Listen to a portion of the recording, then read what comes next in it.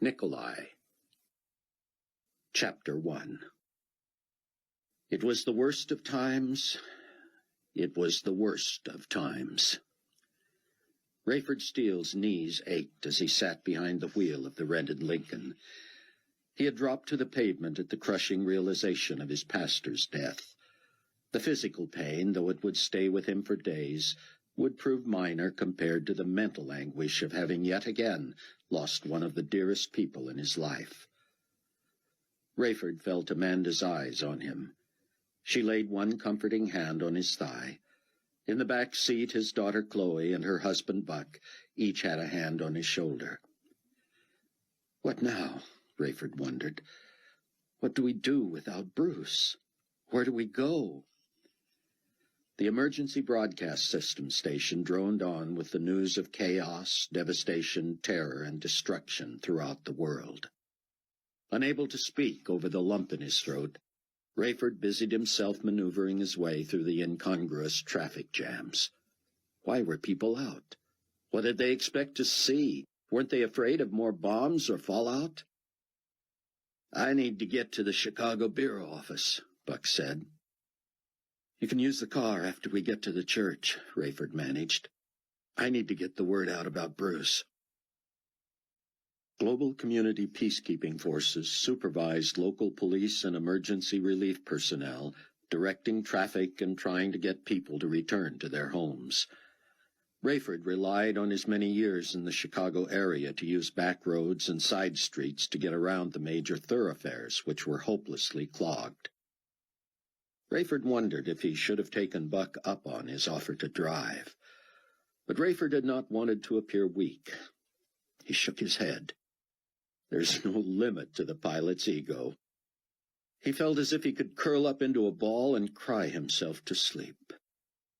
Nearly 2 years since the vanishing of his wife and son, along with millions of others, Rayford no longer harbored illusions about his life in the twilight of history. He had been devastated. He lived with deep pain and regret. This was so hard. Rayford knew his life could be even worse. Suppose he had not become a believer in Christ and was still lost forever. Suppose he had not found a new love and was alone. Suppose Chloe had also vanished, or he had never met Buck. There was much to be grateful for.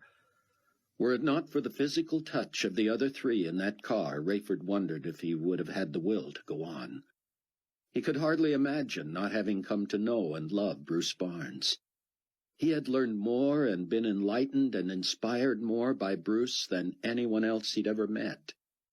And it wasn't just Bruce's knowledge and teaching that made the difference. It was his passion. Here was a man who immediately and clearly saw that he had missed the greatest truth ever communicated to mankind, and he was not about to repeat the mistake. Daddy, those 2 guards by the overpass seem to be waving at you, Chloe said. I'm trying to ignore them, Rayford said. All these nobodies trying to be somebodies think they have a better idea about where the traffic should go. If we listen to them, we'll be here for hours. I just want to get to the church. He's hollering at you with a bullhorn, Amanda said, and she lowered her window a few inches.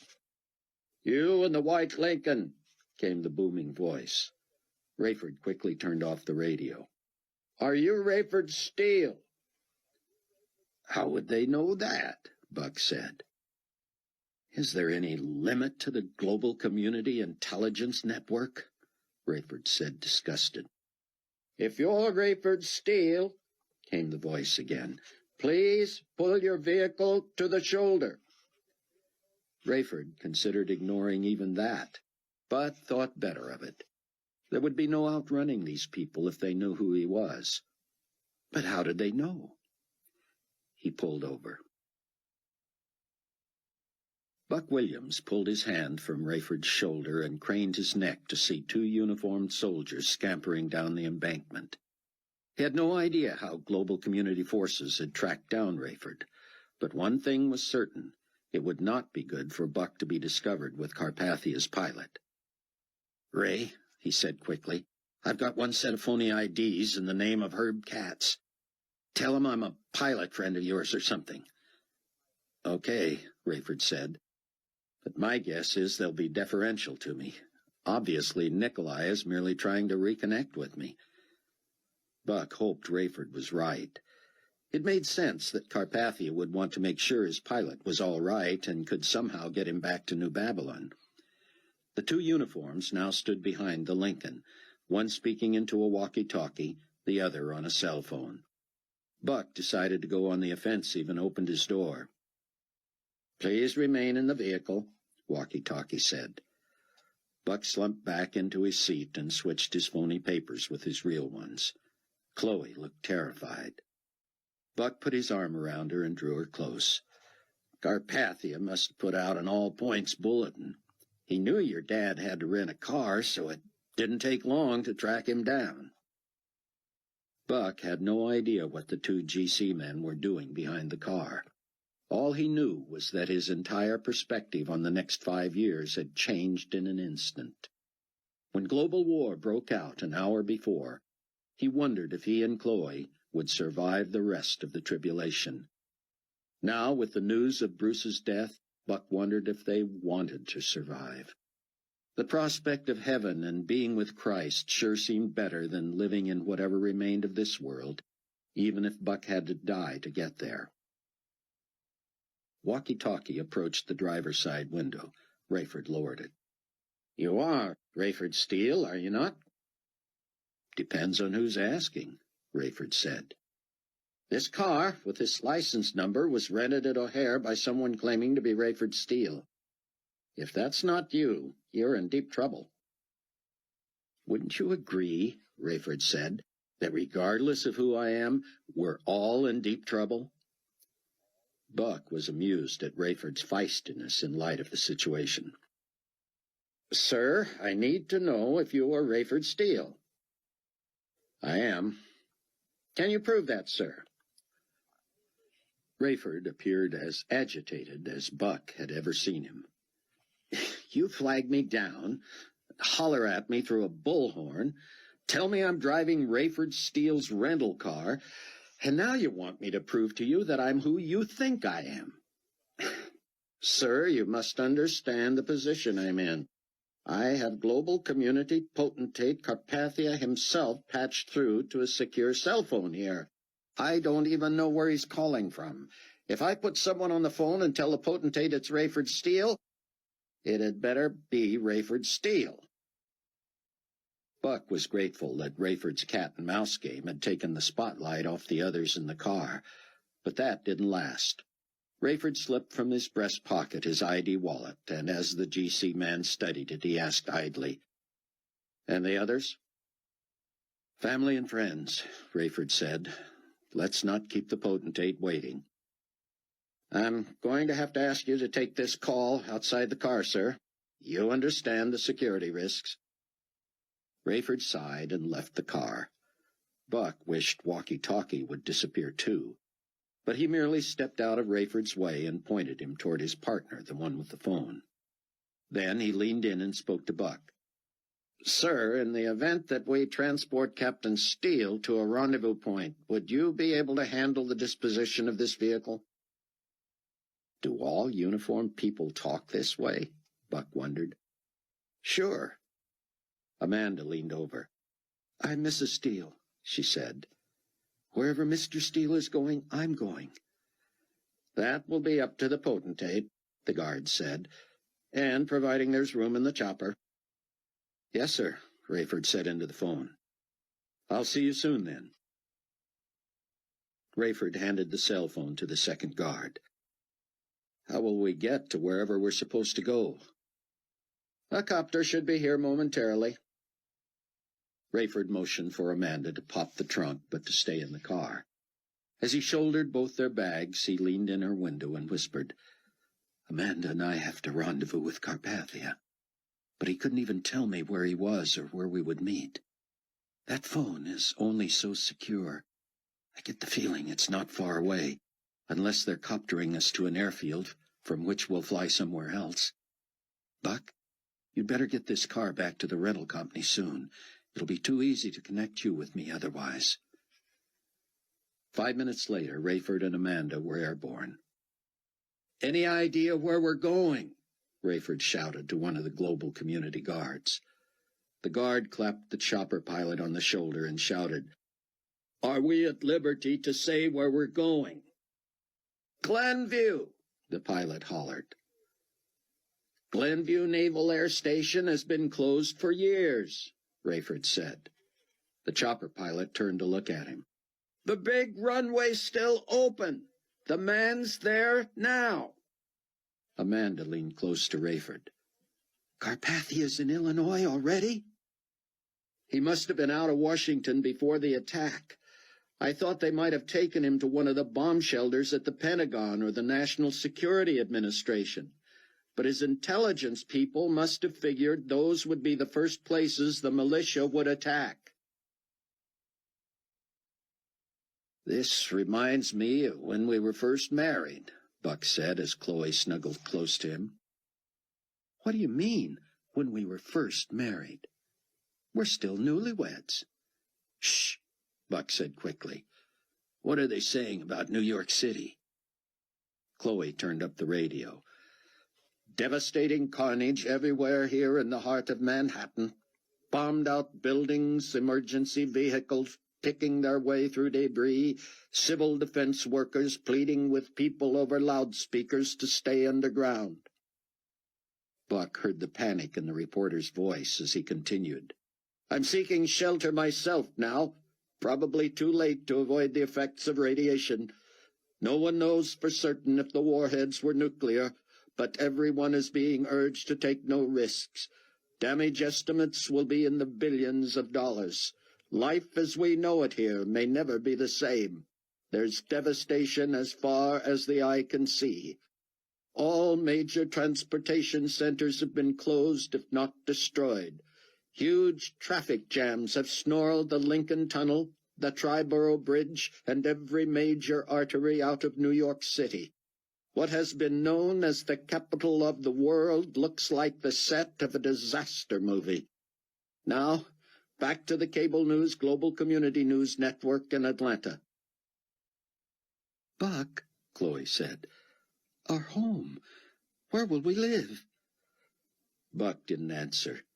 He stared at the traffic and wondered at the billowing clouds of black smoke and intermittent balls of orange flame that seemed to hover directly over Mount Prospect. It was like Chloe to worry about her home. Buck was less concerned about that. He could live anywhere and seemed to have lived everywhere. As long as he had Chloe and shelter, he was all right. But she had made their ridiculously expensive Fifth Avenue penthouse flat her own. Finally, Buck spoke. "They won't let anybody back into New York for days, maybe longer. Even our vehicles, if they survived, won't be available to us." "What are we going to do, Buck?" Buck wished he knew what to say. He usually had an answer. Resourcefulness had been the trademark of his career. Regardless of the obstacle, he had somehow made do in every imaginable situation or venue in the world at one time or another. Now, with his new young wife beside him, not knowing where she would live or how they would manage, he was at a loss. All he wanted to do was to make sure his father-in-law and Amanda were safe, in spite of the danger of Rayford's work, and to somehow get to Mount Prospect to assess what was happening to the people of New Hope Village Church, and to inform them of the tragedy that had befallen their beloved pastor. Buck had never had patience for traffic jams, but this was ridiculous. His jaw tightened and his neck stiffened as his palms squeezed the wheel. The late-model car was a smooth ride, but inching along in near gridlock made the huge automotive power plant feel like a stallion that wanted to run free. Suddenly, an explosion rocked their car and nearly lifted it off its tires. Buck wouldn't have been surprised had the windows blown in around them. Chloe shrieked and buried her head in Buck's chest. Buck scanned the horizon for what might have caused the concussion. Several cars around them quickly pulled off the road. In the rearview mirror, Buck saw a mushroom cloud slowly rise, and assumed it was in the neighborhood of O'Hare International Airport several miles away. CNN, GCN radio almost immediately reported the blast. This from Chicago. Our news base there has been taken out by a huge blast. No word yet on whether this was an attack by militia forces or a global community retaliatory strike. We have so many reports of warfare, bloodshed, devastation, and death in so many major cities around the globe that it will be impossible for us to keep up with all of it. Buck looked quickly behind him and out both side windows. As soon as the car ahead gave him room, he whipped the wheel left and punched the accelerator. Chloe gasped as the car jumped the curb and went down through a culvert and up the other side. Buck drove on a parkway and past long lines of creeping vehicles. "What are you doing, Buck?" Chloe said, bracing herself on the dashboard. "I don't know what I'm doing, babe, but I know one thing I'm not doing. I'm not poking along in a traffic jam while the world goes to hell." The guard who had flagged down Rayford from the overpass now lugged his and Amanda's baggage out of the helicopter. He led the Steels, ducking under the whirring blades, across the short tarmac and into a single-story brick building at the edge of a long airstrip. Weeds grew between the cracks in the runway. A small Learjet sat at the end of the strip close to the chopper, but Rayford noticed no one in the cockpit and no exhaust from the engine. "I hope they don't expect me to fly that thing," he hollered at Amanda as they hurried inside. "Don't worry about that," their escort said. "The guy who flew it here will get you as far as Dallas in the big plane you'll be flying." Rayford and Amanda were ushered to garishly colored plastic chairs in a small, shabbily appointed military office, decorated in early Air Force. Rayford sat, gingerly massaging his knees. Amanda paced, stopping only when their escort motioned that she should sit down. "I am free to stand, am I not?" she said. "Suit yourself. Please wait here a few moments for the potentate." Buck was waved at, pointed at, and hollered at by traffic cops, and he was honked at and obscenely gestured at by other motorists. He was not deterred. "Where are you going?" Chloe insisted. "I need a new car," he said. "Something tells me it's going to be our only chance to survive." "What are you talking about?" "Don't you see, Chloe?" he said. "This war has just broken out. It's not going to end soon. It's going to be impossible to drive a normal vehicle anywhere." "So what are you going to do, buy a tank?" "If it wasn't so conspicuous, I just might." Buck cut across a huge grassy field, through a parking lot, and beside a sprawling suburban high school. He drove between tennis courts and across soccer and football fields, throwing mud and sod in the air as the big car fishtailed. Radio reports continued from around the world with news of casualties and mayhem, while Buck Williams and his bride careened on, speeding through yield signs and sliding around curves. Buck hoped he was somehow pointed in the right direction. He wanted to wind up on Northwest Highway, where a series of car dealerships comprised a ghetto of commercialism. A last sweeping turn led Buck out of the subdivision, and he saw what his favorite traffic reporter always said was heavy, slow, stop-and-go traffic all along Northwest Highway. He was in a mood and in a groove, so he just kept going. Pulling around angry drivers, he rode along a soft shoulder for more than a mile until he came upon those car dealerships. "Bingo," he said. Rayford was stunned, and he could tell Amanda was too at the demeanor of Nicolae Carpathia. The dashing young man, now in his mid-30s, had seemingly been thrust to world leadership against his own will overnight. He had gone from being nearly an unknown in the lower house of Romanian government to president of that country, then almost immediately had displaced the Secretary-General of the United Nations. After nearly 2 years of peace and a largely successful campaign to charm the masses following the terror-filled chaos of the global vanishings, Carpathia now faced significant opposition for the first time. Rayford had not known what to expect from his boss. Would Carpathia be hurt, offended, enraged? He seemed none of the above. Ushered by Leon Fortunato, a sycophant from the New Babylon office, into the long, unused administrative office at the former Glenview Naval Air Station, Carpathia seemed excited. "Hi." "Captain Steele," Carpathia exulted. Mrs. Steele, how good to see you both, and to know that you are well." "It's Amanda," Amanda said. "Forgive me, Amanda," Carpathia said, reaching for her hand with both of his. Rayford noticed how slow she was to respond. "In all the excitement, you understand." The excitement, Rayford thought. Somehow World War III seems more than excitement. Carpathia's eyes were ablaze, and he rubbed his hands together as if thrilled with what was going on. "Well, people," he said, "we need to get headed home." Rayford knew Carpathia meant home to New Babylon, home to Hattie Durham, home to Suite 216, the potentate's entire floor of luxuriously appointed offices in the extravagant and sparkling global community headquarters. Despite Rayford and Amanda's sprawling two-story condo within the same four-block complex, neither had ever remotely considered New Babylon home. Still rubbing his hands as if he could barely contain himself, Carpathia turned to the guard with the walkie-talkie. "What is the latest?" The uniformed GC officer had a wire plugged in his ear and appeared startled that he had been addressed directly by Carpathia himself. He yanked out the earplug and stammered, "What? Pardon me, Mr. Potentate, sir." Carpathia leveled his eyes at the man. "What is the news? What is happening?" Nothing much different, sir.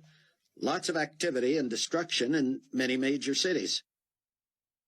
It seemed to Rayford that Carpathia was having trouble manufacturing a look of pain. "Is this activity largely centered in the Midwest and East Coast?" the potentate asked. The guard nodded.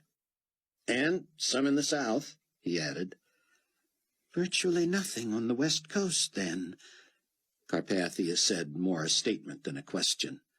The guard nodded. Rayford wondered if anyone other than those who believed Carpathia was Antichrist himself would have interpreted Carpathia's look as one of satisfaction, almost glee. "How about Dallas-Fort Worth?" Carpathia asked. "DFW suffered a hit," the guard said. "Only one major runway still open. Nothing's coming in, but lots of planes are heading out of there." Carpathia glanced at Rayford. "And the military strip nearby, where my pilot was certified on the 757. "I believe that's still operational, sir," the guard said. "All right, then. Very good," Carpathia said. He turned to Fortunato. "I am certain no one knows our whereabouts, but just in case, what do you have for me?" The man opened a canvas bag that seemed incongruous to Rayford. Apparently he had gathered Air Force leftovers for a disguise for Carpathia. He produced a cap that didn't match a huge dress overcoat. Carpathia quickly donned the getup and motioned that the four others in the room should gather around him. "The jet pilot is where?" he asked. "Waiting just outside the door, per your instructions, sir," Fortunato said. Carpathia pointed to the armed guard. "Thank you for your service. You may return to your post via the helicopter. Mr. Fortunato and the Steeles and I will be flown to a new plane, on which Captain Steele will transport me back to New Babylon." Rayford spoke up. "And that is in—" Carpathia raised a hand to silence him. "Let us not give our young friend here any information he would not have to be responsible for," he said, smiling at the uniformed guard. "You may go." As the man hurried away, Carpathia spoke quietly to Rayford. "The Condor 216 awaits us near Dallas. We will then fly west to go east, if you know what I mean." "I've never heard of a Condor 216, Rayford said. "It's unlikely I'm qualified to—" "I have been assured," Carpathia interrupted, "that you are more than qualified." "But what is a Condor 2—" "A hybrid I designed and named myself," Carpathia said. "Surely you do not think what has happened here today was a surprise to me?" "I'm learning," Rayford said, sneaking a glance at Amanda, who appeared to be seething. "You are learning," Carpathia repeated, smiling broadly. "I like that. Come, let me tell you about my spectacular new aircraft as we travel." Fortunato raised a forefinger. "Sir, my recommendation is that you and I run together to the end of the airstrip and board the jet. The Steels should follow when they see us get on board." Carpathia held the oversized hat down onto his styled hair and slipped in behind Fortunato as the aide opened the door and nodded to the waiting jet pilot. The pilot immediately took off, running toward the Learjet as Fortunato and Carpathia jogged several yards behind. Rayford slipped an arm around Amanda's waist and drew her close. "Rayford," Amanda said, "have you ever once in your life heard Nicolae Carpathia misspeak?" "Misspeak?" "Stutter, stammer, have to repeat a word, forget a name." Rayford suppressed a smile, amazed he could find anything humorous on what could easily be the last day of his life on Earth. "Besides your name, in other words?" "He does that on purpose, and you know it," she said. Rayford shrugged. "You're probably right. But with what motive?" "I have no idea," she said. "Hon, do you see no irony in your being offended by the man we're convinced is the Antichrist?" Amanda stared at him. "I mean," he continued, "listen to yourself. You expect common courtesy and decency from the most evil man in the history of the universe." Amanda shook her head and looked away. "When you put it that way," she muttered, "I suppose I am being oversensitive." Buck sat in the sales manager's office of a Land Rover dealership. "You never cease to amaze me," Chloe whispered. "I've never been conventional, have I?" "Hardly. And now I suppose any hope of normalcy is out the window." "I don't need any excuse for being unique," he said. "But everyone, everywhere, will be acting impulsively soon enough." The sales manager, who had busied himself with paperwork and figuring a price, turned the documents and slid them across the desks toward Buck. "You're not trading the Lincoln, then?" "No, that's a rental," Buck said. "But I am going to ask you to return that to O'Hare for me." Buck looked up at the man without regard to the documents. "That's highly unusual," the sales manager said. "I'd have to send 2 of my people in an extra vehicle so they could get back." Buck stood. "I suppose I am asking too much. Another dealer will be willing to go the extra mile to sell me a vehicle, I'm sure, especially when no one knows what tomorrow may bring." "Sit back down, Mr. Williams. I won't have any trouble getting my district manager to sign off on throwing in that little errand for you. As you can see, you're going to be able to drive your fully loaded Range Rover out of here within an hour for under 6 figures. "Make it a half an hour," Buck said, "and we've got a deal." The sales manager rose and thrust out his hand. "Deal?"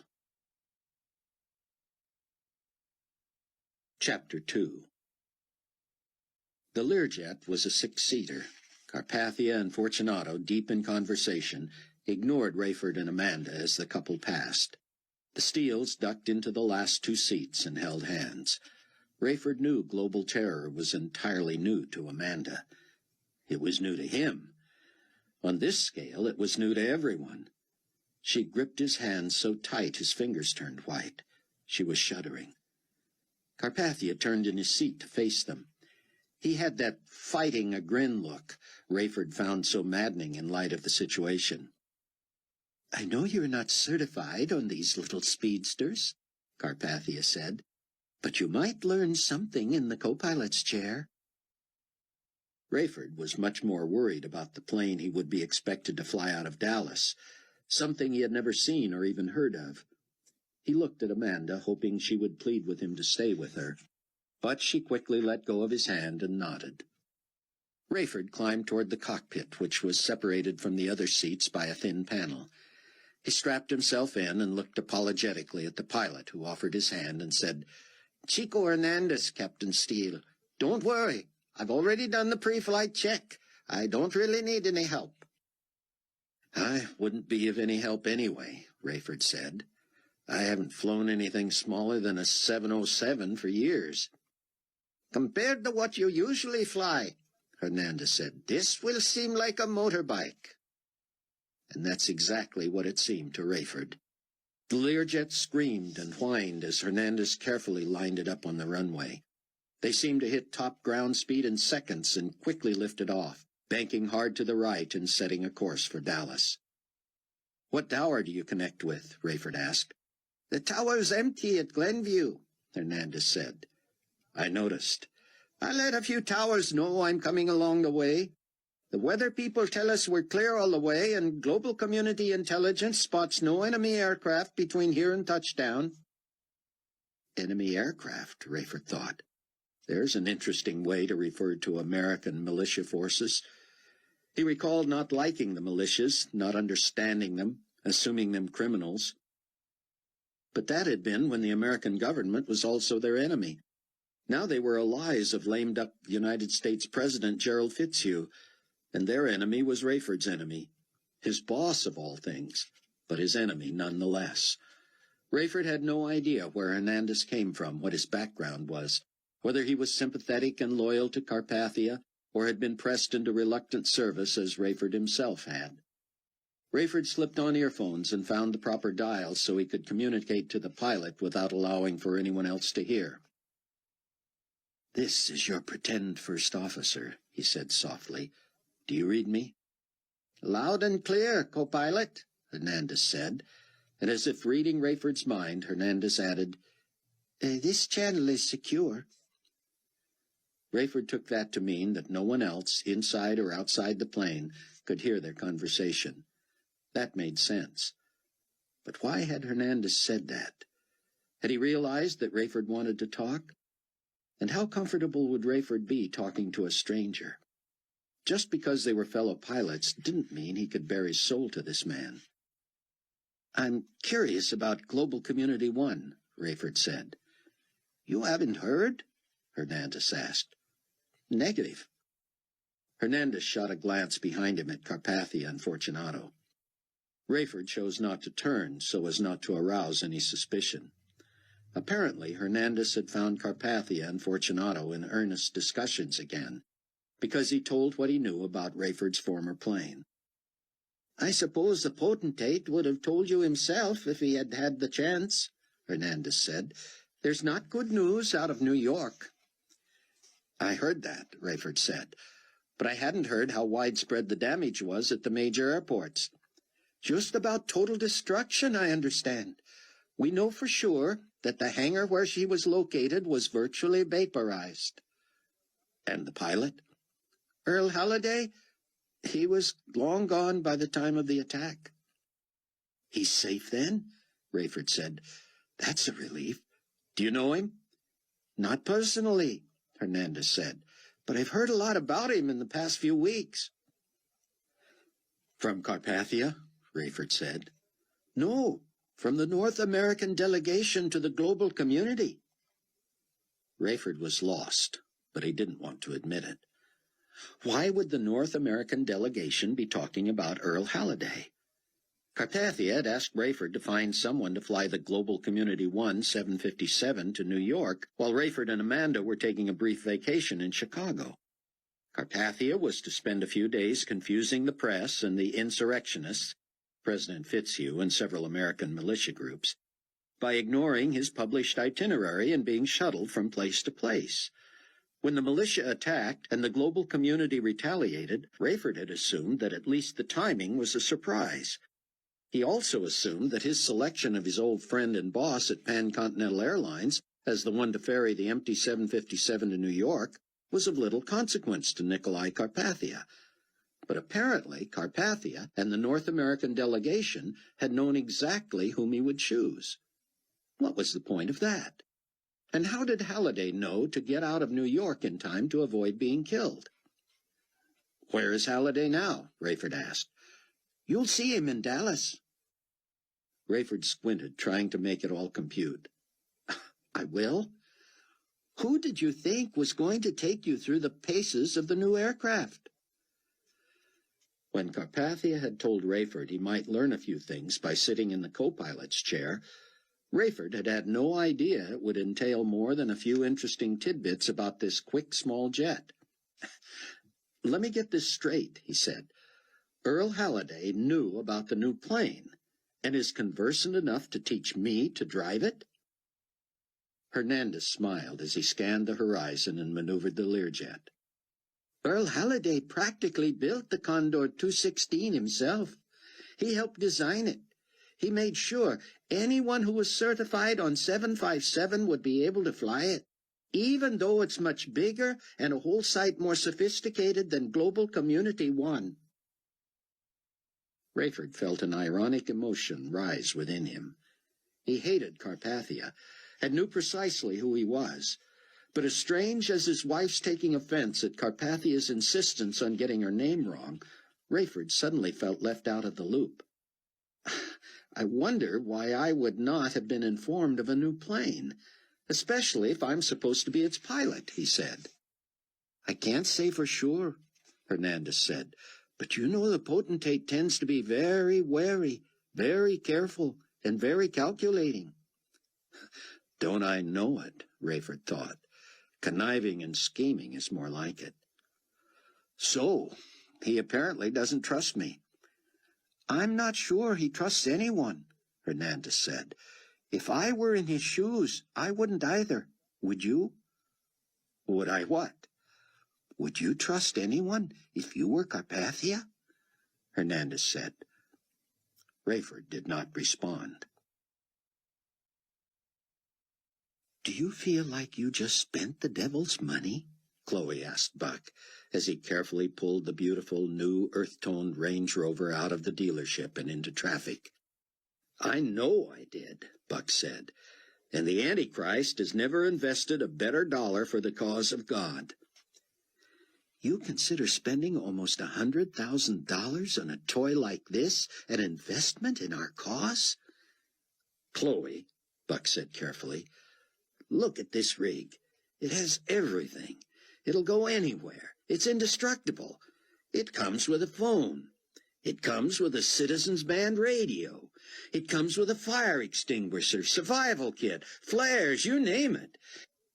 It has four-wheel drive, all-wheel drive, independent suspension, a CD player that plays those new 2-inch jobs, electrical outlets in the dashboard that allow you to connect whatever you want directly to the battery." "But, Buck, you slapped down your Global Community Weekly credit card as if you were your own. What kind of a limit do you have on that thing?" "Most of the cards Carpathia issues like this have a $250,000 limit," Buck said. "But those of us at senior levels have a special code built into ours. They're unlimited." "Literally unlimited?" "Didn't you see the eyes of that sales manager when he phoned for verification?" "All I saw," Chloe said, "was a smile and a done deal." "There you go." "But doesn't somebody have to approve purchases like that?" "I report directly to Carpathia. He might want to know why I bought a Range Rover, but it should certainly be easy enough to explain, what with the loss of our apartment, our vehicles, and the need to be able to get wherever we have to go." Once again, Buck soon grew impatient with the traffic. This time, when he left the road and made his way through ditches, gullies, parkways, alleys, and yards, the ride was sure and, if not smooth, purposeful. That vehicle was made for this kind of driving. "Look what else this baby has," Buck said. "You can switch between automatic or manual transmission." Chloe leaned down to look at the floorboard. "What do you do with the clutch when you're in automatic?" "You ignore it," Buck said. "You ever drive a stick?" "A friend in college had a little foreign sports car with a stick shift," she said. "I loved it." "You want to drive?" "Not on your life. At least not now. Let's just get to the church." Anything else I should know about what we're going to encounter in Dallas? Rayford asked Hernandez. You're going to be ferrying a lot of VIPs back to Iraq, Hernandez said. But that's nothing new for you, is it? Nope. I'm afraid it's lost its luster by now. Well, for what it's worth, I envy you. Rayford was stunned to silence.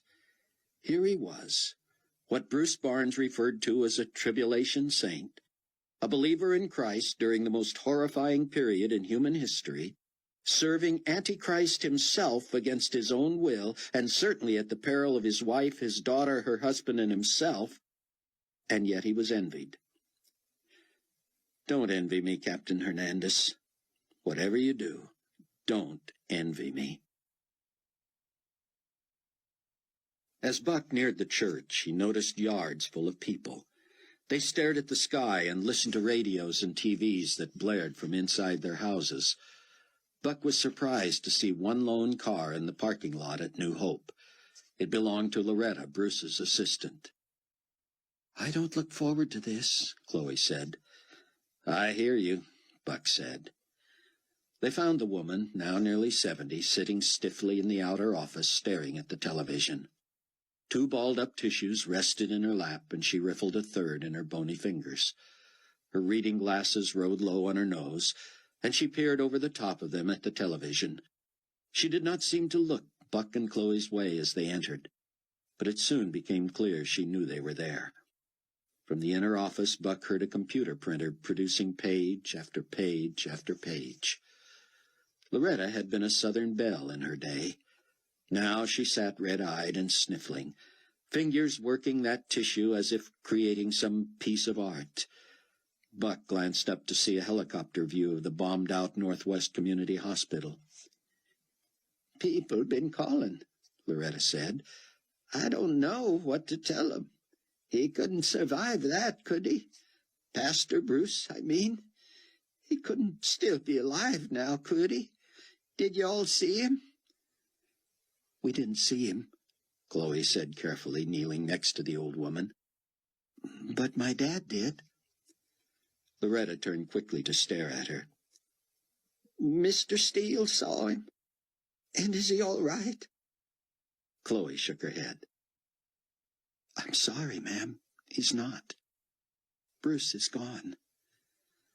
Loretta lowered her chin to her chest. Tears gathered and pooled in her half-glasses. She spoke hoarsely. Would y'all mind turning that off then, please? I was just praying I'd catch a glimpse of Pastor Bruce. But if he's under one of those sheets, I don't care to see that.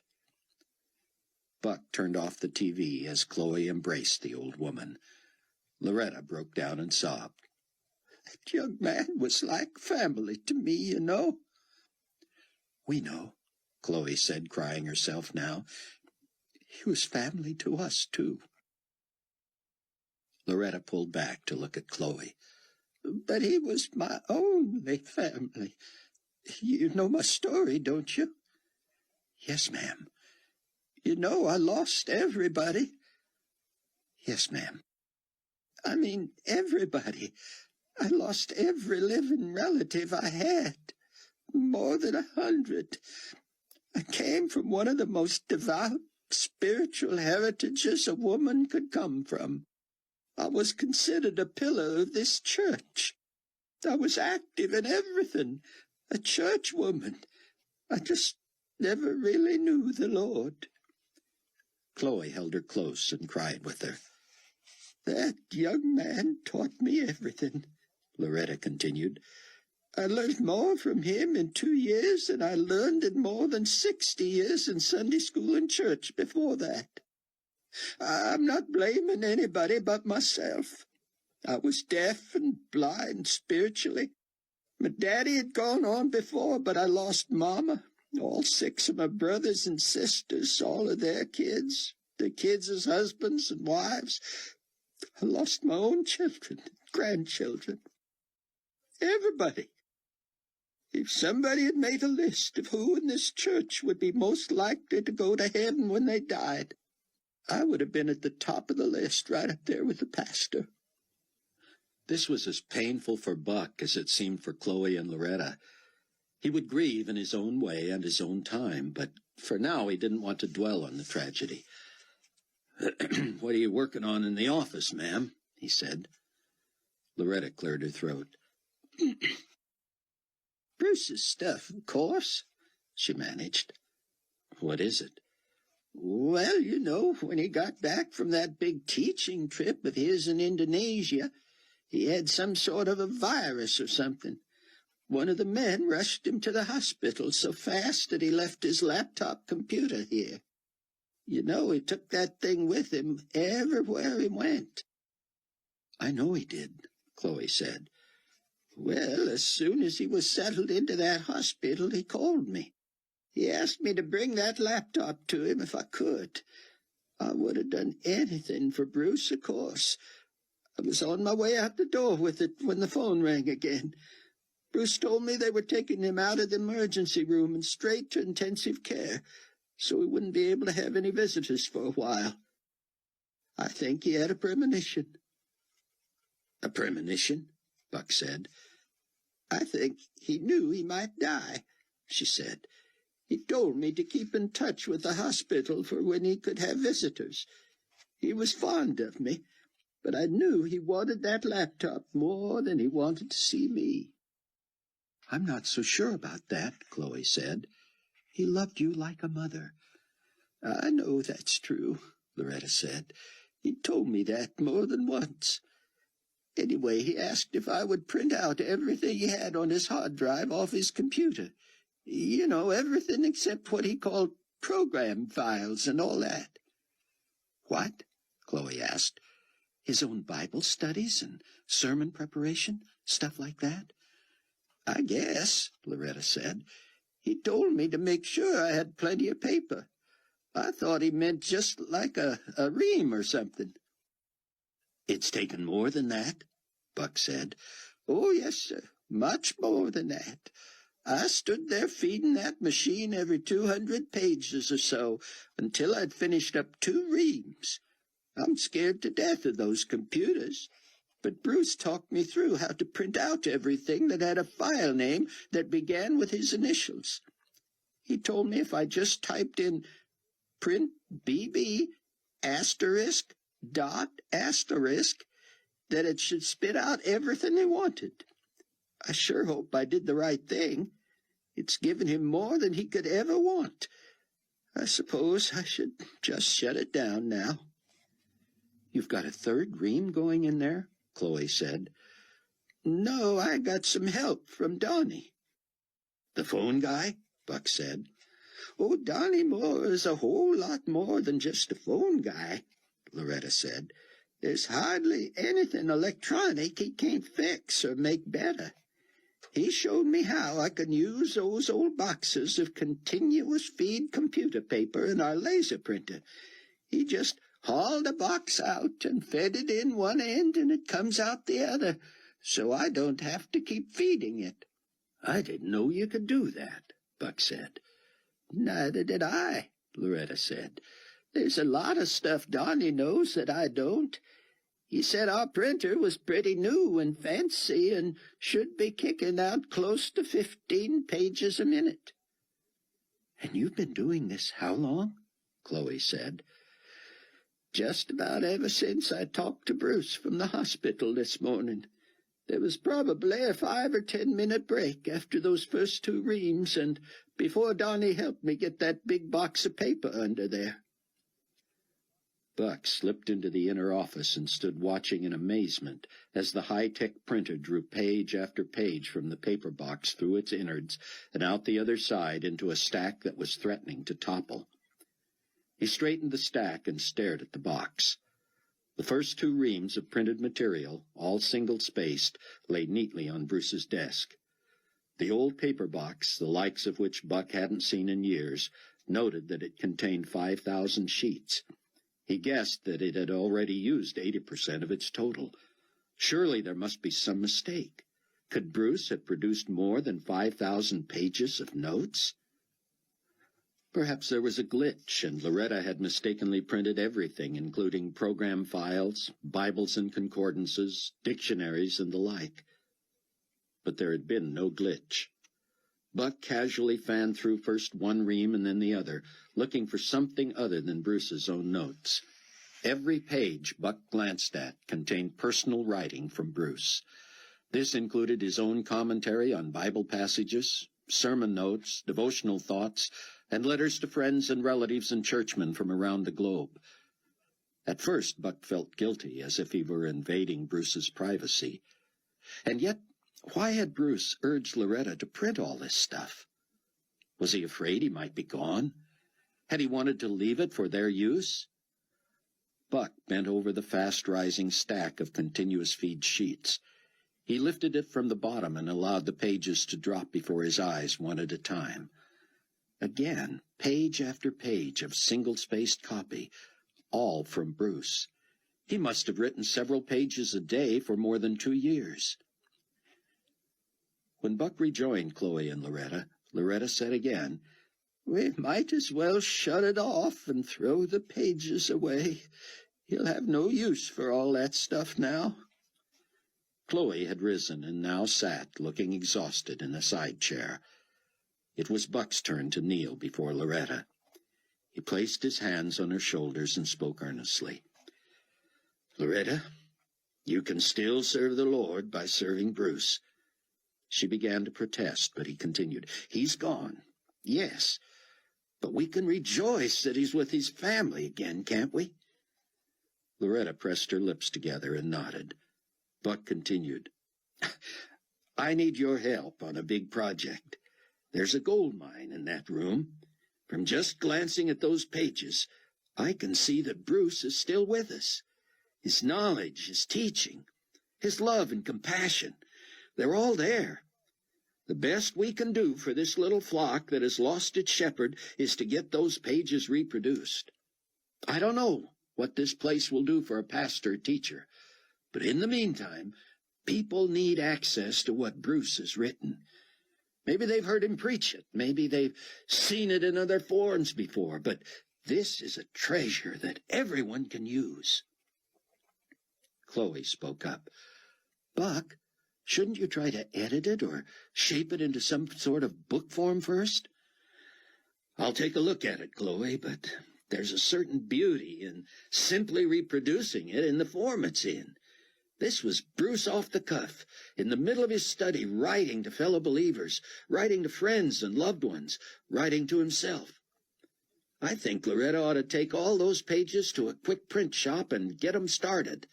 We need 1,000 copies of all that stuff, printed on 2 sides and bound simply." "That'll cost a fortune," Loretta said. "Don't worry about that now," Buck said. "I can't think of a better investment." As the Learjet made its initial descent into the Dallas-Fort Worth area, Fortunato ducked into the cockpit and knelt between Hernandez and Rayford. Each slipped the headphone off the ear closest to Carpathia's aide. "Anybody hungry?" he said. Rayford hadn't even thought of food. For all he knew, the world was blowing itself to bits, and no one would survive this war. The very mention of hunger, however, triggered something in him. He realized he was famished. He knew Amanda would be as well. She was a light eater, and he often had to make sure she remembered to eat. "I could eat," Hernandez said. "In fact, I could eat a lot." "Potentate Carpathia would like you to contact DFW Tower and have something nice waiting for us." Hernandez suddenly looked panicky. "What do you think he means by something nice?" "I'm sure you'll arrange for something appropriate, Captain Hernandez." Fortunato backed out of the cockpit, and Hernandez rolled his eyes at Rayford. "DFW Tower, this is Global Community 3, over." Rayford glanced back as Fortunato took his seat. Carpathia had swung around and was in deep conversation with Amanda. Chloe worked with Loretta in fashioning a terse, 2-sentence statement that was sent out by phone to the 6 names at the top of the prayer chain list. Each would call others, who would call others. and the news would quickly spread throughout the New Hope body. Meanwhile, Buck recorded a brief message on the answering machine that simply said, "The tragic news of Pastor Bruce's death is true. Elder Rayford Steele saw him and believes he may have died before any explosives hit the hospital. Please do not come to the church, as there will be no meetings or services or further announcements until Sunday at the regular time." Buck turned the ringer off on the phone and directed all calls to the answering machine, which soon began clicking every few minutes, as more and more parishioners called in for confirmation. Buck knew Sunday morning's meeting would be packed. Chloe agreed to follow Loretta home and make sure she was all right while Buck was calling Donnie Moore. "Donnie," Buck said, "I need your advice, and I need it right away." "Mr. Williams, sir," came Donnie's characteristic staccato delivery. "Advice is my middle name. And as you know, I work at home, so I can come to you or you can come to me and we can talk whenever you want." "Donnie, I'm not mobile just now, so if you could find your way clear to visiting me at the church, I'd sure appreciate it." "Be right over, Mr. Williams. But could you tell me something first? Did Loretta have the phones off the hook there for a while?" "Yes, I believe she did. She didn't have answers for people who were calling about Pastor Bruce. With nothing to tell people, she just turned off the phones." "That's a relief," Donnie said. "I just got her set up with a new system a few weeks ago, so I hope nothing was wrong. How's Bruce, by the way?" "I'll tell you all about that when you get here, Donnie, okay?" Rayford saw billowing black clouds over the Dallas-Fort Worth commercial airport and thought of the many times he had landed big craft on those long runways. How long would it take to rebuild here? Captain Hernandez guided the Learjet to a nearby military strip, the one Rayford had visited so recently. He saw no other aircraft on the ground. Clearly someone had moved all the planes to keep the strip from being a target. Hernandez landed the Learjet as smoothly as a man can land a plane that small, and they immediately taxied to the end of the runway and directly into a large hangar. Rayford was surprised that, indeed, the rest of the hangar was empty too. Hernandez shut down the engines and they deplaned. As soon as Carpathia had room, he put back on his disguise. He whispered something to Fortunato, who asked Hernandez where they would find the food. "Hangar 3, Hernandez said. "We're in Hangar 1. The plane's in Hangar 4. The disguise proved unnecessary. There was not much space between the hangars, and the small contingent moved quickly into and out of small doors at the sides of the buildings. Hangars 2 and 3 were also empty, except for a table piled with catered lunches near the side door that led to Hangar 4. They approached the tables, and Carpathia turned to Rayford. "Say goodbye to Captain Hernandez," he said. "After he has eaten, he will be on assignment for me near the old National Security Agency building in Maryland. It is unlikely you will see him again. He flies only the small craft." It was all Rayford could do to keep from shrugging. What did he care? He had just met the man. Why was it so important for Carpathia to keep him updated on personnel? He had not told Rayford of Earl Halliday's involvement in helping design a new plane.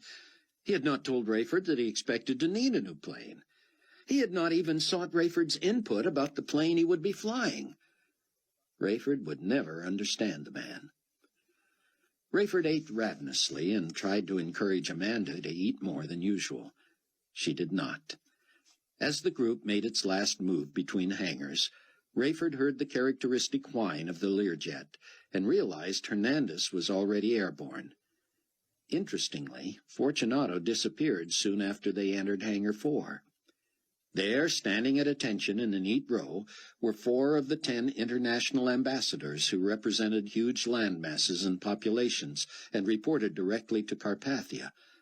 Rayford had no idea where they had been or how they had gotten here. All he knew was that it was his job to get them all to New Babylon for emergency meetings in light of the outbreak of World War III.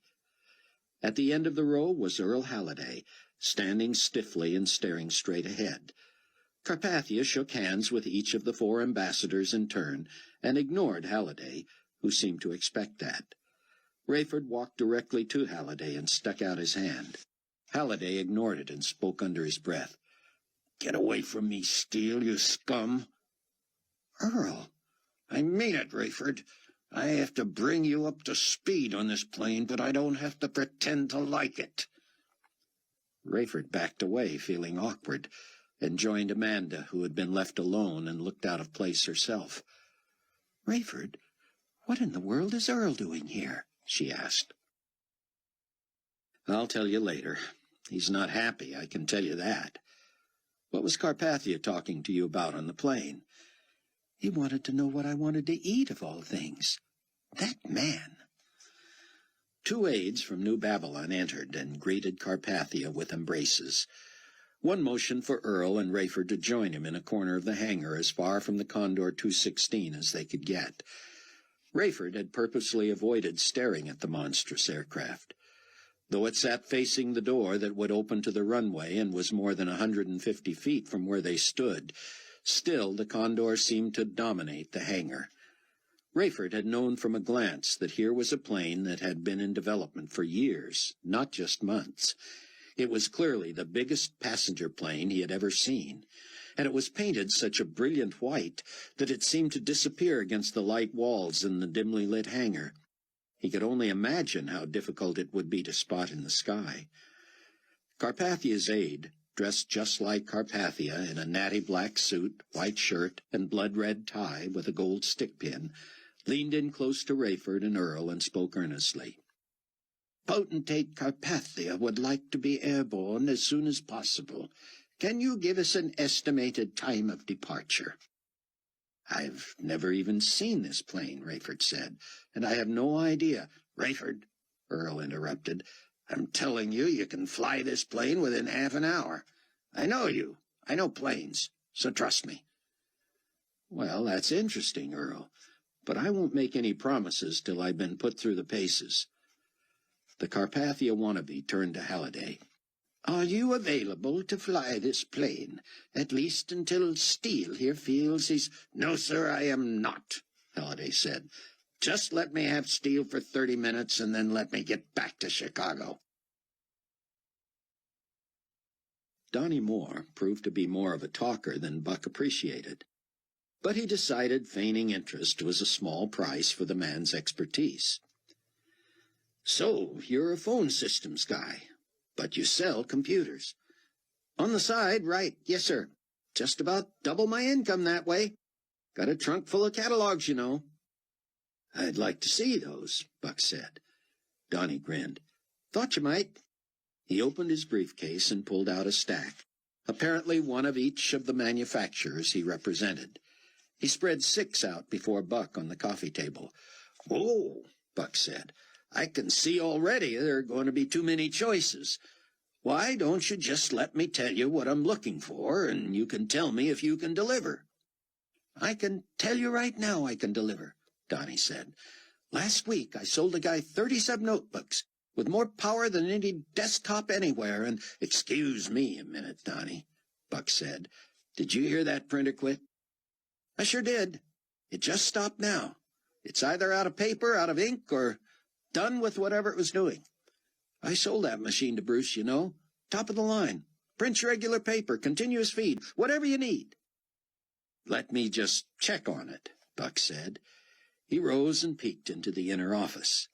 The screen on Bruce's laptop had already suspended itself. No warning lights on the printer told of shortages of ink or paper. Buck pushed a button on the laptop and the screen came alive. It indicated the print job was finally over. Buck guessed there were about 100 pages left from the 5,000-page box Loretta had run through the printer. What a treasure, Buck thought. "When's Bruce going to be back here?" Buck heard Donnie ask from the other room. Rayford and Earl boarded the Condor alone. Earl held a finger to his lips, and Rayford assumed he was looking for bugs. He checked the intercom system thoroughly before speaking. "You never know," he said. "Tell me about it," Rayford said. "You tell me about it, Rayford." "Earl, I'm much more in the dark than you are. I didn't even know you were involved in this project. I had no idea you were working for Carpathia. You knew I was, so why didn't you tell me? I'm not working for Carpathia, Rayford. I was pressed into service. I'm still a Pan-Con chief pilot at LaHaye, but when duty calls...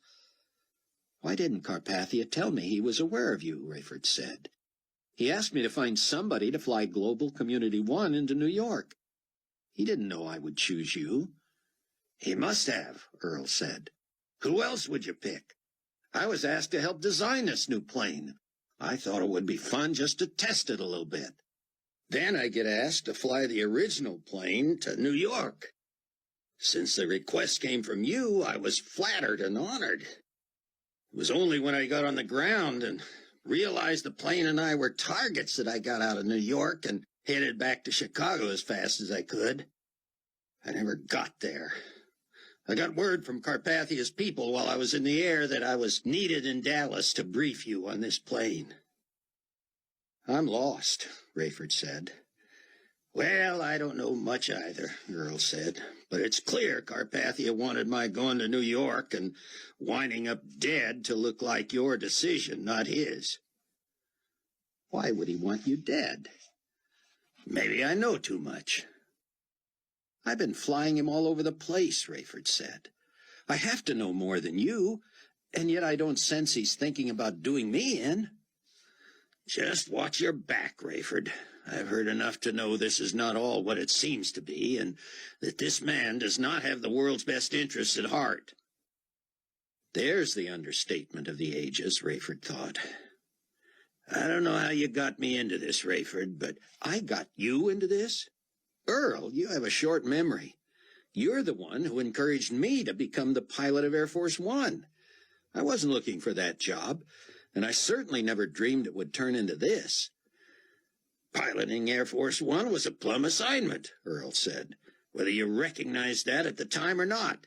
How was I to know what would come of it? Well, let's stop blaming each other and decide what we're supposed to do now. Ray, I'm going to bring you up to speed on this plane.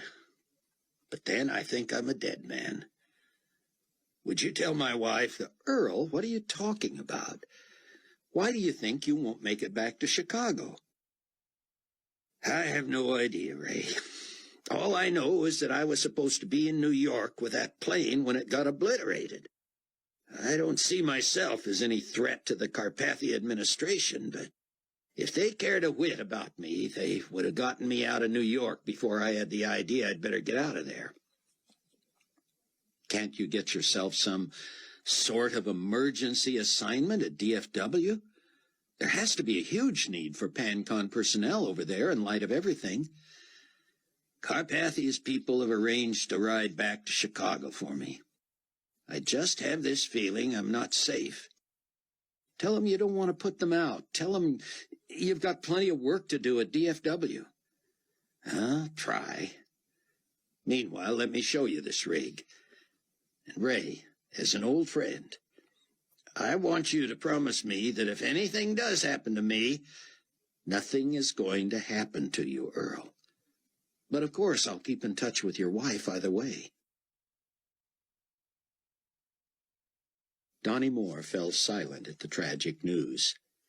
He sat staring, eyes wide, seemingly unable to form words. Buck busied himself leafing through the catalogs. He couldn't concentrate. He knew there would be more questions. He didn't know what to tell Donnie, and he needed this man's help. Donnie's voice came hoarse with emotion. What's going to happen to this church?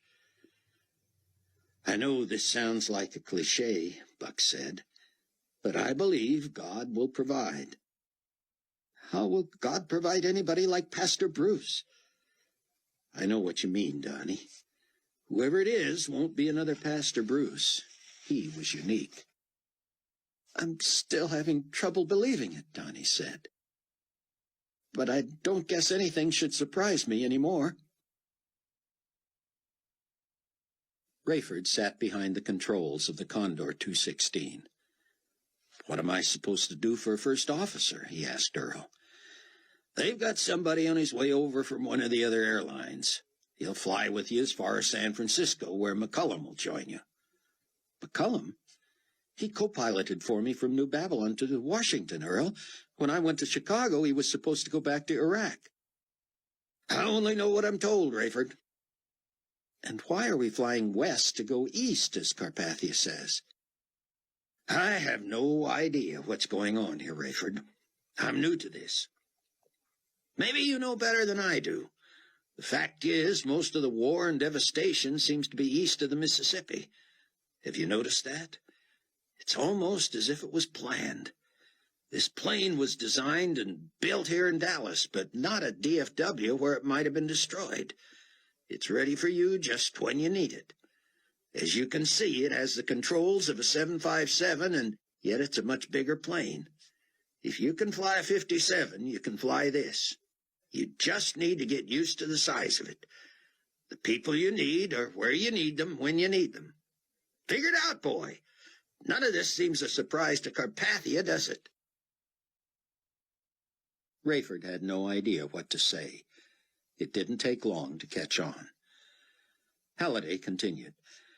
You'll fly in a straight line from Dallas to San Francisco. My guess is you won't see any devastation from the air, and you won't be threatened from attack heading that way either. There might be militia people somewhere out west who would like to shoot rockets at Carpathia, but there are precious few people who know he's heading that way. You'll stop in San Francisco just long enough to get rid of this co-pilot and pick up your usual one. Buck touched Donnie's arm as if rousing him from sleep. Donnie looked at him blankly. Mr. Williams, this has all been hard enough even with Pastor Bruce here. I don't know what we're going to do now. Donnie, Buck said gravely, you have an opportunity here to do something for God, and it's the greatest memorial tribute you could ever give to Bruce Barnes. Well then, sir, whatever it is, I want to do it. First, Donnie, let me assure you that money is no object. I don't want any profit off something that will help the church and God and Bruce's memory. Fine. Whatever profit you build in or don't build in is up to you. I'm just telling you that I need 5 of the absolute best top-of-the-line computers, as small and compact as they can be, but with as much power and memory and speed and communications abilities as you can wire into them. You're talking my language, Mr. Williams. I hope so, Donnie, because I want a computer with virtually no limitations. I want to be able to take it anywhere, keep it reasonably concealed, store everything I want on it, and most of all, be able to connect with anyone, anywhere, without the transmission being traced. Is that doable?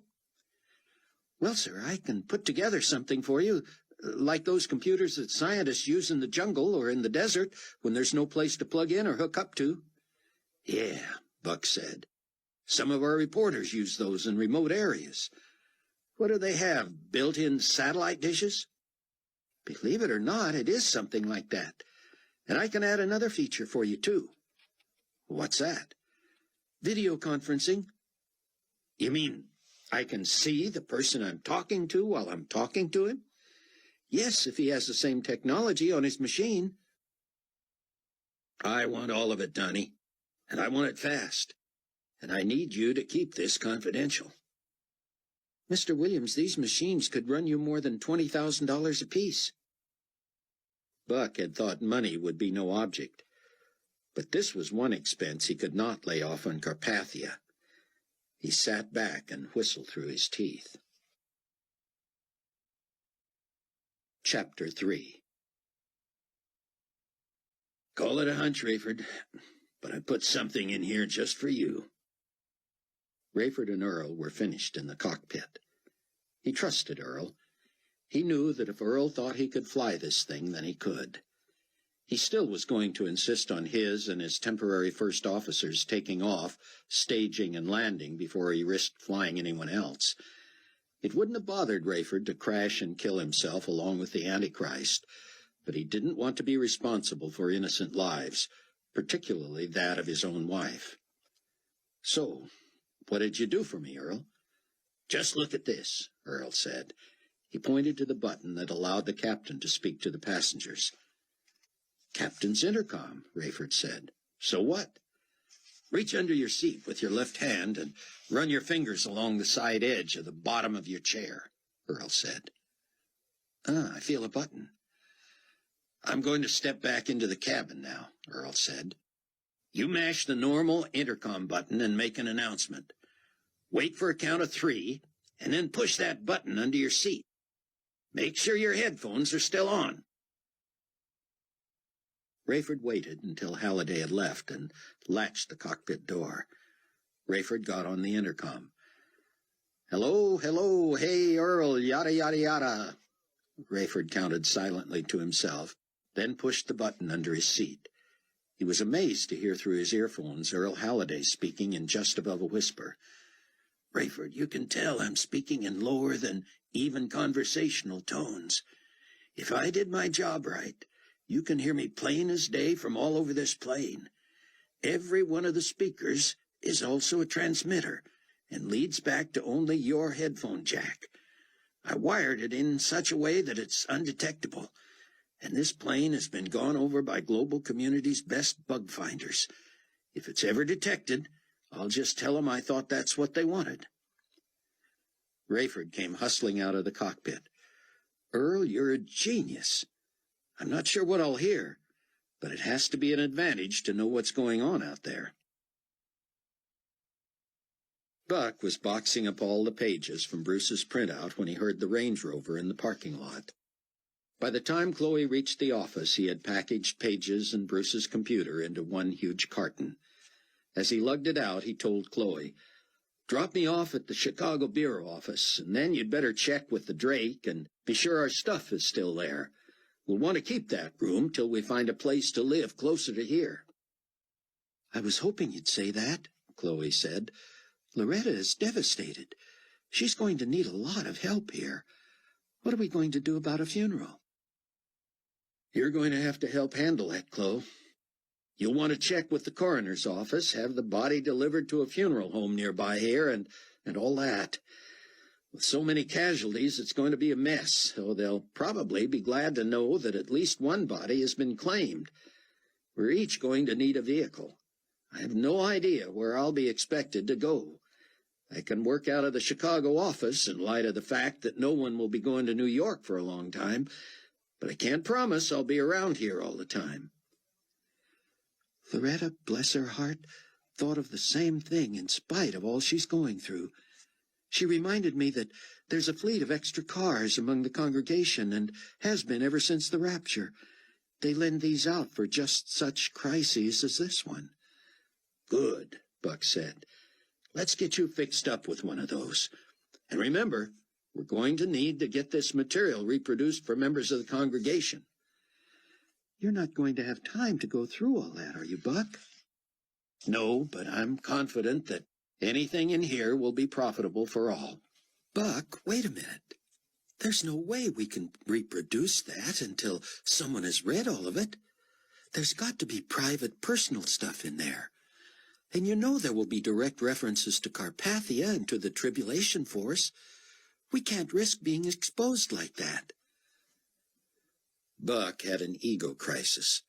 He loved this woman, but she was 10 years his junior, and he hated when it seemed as if she was telling him what to do, especially when she was right.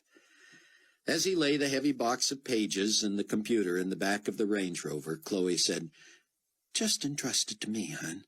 I'll spend every day between now and Sunday poring over it line by line. By then we'll have something to share with the rest of New Hope. And we can even announce that we might have something in copied form for them within a week or so." "When you're right, you're right. But where will you do this?" "Loretta has offered to let us stay with her. She's got that big old house, you know." "That would be perfect, but I hate to impose." "Buck, we would hardly be imposing.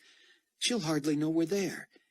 Anyway, I sense she's so lonely and beside herself with grief that she really needs us."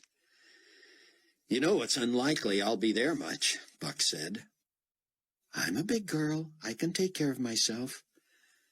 They were in the Range Rover now. "Then what do you need me for?" Buck said. "I keep you around because you're cute." "But seriously, Chloe, I'll never forgive myself if I'm in some other city or country and the war comes right here to Mount Prospect." "You've forgotten the shelter under the church." "I haven't forgotten it, Chloe. I'm just praying it'll never come to that. Does anybody else know about that place except the Tribulation Force?" "No, not even Loretta. It's an awfully small place. If Daddy and Amanda and you and I had to stay there for any length of time, it wouldn't be much fun." Half an hour later, Buck pulled into the Chicago area office of Global Community Weekly magazine. "I'm going to get us a couple of cell phones," Chloe said. "I'll call the Drake and then get down there and get our stuff. I'll also talk with Loretta about a second vehicle." "Get 5 of those cell phones, Chloe, and don't scrimp." 5, she said. "I don't know if Loretta would even know how to use one." "I'm not thinking of Loretta. I just want to make sure we have a spare." The Condor 216 was outfitted even more lavishly than Global Community 1 had been, if that was possible. No detail had been missed, and the latest communications devices had been installed. Rayford had bidden farewell to Earl Halliday, urging Earl to let him know that his home was intact and his wife was safe as soon as he knew. "You're not going to like what's happened to our airport," Rayford had told him. "You won't be landing at O'Hare." Rayford and his temporary co-pilot had irritated Carpathia by making a trial takeoff and fly-around before letting the others board the plane. Rayford was glad he had. While it was true that everything in the cockpit was identical to a 757, the bigger, heavier plane behaved more like a 747, and it took some getting used to. Now that the loaded and airborne Condor 216 was streaking toward San Francisco at 33,000 feet and more than 700 miles per hour, Rayford put the craft on autopilot and urged his first officer to stay alert. "What are you going to be doing, sir?" the younger man asked. "Just sitting here," Rayford said, "thinking, reading." Rayford had cleared his flight path with an Oklahoma tower, and now pushed the button to communicate with his passengers. "Potentate Carpathia and guests, this is Captain Steele. Our estimated time of arrival in San Francisco is 5 p.m. Pacific Standard Time. We expect clear skies and smooth flying." Rayford sat back and pulled his earphone band toward the back of his head, as if pulling the phones off. However, they were still close enough to his ears so that he could hear, and his co-pilot, because his own earphones were on, could not. Rayford pulled from his flight bag a book and opened it, resting it on the controls before him. He would have to remember to turn a page occasionally. He would not really be reading. He would be listening. He slipped his left hand under the seat and quietly depressed the hidden button. The first voice he heard, clear as if she were talking to him on the phone, was Amanda's. "Yes, sir, I understand. You need not worry about me. No, sir." Now Carpathia spoke. "I trust everyone got enough to eat in Dallas. We will have an entire flight crew joining us in San Francisco, and we will be well taken care of throughout our flight to Baghdad and then on to New Babylon." Another voice. "Baghdad?" "Yes," Carpathia said. "I have taken the liberty of flying into Baghdad the remaining 3 loyal ambassadors. Our enemies might have assumed we would fly them directly into New Babylon. We will pick them up and begin our meetings on the short hop from Baghdad to New Babylon. Mrs. Steele, if you would excuse us." "Certainly," Amanda said. "Gentlemen," Carpathia spoke more quietly now, but still clearly enough that Rayford could understand every word. Someday he would have to thank Earl Halliday on behalf of the kingdom of Christ. Earl had no interest in serving God, at least not yet. But whatever motivated him to do Rayford a favor like that, it was certainly going to benefit the enemies of the Antichrist. Carpathia was saying, "Mr. Fortunato remained in Dallas briefly to arrange my next radio broadcast from there. I will do it from here. However, it will be patched to Dallas and broadcast again to throw off my enemies of the global community. I do need him in on our talks in the night. So we will wait on the ground in San Francisco until he is able to join us. As soon as we leave the ground out of San Francisco, we will trigger both L.A. and the Bay Area. The Bay Area? Came a heavily accented voice. Yes, that is San Francisco and the Oakland area. What do you mean by trigger? Carpathia's tone became grave. Trigger means just what it sounds like it means, he said. By the time we land in Baghdad, more than Washington, New York, and Chicago will have been decimated. Those are just 3 of the North American cities that will suffer the most. So far, only the airport and 1 suburb have suffered in Chicago. That will change within the hour. You already know about London. Do you gentlemen understand the significance of a 100-megaton bomb? There was silence. Carpathia continued. To put it into perspective, history books tell us that a 20-megaton bomb carries more power than all those dropped in World War II, including the 2 that fell on Japan. The United States of Great Britain had to be taught, came the accented voice again. Indeed they did, Carpathia said.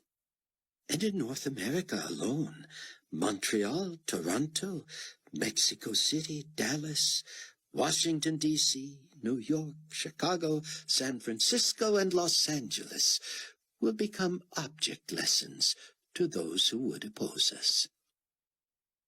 Rayford whipped off his earphones and unbuckled himself. He stepped through the cockpit door and made eye contact with Amanda. He motioned for her to come to him. Carpathia looked up and smiled. Captain Steele, he greeted him. Is everything well? Our flight is uneventful, sir, if that's what you're asking. That's the best kind of flight. I can't say much for what's happening on the ground, however. True enough, Carpathia said, suddenly sober. I will soon address the global community with my condolences.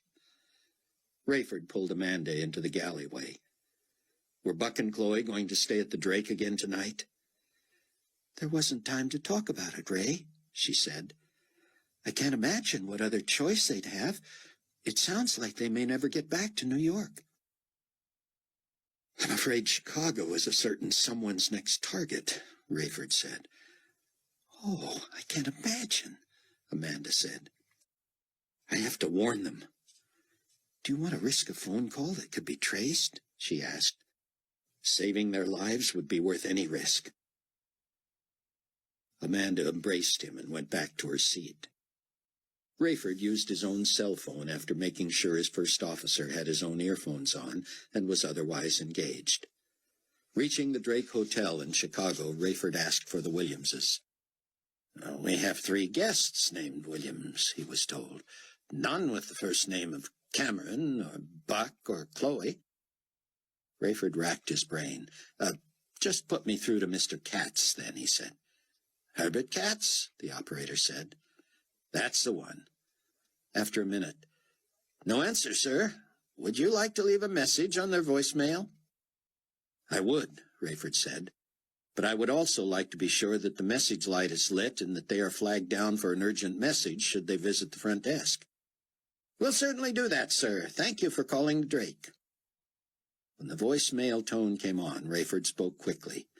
Kids, you know who this is. Don't take the time to do anything. Get as far away from downtown Chicago as you can.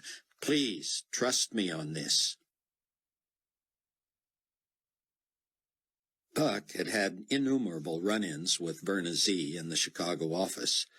Once he felt she had overstepped her bounds and had moved too quickly into her former boss's office after Lucinda Washington disappeared in the rapture. Then, when Buck himself was demoted for ostensibly missing the most important assignment of his life, Verna did become Chicago bureau chief and lorded it over him. Now that he was the publisher, he had been tempted to fire her, but he had let her remain, provided she did the job and kept her nose clean. Even feisty Verna seemed shell-shocked when Buck swept into the office late that afternoon. As usual, in times of international crisis, the staff was huddled around the TV. A couple of employees looked up when Buck came in. "What do you think of this, Chief?" one said, and several others noticed him. Verna Z made a beeline for Buck. "You have several urgent messages," she said. "Carpathia himself has been trying to reach you all day. There's also an urgent message from a Rayford Steele." Now there was a choice for all time. Whom should Buck call? He could only guess what spin Carpathia wanted to put on World War III. He had no idea what Rayford might want. Did Mr. Steele leave a number? "You're returning his call first?" "Excuse me," he said. "I believe I asked you a question." "His message was simply that you should call your hotel room." "Call my hotel room?" "I would have done it for you myself, boss, but I didn't know where you were staying." "Where are you staying?" "None of your business, Verna." "Well, pardon me," she said, and marched away, which was Buck's hope. "I'll be borrowing your office temporarily," Buck called after her. She stopped and spun around. "For how long?" "For as long as I need it," he said. She scowled. Buck rushed in and shut the door. He dialed the Drake and asked for his own room. Hearing the fear in Rayford's voice, not to mention the message itself, made the color drain from his face. Buck called information for the number of the Land Rover dealership in Arlington Heights. He asked for the sales manager and said it was an emergency. Within a minute, the man was on the line. As soon as Buck identified himself, the man said, "Everything all right with—" "The car is fine, sir. But I need to reach my wife, and she's driving it right now. I need the phone number on that built-in phone." "That would take a little digging." "I can't tell you how urgent this is, sir. Let me just say that it's worth my developing a quick case of buyer's remorse and returning the vehicle if I can't get that number right now." "One moment." A couple of minutes later, Buck dialed the number. It rang 4 times. "The mobile customer you have dialed is either away from the vehicle or out of the calling zone. Please try your call." Buck slammed down the phone, picked it up, and hit the redial button. While listening to the ring, he was startled when the door burst open and Verna Z mouthed, "Carpathia on the line for you." "I'm going to have to call him back," Buck said. "You're what?" "Take a number." "Dial 1-800-FIRED, she said. Rayford was frantic. He forgot any pretense of doing anything but sitting there, and he stared straight ahead into the late afternoon sky, earphones firmly engaged and his left hand pressing the hidden button hard. He heard Carpathia's aide. "Well, of all the—" "What?" Carpathia said. "I'm trying to get this Williams character on the line for you, and he's told his girl there to take a number." It was all Rayford could do to keep from calling Buck again himself, knowing for sure now that he was at the Chicago office. But if someone told Carpathia Buck couldn't talk to him because he was on with Rayford Steele, that would be disastrous. He heard Carpathia's reassuring voice again. "Just give him the number, my friend. I trust this young man. He is a brilliant journalist, and would not keep me waiting without good reason. Of course, he is trying to cover the story of a lifetime. Would you not agree?" Buck ordered Verna Z to shut the door on her way out and to leave him alone until he was off the phone. She sighed heavily and shook her head, slamming the door. Buck continued to hit the redial button, hating the sound of that recorded announcement more than anything he had ever heard in his life. Suddenly the intercom came alive. "I'm sorry to bother you," Verna said in a sickly sweet sing-song voice, "but you have yet another urgent phone call. Chaim Rosenzweig from Israel." Buck punched the intercom button. "I'm afraid I'm going to have to call him back, too. Tell him I'm very sorry." "You should tell me you're very sorry." Verna said. I'm tempted to patch him through anyway. I'm very sorry, Verna, Buck said with sarcasm. Now leave me alone, please. The car phone kept ringing. Buck hung up on the recorded message several times. Verna punched back in. Dr. Rosenzweig says it's a matter of life and death, Cameron. Buck quickly punched into the blinking line.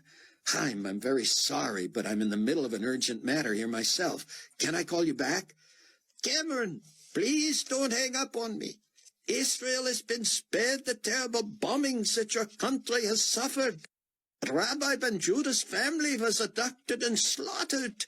His house is burned to the ground. I pray he is safe, but no one knows where he is. Buck was speechless. He hung his head. His family is gone? Are you sure? It was a public spectacle, Cameron. I was afraid it would come sooner or later. Why, oh, why did he have to go public with his views about Messiah?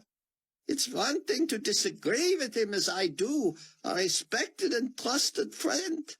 But the religious zealots in this country hate a person who believes that Jesus is Messiah. Cameron, he needs our help. What can we do? I have not been able to get through to Nicolae.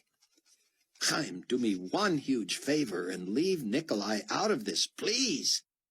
Cameron, Nicolae is the most powerful man in the world, and he has pledged to help me and to help Israel and to protect us. Surely he will step in and preserve the life of a friend of mine. Chaim, I'm begging you to trust me on this. Leave Nicolae out of it. Now I must call you back. I have family members in trouble myself. Oh, forgive me, Cameron. Get back to me as soon as you can. Buck punched in on his original line and hit redial again. As the number sounded in his ear, Verna came on the intercom. Someone's on the line for you, but since you don't want to be bothered... Chloe's car phone was busy. Buck slammed the phone down and punched in on the intercom. Who is it? I thought you didn't want to be bothered. Verna, I have no time for this. If you must know, it was your wife. Which line? Line 2. But I told her you were probably on the phone with Carpathia or Rosenzweig. Where was she calling from? I don't know. She said she would wait for your call. Did she leave a number? Yes, it's... When Buck heard the first 2 numbers, he knew it was the car phone. He turned off the intercom and hit the redial button.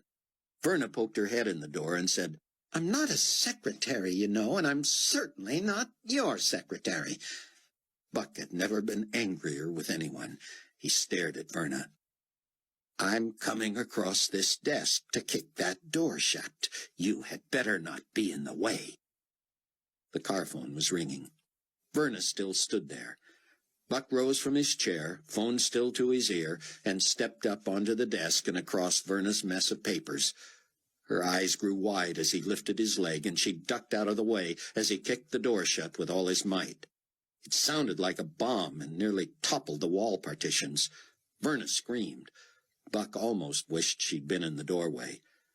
Buck, came Chloe's voice from the phone. Chloe, where are you? I'm on my way out of Chicago, she said. I got the phones and went to the Drake, but there was a message for me at the desk. I know. Buck, something in Daddy's voice made me not even take the time to get anything from our room. Good. But your laptop and all your clothes and all your toiletries and everything I brought from New York. But your dad sounded serious, didn't he? Yes. Oh, Buck, I'm being pulled over by the police. I made a U-turn and I was speeding and I went through a light and I was even on the sidewalk for a while. Chloe, listen. You know the old saying about how it's easier to ask forgiveness than permission. You want me to try to outrun him? You'll probably be saving his life. There's only one reason your father would want us out of Chicago as far and as fast as possible. Okay, Buck. Pray for me. Here goes nothing. I'll stay on the line with you, Chloe. I need both hands to drive. Hit the speaker button and hang that phone up, Buck said. But then he heard an explosion, tires squealing, a scream, and silence. Within seconds, the electricity went off in the Global Community Weekly office. Buck felt his way out into the hall where battery-operated emergency lights near the ceiling illuminated the doors. "Look at that!" someone shouted, and the staff pushed its way through the front doors and began climbing atop their own cars to watch a huge aerial attack on the city of Chicago. Rayford clandestinely listened in horror as Carpathia announced to his compatriots, "Chicago should be under retaliatory attack even as we speak. Thank you for your part in this, and for the strategic non-use of radioactive fallout. I have many loyal employees in that area, and though I expect to lose some in the initial attack, I need not lose any to radiation to make my point." Someone else spoke up. "Shall we watch the news?" "Good idea," Carpathia said. Rayford could remain seated no longer. He didn't know what he would say or do, if anything, but he simply could not stay in that cockpit, not knowing whether his loved ones were safe. He entered the cabin as the television was coming on, showing the first images from Chicago. Amanda gasped. Rayford went and sat with her to watch. "Would you go to Chicago for me?" Rayford whispered. "If you think I would be safe." "There's no radiation." "How do you know that?" "I'll tell you later. Just tell me you'll go if I can get permission from Carpathia to have you fly out of San Francisco." "I'll do anything for you, Rayford, you know that." "Listen to me, sweetheart. If you can't get an immediate flight, and I mean before this plane leaves the ground again, you must reboard the Condor. Do you understand?" "I understand. But why?" "I can't tell you now. Just get an immediate flight to Milwaukee if I can get it cleared. If the plane is not airborne before we are..." "What?" "Just be sure, Amanda. I couldn't bear losing you." Following the news from Chicago, the cable news channel broke for a commercial, and Rayford approached Carpathia. "Sir, may I have a moment?" "Certainly, Captain. Awful news out of Chicago, is it not?" "Yes, sir, it is. In fact, that's what I wanted to talk to you about. You know I have family in that area." "Yes, and I hope they are all safe," Carpathia said. Rayford wanted to kill him where he sat. He knew full well the man was the Antichrist, and he also knew that this very person would be assassinated one day and be resurrected from the dead by Satan himself. Rayford had never dreamed he might be an agent in that assassination, but at that instant he would have applied for the job. He fought for composure. Whoever killed this man would be merely a pawn in a huge cosmic game. The assassination and resurrection would only make Carpathia more powerful and satanic than ever. "Sir," Rayford continued, "I was wondering if it would be possible for my wife to deplane in San Francisco and head back to Chicago to check on my people." "I would be happy to have my staff check on them," Carpathia said, "if you will simply give me their addresses." "I would really feel a lot better if she could be there with them to help as needed." "As you wish," Carpathia said, and it was all Rayford could do not to breathe a huge sigh of relief in the man's face. "Who's got a cell phone I can borrow?" Buck shouted over the din in the parking lot of Global Community Weekly. A woman next to him thrust one into his hands, and he was shocked to realize she was Verna Z. "I need to make some long-distance calls," he said quickly. "Can I skip all the codes and just pay you back?" "Don't worry about it, Cameron. Our little feud just got insignificant." "I need to borrow a car," Buck shouted. But it quickly became clear that everyone was heading to their own places to check on loved ones and assess the damage. How about a ride to Mount Prospect?" "I'll take you," Verna muttered. "I don't even want to see what's happening in the other direction." "You live in the city, don't you?" Buck said. "I did until about 5 minutes ago," Verna said. "Maybe you got lucky."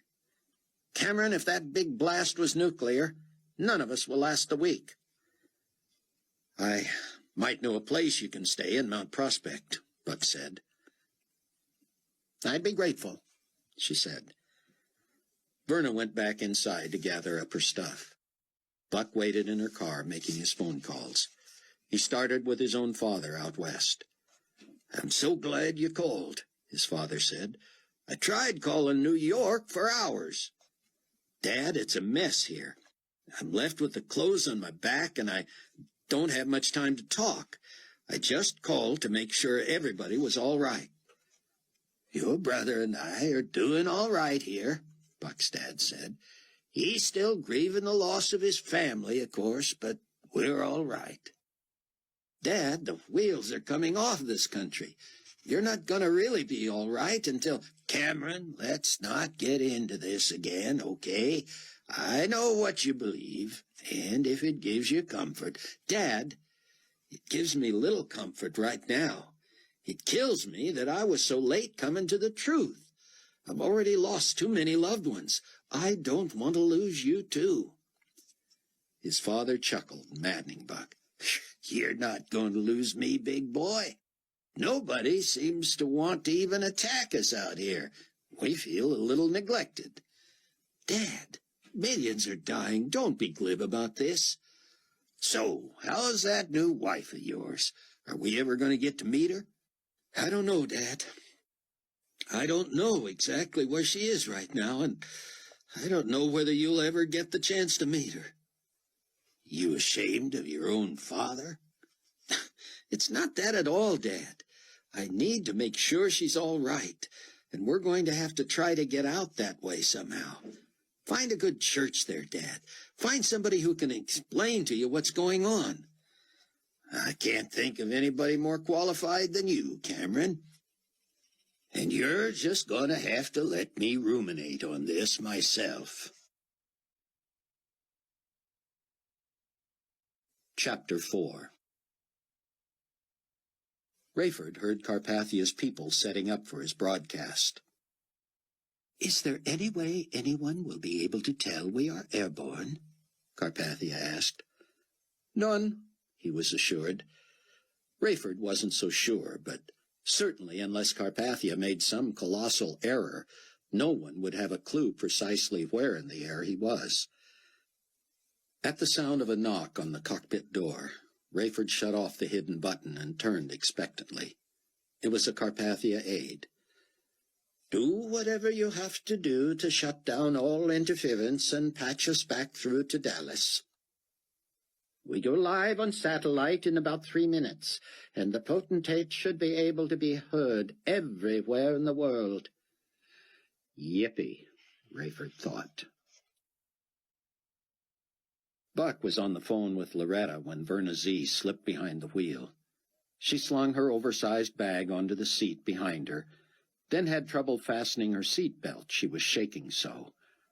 Buck shut off the phone. "Verna, are you all right? I just talked with a woman from our church who has a room and private bath for you." A mini traffic jam dissipated as Verna and Buck's co-workers wended their way out of the small parking lot. Headlights provided the only illumination in the area. "Cameron, why are you doing this for me?" "Why not? You lent me your phone." "But I've been so awful to you." "And I've responded in kind. I'm sorry, Verna.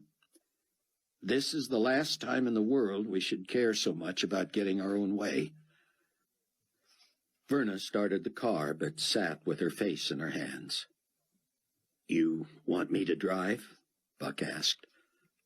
"No, just give me a minute." Buck told her of his urgency to locate a vehicle and try to find Chloe.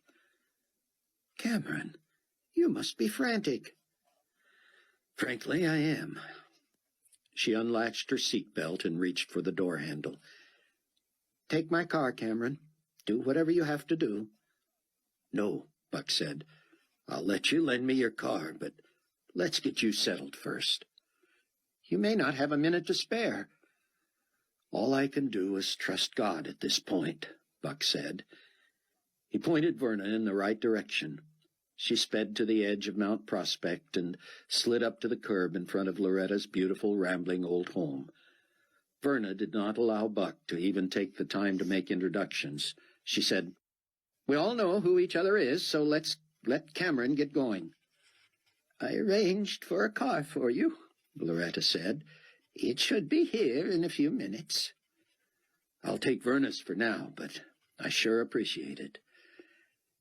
"Keep the phone as long as you need it," Verna said as Loretta welcomed her.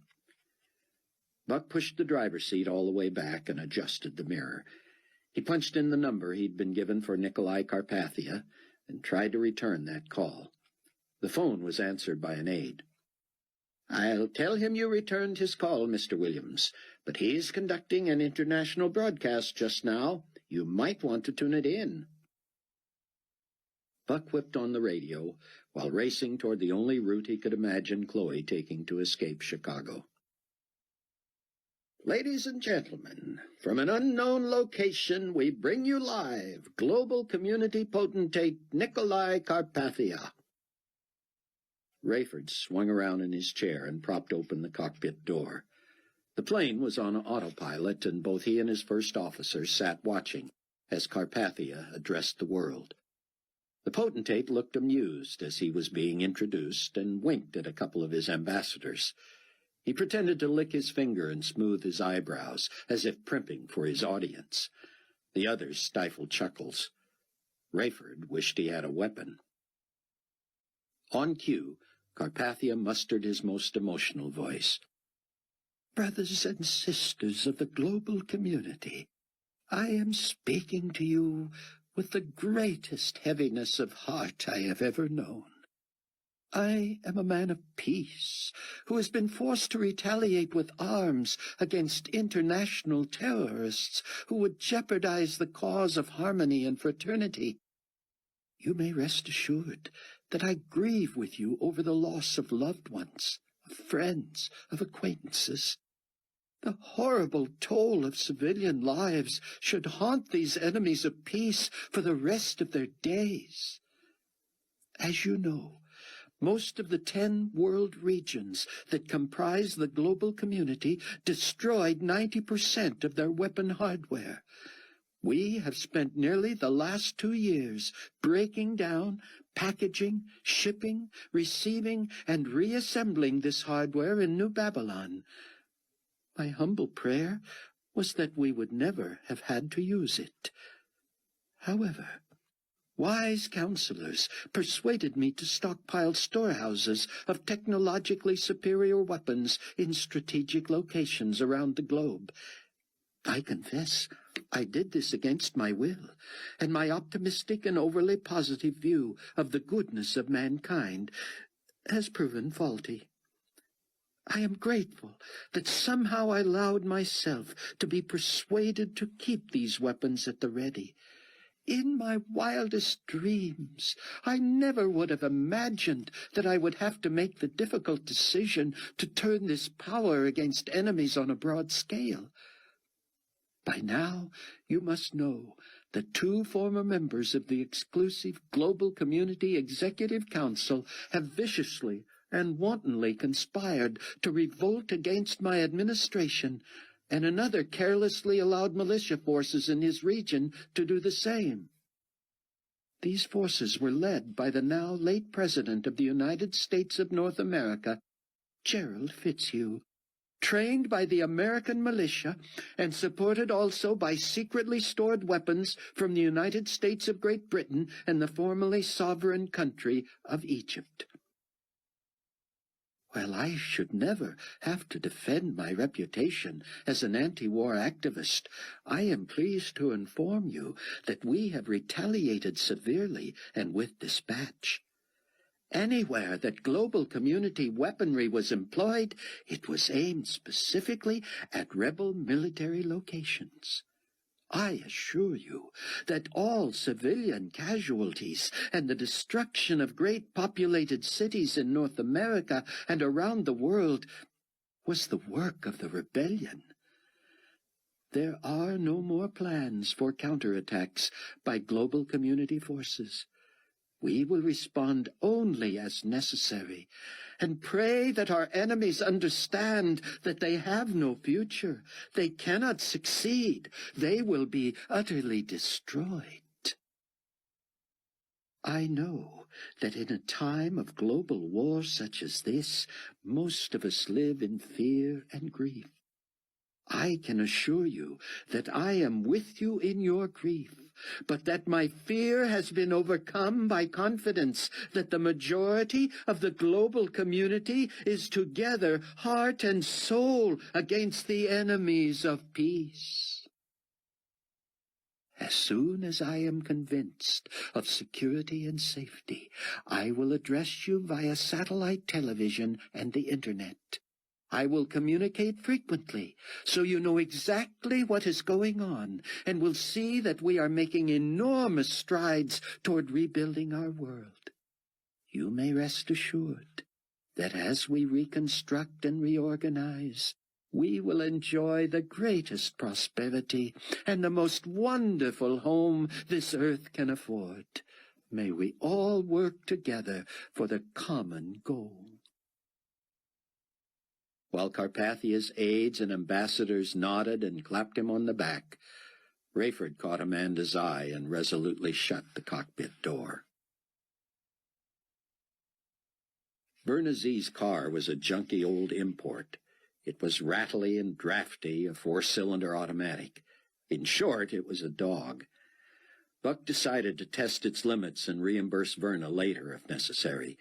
He sped to the Kennedy and headed toward the Edens Junction, trying to guess how far Chloe might have gotten from the Drake in heavy traffic that would now be impassable. What he didn't know was whether she would take Lakeshore Drive, which locals referred to as the LSD, or the Kennedy. This was more her bailiwick than his, but his question soon became moot. Chicago was in flames, and most of the drivers of cars that clogged the Kennedy in both directions stood on the pavement gaping at the Holocaust. Buck would have given anything to have had the Range Rover at that moment. When he whipped Verna's little pile of junk onto the shoulder, he found he wasn't alone.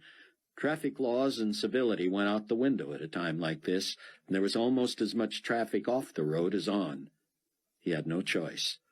Buck had no idea whether he was destined to survive the entire 7 years of the tribulation anyway, and he could think of only one better reason to die than trying to rescue the love of his life. Ever since he had become a believer, Buck had considered the privilege of giving his life in the service of God. In his mind, regardless of what really killed Bruce, he believed Bruce was a martyr to the cause. Risking his life in traffic may not have been as altruistic as that, but one thing he was sure of: Chloe would not have hesitated had the shoe been on the other foot.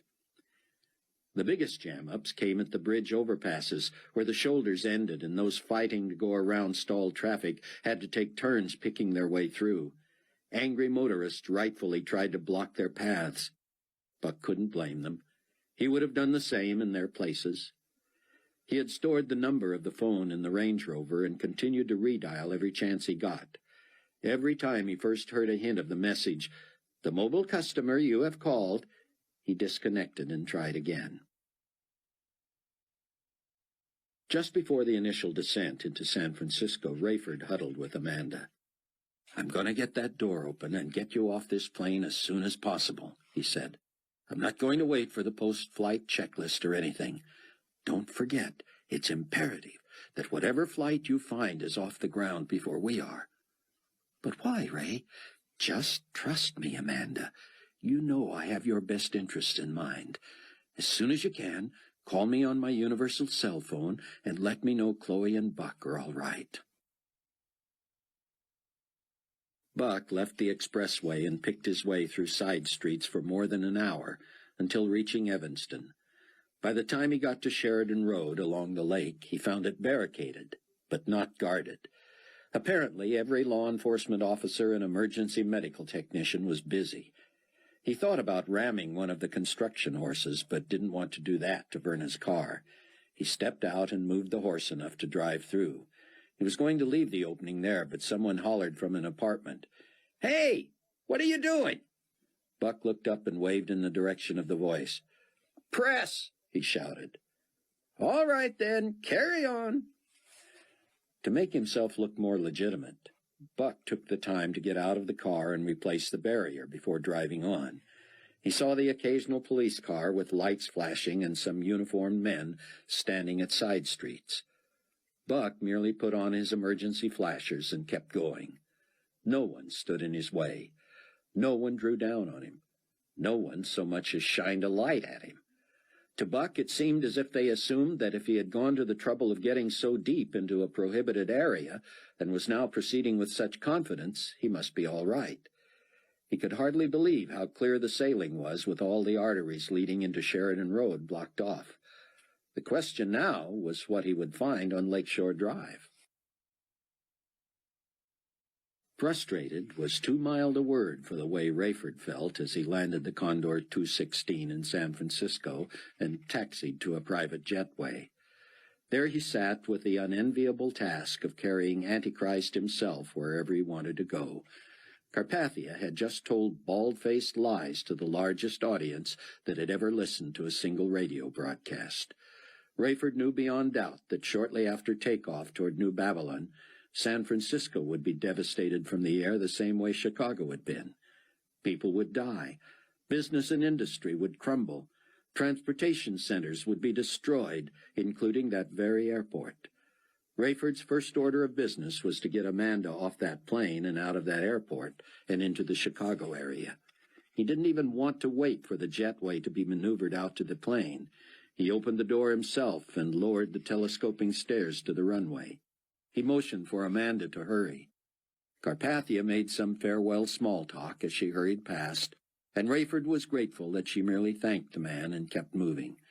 Ground personnel waved at Rayford and tried to get him to pull the stairs back up.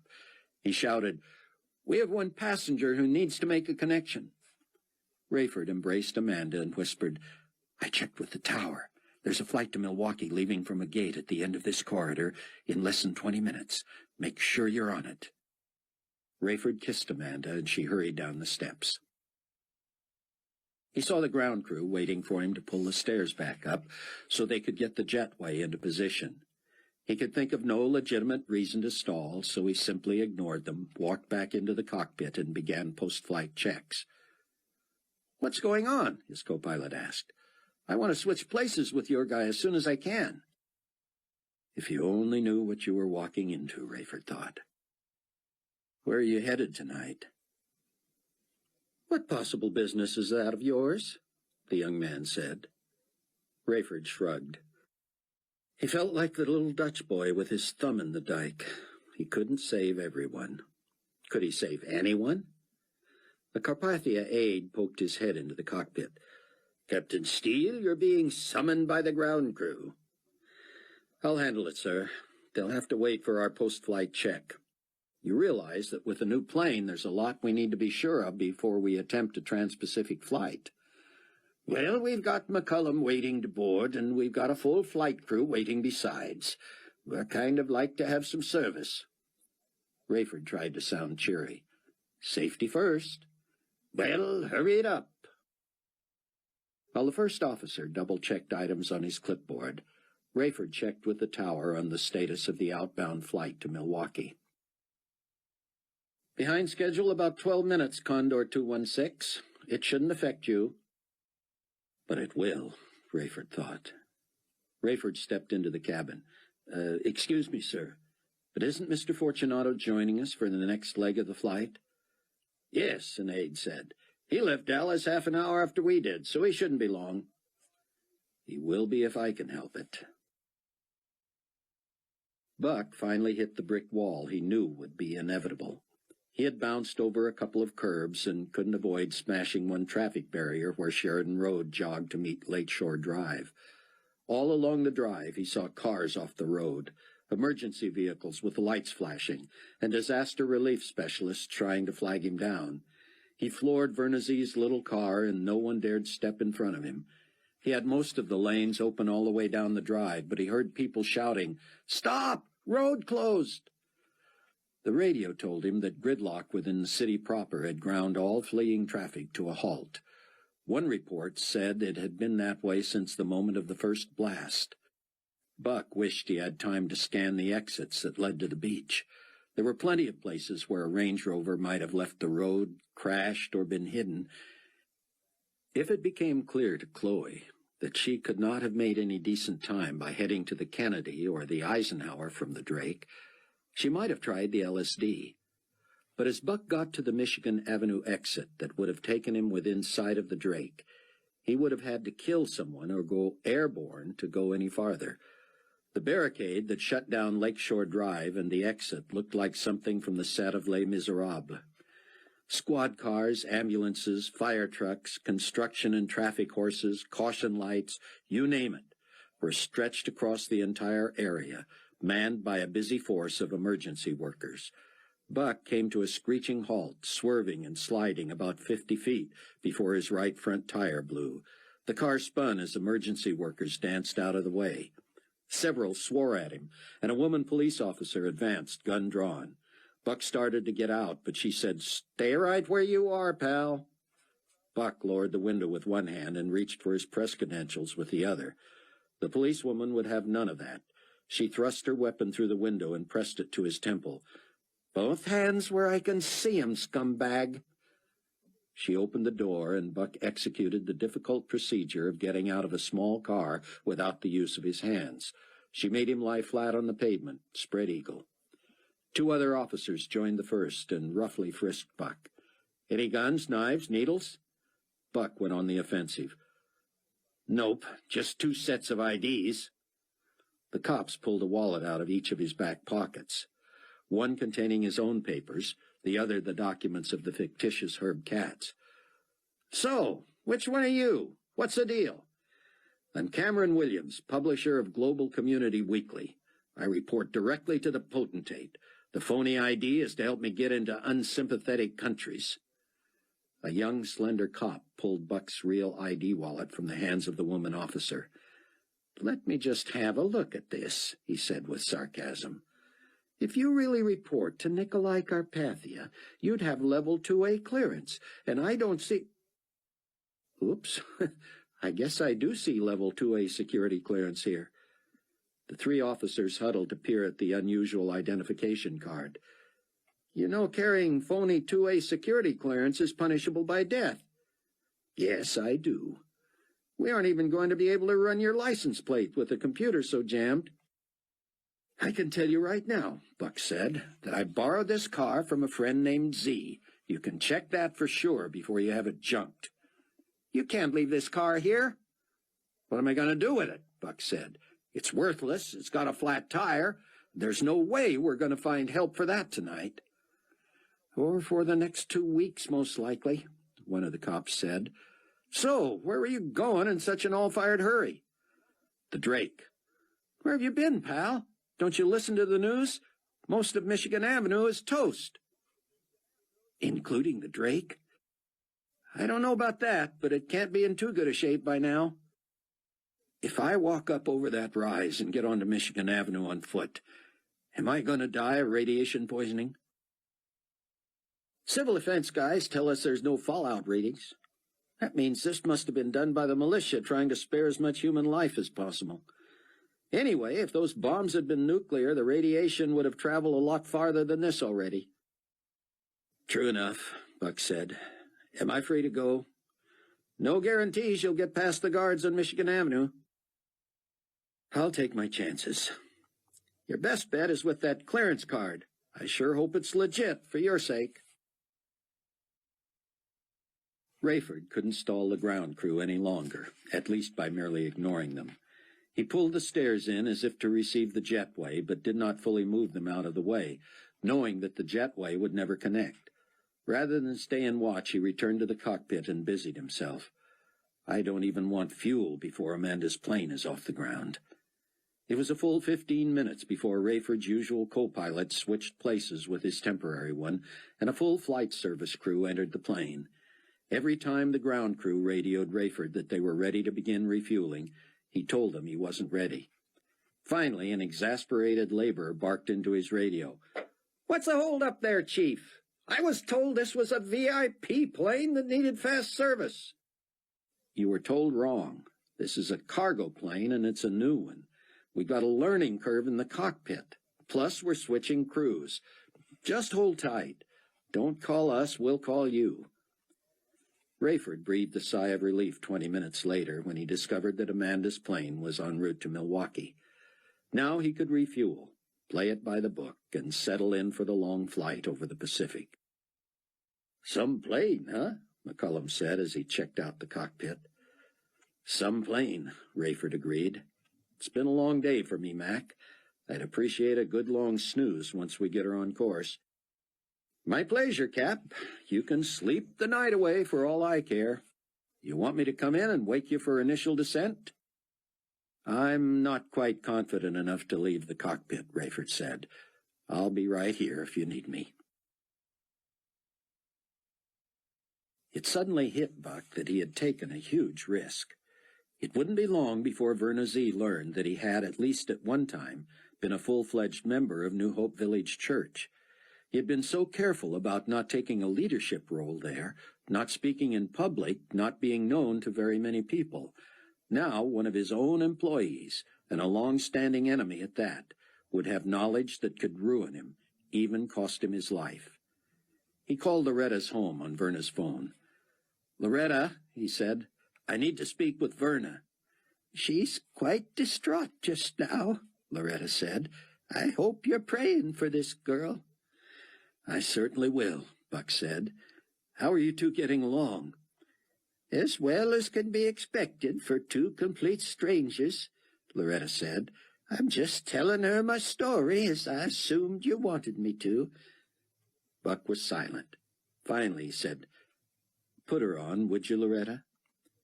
She did, and Buck got straight to the point. "Verna, you need a new car." "Oh, no, Cameron. What happened?" "It's only a flat tire, Verna, but it's going to be impossible to get fixed for several days, and I don't think your car is worth worrying about." "Well, thanks a lot." "How about I replace it with a better car?" "I can't argue with that," she muttered. "I promise." "Now, Verna, I'm going to abandon this vehicle. Is there anything you need out of it?" "Nothing I can think of. There's only a hairbrush I really like in the glove box." "Verna." That does seem a little trivial in light of everything." "No documents, personal belongings, hidden money, anything like that?" "No, just do what you gotta do. It would be nice if I didn't get in trouble for this." "I'll leave word with the authorities that when they get around to it, they can tow this car to any junkyard and trade whatever the yard gives them for it for the towing fee." "Cameron," Verna whispered, "this woman is one strange old bird." "I don't have time to discuss that with you now, Verna, but give her a chance. She's sweet, and she is providing shelter." "No, you misunderstand. I'm not saying she isn't wonderful. I'm just saying she's got some really strange ideas." As Buck scrambled over an embankment to bring Michigan Avenue into view, he fulfilled his promise to Loretta that he would pray for Verna. Exactly how to pray he didn't know. Either she becomes a believer or I'm dead.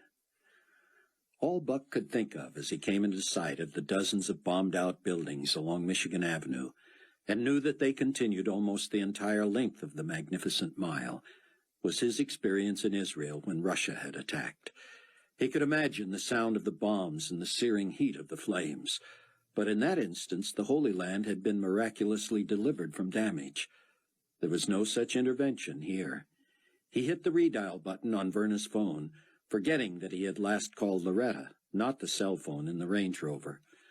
When he did not get the usual recording about the mobile customer you have called, he stood still and prayed Chloe would answer.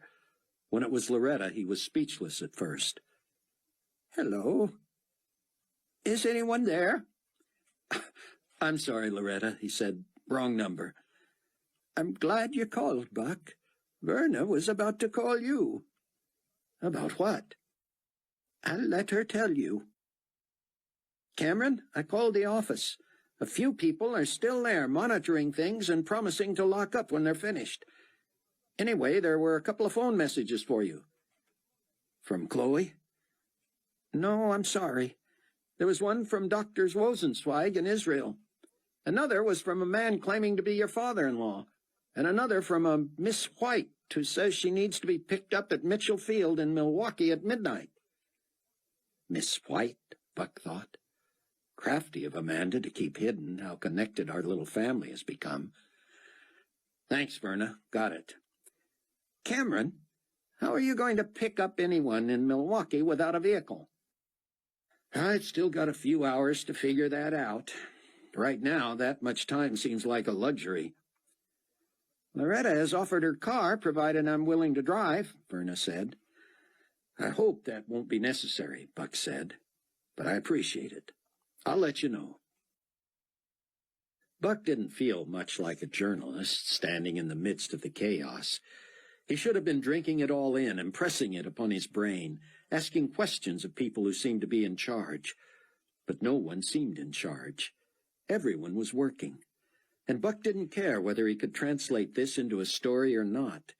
His magazine, along with every other major media outlet, was controlled, if not owned, by Nicolae Carpathia. As much as he strived to keep things objective, everything seemed to come out with the spin of the master deceiver. The worst part was Nicolae was good at it.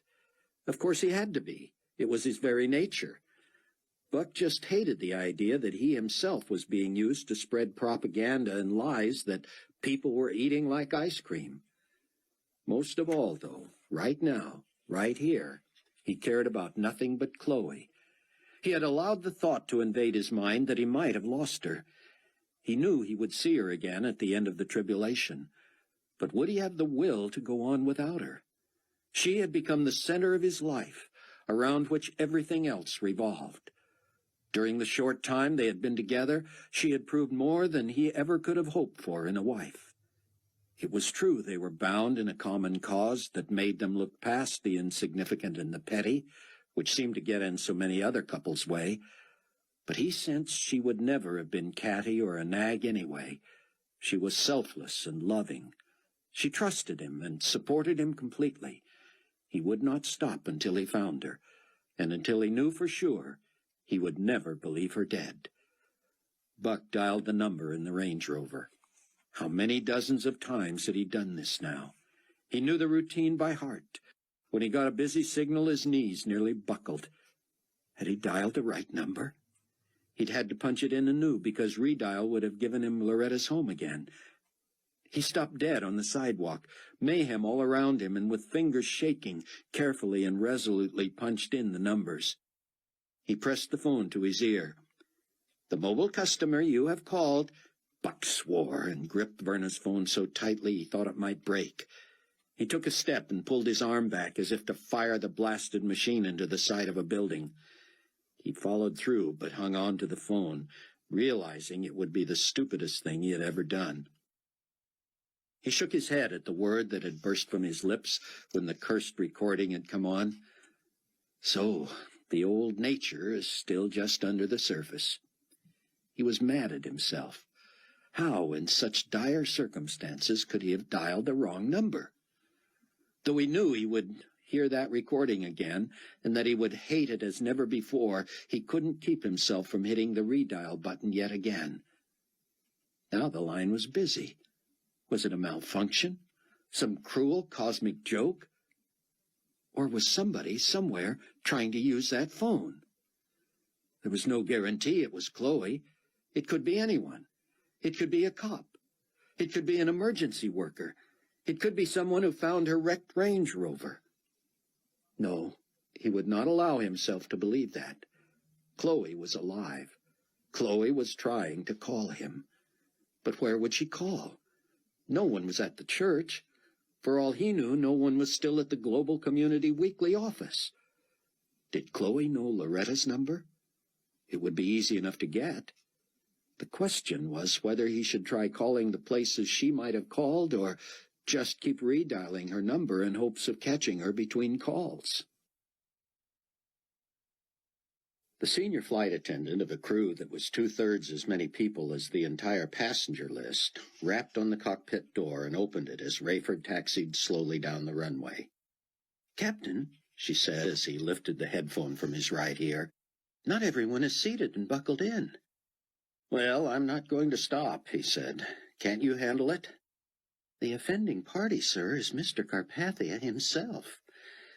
"I don't have jurisdiction over him," Rayford said, "and neither do you. Federal Aviation Administration rules require that, in case you haven't noticed, federal anything means nothing anymore. Everything is global, and Carpathia is above global. If he doesn't want to sit down, he can stand. I've made my announcement, and you've given your instructions, right?" "Right."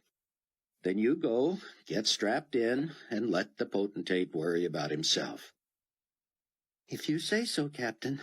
But if this plane is as powerful as a 757, I wouldn't want to be standing when you accelerate."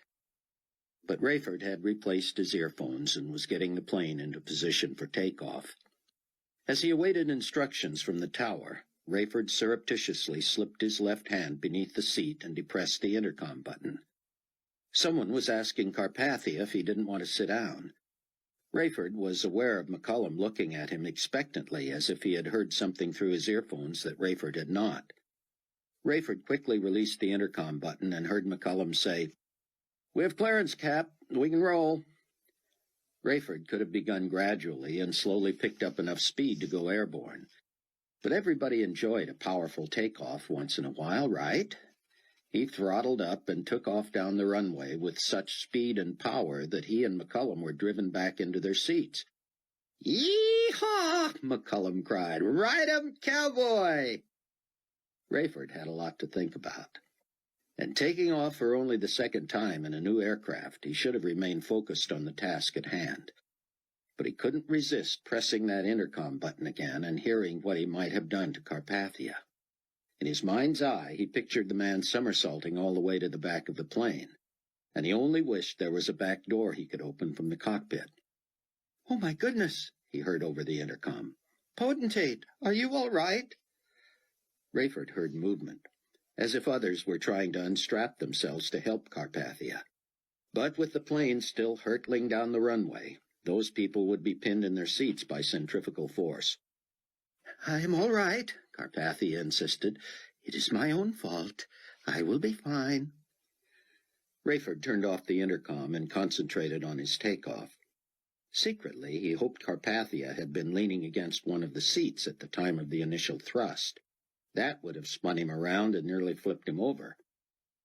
Probably my last chance to inflict any justice. No one paid attention to Buck anyway, but still he didn't want to be conspicuous. He ducked around a corner and stood in the shadows, punching the redial button over and over, not wanting a second to pass between calls if Chloe was using her phone. Somehow, in the brief moment it took between hearing that busy signal and hanging up and punching redial again, his own phone rang. Buck shouted, "Hello, Chloe?" before he had even hit the receive button. His fingers were shaking so badly he nearly dropped the phone. He pushed the button and shouted, "Chloe?" "No, Cameron, it's Verna. But I just heard from the office that Chloe tried to reach you there." "Did somebody give her the number of this phone?" "No, they didn't know you had my phone." "I'm trying to call her now, Verna. The line's busy." "Keep trying, Cameron. She didn't say where she was or how she was, but at least you know she's alive." Oh, thank God for that. Chapter 5.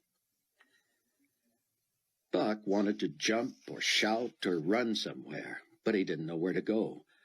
Knowing Chloe was alive was the best news he'd ever had, but now he wanted to act on it. He kept pushing the redial button and getting that busy signal. Suddenly his phone rang again. "Chloe?" "No, sorry, Cameron, it's Verna again." "Verna, please, I'm trying to reach Chloe." "Calm down, big boy. She got through to the weekly office again. Now listen up. Where are you now, and where have you been?" "I'm on Michigan Avenue, near Water Tower Place, or what used to be Water Tower Place."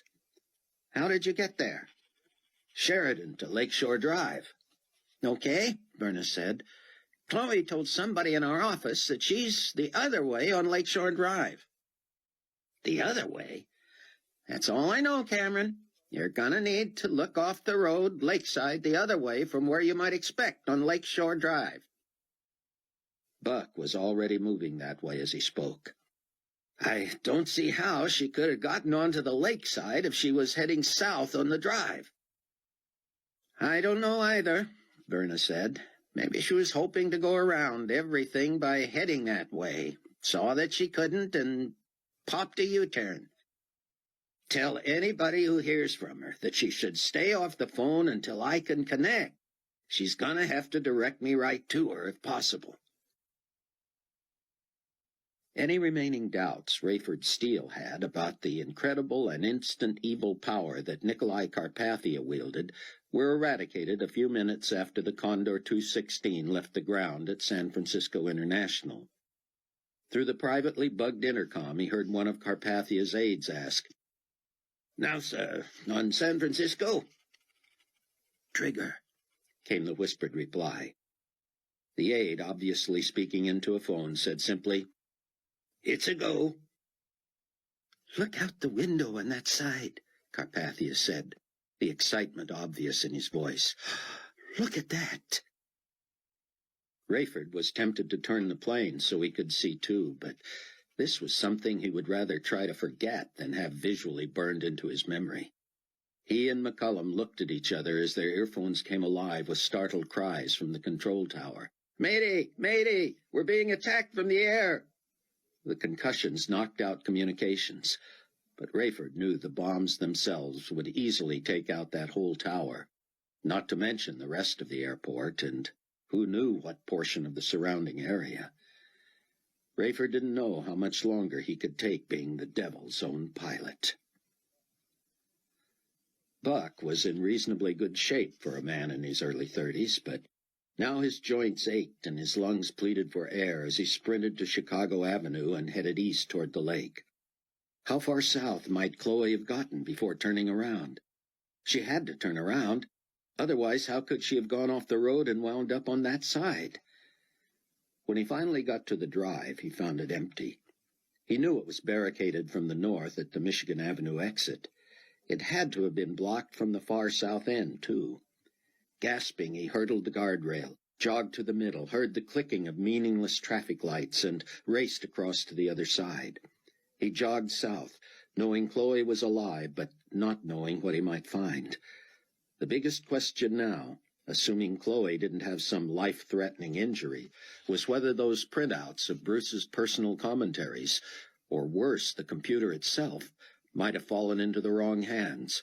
Surely parts of that narrative were quite clear about Bruce's belief that Nicolae Carpathia was Antichrist. Buck didn't know how he was able to put one foot in front of the other, but on he ran, pushing redial and holding the phone to his ear as he went. When he could go no further, he slumped into the sand and leaned back against the outside of the guardrail, gasping. Finally, Chloe answered her phone. Having not planned what to say, Buck found himself majoring on the majors. "Are you all right? Are you hurt? Where are you?" He hadn't told her he loved her, or that he was scared to death about her, or that he was glad she was alive. He would assume she knew that until he could tell her later. She sounded weak. "Buck," she said, "where are you?" "I'm heading south on Lakeshore Drive, south of Chicago Avenue." "Thank God," she said. "I'm guessing you've got about another mile to go." "Are you hurt?" "I'm afraid I am, Buck," she said. "I don't know how long I was unconscious. I'm not even sure how I got where I am." "Which is where, exactly?" Buck had risen and was walking quickly. There was no running left in him, despite his fear that she might be bleeding or in shock. "I'm in the strangest place," she said, and he sensed her fading. He knew she had to still be in the vehicle because that phone was not removable. "The airbag deployed," she added. "Is the rover still drivable?" "I have no idea, Buck." "Chloe, you're gonna have to tell me what I'm looking for. Are you out in the open? Did you elude that cop?" Buck, the Range Rover seems to be stuck between a tree and a concrete abutment. What? I was doing about 60, she said, when I thought I saw an exit ramp. I took it, and that's when I heard the bomb go off. The bomb? Yes, Buck. Surely you know a bomb exploded in Chicago. One bomb, Buck thought. Maybe it was merciful she was out for all the bombs that followed. Anyway, I saw the squad car pass me. Maybe he wasn't after me after all. All the traffic on Lakeshore Drive stopped when they saw and heard the bomb, and the cops slammed into someone. I hope he's all right. I hope he doesn't die. I'll feel responsible. So where did you wind up then, Chloe? Well, I guess what I thought was an exit wasn't really an exit. I never hit the brake, but I did take my foot off the gas. The Range Rover was in the air for a few seconds. I felt like I was floating for 100 feet or so. There's some sort of a drop-off next to me, and I landed on the tops of some trees and turned sideways. The next thing I knew, I woke up and I was alone here. Where? Buck was exasperated, but he certainly couldn't blame Chloe for not being more specific. Nobody saw me, Buck, she said dreamily. Something must have turned my lights off. I'm stuck in the front seat, kind of hanging here by the seat belt. I can reach the rearview mirror, and all I saw was traffic all racing away, and then no more traffic. No more emergency lights. No nothing. There's nobody around you? Nobody. I had to turn the car off and then back on to get the phone to turn on. I was just praying you'd come looking for me, Buck. She sounded as if she were about to fall asleep. Just stay on the line with me, Chloe. Don't talk. Just keep the line open so I can be sure I don't miss you. The only lights Buck saw were emergency flashers far in the distance toward the inner city, fires still blazing here and there, and a few tiny lights from the boats on the lake. Lakeshore Drive was dark as midnight. All the street lights were out north of where he had seen the traffic light flashing. He came around a long bend and squinted into the distance. From the faint light of the moon, he thought he saw a torn-up stretch of guardrails, some trees, and a concrete abutment, one of those that formed an underpass to get to the beach. He moved slowly forward and then stopped to stare. He guessed he was 200 yards from the spot. "Chloe?" he said into the phone. No response. "Chloe, are you there?" He heard a sigh. I'm here, Buck, but I don't feel so good. "Can you reach your lights?" I can try. "Do. Just don't hurt yourself." I'll try to pull myself up that way by the steering wheel. Buck heard her groan painfully. Suddenly in the distance he saw the crazy vertical angle of headlights shining out onto the sand. "I see you, Chloe. Hang on." Rayford assumed that McCullum assumed that Rayford was sleeping. He was slouched in his pilot's chair, chin to his chest, breathing evenly. But his headphones were on, and his left hand had depressed the intercom receiver. Carpathia was talking in low tones, thinking he was keeping his secrets from the flight crew.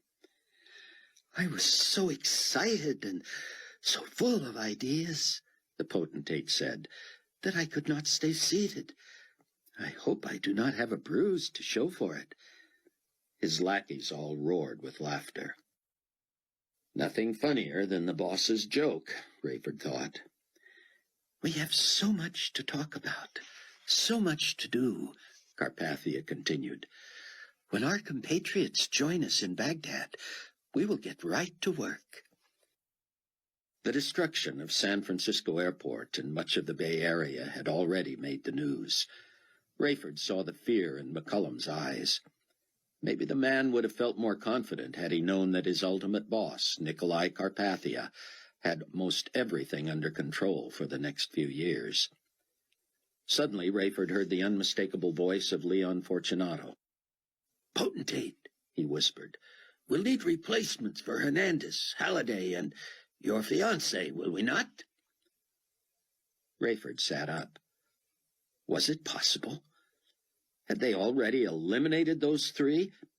And why had he Durham? He felt responsible that his former senior flight attendant was now not only in Carpathia's employ, but was also his lover and the soon-to-be mother of his child. So, was he not going to marry her? Did he not want a child? He had put on such a good front before Rayford and Amanda when Hattie had announced the news. Carpathia chuckled. "Oh, please, do not put Miss Durham in the same category as our late friends. Hernandez was expendable. Halliday was a temporary necessity. Let us replace Hernandez and not worry about replacing Halliday. He served a purpose. The only reason I asked you to replace Hattie is that the job has passed her by. I knew that her clerical skills were suspect when I brought her on. I needed an assistant, and, of course, I wanted her. But I will use the excuse of her pregnancy to get her out of the office." "Did you want me to handle that for you?" Fortunato said. "I will tell her myself, if that is what you mean," Carpathia said. "I would like you to handle finding new secretarial personnel." Rayford fought for composure. He did not want to give anything away to McCullum. No one could ever know Rayford could hear those conversations. But now he was hearing things he never wanted to hear. Maybe there was some advantage to knowing this stuff, and perhaps it might be useful to the Tribulation Force. But life had become so cheap that in a matter of hours he had lost a new acquaintance, Hernandez, and a dear old mentor and friend, Earl Halliday. He had promised Earl he would communicate with Earl's wife should anything happen. He did not look forward to that. Rayford shut off the intercom. He flipped the switch that allowed him to speak to his first officer through the headphones. "I think I will take a break in my quarters," he said. McCullum nodded, and Rayford made his way out of the cockpit and into his chamber, which was even more lavishly appointed than his area on the now-destroyed Global Community 1. Rayford removed his shoes and stretched out on his back. He thought about Earl. He thought about Amanda. He thought about Chloe and Buck. And he worried. And it all started with the loss of Bruce. Rayford turned on his side and buried his face in his hands and wept. How many close to him might he lose today alone?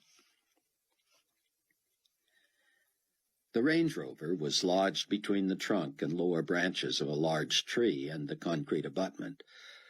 "Turn those lights off, hon," Buck called out. "Let's not draw attention to ourselves now." The wheels of the vehicle pressed almost flat against the wall, and Buck was amazed that the tree could sustain the weight. Buck had to climb into the tree to look down through the driver's side window. "Can you reach the ignition?" he asked. "Yes, I had to turn the car off because the wheels were spinning against the wall." "Just turn the key halfway and lower the window so I can help you." Chloe seemed to be dangling from the seat belt. "I'm not sure I can reach the window button on that side." "Can you unlatch your seat belt without hurting yourself?" "I'll try, Buck, but I hurt all over. I'm not sure what's broken and what isn't." "Try to brace yourself somehow and get loose of that thing. Then you can stand on the passenger side window and lower this one." But Chloe was so hopelessly entangled in the strap that it was all she could do to swing her body around and turn the ignition switch halfway. She pulled herself up with her right hand to reach the window button. When the window was open, Buck reached down with both hands to try to support her. "I was so worried about you," he said. "I was worried about me, too," Chloe said. "I think I took all the damage to my left side. I think my ankle's broken, my wrist is sprained, and I feel pain in my left knee and shoulder." "Makes sense from the looks of things," Buck said. "Does it hurt if I hold you this way so you can put your good foot down on the passenger side window?" Buck lay across the side of the nearly upended Range Rover and reached way down in to put one forearm under Chloe's right arm and grab her waistband at the back with the other. He lifted as she pushed the seatbelt button. She was petite, but with no foundation or way to brace himself, it was all Buck could do to keep from dropping her. She moved her feet out from under the dashboard and stood gingerly. Her feet were on the passenger's side door, and her head now was near the steering wheel. "You're not bleeding anywhere?" I don't think so. "I hope you're not bleeding internally." Buck, I'm sure I'd be long gone by now if I were bleeding internally. "So you're basically all right if I can get you out of there." I really want out of here in a bad way, Buck. Can we get that door open, and can you help me climb? "I just have one question for you first. Is this how our married life is going to be? I'm going to buy you expensive cars, and you're going to ruin them the first day?" Normally, that would be funny. "Sorry." Buck directed Chloe to use her good foot as a base and her good arm to push as he pulled open the door. The bottom of the door scraped on the abutment, and Buck was struck with how relatively little other damage there was to the vehicle from what he could see in the dim light. "There should be a flashlight in the glove box," he said. Chloe handed it up to him. He looked all around the vehicle. The tires were still good. There was some damage to the front grille, but nothing substantial. He turned off the flashlight and slid it into his pocket. With much groaning and whimpering, Chloe came climbing out of the car with Buck's help. As they both sat on the upturned driver's side, Buck felt the heavy machine moving in its precarious position. "We have to get you down from here," he said. "Let me see that flashlight for a second," Chloe said. She shined it above her.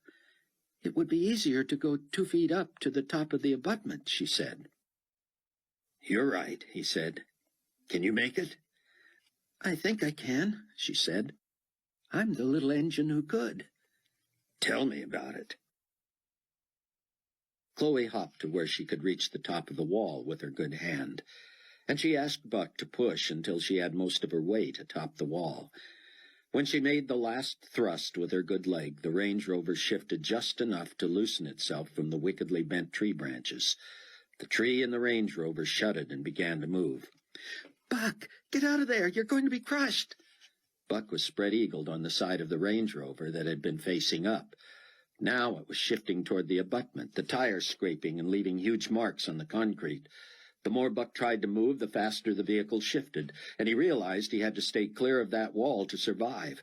He grabbed the luggage rack as it moved toward him and pulled himself to the actual top of the Range Rover.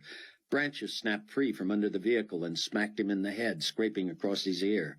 The more the car moved, the more it seemed to want to move, and to Buck that was good news, provided he could keep from falling. First the car moved, then the tree moved, then both seemed to readjust themselves at once. Buck guessed that the Range Rover, once free of the pressure from the branches, had about 3 feet to drop to the ground. He only hoped it would land flat. It didn't. The heavy vehicle, left tires pressed against the concrete and several deeply bowed branches pushing it from the right side, began slipping to the right. Buck buried his head in his hands to avoid the springing out of those branches as the Range Rover fell clear of them. They nearly knocked him into the wall again. Once the Range Rover was free of the pressure of the branches, it lurched down onto its right side tires and nearly toppled. Had it rolled that way, it would have crushed him into the tree. But as soon as those tires hit the ground, the whole thing bounced and lurched, and the left tires landed just free of the concrete. The momentum made the left side of the vehicle smash into the concrete, and finally it came to rest. Less than an inch separated the vehicle from the wall now, but there the thing sat on uneven ground. Damaged branches hung above it. Buck used the flashlight to illuminate the violated car. Except for the damage to the front grille and the scrapes on both sides, one from concrete and one from tree branches, the car looked little the worse for wear. Buck had no idea how to reset an airbag, so he decided to cut it off and worry about that later, if he could get the Range Rover to run. His side ached, and he was certain he had cracked a rib when the rover had finally hit bottom. He gingerly climbed down and stood under the tree, the branches now blocking his view of Chloe. Buck, are you all right? Stay right where you are, Chloe. I'm going to try something. Buck climbed in the passenger side, strapped himself behind the wheel, and started the engine. It sounded perfect. He carefully watched the gauges to make sure nothing was empty, dry, or overheated. The rover was in automatic and four-wheel drive. When he tried to go forward, it seemed he was in a rut. He quickly switched to stick shift and all-wheel drive, gunned the engine, and popped the clutch. Within seconds, he was free of the tree and out onto the sand. He took a sharp right and moved back up next to the guardrail that separated the sand from Lakeshore Drive. He drove about a quarter of a mile until he found a spot he could slip through the guardrail and turn around. He headed back up toward the overpass where Chloe stood, favoring one foot and holding her left wrist in her other hand. To Buck, she had never looked better. He pulled up next to her and ran around to help her into the car. He fastened her seatbelt and was on the phone before he got back into the car. "Loretta, Chloe's safe. She's banged up a little, and I'd like to get her checked out as soon as possible. If you could call around and find any doctor in the church who's not been pressed into service, I'd sure appreciate it." Buck tried to drive carefully so as not to exacerbate Chloe's pain. However, he knew the shortest way home. When he got to the huge barrier at Michigan Avenue on the LSD, he swung left and went up over the embankment he had previously walked. He saw Verna's now-deceased automobile and ignored the waves and warnings of the cops he had talked to not so long ago. He sped up Lakeshore Drive, went around the barriers at Sheridan, followed Chloe's directions to Dempster, and was soon back into the northwest suburbs. Loretta and Verna were watching from the window as he pulled into the drive. Only then did he smack himself in the head and remember. He jumped out of the car and raced around to the back. Fumbling with the keys, he opened the back latch and found strewn all over Bruce's pages. The computer was there, too, along with the phones Chloe had bought. "Chloe," he said, and she turned gingerly, "as soon as we get you inside, I'd better get back to Carpathia." Rayford was back in the cockpit. As the night wore on, the cabin grew more and more quiet. The conversation deteriorated into small talk. The dignitaries were well fed by the crew, and Rayford got the impression they were settling in for the long haul. Rayford awakened with a start and realized his finger had slipped off the intercom button. He pressed it again and still heard nothing. He had heard more than he wanted to hear already anyway. He decided to stretch his legs. As he walked back through the main cabin to watch one of the televisions in the back of the plane, everyone except Carpathia ignored him. Some dozed and some were being attended to by the flight crew, who were clearing trays and finding blankets and pillows. Carpathia nodded and smiled and waved to Rayford. How can he do that? Rayford wondered. Bruce said the Antichrist would not be indwelt by Satan himself until halfway into the tribulation, but surely this man is the embodiment of evil. Rayford could not let on that he knew the truth, despite the fact that Carpathia was well aware of his Christian beliefs. Rayford merely nodded and walked on. On television he saw live reports from around the world. Scripture had come to life. This was the red horse of the apocalypse. Next would come more death by famine and plagues, until a quarter of the population of the earth that remained after the rapture was wiped out. His universal cell phone vibrated in his pocket.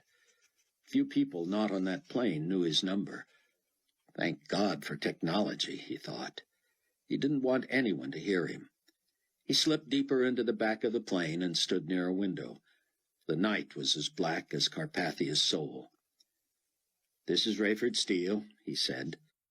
"Daddy?" "Chloe, thank God. Chloe, are you all right?" "I had a little car accident, Dad. I just wanted you to know that you saved my life again." "What do you mean?" "I got that message you left at the Drake," she said. If I'd taken the time to go to our room, I probably wouldn't be here. And Buck's okay? He's fine. He's late returning a call to you-know-who, so he's trying to do that right now. Let me excuse myself, then, Rayford said. I'll get back to you. Rayford strode back to the cockpit, trying not to appear in a hurry. As he passed Fortunato, Leon was handing a phone to Carpathia. "Williams from Chicago," he said. "It's about time." Carpathia made a face, as if he felt Leon was overreacting.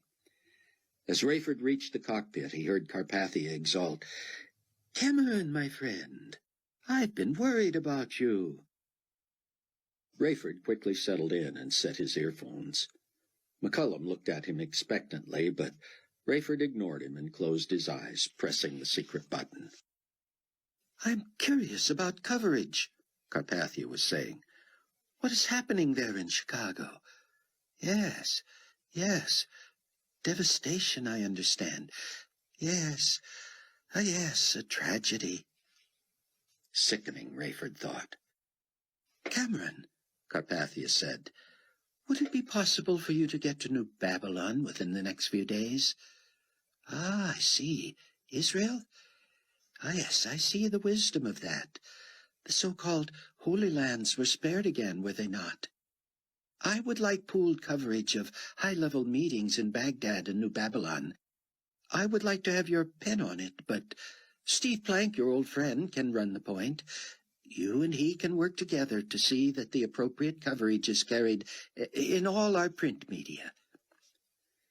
Rayford would be eager to talk to Buck. He admired his son-in-law's moxie and ability to set his own agenda, and even gracefully declined suggested directives from Carpathia. Rayford wondered how long Carpathia would stand for that. For now, he apparently respected Buck enough, and was, Rayford hoped, still unaware of Buck's true loyalties. "Well," Carpathia was saying, "of course I am grieving. You will keep in touch, then, and I will hear from you, from Israel." Chapter 6. Buck sat bleary-eyed at the breakfast table, his ear stinging and his rib-cage tender. Only he and Loretta were up. She was heading to the church office after having been assured she would not have to handle the arrangements for Bruce's body or for the memorial service, which would be part of Sunday morning's agenda. Bernazee was asleep in a small bedroom in the finished basement. "It feels so good to have people in this place again," Loretta said. "Y'all can stay as long as you need to or want to." "We're grateful," Buck said. "Amanda may sleep till noon, but then she'll get right on those arrangements with the coroner's office. Chloe didn't sleep much with that ankle cast. She's dead to the world now, though, so I expect her to sleep a long time." Buck had used the dining-room table to put back in order all the pages from Bruce's transcripts that had been strewn throughout the back of the Range Rover. He had a huge job ahead of him, checking the text and determining what would be best for reproduction and distribution. He set the stacks to one side and laid out the 5 deluxe universal cell phones Chloe had bought. Fortunately, they had been packed in spongy foam and had survived her accident. He had told her not to scrimp, and she certainly hadn't. He didn't even want to guess the total price, but these phones had everything, including the ability to take calls anywhere in the world due to a built-in satellite chip. After Loretta left for the church, Buck rummaged for batteries, then quickly taught himself the basics from the instruction manual and tried his first phone call. For once he was glad he had always been manic about hanging on to old phone numbers. Deep in his wallet was just the one he needed. Ken Ritz, a former commercial pilot and now owner of his own jet charter service, had bailed out Buck before. He was the one who had flown Buck from a tiny airstrip in Waukegan, Illinois, to New York the day after the vanishings. "I know you're busy, Mr. Ritz, and probably don't need my business," Buck said. "But you also know I'm on a big fat expense account and can pay more than anyone else." "Down to one jet," Rich said. "It's at Palwaukee. Right now, both it and I are available.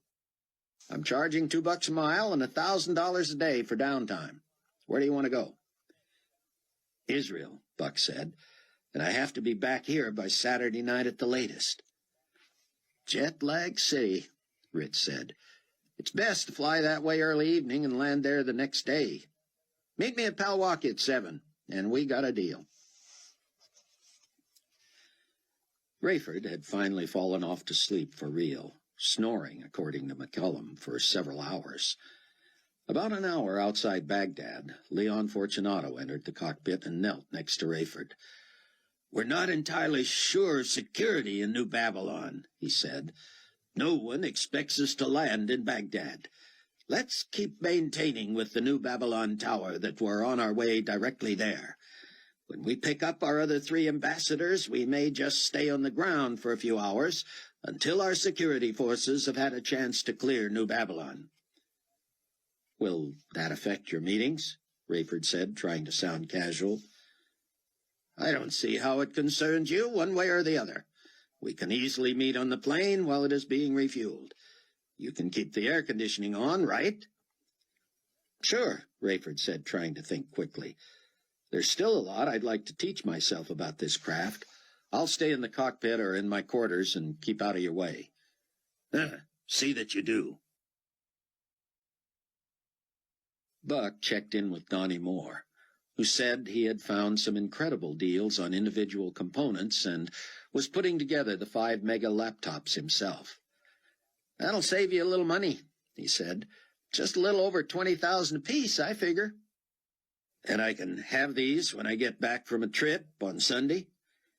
"Guaranteed, sir." Buck told key people at Global Community Weekly his new universal cell phone number, and asked that they keep it confidential except from Carpathia, Planck, and Rosenzweig. Buck carefully packed his one big leather shoulder bag and spent the rest of the day working on Bruce's transcripts and trying to reach Rosenzweig. The old man had seemed to be trying to tell him, not in so many words, that he knew Dr. Ben-Judah was alive and safe somewhere. He just hoped Rosenzweig had followed his advice and was keeping Carpathia out of the picture.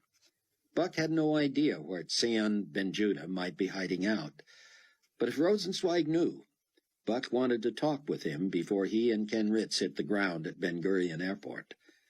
How long, he wondered, before he and his loved ones would be hiding out in the shelter under the church? Security was tight at Baghdad. Rayford had been instructed not to communicate with the tower there so as not to allow enemy aircraft to know where they were. Rayford was convinced that the retaliatory strikes by global community forces in London and Cairo, not to mention North America, would have kept all but the suicidal out of Iraq. However, he did what he was told. Leon Fortunato communicated by phone with both Baghdad and New Babylon towers. Rayford phoned ahead to be sure there was a place he and McCullum could stretch their legs and relax inside the terminal. Despite his years of flying, there came certain points even for him when he became claustrophobic aboard a plane. A ring of heavily armed GC soldiers surrounded the plane as it slowly rolled to a stop at the most secure end of the Baghdad terminal. The 6-member crew of stewards and flight attendants were the first to get off. Fortunato waited until Rayford and McCullum had run through their post-flight checklist. He got off with them. "Captain Steele," he said, "I will be bringing the 3 other ambassadors back on board within the hour." "And when would you like to leave for New Babylon?" "Probably not for another 4 hours or so." "International aviation rules prohibit me from flying again for 24 hours. "Nonsense," Fortunato said. "How do you feel?" "Exhausted." "Nevertheless, you're the only one qualified to fly this plane, and you'll be flying it when we say you'll be flying it." "So, international aviation rules go out the window?" "Steele, you know that international rules on everything are embodied in the man sitting on that plane. When he wants to go to New Babylon, you'll fly him to New Babylon. Understood?" "And if I refuse?" "Don't be silly." "Let me remind you, Leon, that once I've gotten a break, I'll want to be on that plane, familiarizing myself with all its details. Yeah, I know. Just stay out of our way. And I would appreciate it if you would refer to me as Mr. Fortunato. That means a lot to you, does it, Leon? Don't push me, Steele. As they entered the terminal, Rayford said, as I'm the only one who can fly that plane, I would appreciate it if you would call me Captain Steele. Late in the afternoon, Chicago time, Buck broke from the fascinating reading of Bruce Barnes' writing and finally got through the Chaim Rosenzweig. Cameron, I have finally talked live with our mutual friend. Let us not mention his name on the phone. He did not speak to me long, but he sounded so empty and hollow that it moved me to my very soul. It was a strange message, Cameron. He simply said that you would know whom to talk with about his whereabouts. That I would know? That's what he said, Cameron, that you would know. Do you suppose he means N.C.? No, Chaim, I'm still praying you're keeping him out of this. I am, Cameron, but it is not easy. Who else can intercede for the life of my friend? I am frantic that the worst will happen and I will feel responsible. I'm coming there. Can you arrange a car for me? Our mutual friend's car and driver are available, but dare I trust him? Do you think he had anything to do with the trouble? I should think he had more to do with getting our friend to safety. Then he probably is in danger, Buck said. Oh, I hope not, Rosenzweig said. Anyway, I will meet you at the airport myself. Somehow we will get you where you need to go. Can I arrange a room for you somewhere? You know where I've always stayed, Buck said, but I think I'd better stay somewhere else this time. Very well, Cameron. There's a nice hotel within driving distance of your usual, and I am known there. Rayford stretched and stood watching the cable news network, Global Community Network, television broadcast originating in Atlanta and beamed throughout the world. It was clear Carpathia had completely affected his will and spin onto the news directors at every venue. While the stories carried the horrifying pictures of war, bloodshed, injury, and death, each also spoke glowingly of the swift and decisive action of the potentate in responding to the crisis and crushing the rebellion. Water supplies had been contaminated. Power was out in many areas. Millions were instantly homeless. Rayford noticed activity outside the terminal. A dolly carrying television equipment, including a camera, were wheeled toward the Condor 216. Soon enough, CNN-GCN announced the impending live television broadcast from potentate Carpathia at an unknown location. Rayford shook his head and went to a desk in the corner, where he found stationery from a Middle Eastern airline and began composing a letter to Earl Halliday's wife. Logic told Rayford he should not feel responsible. Apparently, Halliday had been cooperating with Carpathia and his people on the Condor 216 long before Rayford was even aware of it. However, there would be no way Mrs. Halliday would know or understand anything, except that it appeared Rayford had led his old friend and boss directly to his death. Rayford didn't even know yet how Earl had been killed. Perhaps everyone on his flight to Glenview had perished. All he knew was that the deed had been done, and Earl Halliday was no more. As he sat trying to compose a letter with words that could never be right, he felt a huge, dark cloud of depression begin to settle on him. He missed his wife. He missed his daughter. He grieved over his pastor. He mourned the loss of friends and acquaintances new and old. How had it come to this? Rayford knew he was not responsible for what Nicolae Carpathia meted out against his enemies.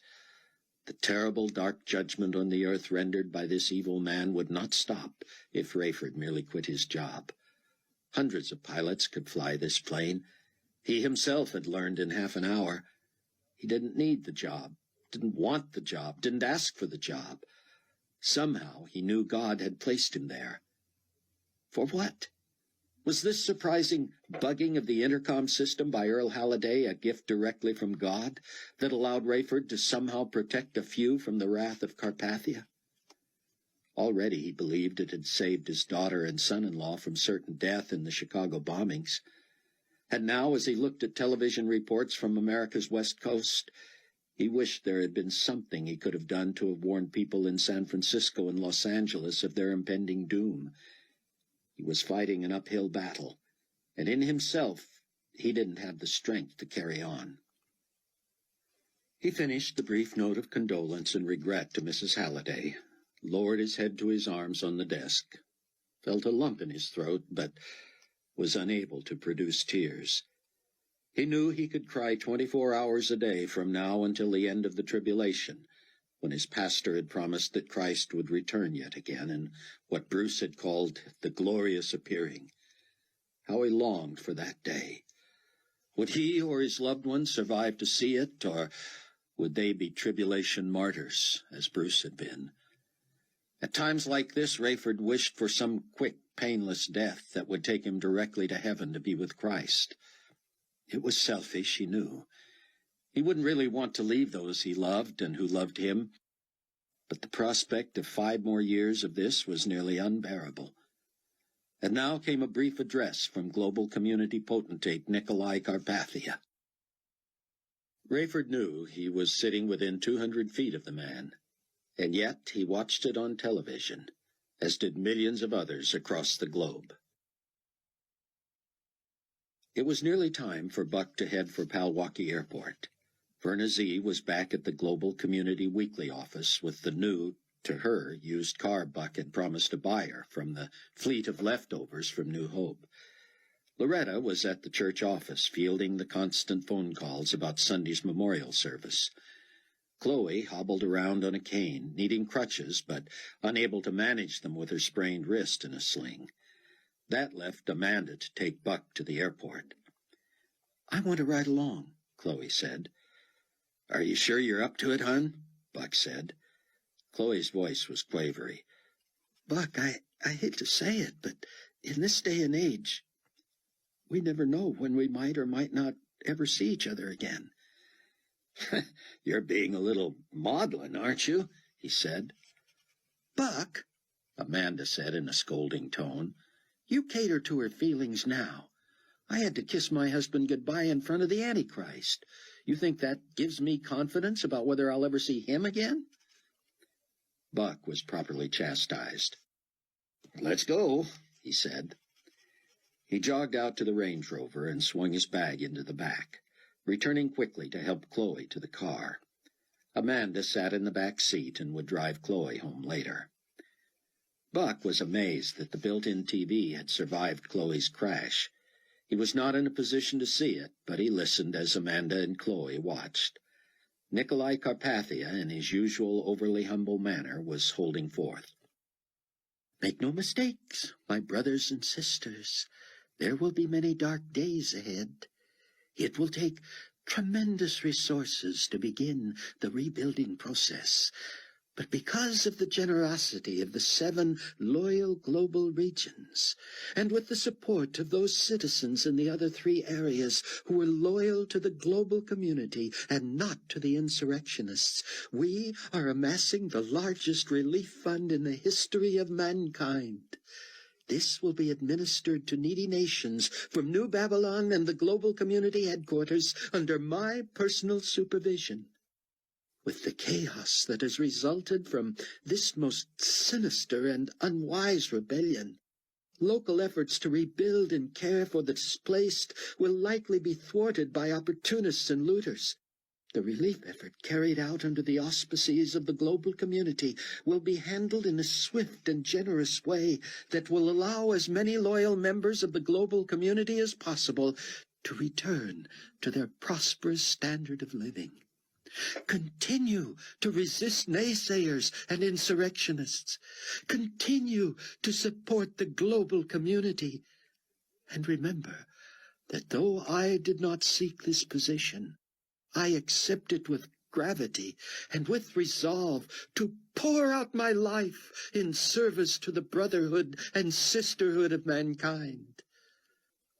I appreciate your support as we set about to sacrificially stand by each other and pull ourselves out of this morass and to a higher plane than any of us could reach without the help of the other. Buck shook his head. He sure tells them what they want to hear, doesn't he? Chloe and Amanda were silent. Rayford told First Officer McCullum to hang loose and be ready to depart for New Babylon whenever they were asked. He guessed it would be several hours yet. But at least stay available, Rayford told him. When Rayford boarded the plane, ostensibly to familiarize himself better with all the new whistles and bells, he went first to the pilot's quarters, noticing that Carpathia and his aides were merely greeting and small-talking with the 7 loyal ambassadors to the global community. When Rayford moved from his quarters into the cockpit, he noticed Fortunato look up. He whispered something to Carpathia. Carpathia agreed, and the entire meeting was moved back one compartment in the middle of the aircraft. This will be more comfortable anyway, Carpathia was saying. There's a nice conference table in here. Rayford shut the cockpit door and locked it. He pulled out pre- and post-flight checklists and put them on a clipboard with other blank sheets, just to make it look good in case someone knocked.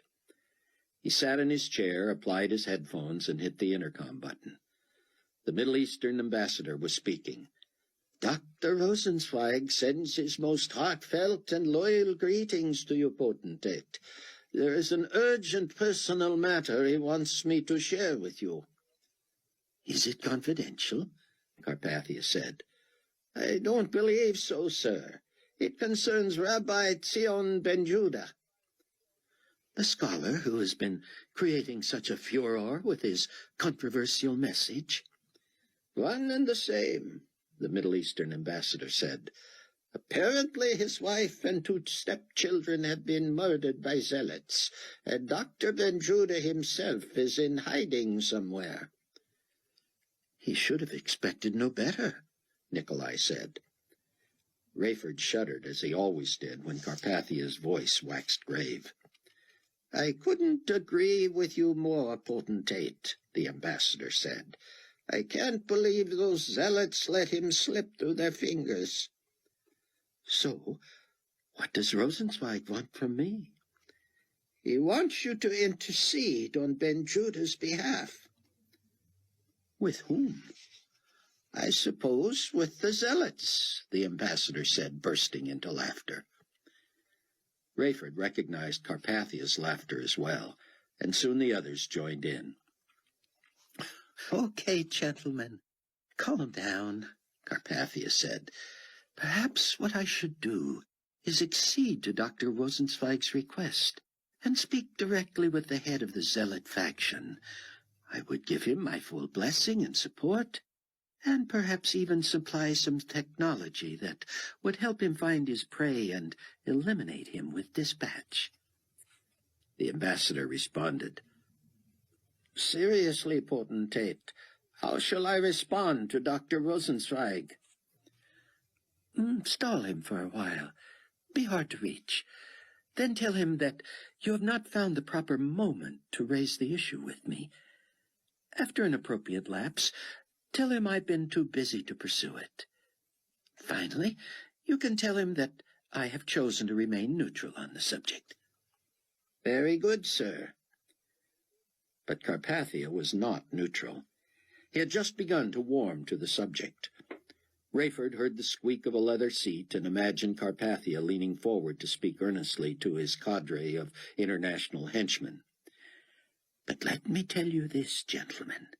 A person such as Dr. Ben Judah is much more dangerous to our cause than an old fool like Rosenzweig. Rosenzweig is a brilliant scientist, but he is not wise in the ways of the world. Ben Judah is more than a brilliant scholar. He has the ability to sway people, which would not be a bad thing if he served our cause. But he wants to fill his countrymen's minds with this blather about the Messiah having already returned. How anyone can still insist on taking the Bible literally and interpreting its prophecies in that light is beyond me. But tens of thousands of converts and devotees have sprung up in Israel and around the world due to his preaching at Teddy Kollek Stadium and in other huge venues. People will believe anything, and when they do, they are dangerous. Ben Judah's time is short, and I will not stand in the way of his demise. Now, let us get down to business. Rayford pulled up the top 2 sheets on his clipboard and began to take notes as Carpathia outlined immediate plans. We must act swiftly, he was saying, while the people are most vulnerable and open. They will look to the global community for help and aid, and we will give it to them. However, they will give it to us first. We had an enormous storehouse of income before the rebuilding of Babylon. We will need much more to effect our plan of raising the level of third world countries so that the entire globe is on equal footing. I tell you, gentlemen, I was so excited and full of ideas last night that I could not sit down for our takeoff out of San Francisco. I was nearly thrown into this room from the forward cabin when we started down the runway. Here is what I was thinking about. You all have been doing a wonderful job of moving to the one-world currency. We are close to a cashless society, which can only help the global community administration. Upon your return to your respective areas, I would like you to announce simultaneously the initiation of a 10-cent tax on all electronic money transfers. When we get to the totally cashless system, you can imagine that every transaction will be electronic. I estimate that this will generate more than $1.5 trillion annually. I am also initiating a $1 per barrel tax on oil at the well, plus a 10 cents per gallon tax at the pump on gasoline. My economic advisors tell me this could net us more than $500 billion every year. You knew the time would come for a tax to the global community on each area's gross national product. That time has come.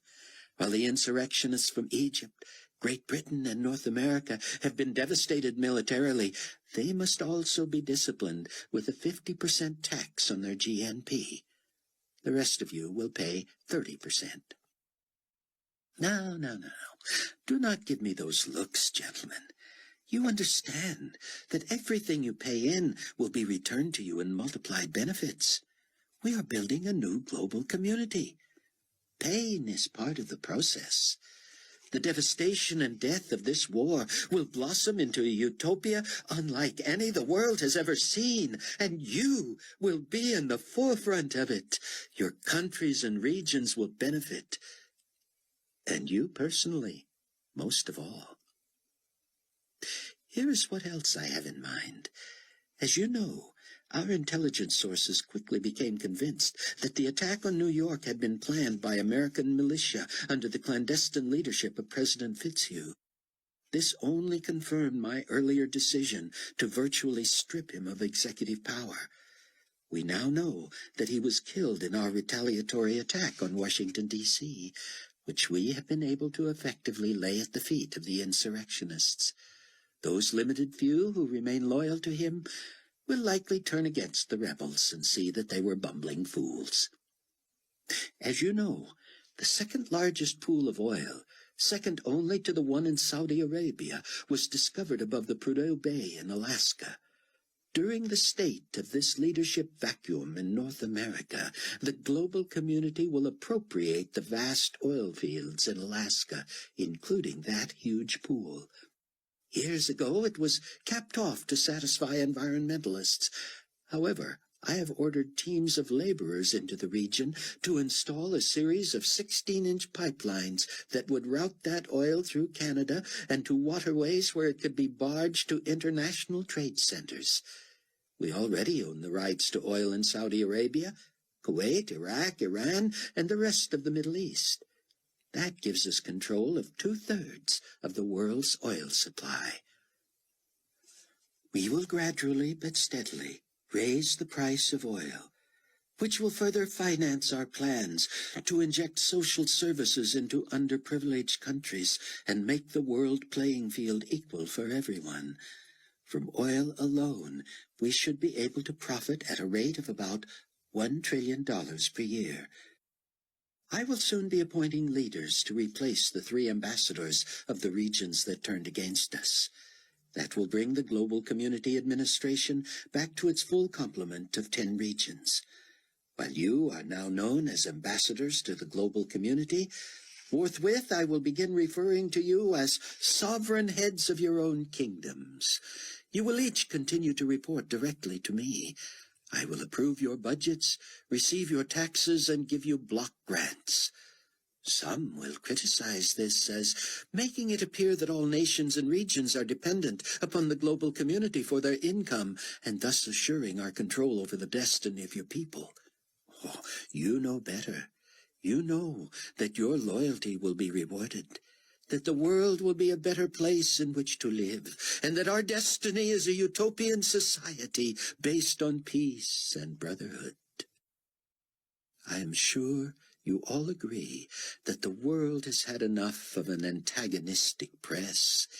Even I, who have no designs on personal gain and certainly only altruistic motives for humbly and unwillingly accepting the heavy mantle of responsibility for world leadership, have been attacked and criticized by editorialists. The global community's ability to purchase all the major media outlets has virtually eliminated that. While we may have been criticized for threatening freedom of speech or freedom of the press, I believe the world can see that those unchecked freedoms led to excesses that stifled the ability and creativity of any leader. While they may once have been necessary to keep evil dictators from taking over, when there is nothing to criticize, such oppositional editorialists are anachronistic. Rayford felt a tingle up his spine and nearly turned, convinced someone was standing right outside the cockpit door. Finally, the feeling became so foreboding and pervasive that he whipped off his headphones and stood, leaning to peek through the fish-eye peephole. No one was there. Was God trying to tell him something? He was reminded of the same sense of fear that had overcome him when Buck had told his terrifying story of sitting through a meeting where Carpathia had single-handedly hypnotized and brainwashed everyone in the room except Buck. Rayford sat back in his seat and put the headphones on. When he depressed the intercom button, it was as if he were hearing a new Carpathia. Nicolae spoke very softly, very earnestly, in a monotone.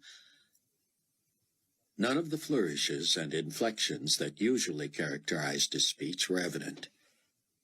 I want to tell you all something, and I want you to listen very carefully and understand fully.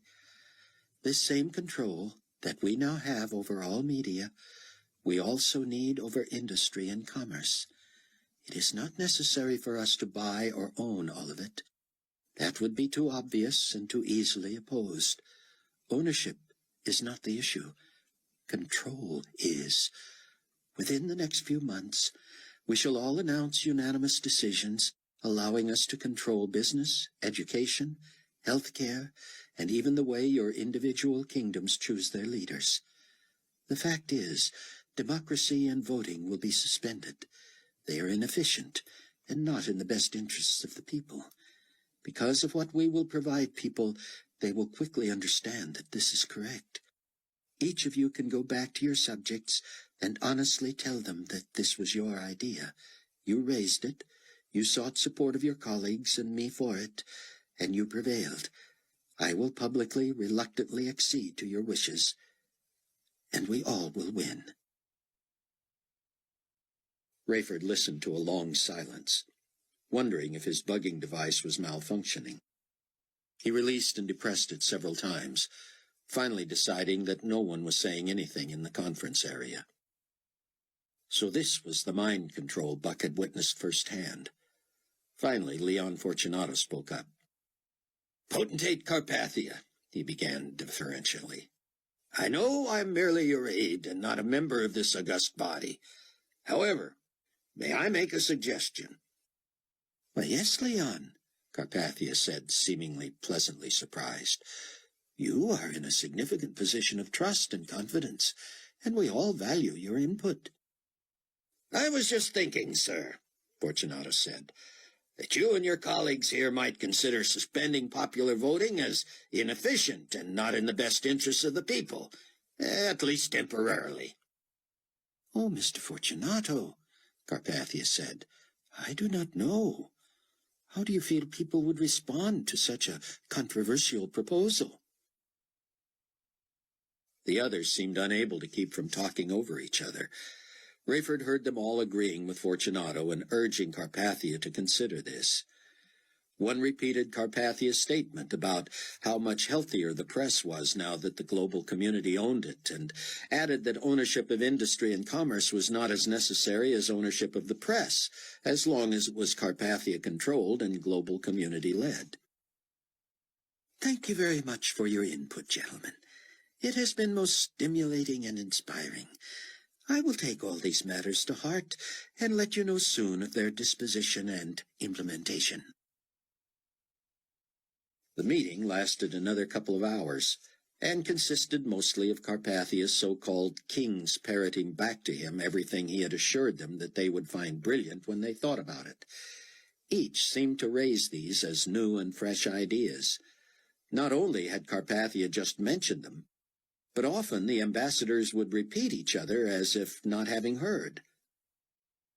"Now, gentlemen," Carpathia concluded, "in a few hours we will be in New Babylon, and I will soon appoint the 3 new ambassador rulers.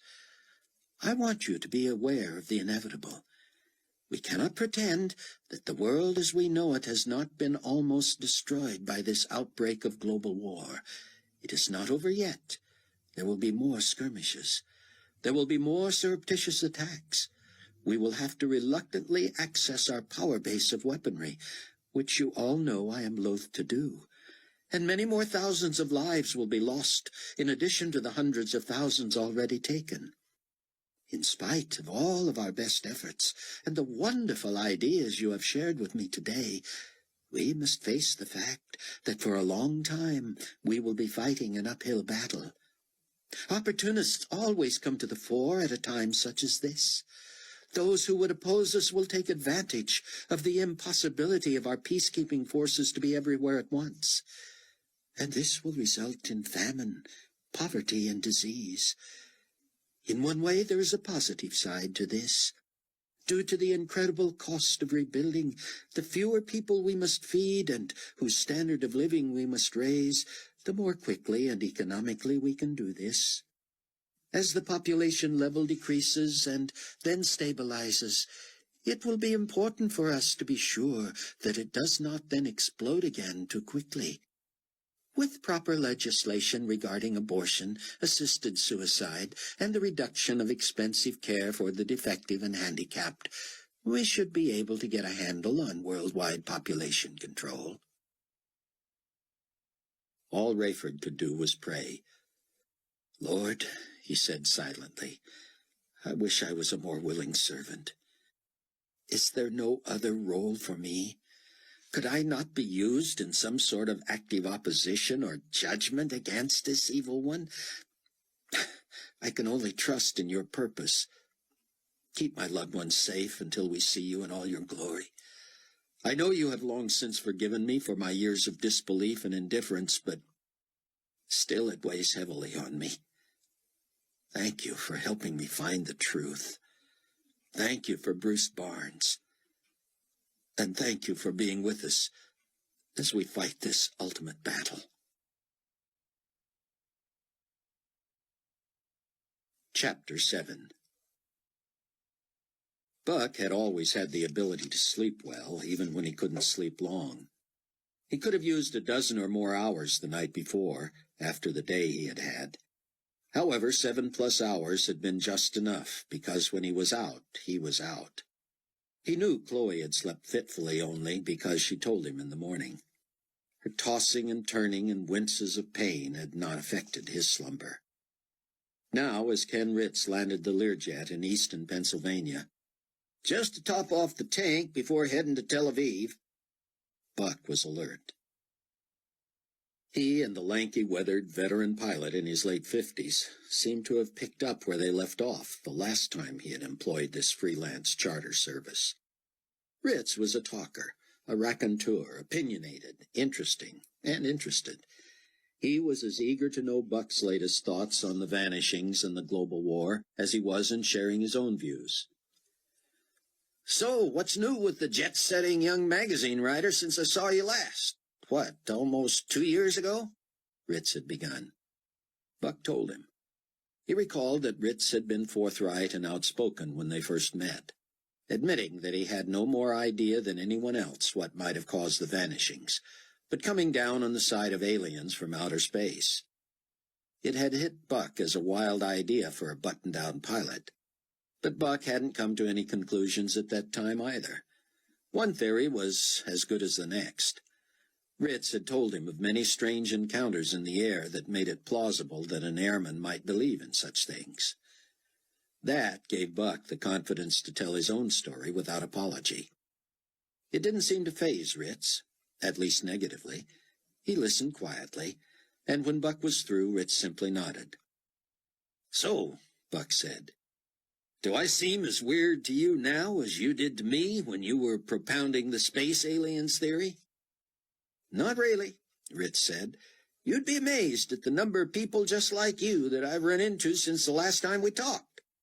I don't know what it all means, but I'm beginning to believe there are more people who agree with you than agree with me." "I'll tell you one thing," Buck said. "If I'm right, I'm still in big trouble. We're all going to go through some real horror. But people who don't believe are going to be in worse trouble than they could ever imagine. I can't imagine more trouble than we're in right now." "I know what you mean," Buck said. "I used to apologize and try to make sure I wasn't coming on too strong or being obnoxious. But let me just urge you to investigate what I've said. And don't assume you've got a lot of time to do it." "That's all part of the belief system, isn't it?" Ritz said. "If what you say is true, the end isn't that far off. Just a few years." "Exactly." "Then if a fellow was going to check it out, he'd better get to it." "I couldn't have said it better myself," Buck said. After refueling in Easton, Ritz spent the hours over the Atlantic asking what-if questions.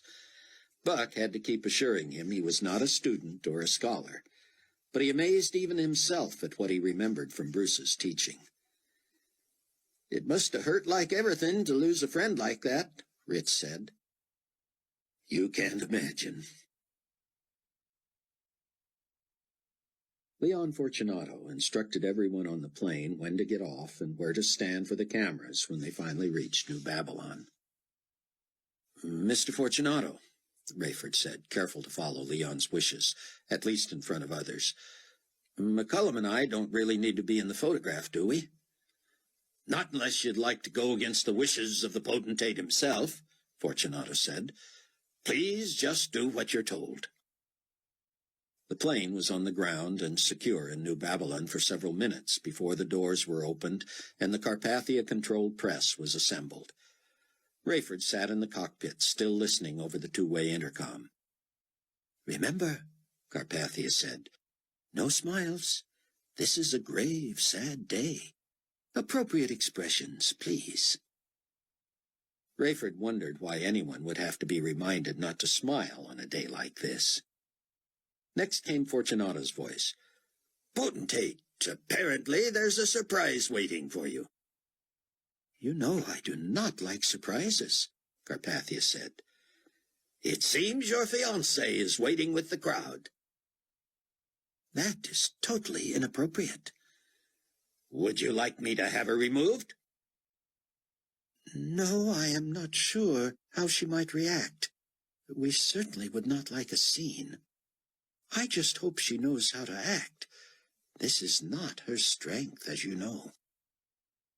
Rayford thought Fortunato was diplomatic to not respond to that. There was a rap at the cockpit door. "Pilot and co-pilot first," Fortunato called out. "Let's go." Rayford buttoned his dress uniform jacket and put his hat on as he stepped out of the cockpit. He and McCullum trotted down the steps and began the right side of a V of people who would flank the potentate, the last to disembark. Next came the flight service crew, who seemed awkward and nervous.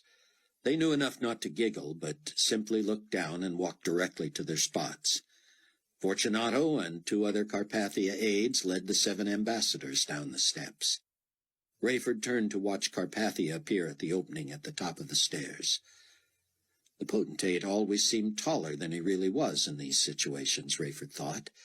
He appeared to have just shaved and washed his hair, though Rayford had not been aware he had the time for that. His suit, shirt, and tie were exquisite, and he was understatedly elegant in his accessories. He waited ever so briefly, one hand in his right suit pocket, the other carrying a thin glove-leather portfolio. Always looking as if he's busily at the task at hand, Rayford thought. Rayford was amazed at Carpathia's ability to strike just the right pose and expression. He appeared concerned, grave, and yet somehow purposeful and confident. As lights flashed all around him and cameras whirred, he resolutely descended the steps and approached a bank of microphones. Every network insignia on each microphone had been redesigned to include the letters GCN, the Global Community Network.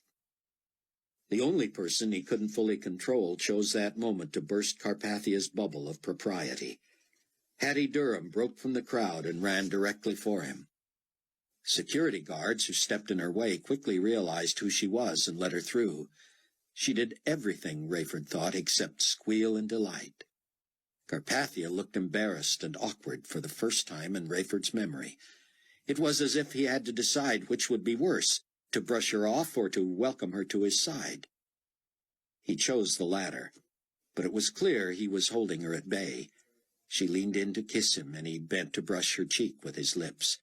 When she turned to plant an open-mouthed kiss on his lips, he pulled her ear to his mouth and whispered sternly. Hattie looked stricken. Near tears, she began to pull away from him, but he grabbed her wrist and kept her standing next to him there at the microphones. "It is so good to be back where I belong," he said. "It is wonderful to reunite with loved ones. My fiancé is overcome with grief, as I am, at the horrible events that began so relatively few hours ago. This is a difficult time in which we live, and yet our horizons have never been wider, our challenges so great, our future so potentially bright."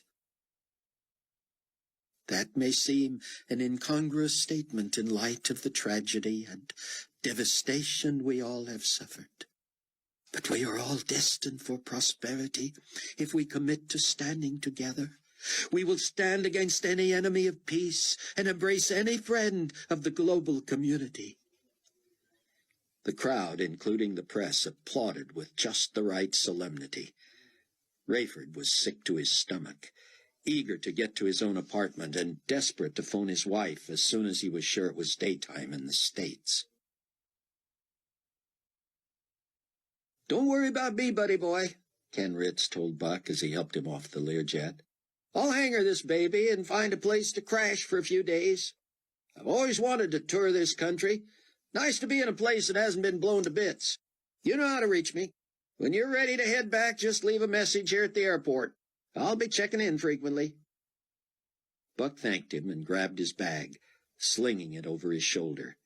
He headed toward the terminal. There, beyond the plate-glass window, he saw the enthusiastic wave of the wispy little old man with the flyaway hair, Chaim Rosenzweig. How he wanted this man to become a believer. Buck had come to love Chaim.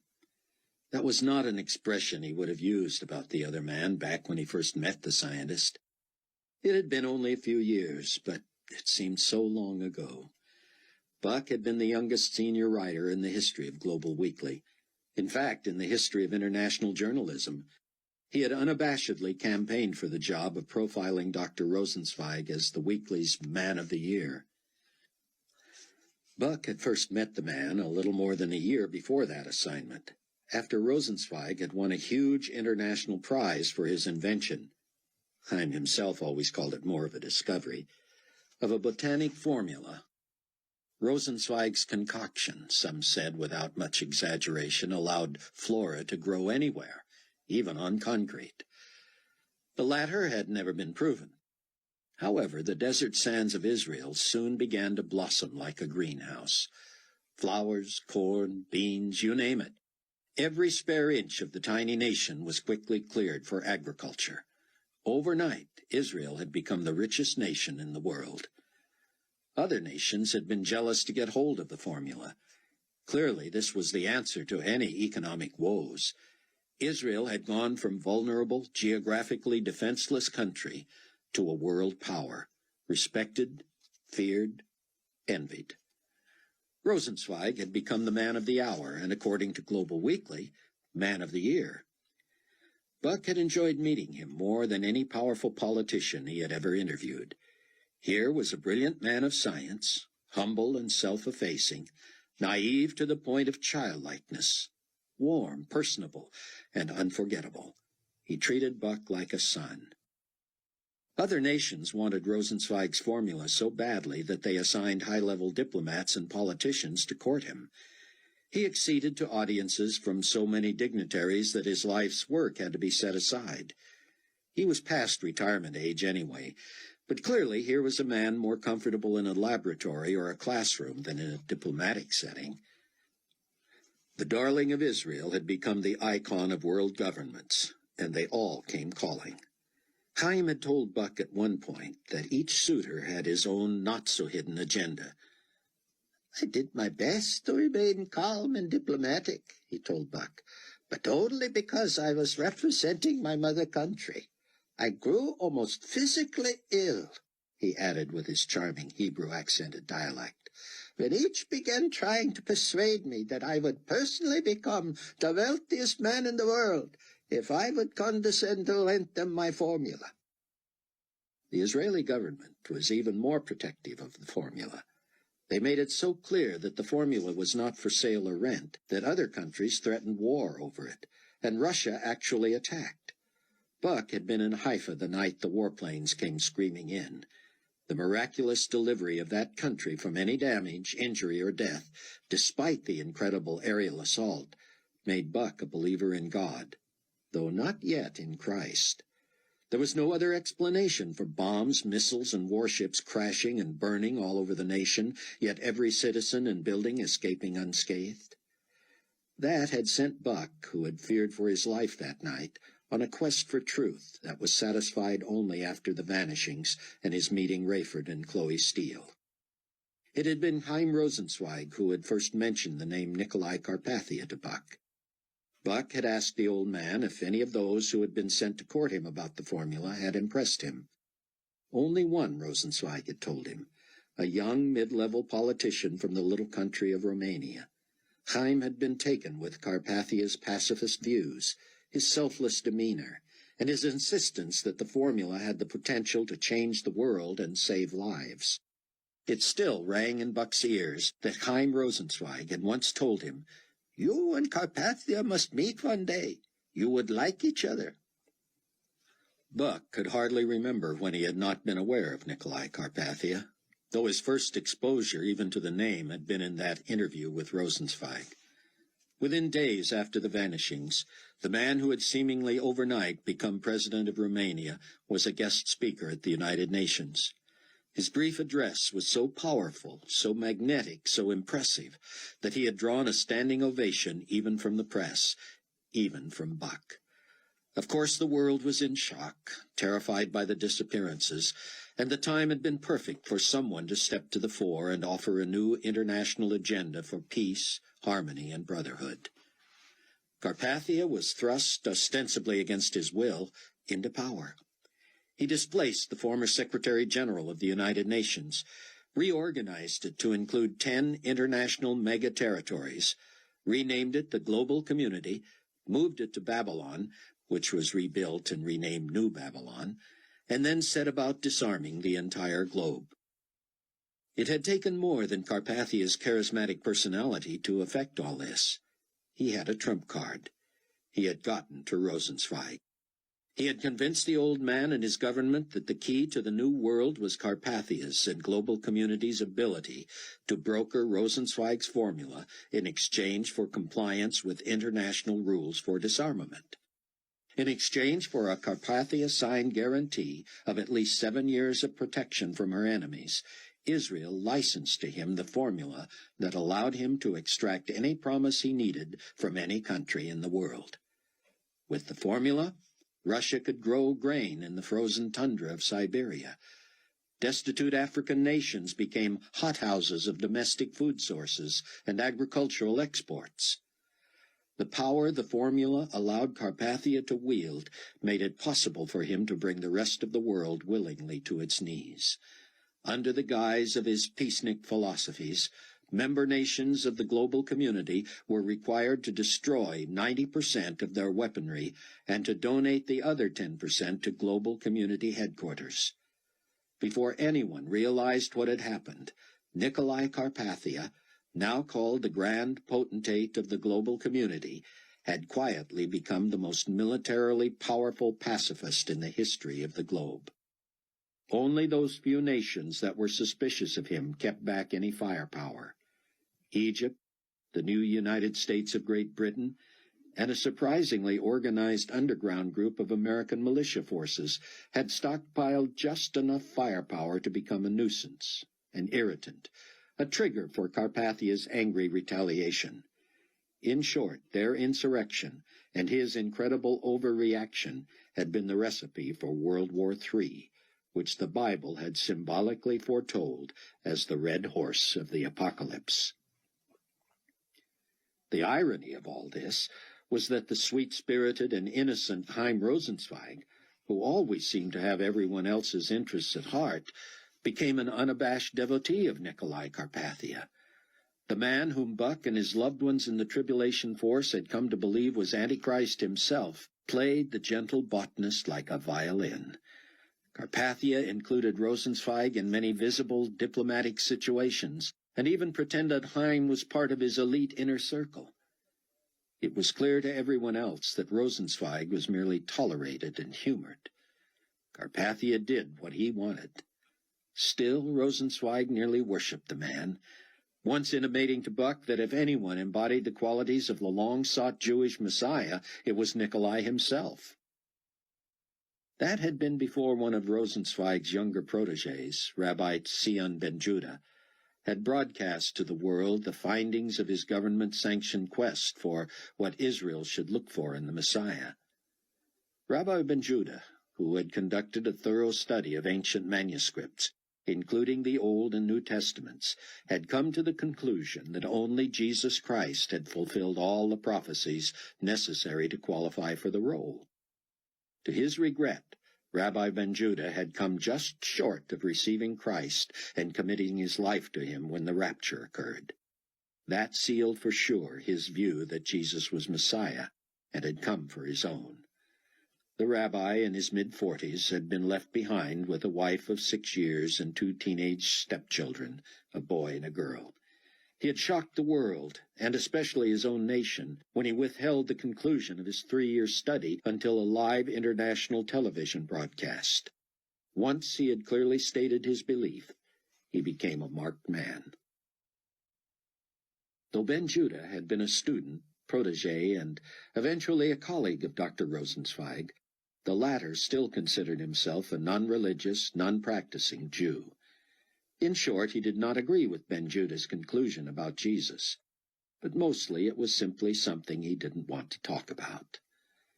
That, however, made him no less a friend of ben Judah's and no less an advocate.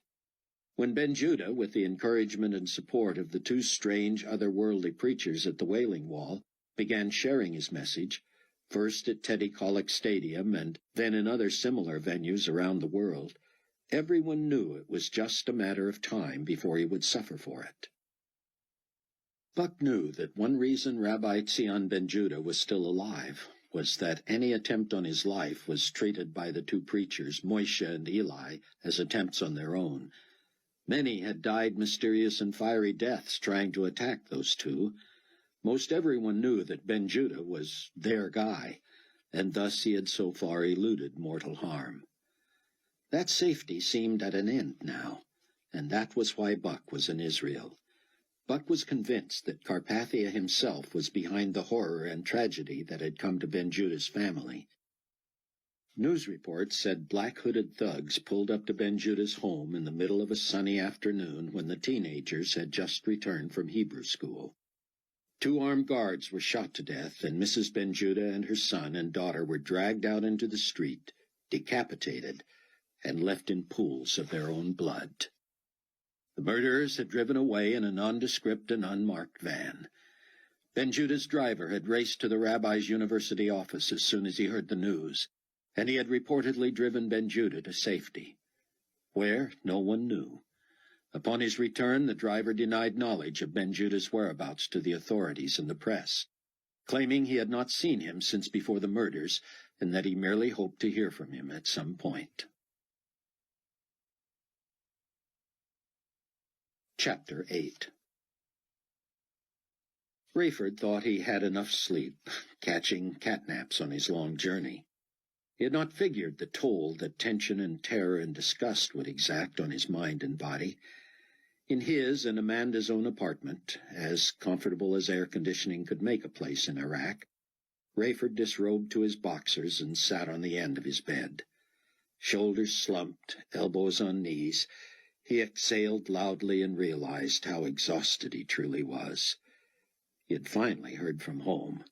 He knew Amanda was safe, Chloe was on the mend, and Buck, as usual, was on the move. He didn't know what he thought about this Verna Z threatening the security of the Tribulation Force's new safe house, Loretta's, but he would trust Buck and God in that. Rayford stretched out on his back atop the bed covers. He put his hands behind his head and stared at the ceiling. How he'd love to get a peek at the treasure trove of Bruce's computer archives. But as he drifted off to a sound sleep, he was trying to figure a way to get back to Chicago by Sunday. Surely there had to be some way he could make it to Bruce's memorial service. He was pleading his case with God as sleep enveloped him. Buck had often been warmed by Chaim Rosenzweig's ancient-faced smile of greeting. There was no hint of that now. As Buck strode toward the old man, Rosenzweig merely opened his arms for an embrace and said hoarsely, "Cameron, Cameron." Buck bent to hug his tiny friend, and Rosenzweig clasped his hands behind Buck and squeezed tightly as a child. He buried his face in Buck's neck and wept bitterly. Buck nearly lost his balance, the weight of his bag pulling him one way and Chaim Rosenzweig's vice grip pulling him forward. He felt as if he might stumble and fall atop his friend. He fought to stay upright, holding Chaim and letting him cry. Finally, Rosenzweig released his grip and pulled Buck toward a row of chairs. Buck became aware of Rosenzweig's tall, dark-complected driver standing about 10 feet away, with his hands clasped before him. He appeared concerned for his employer and embarrassed. Chaim nodded toward him. "You remember Andre?" Rosenzweig said. "Yeah," Buck said, nodding. "How you doing?" Andre responded in Hebrew. He neither spoke nor understood English. Buck knew no Hebrew. Rosenzweig spoke to Andre, and he hurried away. "He'll bring the car around," Chaim said. "I have only a few days here," Buck said. "What can you tell me? Do you know where Zion is?" "No, Cameron, it's so terrible. What a hideous, horrible defiling of a man's family and of his name." "But you heard from him." "One phone call. He said you would know where to begin looking for him. But, Cameron, have you not heard the latest?" I can't imagine." "The authorities are trying to implicate him in the murders of his own family." "Oh, come on. No one's going to buy that. Nothing even points in that direction. Why would he do that?" Of course you and I know he would never do such a thing, Cameron. But when evil elements are out to get you, they stop at nothing. You heard, of course, about his driver. No. Rosenzweig shook his head and lowered his chin to his chest. What? Buck asked. Not him, too? I'm afraid so. A car bombing. His body was barely recognizable. Chaim, are you sure you're safe? Does your driver know how to drive defensively? Check for car bombs? Defend himself for me? Yes, to all of those. Andre is quite skilled. Makes me no less terrified, I admit, but I feel I am protected the best I can be. But you're associated with Dr. Ben-Judah. Those looking for him will try to follow you to him. Which means you should not be seen with me either, Rosenzweig said. It's too late for that, Buck said. Don't be too sure. Andre assured me we were not followed here. It wouldn't surprise me if someone picked us up at this point and followed us. But for the instant, I believe we are here undetected. Good. I cleared customs with my phony passport. Did you use my name when booking me a room? Unfortunately, I did, Cameron. I'm sorry. I even used my own name to secure it. Buck had to suppress a smile at the man's sweet naivete.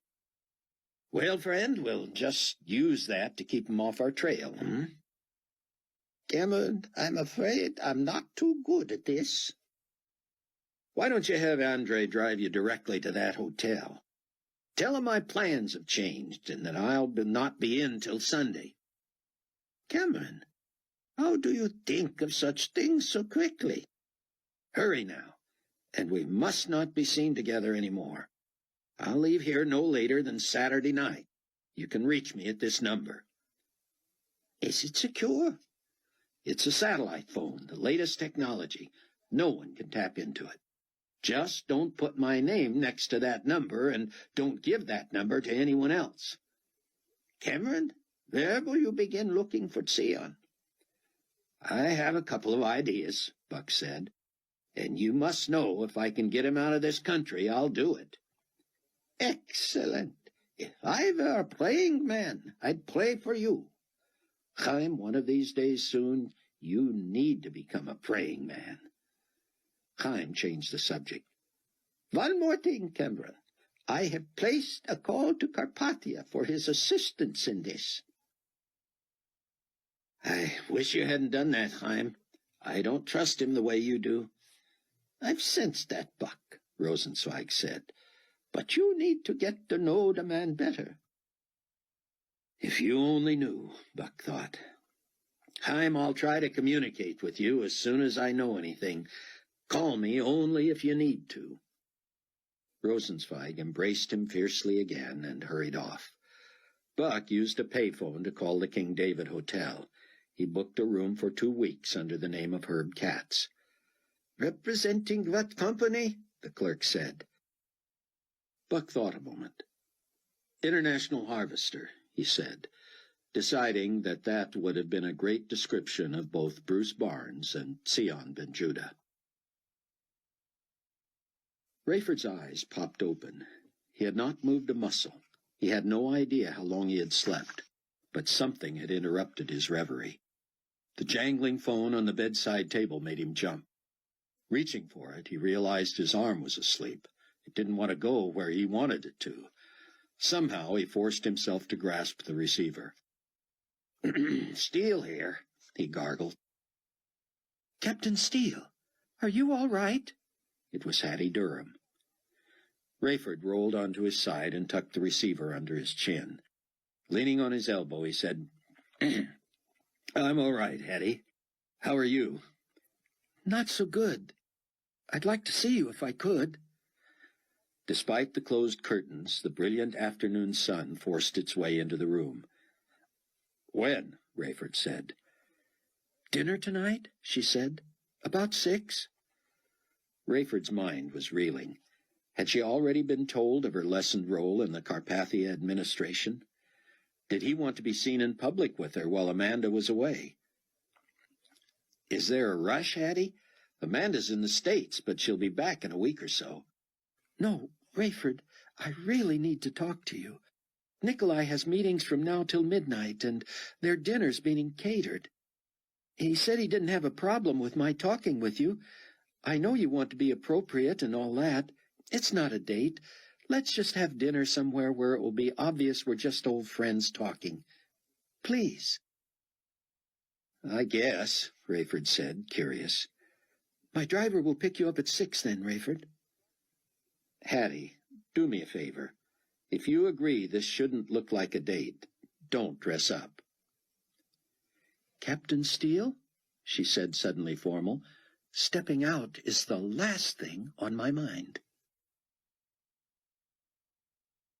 Buck settled into his room on the 3rd floor of the King David Hotel. On a hunch, he called the offices of the Global Community East Coast Daily Times in Boston and asked for his old friend, Steve Plank. Plank had been his boss at Global Weekly what seemed eons ago. He had abruptly left there to become Carpathia's press secretary when Nicolae became Secretary General of the United Nations. It wasn't long before Steve was tabbed for the lucrative position he now held. It was no surprise to Buck to find that Plank was not in the office. He was in New Babylon at the behest of Nicolae Carpathia, and no doubt feeling very special about it. Buck showered and took a nap. Rayford felt as if he could use another several hours' sleep. He certainly didn't intend to stay out long with Hattie Durham. He dressed casually, just barely presentable enough for a place like Global Bistro, where Hattie and Nicolae were often seen. Of course, Rayford would not be able to let on that he had known about Hattie's demotion before she did. He would have to let her play the story out with all her characteristic emotion and angst. He didn't mind. He owed her that much. He still felt guilty about where she was, both geographically and in her life. It didn't seem that long ago that she had been the object of his lust. Rayford had never acted on it, of course, but it was Hattie whom he was thinking of the night of the rapture. How could he have been so deaf, so blind, so out of touch with reality? A successful professional man, married more than 20 years, with a college-aged daughter and a 12-year-old son, daydreaming about his senior flight attendant and justifying it because his wife had been on a religious kick. He shook his head. Irene, the lovely little woman he had for so long taken for granted, the one with the name of an aunt many years her senior, had known real truth with a capital T long before any of them. Rayford had always been a churchgoer and would have called himself a Christian. But to him church was a place to see and be seen, to network, to look respectable. When preachers got too judgmental or too literal, it made him nervous. And when Irene had found a new, smaller congregation that seemed more aggressive in their faith, he had begun finding reasons not to go with her.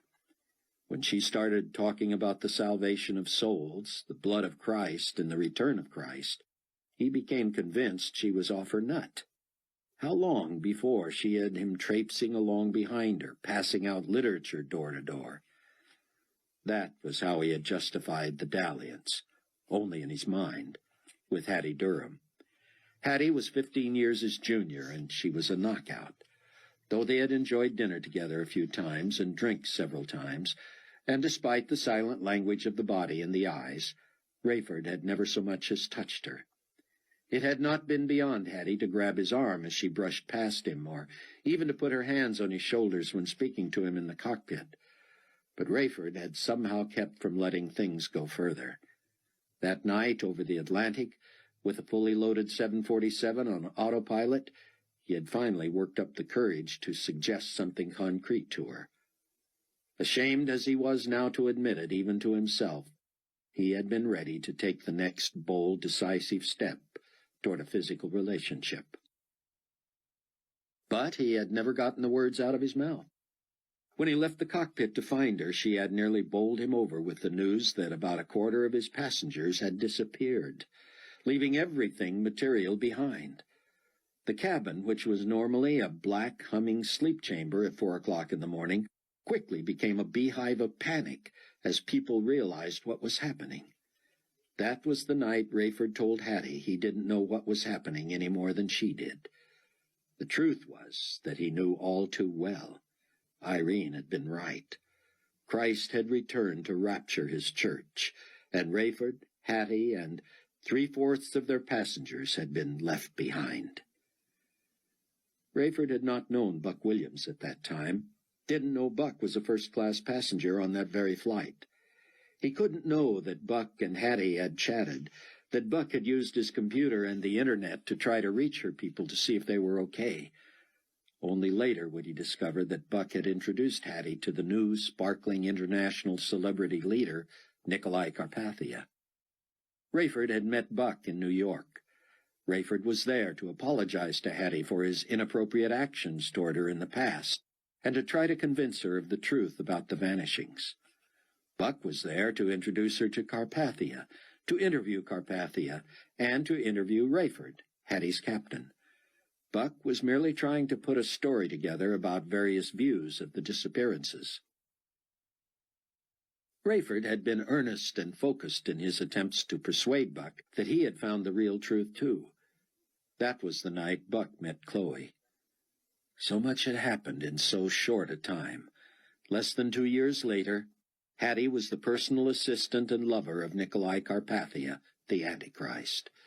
Rayford, Buck, and Chloe were believers in Christ, and all 3 of them agonized over the plight of Hattie Durham.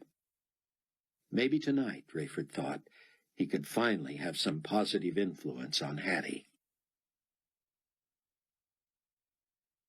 Buck had always been able to awaken himself whenever he wanted. The gift had failed him very infrequently. He had told himself he wanted to be up and moving by 6 p.m. He awoke on time, less refreshed than he had hoped, but eager to get going. He told his cabbie, "Wailing wall, please." Moments later, Buck disembarked. There, not far from the wailing wall, behind a wrought iron fence, stood the men Buck had come to know as the 2 witnesses prophesied in Scripture. They called themselves Moshe and Eli, and truly they seemed to have come from another time and another place. They wore ragged, burlap-like robes. They were barefoot with leathery dark skin. Both had long, dark gray hair and unkempt beards. They were sinewy with bony joints and long-muscled arms and legs. Anyone who dared get close to them smelled smoke. Those who dared attack them had been killed. It was as simple as that. Several had rushed them with automatic weapons, only to seem to hit an invisible wall and drop dead on the spot. Others had been incinerated where they stood by fire that had come from the witnesses' mouths. They preached nearly constantly in the language and cadence of the Bible, and what they said was blasphemous to the ears of devout Jews. They preached Christ and Him crucified, proclaiming Him the Messiah, the Son of God. The only time they had been seen apart from the Wailing Wall was at Teddy Kollek Stadium, when they appeared on the platform with Rabbi Tzion Ben Judah, a recent convert to Christ. News coverage broadcast around the world showed these 2 strange men speaking in unison, not using microphones and yet being heard distinctly in the back rows. "Come nigh and listen," they had shouted, "to the chosen servant of the Most High God. He is among the first of the 144,000 who shall go forth from this and many nations to proclaim the gospel of Christ throughout the world. Those who come against him, just as those who have come against us before the due time, shall surely die." The witnesses had not stayed on the platform, or even in the stadium for that first big evangelistic rally at Kollek Stadium. They slipped away and were back at the Wailing Wall by the time the meeting was over. That coming together in a huge stadium was reproduced dozens of times in almost every country of the world over the next year and a half, resulting in tens of thousands of converts. Enemies of Rabbi Ben Judah did try to come against him during those 18 months, as the witnesses had warned. It seemed others had gotten the point and had repented of their intentions. A lull of 3 to 4 weeks since any threats on his life had been a pleasant respite for the indefatigable Ben-Judah. But now he was in hiding, and his family and his driver had been slaughtered. Ironically, the last time Buck had been at the Wailing Wall to watch and hear the two witnesses, he had been with Rabbi Ben-Judah. They had come back later the same night and dared approach the fence and speak to the men who had killed all others who had gotten that close. Buck had been able to understand them in his own language, though his tape recording of the incident later proved they'd been speaking in Hebrew. Rabbi Ben-Judah had begun reciting the words of Nicodemus from the famous meeting of Jesus by night, and the witnesses had responded the way Jesus had. It had been the most chilling night of Buck's life. Now here he was, alone. He was looking for Ben-Judah, who had told Chaim Rosenzweig that Buck would know where to start looking. He could think of no better place. As usual, a huge crowd had gathered before the witnesses, though people knew well enough to keep their distance. Even the rage and hatred of Nicolae Carpathia had not yet affected Moshe and Eli. More than once, even in public, Carpathia had asked if there was not someone who could do away with those two nuisances. He had been informed apologetically by military leaders that no weapon seemed capable of harming them. The witnesses themselves continually referred to the folly of trying to harm them before the due time. Bruce Barnes had explained to the Tribulation Force that, indeed, in due time, God would allow the witnesses to become vulnerable, and they would be attacked. That incident was still more than a year and a half away, Buck believed, but even the thought of it was a nightmare to his soul. This evening the witnesses were doing as they had done every day since the signing of the treaty between Israel and Carpathia.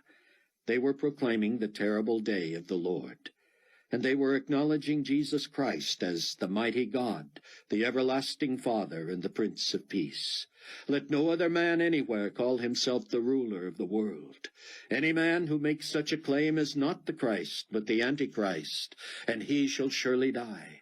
Woe unto anyone who preaches another gospel. Jesus is the only true God, maker of heaven and earth. Buck was always thrilled and moved by the preaching of the witnesses. He looked around the crowd and saw people from various races and cultures. He knew from experience that many of them understood no Hebrew. They were understanding the witnesses in their own tongues, just as he was. Buck edged a quarter of the way into the crowd of about 300. He stood on tiptoes to see the witnesses. Suddenly, both stopped preaching and moved forward toward the fence. The crowd seemed to step back as one, fearing for its life. The witnesses now stood inches from the fence, the crowd keeping about a 50-foot distance with Buck near the back. To Buck it seemed clear the witnesses had noticed him. Both stared directly into his eyes, and he could not move. Without gesturing or moving, Eli began to preach. He who has ears to hear, let him hear. Do not be afraid, for I know that you seek Jesus who was crucified. He is not here, for he is risen, as he said. Believers in the crowd mumbled their amens and their agreement. Buck was riveted. Moshe stepped forward and seemed to speak directly to him. Do not be afraid, for I know whom you seek. He is not here. Eli again. Go quickly and tell his disciples that Christ is risen from the dead. Moshe still staring at Buck. Indeed, he is going before you into Galilee. There you will see him. Behold, I have told you. The witnesses stood and stared silently for so long, unmoving. It was as if they had turned to stone. The crowd grew nervous and began to dissipate. Some waited to see if the witnesses would speak again, but they did not. Soon only Buck stood where he had stood for the last several minutes. He couldn't take his eyes off the eyes of Moshe. The two merely stood at the fence and stared at him. Buck began to advance on them, coming to within about 20 feet. The witnesses didn't move. They seemed not even to be breathing.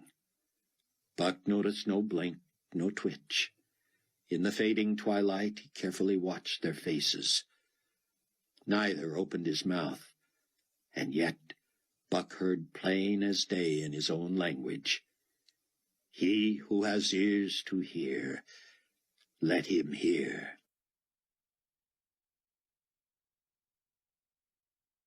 Chapter 9. The intercom summoned Rayford to the front door of his condominium, where Hattie's driver awaited. He led Rayford to the white stretch Mercedes and opened the back door. There was room on the seat next to Hattie, but Rayford chose to sit across from her. She had honored his request not to dress up, but even casually attired, she looked lovely. He decided not to say so. Trouble was etched on her face. "I really appreciate your agreeing to see me." "Sure. What's up?" Hattie glanced toward the driver. "Let's talk at dinner," she said. "The bistro okay?" Buck stood riveted before the witnesses as the sun went down. He looked around to be sure it was still just him and them. "That's all I get? He's in Galilee?" Again, without moving their lips, the witnesses spoke. "He who has ears to hear, let him hear." Galilee? Did it even exist anymore? Where would Buck start, and when would he start? Surely he didn't want to be poking around there in the night. He had to know where he was going, have some sort of bearing. He spun on his heel to see if any taxis were in the area. He saw a few. He turned back to the witnesses. "If I came back here later tonight, might I learn more?" Moisha backed away from the fence and sat on the pavement, leaning against a wall. Eli gestured and spoke aloud.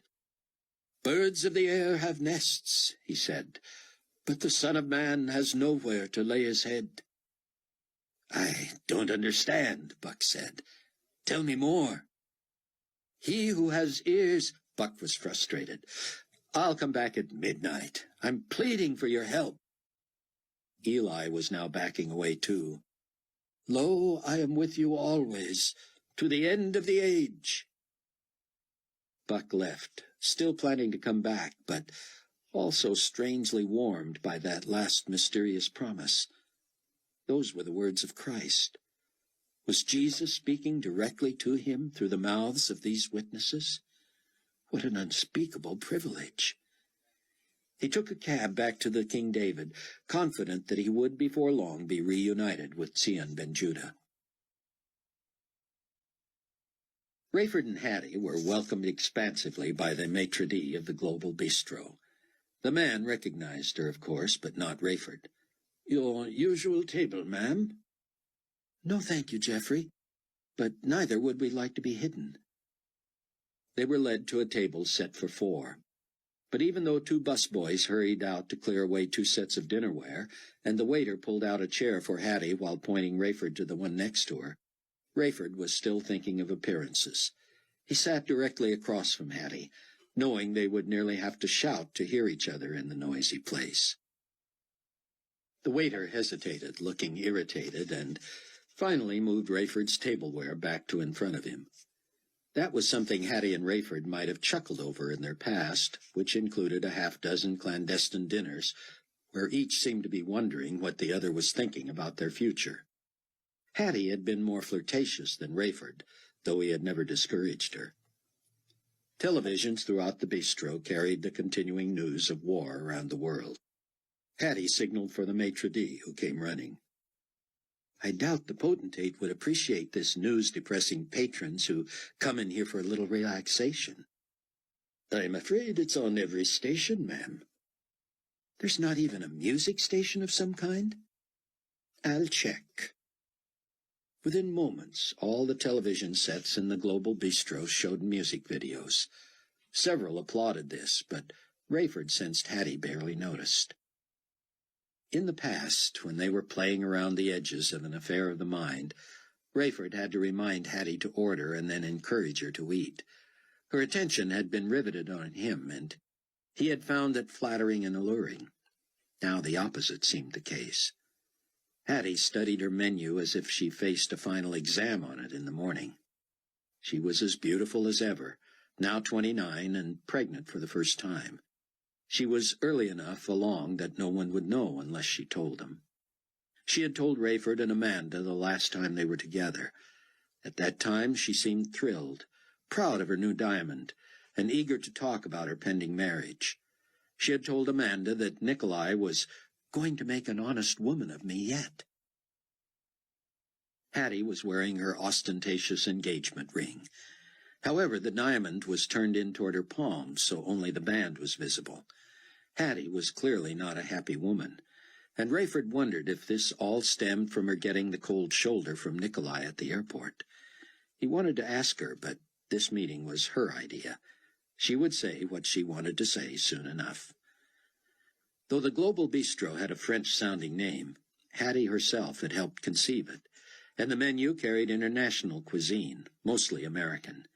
She ordered an unusually large meal. Rayford had just a sandwich. Hattie small-talked until she had finished her food, including dessert. Rayford knew all the clichés, such as that she was now eating for two, but he believed she was eating out of nervousness and in an attempt to put off what she really wanted to talk about. "Can you believe it's been nearly 2 years since you last served as my senior flight attendant?" he said, trying to get the ball rolling. Hattie sat up straight in her chair, folded her hands in her lap, and leaned forward. "Rayford, this has been the most incredible 2 years of my life." He looked at her expectantly, wondering if she meant that was good or bad. "You've expanded your horizons," he said. "Think about it, Rayford. All I ever wanted to be was a flight attendant. The entire cheerleading squad at Maine East High School wanted to be flight attendants. We all applied, but I was the only one who made it. I was so proud, but flying quickly lost its appeal. Half the time I had to remind myself where we were going and when we would get there and when we would get back. But I loved the people. I loved the freedom of traveling, and I loved visiting all those places. You know, I had a couple of serious boyfriends here and there, but nothing ever worked out. When I finally worked my way up to the planes and routes that only seniority could bring, I had a huge crush on one of my pilots, but that never worked either." "Hattie, I wish you wouldn't dredge that up. You know how I feel about that period." "I know, and I'm sorry. Nothing ever came of it, though I could have hoped for more. I've accepted your explanation and your apology, and that's not what this is about at all." "That's good, because, as you know, I am again happily married." "I envy you, Rayford." "I thought you and Nicolae were going to get married." "So did I. Now I'm not so sure. And I'm not so sure I want to either." "If you want to talk about it, I'm happy to listen. I'm no expert in matters of the heart, so I probably won't have any advice, but I'm an ear, if that's what you want." Hattie waited until the dishes were cleared, then told the waiter, "We'll be here a while." "I'll apply this to your tab," the waiter said. "I doubt anyone will be giving you the bum's rush." He smiled at Rayford, seeming to appreciate his own humor. Rayford forced a smile. When the waiter was gone, Hattie seemed to feel the freedom to continue. "Rayford, you may not know this, but I actually had a thing for Buck Williams once. You remember he was on your plane that night." "Of course." "I didn't look at him romantically then, of course, because I was still enamored with you. But he was sweet, and he was cute, and he had that big, important job. He and I are closer in age, too." "And?" "Well, to tell you the truth, when you dumped me—" "Hattie, I never dumped you. There was nothing to dump. We were not an item." "Yet." "Okay, yet," he said. "That's fair. But you have to admit there had been no commitment or even an expression of a commitment." "There had been plenty of signals, Rayford." "I have to acknowledge that. Still, it's unfair to say I dumped you." "Call it whatever you want, so you can deal with it. But I felt dumped, okay? Anyway, all of a sudden, Buck Williams looked more attractive to me than ever. I'm sure he thought I was using him to meet a celebrity, which also happened. I was so grateful for Buck's introducing me to Nicolae. Forgive me, Hattie, but this is old news. I know, but I'm getting somewhere. Bear with me. As soon as I met Nicolae, I was stricken. He was only about as much older than Buck as Buck was older than I, but he seemed so much older. He was a world traveler, an international politician, a leader. He was already the most famous man in the world. I knew he was going places. I felt like a giggling schoolgirl, and couldn't imagine I had impressed him in the least. When he began to show interest, I thought it was merely physical. And I admit I probably would have slept with him in a minute and not regretted it. We had an affair, and I fell in love. But as God is my witness, oh, Rayford, I'm sorry. I shouldn't use those kind of references around you. I never expected him to be truly interested in me. I knew the whole thing was temporary, and I was determined to just enjoy it while it lasted. It got to the point where I dreaded his being away. I kept telling myself to maintain a level head. The end would have to come soon, and I really believe I was prepared for it. But then he shocked me. He made me his personal assistant. I had no experience, no skills. I knew it was just a way to keep me available to him after hours. That was all right with me, though I was afraid of what my life might become when he became even busier. Well, my first fears were realized. He's still charming, smooth and dynamic and powerful, and the most incredible person I've ever met. But I mean exactly to him what I always feared I did. You know, the man usually works at least 18 hours a day and sometimes 20. I mean nothing to him, and I know it. I used to be involved in some discussions. He used to bounce an idea or two off me. But what do I know about international politics? I would make some silly statement based on my limited knowledge, and he would either laugh at me or ignore me. Then he came to where he never sought my opinions anymore. I was allowed little playthings like helping develop this restaurant and being available to greet groups touring the new global community headquarters. But I'm merely window dressing now, Rayford. He didn't give me a ring until after I was pregnant, and he still hasn't asked me if I would marry him. I guess that's supposed to be understood. By accepting his ring, did you not imply that you would marry him? Oh, Rayford, it wasn't nearly that romantic. He merely asked me to close my eyes and stick out my hand. Then he put the ring on my finger. I didn't know what to say. He just smiled. You're saying you don't feel committed? I don't feel anything anymore. And I don't think he ever felt anything for me except physical attraction. And all the trappings, the wealth, your own car and driver? I assume you have an expense account. I have all that, yes. Hattie seemed tired. She continued, To tell you the truth, all that stuff is a lot like what flying was to me. You quickly get tired of the routine. I was drunk with the power and the glitter and the glamour of it for a while, sure. But it's not who I am. I know no one here. People treat me with deference and respect only because of who I live with. But they don't really know him either. Neither do I. I'd rather he be mad at me than ignore me. I asked him the other day if I could go back to the States for a while and visit my friends and family. He was irritated. He said I didn't even have to ask. He said, just let me know and go ahead and arrange it. I've got more to do than worry about your little schedule. I'm just a piece of furniture to him, Rayford. Rayford was biding his time. There was so much he wanted to tell her. How much do you talk? What do you mean? We don't talk. We just coexist now. Rayford spoke carefully. I'm just curious about how much he knows about Chloe and Buck. Oh, you don't have to worry about that. Smart as he is, and well-connected as he is, and for as many eyes as he has out there surveilling everybody and everything, I don't think he has any idea of a connection between you and Buck. I've never mentioned that Buck married your daughter, and I never would. Why? I don't think he needs to know, that's all.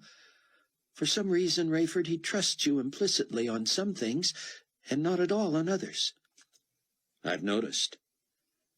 What have you noticed? She asked. Being left out of the plans for the Condor 216, for one, Rayford said. Yeah, she said. And wasn't that creative of him to use his office suite number as part of the name of the plane? It just seemed bizarre to be his pilot and to be surprised by new equipment. If you lived with him, that would not surprise you. I've been out of the loop for months. Rayford, do you realize that I was not contacted by anyone when the war broke out? He didn't call you? I didn't know whether he was dead or alive. I heard him on the news just like everyone else. He didn't even call after that. No aide let me know. No assistant so much as sent me a memo. I called everywhere. I talked to every person in the organization I knew. I even got as far as Leon Fortunato. He told me he would tell Nicolae that I called. Can you imagine? He would tell him I called. So, when you saw him at the airstrip... I was testing him. I won't deny it. I wasn't as eager to see him as I let on, but I was giving him one more chance. Wasn't it obvious I spoiled his big appearance? That's the impression I had, Rayford said, wondering if he was wise in surrendering his neutral role. When I tried to kiss him, he told me it was inappropriate and to act like an adult. At least in his remarks he referred to me as his fiancée. He said I was overcome with grief, as he was. I know him well enough to know there was no grief. I could see it written all over him. He loves this stuff, and regardless of what he says, he's right in the middle of it. He talks like a pacifist, but he hopes people will attack him so he can justify retaliating. I was so horrified and sad, hearing about all the death and destruction. But he comes back here to his self-made palace, pretending to grieve with all the heartbroken people around the world. But in private, it's like he's celebrating. He can't get enough of this. He's rubbing his hands, making plans, devising strategies. He's putting together his new team. They're meeting right now. Who knows what they'll dream up? What are you going to do, Hattie? This is no kind of life for you. He doesn't even want me in his office anymore. Rayford knew that, but couldn't let on. What do you mean? I was actually fired today by my own fiancé. He asked if he could meet me in my quarters. Your quarters? We don't really live together anymore. I'm just down the hall, and he visits once in a great while in the middle of the night. Between meetings, I guess. But I've been a fairly high-maintenance girl next door for a long time. So what did he want? I thought I knew. I thought he'd been away long enough that he just wanted the usual. But he just told me he was replacing me. You mean you're out? No, he still wants me around. Still wants me to bear his child. He just thinks the job has passed me by. I told him, Nicolae, that job passed me by the day before I took it. I've never been cut out to be a secretary. I was okay with the public relations and the people contacts, but making me your personal assistant was a mistake. I always thought you looked the part. Well, thanks for that, Rayford, but losing that job was a relief in a way. Only in a way? Yes. Where does this leave me? I asked him what the future was for us. He had the audacity to say, us? I said, yes, us. I'm wearing your ring and carrying your child. When do we make this permanent? Buck woke with a start. He had been dreaming. It was dark. He turned on a small lamp and squinted at his watch. He still had several hours before his appointment with Moishe and Eli at midnight. But what had that dream been all about? Buck had dreamed that he was Joseph, Mary's husband.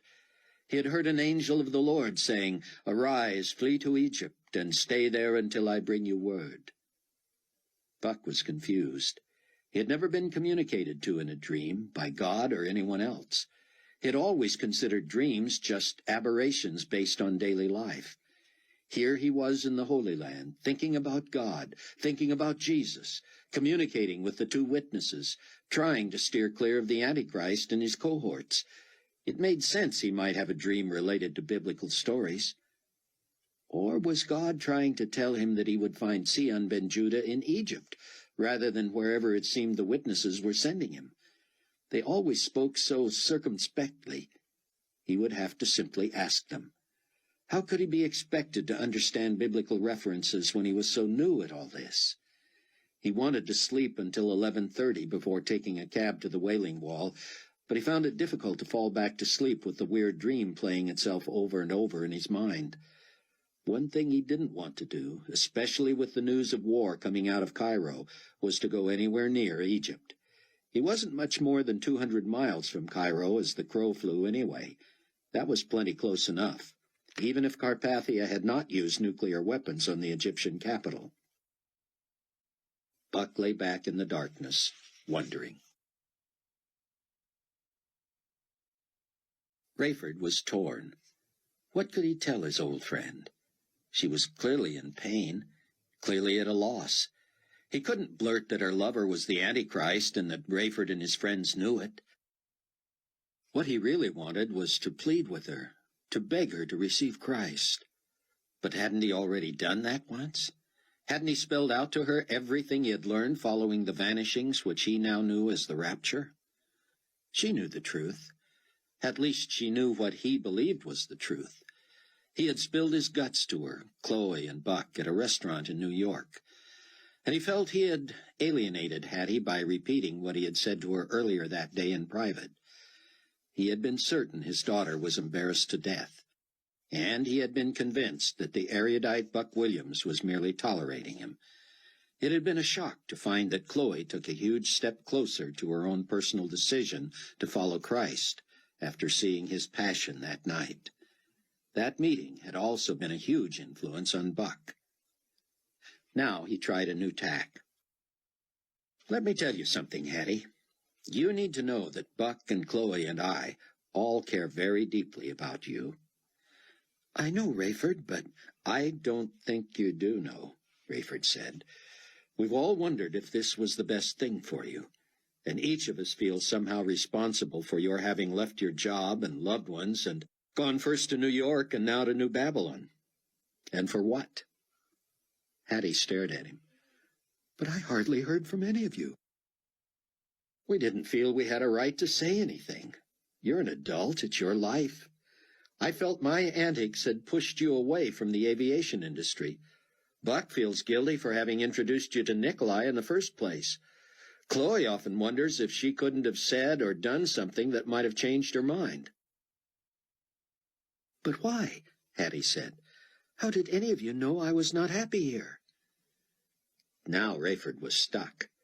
How indeed did they know? "We just sensed the odds were against you," he said. "And I don't suppose I gave you any indication that you were right, always trying to impress you whenever I saw you with Buck or Nicolae?" "There was that, yes." "Well, Rayford, it may also come as a shock to you to know that I had never foreseen becoming pregnant out of wedlock either." "Why should that surprise me?" "Because I can't say my morals were exactly pristine. I mean, I was close to an affair with you. I'm just saying I wasn't raised that way, and I certainly wouldn't have planned to have a baby without being married." "And now?" "The same is true now, Rayford." Hattie's voice had flattened. It was clear she was tired, but now she sounded defeated, almost dead. "I am not going to use this pregnancy to force Nicolae Carpathia to marry me. He wouldn't anyway. He's not forced by anyone to do anything. If I pushed him, he'd probably tell me to have an abortion. Oh, no, Rayford said. You'd never consider that, would you? Wouldn't consider it? I think about it every day. Rayford winced and rubbed his forehead. Why did he expect Hattie to live like a believer when she was not? It wasn't fair to assume she agreed with him on these issues. Hattie, do me a big favor, will you? Maybe. Would you think about that very carefully before you take any action? Would you seek counsel from your family, from your friends? Rayford, I hardly have any friends anymore. Chloe and Buck and I still consider you our friend. And I believe Amanda could become your friend if she gets to know you. Hattie snorted. I have a feeling that the more Amanda got to know me, the less she'd like me. That just proves you don't know her, Rayford said. She's the type who doesn't even have to like you to love you, if you know what I mean. Hattie raised her eyebrows. What an interesting way to say that, she said. I guess that's the way parents feel about their kids sometimes. My dad once told me that, when I was a rebellious teenager. He said, Hattie, it's a good thing I love you so much, because I don't like you at all. That brought me up short, Rayford. You know what I mean? Sure, he said. You really ought to get to know Amanda.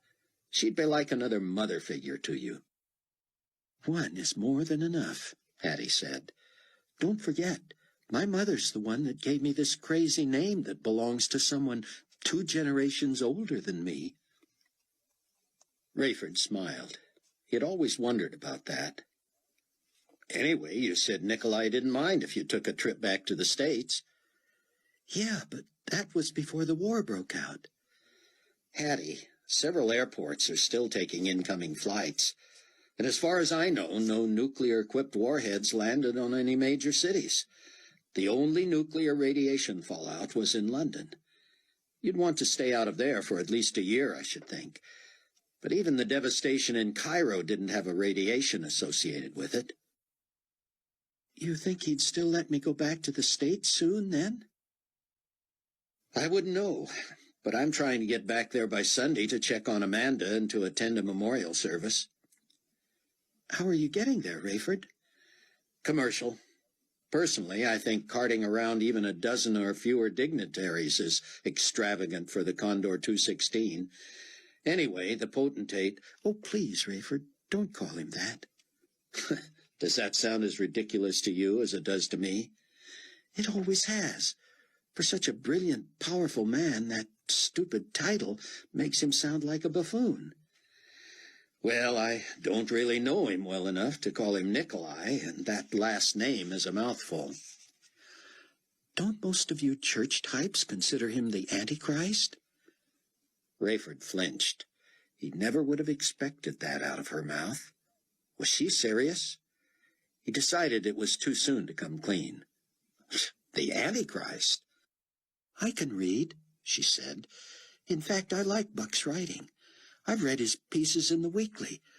When he covers all the various theories and talks about what people think, it comes out that there's a big faction who believes that Nicolae might be the Antichrist. I've heard that, Rayford said. So you could call him Antichrist, or AC for short, she said. That's not funny, he said. I know, she said. I'm sorry. I don't go in for all that cosmic war between good and evil stuff anyway. I wouldn't know if a person was the Antichrist if he was staring me in the face. He's probably stared you in the face more than anyone else over the last couple of years, Rayford thought. Anyway, Hattie, I think you should ask, for lack of a better title, Global Community Grand Potentate Nicolae Carpathia, if it's still all right that you take a brief trip home. I'm taking a Saturday morning flight that will arrive nonstop in Milwaukee at about noon Chicago time the same day. From what I understand, there's room in the big house of a woman from our church. You could stay with us. Oh, I couldn't do that, Rayford. My mother's in Denver. They haven't suffered any damage yet, have they? Not as far as I know. I'm sure we could book you through to Denver. Rayford was disappointed. Here was a chance to have some influence on Hattie. but there would be no getting her to the Chicago area. "I'm not going to ask Nicolae," she said. "You don't want to go?" "Oh, I want to go, and I will go. I'm just going to leave word that I'm gone.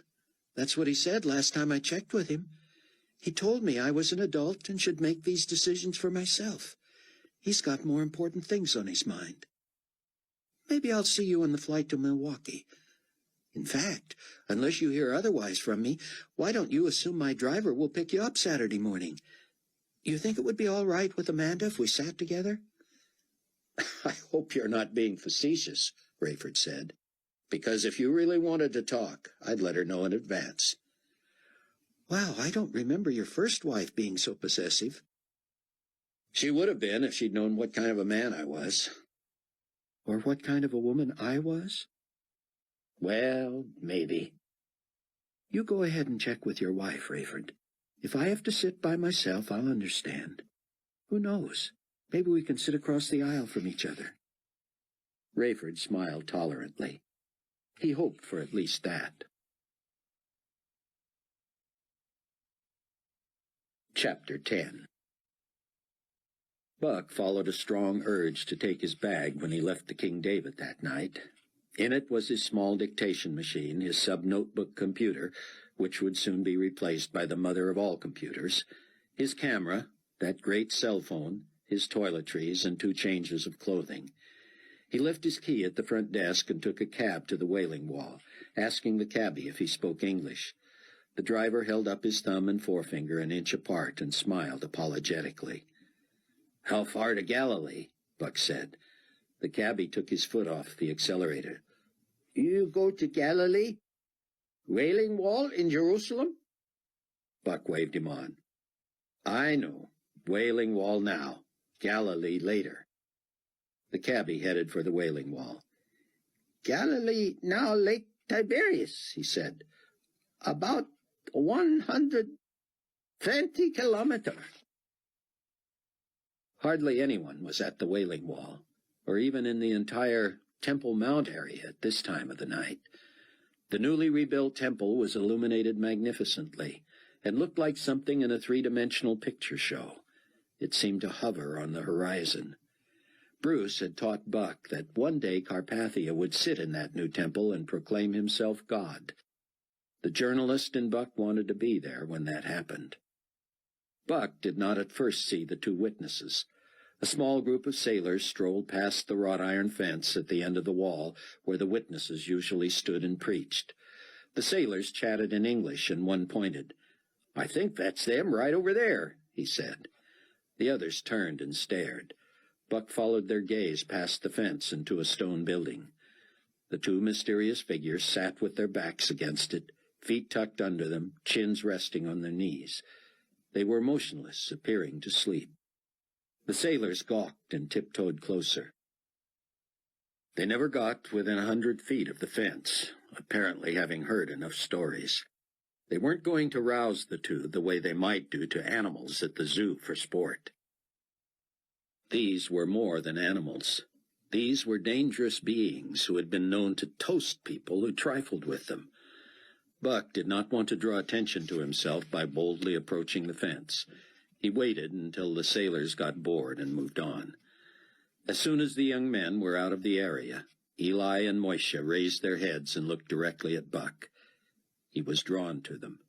He walked directly to the fence. The witnesses rose and stood about 20 feet from Buck. "I need clarification," Buck whispered. "Can I know more about my friend's location?" "He who has ears." "I know that," Buck said, "but You would dare interrupt the servants of the Most High God?" Eli said. "Forgive me," Buck said. He wanted to explain himself, but decided to remain silent. Moishe spoke. "You must first communicate with one who loves you." Buck waited for more. The witnesses stood there silent. He held out both hands in puzzlement. He felt a vibration in his shoulder bag and realized his cell phone was buzzing. Now what was he supposed to do? If he wasn't to interrupt the servants of the Most High God, did he dare take a call while conversing with them? He felt a fool. He moved away from the fence and grabbed the phone, clicked it open, and said, "This is Buck." "Buck, it's Chloe. It's about midnight there, right?" "Right, Chloe, but right now I'm—" "Buck, were you sleeping?" "No, I'm up, and I'm—" "Buck, just tell me you're not at the King David." "Well, I'm staying there, but—" "But you're not there right now, right?" "No, I'm at—" "Honey, I don't know how to tell you this, but I just have this feeling that you should not be in that hotel tonight. In fact, I just have a premonition that you shouldn't be in Jerusalem overnight. I don't know about tomorrow, and I don't know about premonitions and all that, but the feeling is so strong." "Chloe, I'm going to need to call you back, okay?" Chloe hesitated. "Well, okay, but you can't take the time to talk to me for a moment when—" "Chloe, I won't stay at the King David tonight, and I won't stay in Jerusalem overnight, okay?" "That makes me feel better, Buck, but I'd still like to talk—" "I'll call you back, hon, okay?" Buck didn't know what he thought about this new level of what Bruce had referred to as walking in the Spirit. The witnesses had implied he would find who he was looking for in Galilee, which didn't really exist anymore. The Sea of Galilee was now Lake Tiberias. His dream, if he could put any stock in that, implied that he should go to Egypt for some reason. Now the witnesses wanted him to use his ears to understand. He was sorry he was not John the Revelator, but he was going to have to ask for more information. And how had they known he had to talk to Chloe first? He had been around the two witnesses enough to know that they were never too far from the miraculous. He just wished they didn't have to be so cryptic. He was here on a dangerous mission. If they could help him, he wanted their help. Buck set his bag down and straddled it, trying to indicate that he was willing to stop anything else he was doing and simply listen. Moishe and Eli huddled and seemed to be whispering. They approached the fence. Buck began to move toward them, as he had done the last time he visited with Rabbi Tzion ben Judah.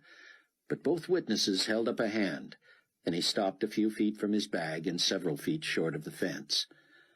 Suddenly the two began to shout at the top of their lungs. Buck was at first startled and backed up, tripping over his own bag. He righted himself.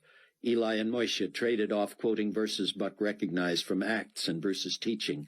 They shouted, "And it shall come to pass in the last days, says God, that I will pour out my Spirit on all flesh. Your sons and your daughters shall prophesy, your young men shall see visions, your old men shall dream dreams." Buck knew there was more to the passage, but the witnesses stopped and stared at him. Was he an old man already, having just turned 32?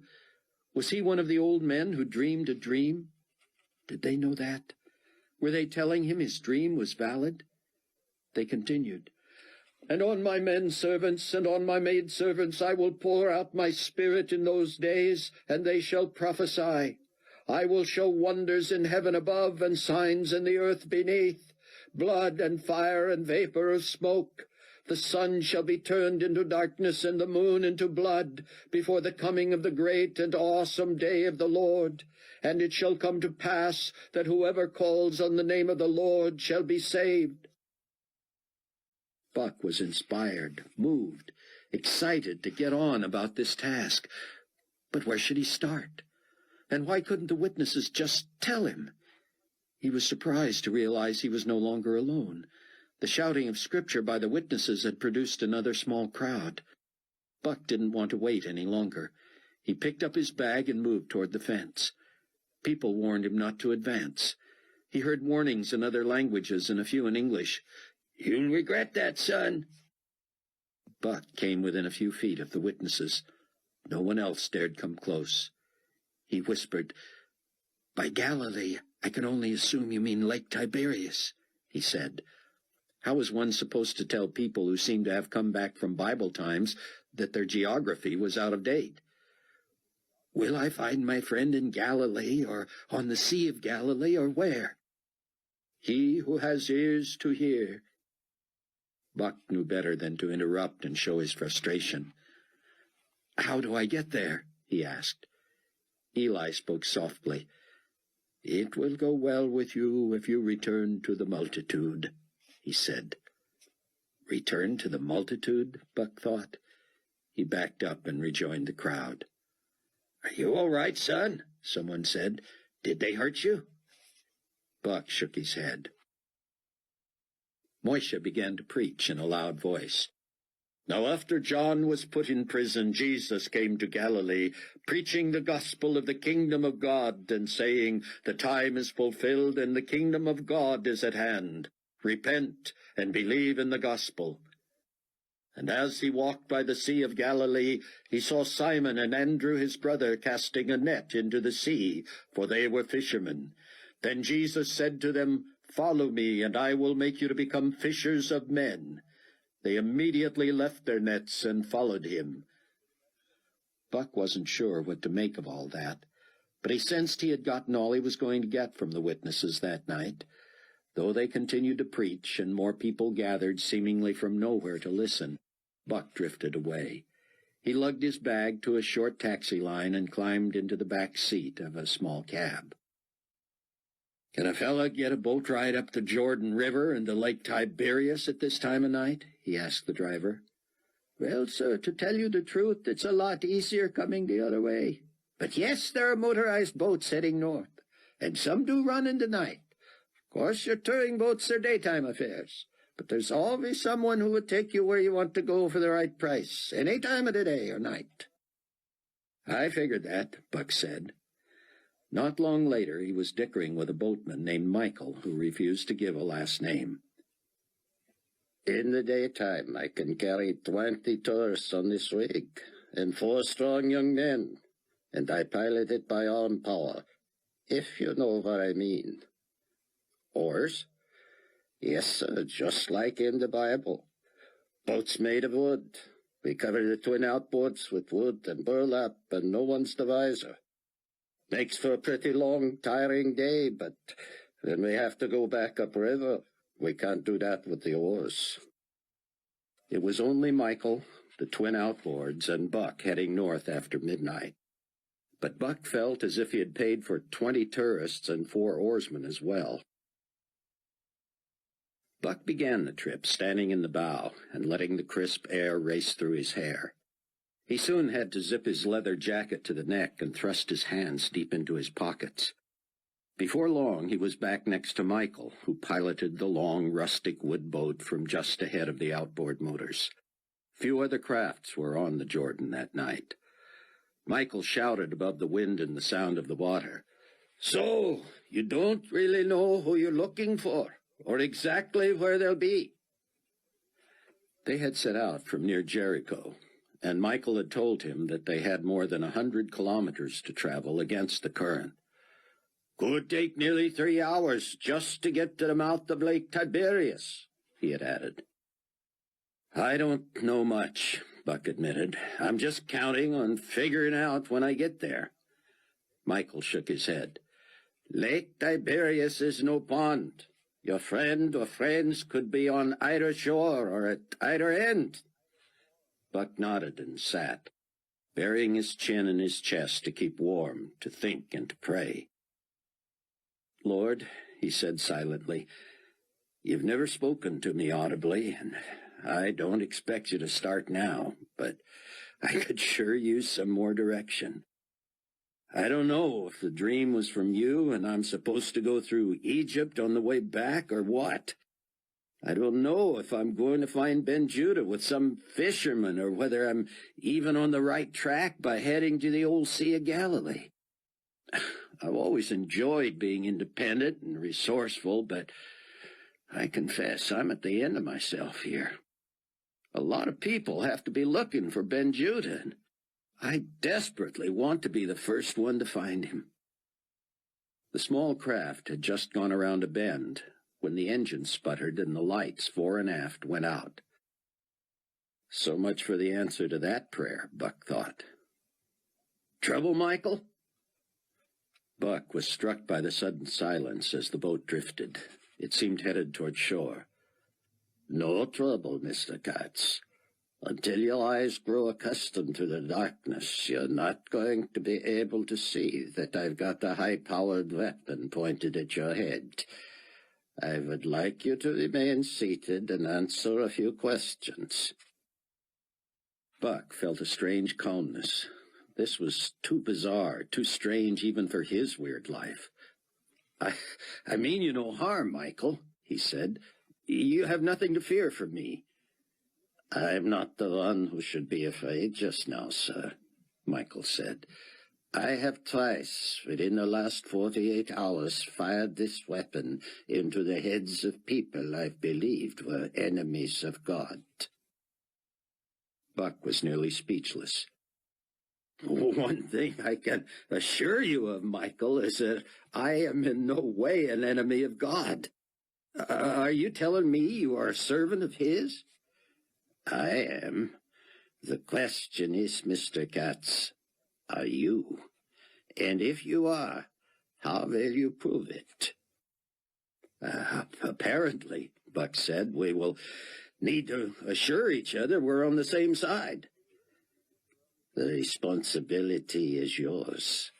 People coming up this river looking for someone I don't want them to find up dead. If you're the third to go, I'll still sleep like a baby tonight." "And you justify this homicide how?" Buck said. "Those were the wrong people looking for the wrong person. What I want from you is your real name, the name of the person you're looking for, why you are looking for that person, and what you plan to do should you find that person." "But, Michael, until I'm sure you're on my side, I could never risk revealing that information." "Even to the point where you'd be willing to die to protect your friend?" "I hope it doesn't come to that, but yes." Buck's eyes were adjusting to the darkness. Michael had carefully pointed the craft in such a way that when the power had been cut, it drifted back and gently nudged an outcropping of dirt and rock jutting from the shore. "I am impressed with that answer," Michael said, "but I will not hesitate to add you to the list of dead enemies if you can't convince me you have the right motives for locating whoever it is you want to locate." "Test me," Buck said. "What will convince you I'm not bluffing, but at the same time convince me that you have the same person in mind?" "Excellent," Michael said. "True or false, the person you are looking for is young." Buck responded quickly. "Compared to you, false." Michael continued. "The person you are looking for is female." "False." "The person you are looking for is a medical doctor." "False." "A Gentile." "False." "Uneducated." "False." "Bilingual." "False." Buck heard Michael move the huge weapon in his hands. Buck quickly added, "Bilingual doesn't say enough. Multilingual is more like it." Michael stepped forward and pressed the barrel of the weapon against Buck's throat. Buck grimaced and shut his eyes. "The man you are looking for is a rabbi, Dr. Zion Ben Judah." Buck did not respond. The weapon pushed harder against his neck. Michael continued, "If you are seeking to kill him, and I was his compatriot, I would kill you. If you were seeking to rescue him and I represented his captors, I would kill you." "But in the latter case," Buck managed, "you would have been lying about serving God." "True enough. And what would happen to me then?" "You might kill me, but you will ultimately lose." "And how do we know that?" Buck had nothing to lose. It's all been foretold. God wins. If that's true, and I turn out to be your brother, you can tell me your real name. Buck hesitated. If it turns out that I am your enemy, Michael continued, I'll kill you anyway. Buck couldn't argue with that. My name is Cameron Williams. I'm a friend of Dr. Ben-Judah. Would you be the American he talks about? Probably. One last test, if you don't mind. I seem to have no choice. True. Quickly list for me 6 prophecies of Messiahs that were fulfilled in Jesus Christ, according to the witnesses who preach at the Wailing Wall. Buck breathed a huge sigh of relief and smiled. Michael, you are my brother in Christ. All the prophecies of the Messiah were fulfilled in Jesus Christ. I can tell you 6 that have to do with your culture alone. He would be a descendant of Abraham, a descendant of Isaac, a descendant of Jacob, from the tribe of Judah, heir to the throne of David, and born in Bethlehem. The weapon rattled as Michael lay it on the deck and reached to embrace Buck. He squeezed him with a huge bear hug and was laughing and weeping. And who told you where you might find Zion? Moshe and Eli. They are my mentors, Michael said. I am one who became a believer under their preaching and that of Zion. And have you murdered others looking for Dr. Ben-Judah? I do not consider it murder. Their bodies will be boiled up and burned by the salt when they reach the Dead Sea. Better their bodies than his. Are you then an evangelist? In the manner of Paul the Apostle, according to Dr. Ben-Judah. He says there are 144,000 of us around the world, all with the same assignment that Moshe and Eli have, to preach Christ as the only everlasting Son of the Father. Would you believe you were an almost instant answer to prayer? Buck said. That would not surprise me in the least, Michael said. You must realize that you are the same. Buck was spent. He was glad Michael had to go back to the outboards and busy himself with the boat. Buck turned his face away and wept. God was so good. Michael left him alone with his thoughts for a while, but then called out with good news. You know, we're not going all the way to Lake Tiberias. We're not, Buck said, moving back toward Michael. You're doing what you're supposed to do by heading toward Galilee, Michael said. About halfway between Jericho and Lake Tiberias, we will put to shore on the east side of the river. We will hike about 5 kilometers inland to where my compatriots and I have hidden Dr. Ben-Judah. How are you able to elude the zealots? An escape plan has been in place since the first time Dr. Ben-Judah spoke at Collect Stadium. For many months, we thought the guarding of his family was unnecessary. It was him the zealots wanted. At the first sight of a threat or an attack, we sent to Zion's office a car so small it appeared only the driver could fit in it. Zion lay on the floor of the back seat, curled into a ball and covered with a blanket. He was raced to this very boat, and I took him upriver. And these stories about his driver having been in on the slaughter of his family? Michael shook his head. That man was exonerated in the most decisive way, would you not agree? Was he also a believer? Sadly, no, but he was loyal and sympathetic. We believed it was only a matter of time. We were wrong. Dr. Ben-Judah is not aware of the loss of his driver, by the way. He, of course, knows about his family. Yes, and you can imagine how awful that is for him. When we loaded him into the boat, he remained in that fetal position covered by the blanket. In a way, that was good. It allowed us to keep him in hiding until we got him to the drop-off point. I could hear his loud sobbing over the sound of the boat throughout the entire voyage. I can still hear it. Only God can console him, Buck said. I pray so, Michael said. I confess the consolation period has not yet begun. He has not been able to speak. He cries and cries. What are your plans for him? Buck said. He must leave the country.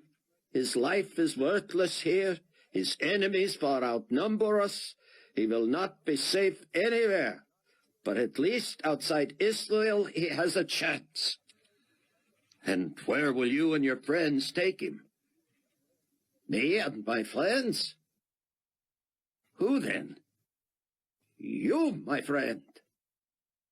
Me, Buck said. God spoke through the two witnesses. He assured us a deliverer would come. He would know the rabbi. He would know the witnesses. He would know the messianic prophecies. And most of all, he would know the Lord's Christ. That, my friend, is you. Buck nearly buckled. He had felt God's protection. He had felt the excitement of serving him. But he had never felt so directly and specifically a servant of his. He was humbled to the point of shame. He felt suddenly unworthy, undisciplined, inconsistent. He had been so blessed, and what had he done with his newfound faith? He had tried to be obedient, and he had tried to tell others, but surely he was unworthy to be used in such a way. What do you expect me to do with Sion? They don't know. They assumed you would smuggle him out of the country. That will not be easy. Face it, Mr. Williams. It was not easy for you to find the rabbi, was it? You very nearly got yourself killed. Did you think you were going to have to kill me? I was merely hopeful that I would not. The odds were against your being the agent of delivery, but I was praying. Is there an airport anywhere near that can handle a Learjet? There is a strip west of Jericho, near Al-Barah. That's back downriver, right? Yes, which is an easier trip, of course. But you know, that is the airport that serves Jerusalem. Most flights in and out of Israel start or end at Ben Gurion Airport in Tel Aviv. But there is also a lot of air traffic near Jerusalem. The rabbi has to be one of the most recognizable people in Israel, Buck said. How in the world will I get him through customs? Michael smiled in the darkness. How else? Supernaturally. Buck asked for a blanket, which Michael produced from a compartment near the back. Buck wrapped it around his shoulders and pulled it up over his head. How much further? He asked. About another 20 minutes, Michael said. I need to tell you something you may find strange, Buck said. Something stranger than tonight? Buck chuckled. I don't suppose.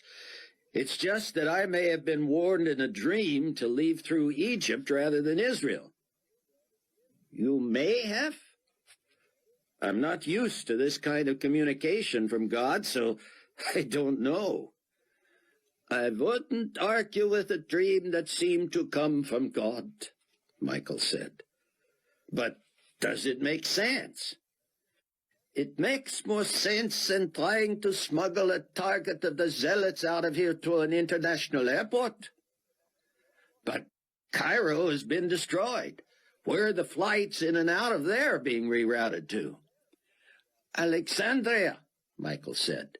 But still you have to get out of Israel somehow. Find me a small strip somewhere, and we can avoid customs and go from there. What then do you do about going to Egypt? I don't know what to make of it.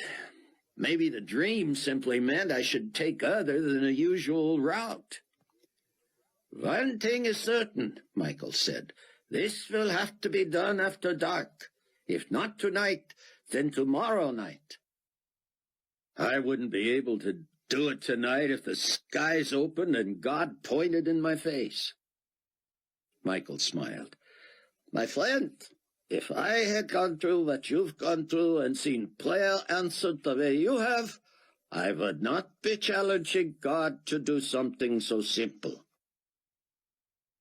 Let's just say, then, that I'm praying God will let me wait one more day.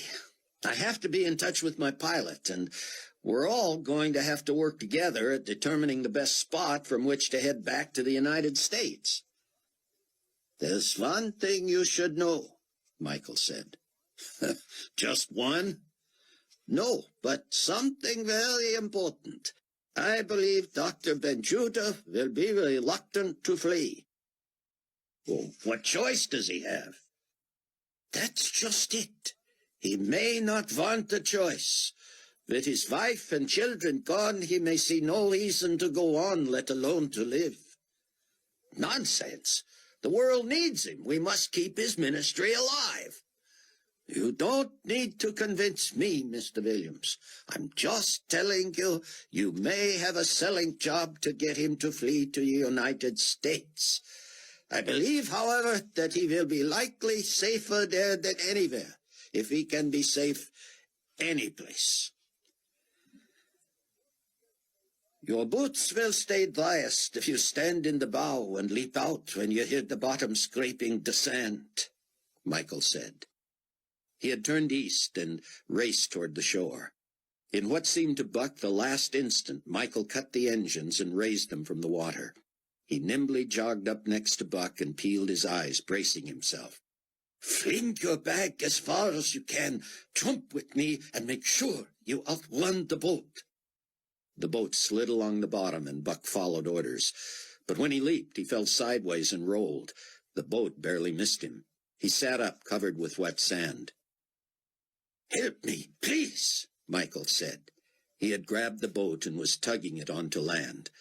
Once they had secured it, Buck brushed himself off, happily found his boots were fairly dry, and began following his new friend. Buck had only his bag. Michael had only his weapon, but he also knew where he was going. I must ask you to be very silent now, Michael whispered as they pushed their way through underbrush. We are secluded, but we take no chances. Buck had forgotten how long 5 kilometers could be. The ground was uneven and moist. The overgrowth slapped him in the face. He switched his bag from shoulder to shoulder, never fully comfortable. He was in good shape, but this was hard. This was not jogging or cycling or running on a treadmill. This was working your way through sandy shoreline to who knows where. He dreaded seeing Dr. Benjuda. He wanted to be reunited with his friend and brother in Christ, but what does one say to one who has lost his family? No platitudes, no words would make it better. The man had paid one of the steepest prices anyone could pay, and nothing short of heaven could make it better. Half an hour later, panting and sore, he and Michael came within sight of the hideout. Michael put a finger to his lips and bent low. He held aside a bundle of dried twigs, and they advanced. 20 yards farther, in a grove of trees, was an opening to an underground shelter, invisible to anyone who hadn't come there on purpose. Chapter 11. Buck was struck that there were no real beds and no pillows in the hideout. So this is what the witnesses meant when they quoted that verse about having nowhere to lay his head, Buck thought. 3 other gaunt and desperate-looking young men, who could have been Michael's brothers, huddled in the dugout, where there was barely room to stand. Buck noticed a clear view at ground level to the path behind him. That explained why Michael had not had to declare himself or give any signal to approach. He was introduced all around, but only Michael of the four understood English. Buck squinted, looking for Sion. He could hear him, but he could not see him. Finally, a dim electric lantern was illuminated. There, sitting in the corner, his back to the wall, was one of the first and surely the most famous of what would become the 144,000 witnesses prophesied of in the Bible. He sat with his knees pulled up to his chest, arms wrapped around his legs. He wore a white dress shirt with the sleeves rolled up, and dark dress pants that rode high on his shins and left a gap between the cuffs and the top of his socks. He wore no shoes. How young Sion appeared! Buck knew him to be a youthful middle age anyway, but sitting there rocking and crying, he appeared young as a child. He neither looked up nor acknowledged Buck. Buck whispered that he would like a moment alone with Sion. Michael and the others climbed through the opening and stood idly in the underbrush, weapons at the ready. Buck crouched next to Dr. Ben-Judah. "Sion," Buck said, "God loves you." The words had surprised even Buck. Could it possibly seem to Sion that God loved him now? And what kind of a platitude was that? Was it now his place to speak for God? "What do you know for sure?" Buck asked, wondering himself what in the world he was talking about. Sion's reply, in his barely understandable Israeli accent, squeaked from a constricted throat. "I know that my Redeemer lives." "What else do you know?" Buck said, listening as much as speaking. "I know that he who has begun a good work in me will be faithful to complete it." Praise God, Buck thought. Buck slumped to the ground and sat next to Ben-Judah, his back against the wall. He had come to rescue this man, to minister to him. Now he had been ministered to. Only God could provide such assurance and confidence at such a time of grief. "Your wife and your children were believers. Today they see God," Sion finished for him. Buck had worried. Buck had wondered, would Sion Ben-Judah be so devastated at his inequitable loss that his faith would be shaken? Would he be so fragile that it would be impossible for him to go on? He would grieve, make no mistake. He would mourn, but not as the heathen who have no hope. "Camel, my friend," Sion managed, "did you bring your Bible?" "Not in book form, sir. I have the entire scripture on my computer." "I have lost more than my family, Buck." "Sir?" "My library, my sacred books, all burnt, all gone. The only things I love more in this life were my family." "You brought nothing from your office?" "I threw on a ridiculous disguise, the long locks of the Orthodox, even a phony beard. I carried nothing, so as not to look like a resident scholar." "Could not someone forward the books from your office?" "Not without endangering their life. I am the chief suspect in the murder of my family." "That's nonsense." "We both know that, my friend, but a man's perception soon becomes his reality.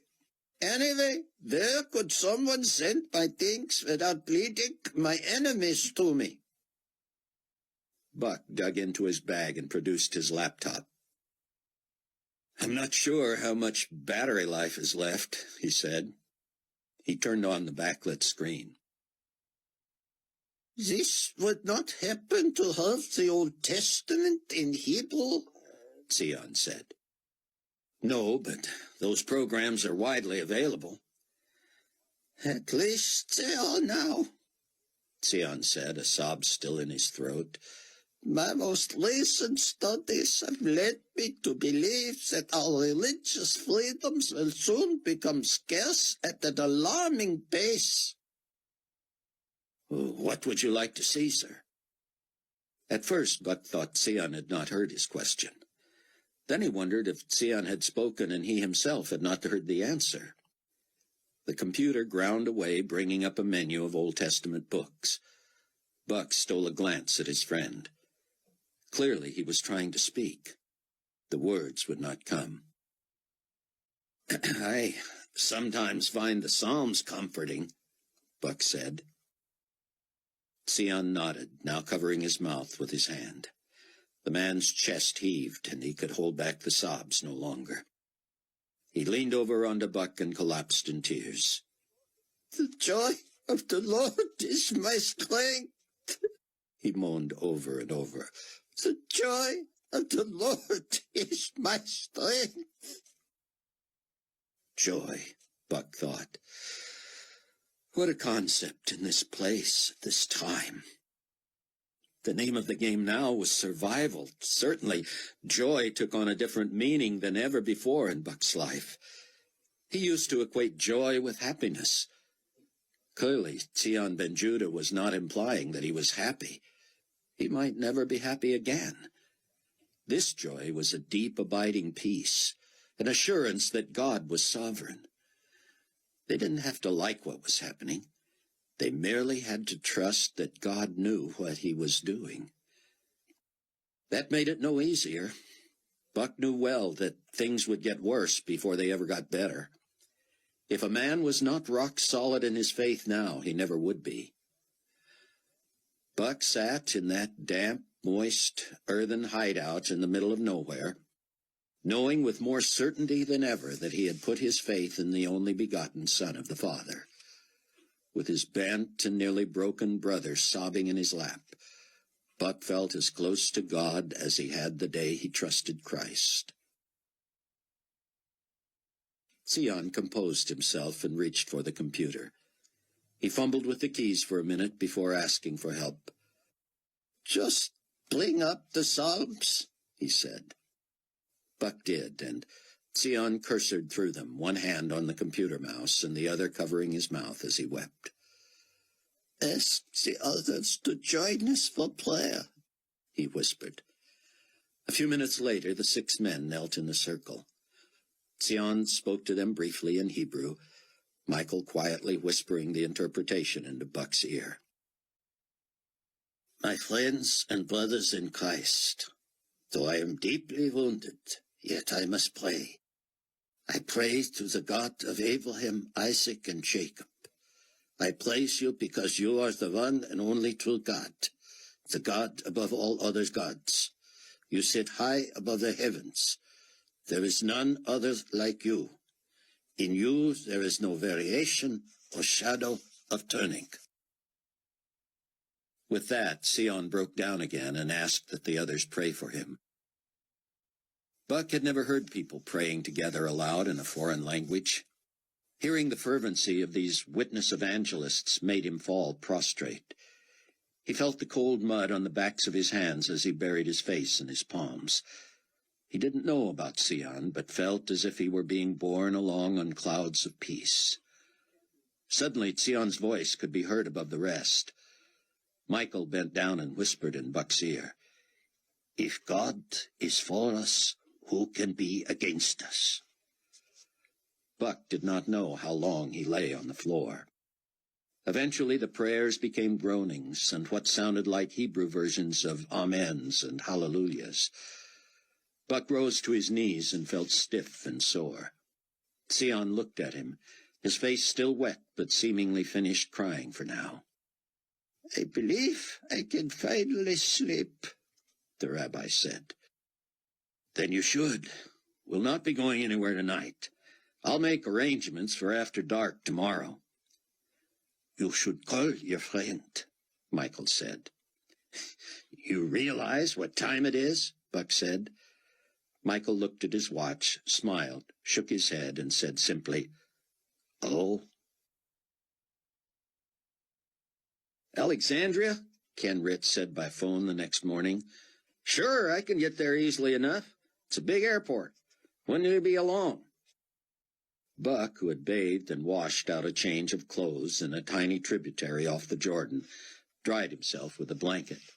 One of Tzion Ben Judah's Hebrew-speaking guards was nearby. He had cooked breakfast and now appeared to roast Tzion's socks and underwear over the small fire. "We'll leave here tonight as soon as the sky is black," Buck said. "Then, however long it takes a 40-foot wood boat with 2 outboard motors and 6 adult men aboard to get to Alexandria." Ritz was laughing. "This is my first time over here, as I think I told you," he said. "But one thing I'm pretty sure about, if you think you're coming from where you are to Alexandria without carrying that boat across dry land to the sea, you're kidding yourself."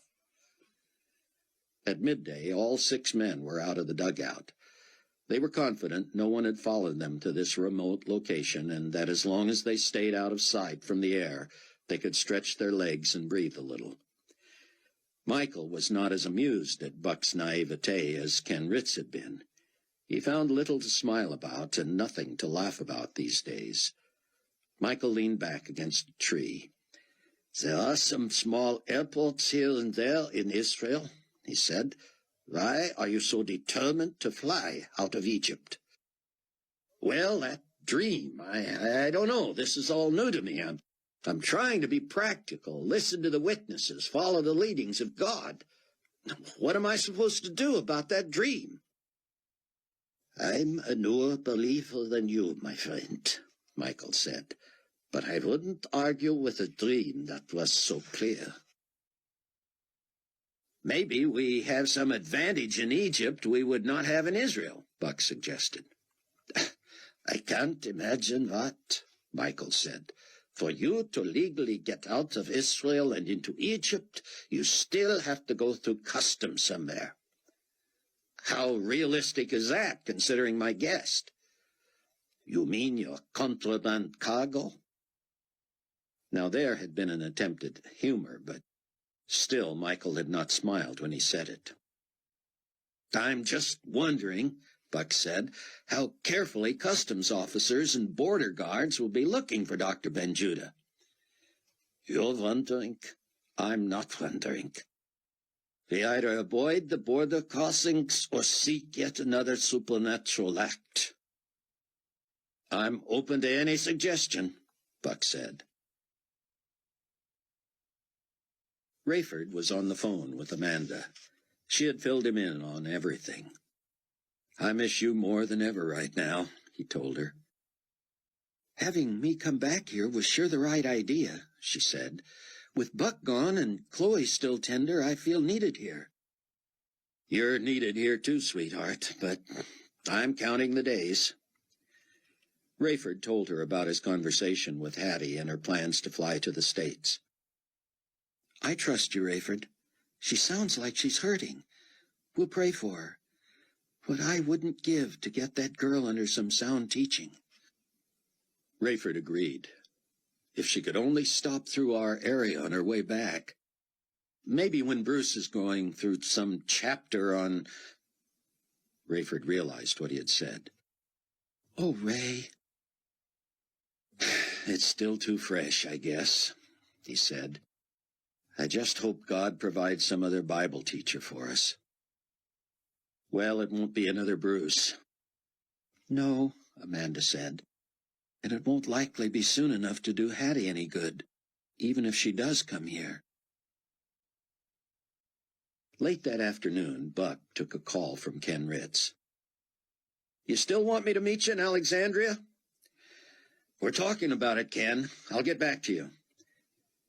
"Can you drive a stick shift, Buck?" Michael asked. "Sure." "An ancient one?" "They're the most fun, aren't they?" "Not as ancient as this one," Michael said. "I've got an old school bus that smells of fish and paint. I use it for both professions. It's on its last legs, but if we could get you down to the southern mouth of the Jordan, you might be able to use it to find a way across the border into the Sinai. I'd stock you with petrol and water. That thing'll drink more water than it will gasoline any day." How big is this bus? Not big. Holds about 20 passengers. 4-wheel drive? No, sorry. An oil burner? Not as much as water, but yes, I'm afraid so. What's in the Sinai? You don't know? I know it's a desert. Then you know all you need to know. You'll be jealous of the bus engine and its water needs. What are you proposing? I sell you the bus, fair and square. You get all the paperwork. If you get stopped, the tags are traced to me, but I sold the bus. Keep talking. You hide Dr. Ben-Judah under the seats in the back. If you can get him across the border and into the Sinai, that bus should get you as far as Al-Arish, less than 50 kilometers west of the Gaza Strip and light on the Mediterranean. And what, you'll meet us there with your wood boat and ferry us to America?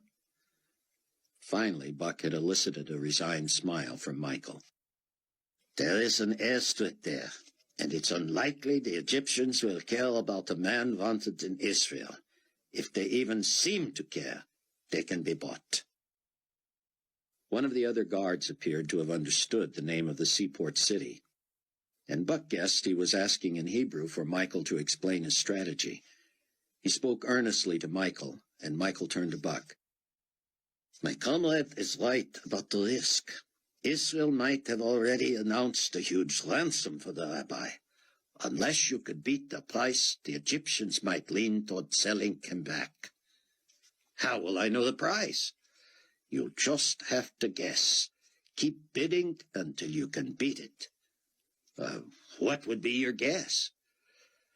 Not less than $1 million. $1 million? Do you think every American has that kind of money? Don't you? No, and anyone who did wouldn't carry it in cash. Would you have half that much? Buck shook his head and walked away. He slipped down into the hideout. Sion followed. That's troubling you, my friend, the rabbi said. I need to get you out of here, Buck said, and I have no idea how. Have you prayed? Constantly. The Lord will make a way somehow. It seems impossible right now, sir. Yahweh is the God of the impossible, Sion said. Night was falling. Buck felt all dressed up with nowhere to go. He borrowed a map from Michael and carefully studied it, looking north and south along the waterways that divided Israel from Jordan. If only there were a clear water route from the Jordan River or Lake Tiberias to the Mediterranean. Buck resolutely re-rolled the map and handed it to Michael. You know, he said, thinking, I have 2 sets of identification. I'm in the country under the name of Herb Katz, an American businessman, but I have my real ID as well. So, how about we get me across the border as Herb Katz and the rabbi as Cameron Williams? You forget, Mr. Williams, that even the ancient dusty countries are now computerized. If you came into Israel as Herb Katz, there is no record that Cameron Williams is here. If he's not here, how can he leave? All right, then, let's say I leave as Cameron Williams and the rabbi leaves as Herb Katz. Though there's no record of my being here under my own name, I can show them my clearance level and my proximity to Carpathia and tell them not to ask any questions. That often works. There's an outside chance. But Sion Ben-Judah does not speak like an American Jew, does he? No, and he does not look in the least like you or your picture. Buck was frustrated. We are agreed that we have to get him out of here, aren't we? No question, Michael said. Then what do you propose? I'm at an end. Dr. Ben-Judah crawled to them, obviously not wanting even to stand in the low earthen shelter. Michael, he said, I cannot tell you how grateful I am for your sacrifice, for your protection. I appreciate also your sympathy and your prayers. This is very hard for me. In my flesh, I would rather not go on. Part of me very much wants to die and be with my wife and children. Only the grace of God sustains me. Only He keeps me from wanting to avenge their deaths at any price. I foresee for myself long, lonely days and nights of dark despair. My faith is immovable and unshakable, and for that I can only thank the Lord. I feel called to continue to try and serve Him, even in my grief. I do not know why He has allowed this, and I do not know how much longer He will give me to preach and teach the gospel of Christ. But something deep within me tells me that He would not have uniquely prepared me my whole life, and then allowed me the second chance and used me to proclaim to the world that Jesus is Messiah, unless He had more use for me. I am wounded. I feel as if a huge hole has been left in my chest. I cannot imagine it ever being filled. Pray for relief from the pain. I pray for release from hatred and thoughts of vengeance. But mostly I pray for peace and rest, so that I may somehow rebuild something from these remaining fragments of my life. I know my life is worthless in this country now.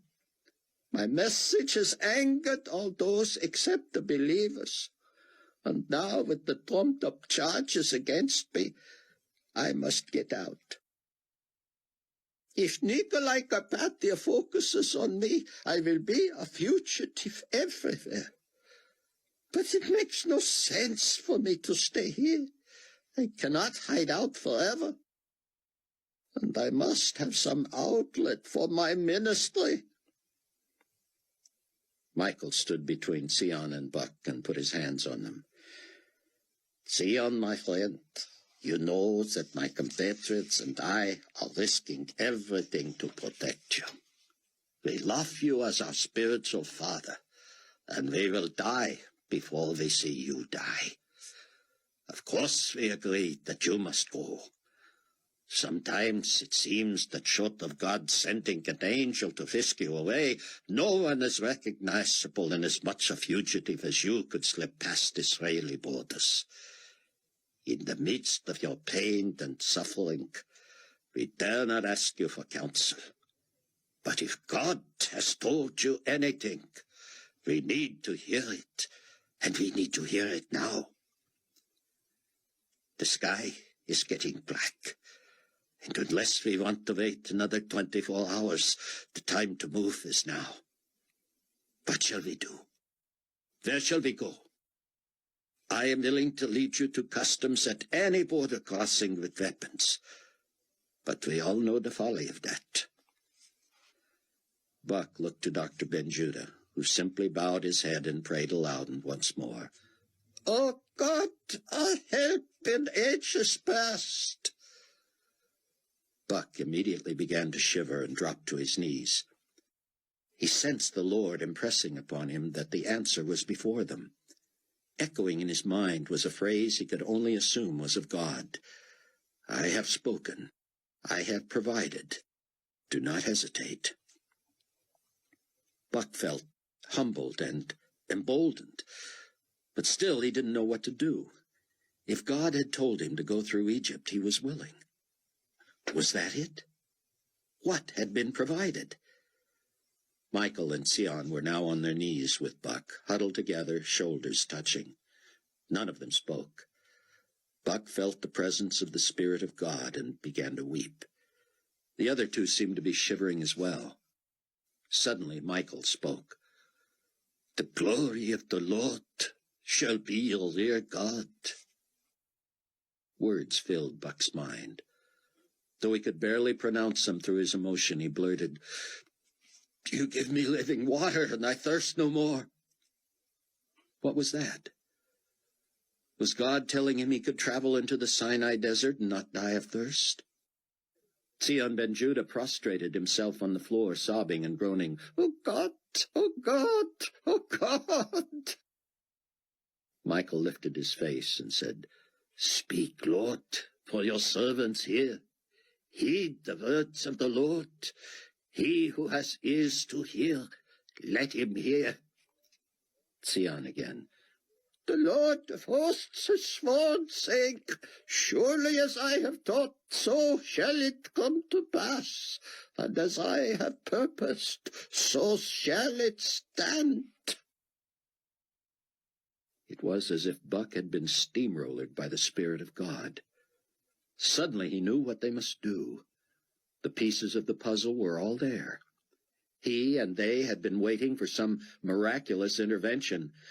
The fact was, if God wanted Zion Ben Judah out of Israel, he would make it out. If he did not, then he would not. God had told Buck in a dream to go another way through Egypt. He had provided transportation through Michael, and now he had promised that his glory would be their rear guard. "Amen," Buck said, "and amen." He rose and said, "It's time, gentlemen. Let's move." Dr. Ben Judah looked surprised. "Has the Lord spoken to you?" Buck shot him a double take. "Did he not speak to you, Zion?" "Yes, I just wanted to make sure we were in agreement." "If I have a vote," Michael said, "we're unanimous. Let's get going." Michael's compatriots pulled the boat into position as Buck slung in his bag and Zion climbed aboard. As Michael fired up the engines and they started back down the Jordan, Buck handed Zion the identification papers that carried Buck's own name and picture. Zion looked surprised. "I have felt no leading that I should use these," he said. "And I have a definite leading that I should not have them on my person," Buck said. "I'm in the country as Herb Katz, and I'll leave the country as Herb Katz. I'll ask you for the documents back when we get into the Sinai." "This is exciting," Zion said. "Is it not? We are talking confidently about getting into the Sinai, and we have no idea how God is going to do it." Michael left the boat in the hands of one of his friends and sat with Buck and Zion. "Zion has a little cash, a few credit cards, and his own papers. If he is found with those, he will be detained and likely put to death. Shall we keep those for him?" Zion reached for his wallet and opened it in the moonlight. He removed the cash, folded it once, and stuck it in his pocket. The credit cards he began flipping one by one into the Jordan River. It was as close to amusement as Buck had noticed in the man since he had first seen him in the hideout. Almost everything went into the drink, all forms of identification, and the miscellaneous documentation he had gathered over the years. He pulled out a small photo section and gasped. He turned the pictures toward the moon and wept openly. "Michael, I must ask you to someday ship these to me." "I will do it." Zion flipped the old wallet into the water. "And now," Michael said, "I believe you should return Mr. Williams' papers to him." Zion reached for them. "Wait a minute," Buck said. "Should we not try to get him some phony ID if he's not going to use mine?" "Somehow," Zion said, "what Michael says seems right. I am a man who has been stripped of everything, even his identity." Buck took back his ID and began rummaging in his bag for a place to hide it. "No good," Michael said. "There's nowhere on your person or in your bag they will not search and find an extra ID." "Well," Buck said, "I can't toss mine into the Jordan." Michael held out a hand. "I will ship it to you along with Sion's photographs," he said. "It's the safest." Buck hesitated. "You must not be found with that either," he said. Michael took it. "My life is destined to be short anyway, brother," he said. "I feel most honored and blessed to be one of the witnesses predicted in the scriptures. But my assignment is to preach in Israel, where the real Messiah is hated. My days are limited, whether I am caught with your papers or not." Buck thanked him and shook his head. "I still don't see how we're going to get Sion across any border without papers, real or phony." "We already prayed," Sion said. "I do not know how God is going to do this either. I just know that he is." Buck's practicality and resourcefulness were at war with his faith. "But don't we at least have to do our part?" "And what is our part, Cameron?" the rabbi said. "It is when we are out of ideas and options and actions that we can only depend upon God." Buck pressed his lips together and turned his face away. He wished he had the same faith Sion did. In many ways he knew he did, but still it didn't make sense to just plunge ahead, daring border guards to guess who Sion was. "I'm sorry for calling now," Chloe said, "but, Daddy, I've been trying to reach Buck on his cell phone." "I wouldn't worry about Buck, honey. You know he finds ways to stay safe." "Oh, Dad, Buck finds ways to nearly get himself killed. I know he was at the King David under his phony name, and I'm tempted to call there, but he promised he would stay away from there tonight." "Then I'd wait on that, Chloe. You know Buck rarely cares much about what time of the day it is.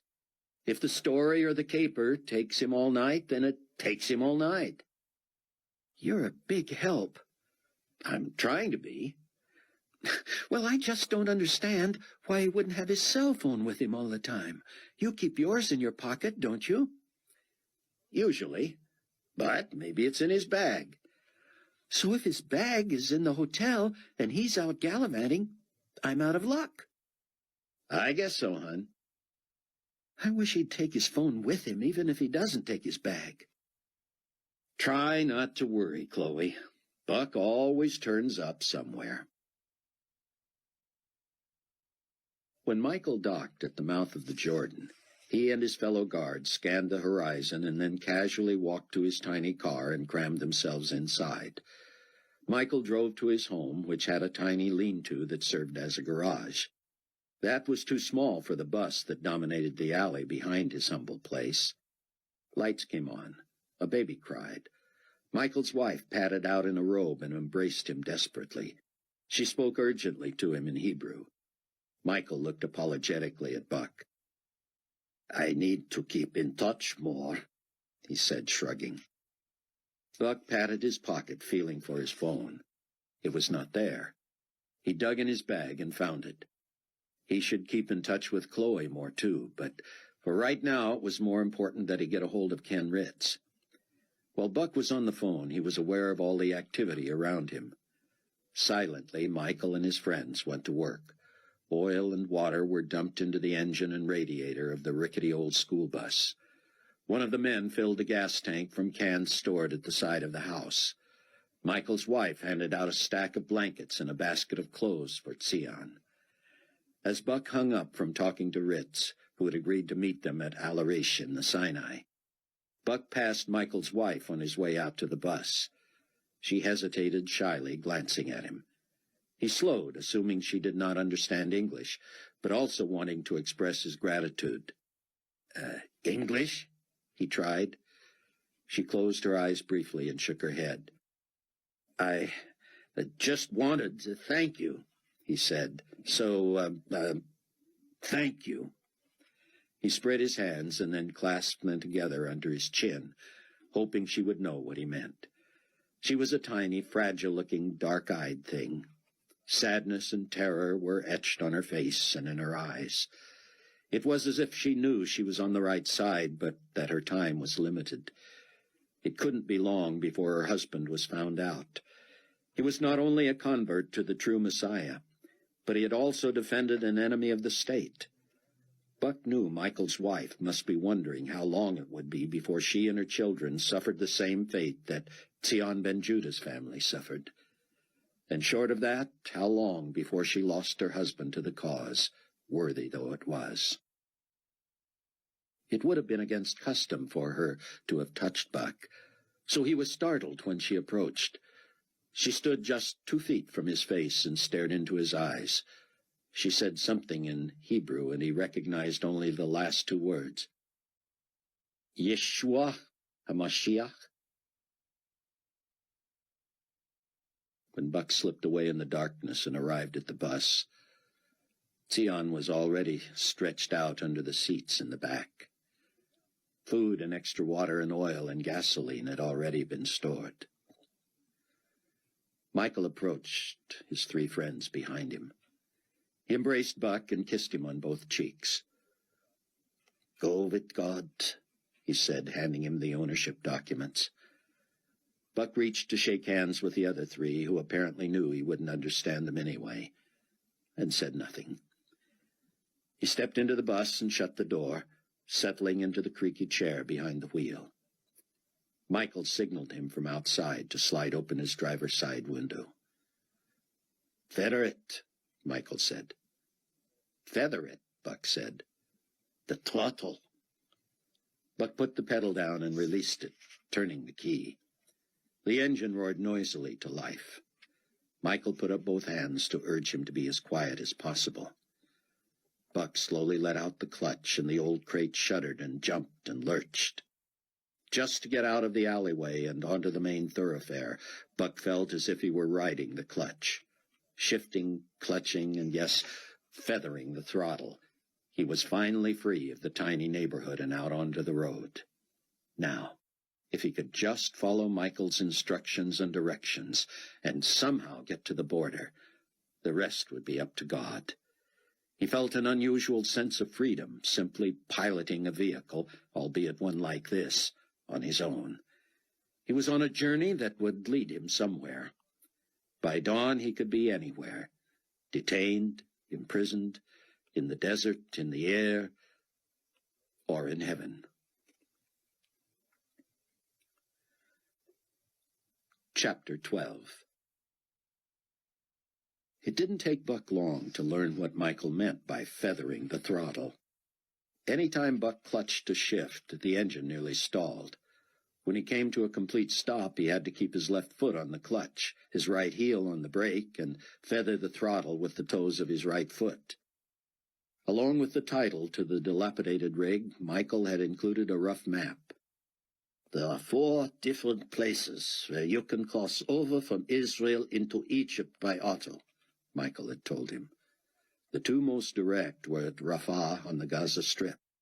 "But these have always been heavily patrolled. You might rather head south directly out of Jerusalem through Hebron to Beersheba. I would advise continuing southeast out of Beersheba, though that is slightly out of your way. About 2/3 of the way between Beersheba and Yerom is a southern but mostly western cutoff that takes you to the northern edge of the Negev. You're less than 50 kilometers from the border there, and when you come within less than 10 kilometers, you can head north and west or continue due west. I couldn't guess which border would be easier to get through. I would recommend the southern because you can then continue to a northwest route that takes you directly into Al-Arish. If you take the northern pass, you must go back up the main road between Rafah and Al-Arish, which is more heavily traveled and more carefully watched." That had been all Buck needed to hear. He would take the southernmost of the 4 border crossings and pray he was not stopped until then. Zion Ben Judah stayed on the floor under the seats until Buck had rumbled far enough south of Jerusalem and they both felt safe. Zion moved up and crouched next to Buck. "Are you tired?" he asked. "Would you like me to take over driving?" "You're joking." "It may be many months before I am able to find humor in anything," Zion said. "But you're not serious about sitting behind the wheel of this bus, are you? What would we do if we were stopped? Trade places?" "I was just offering." "I appreciate it, but it's out of the question. I'm fine, well rested. Anyway, I'm scared to death. That'll keep me alert." Buck downshifted to navigate a curve, and Zion swung forward from the momentum. He hung onto the metal pole next to the driver's seat, and he spun around and smacked into Buck, pushing him to the left. "I told you, Zion, I'm awake. You need not continually try to rouse me." He looked at Zion to see if he had elicited a smile. It appeared Zion was trying to be polite. He apologized profusely and slid into the seat behind Buck, his head low, his chin resting on his hands, which gripped the bar that separated the driver from the first seat. "Tell me when I need to duck." "By the time I know that, you'll probably already be seen." "I do not think I can take riding along on the floorboards," Ben Judah said. "Let us both just be on the lookout." It was difficult for Buck to get the old bus to move faster than 70 kilometers per hour. He feared it would take all night to get to the border. Maybe that was okay. The darker and the later, the better.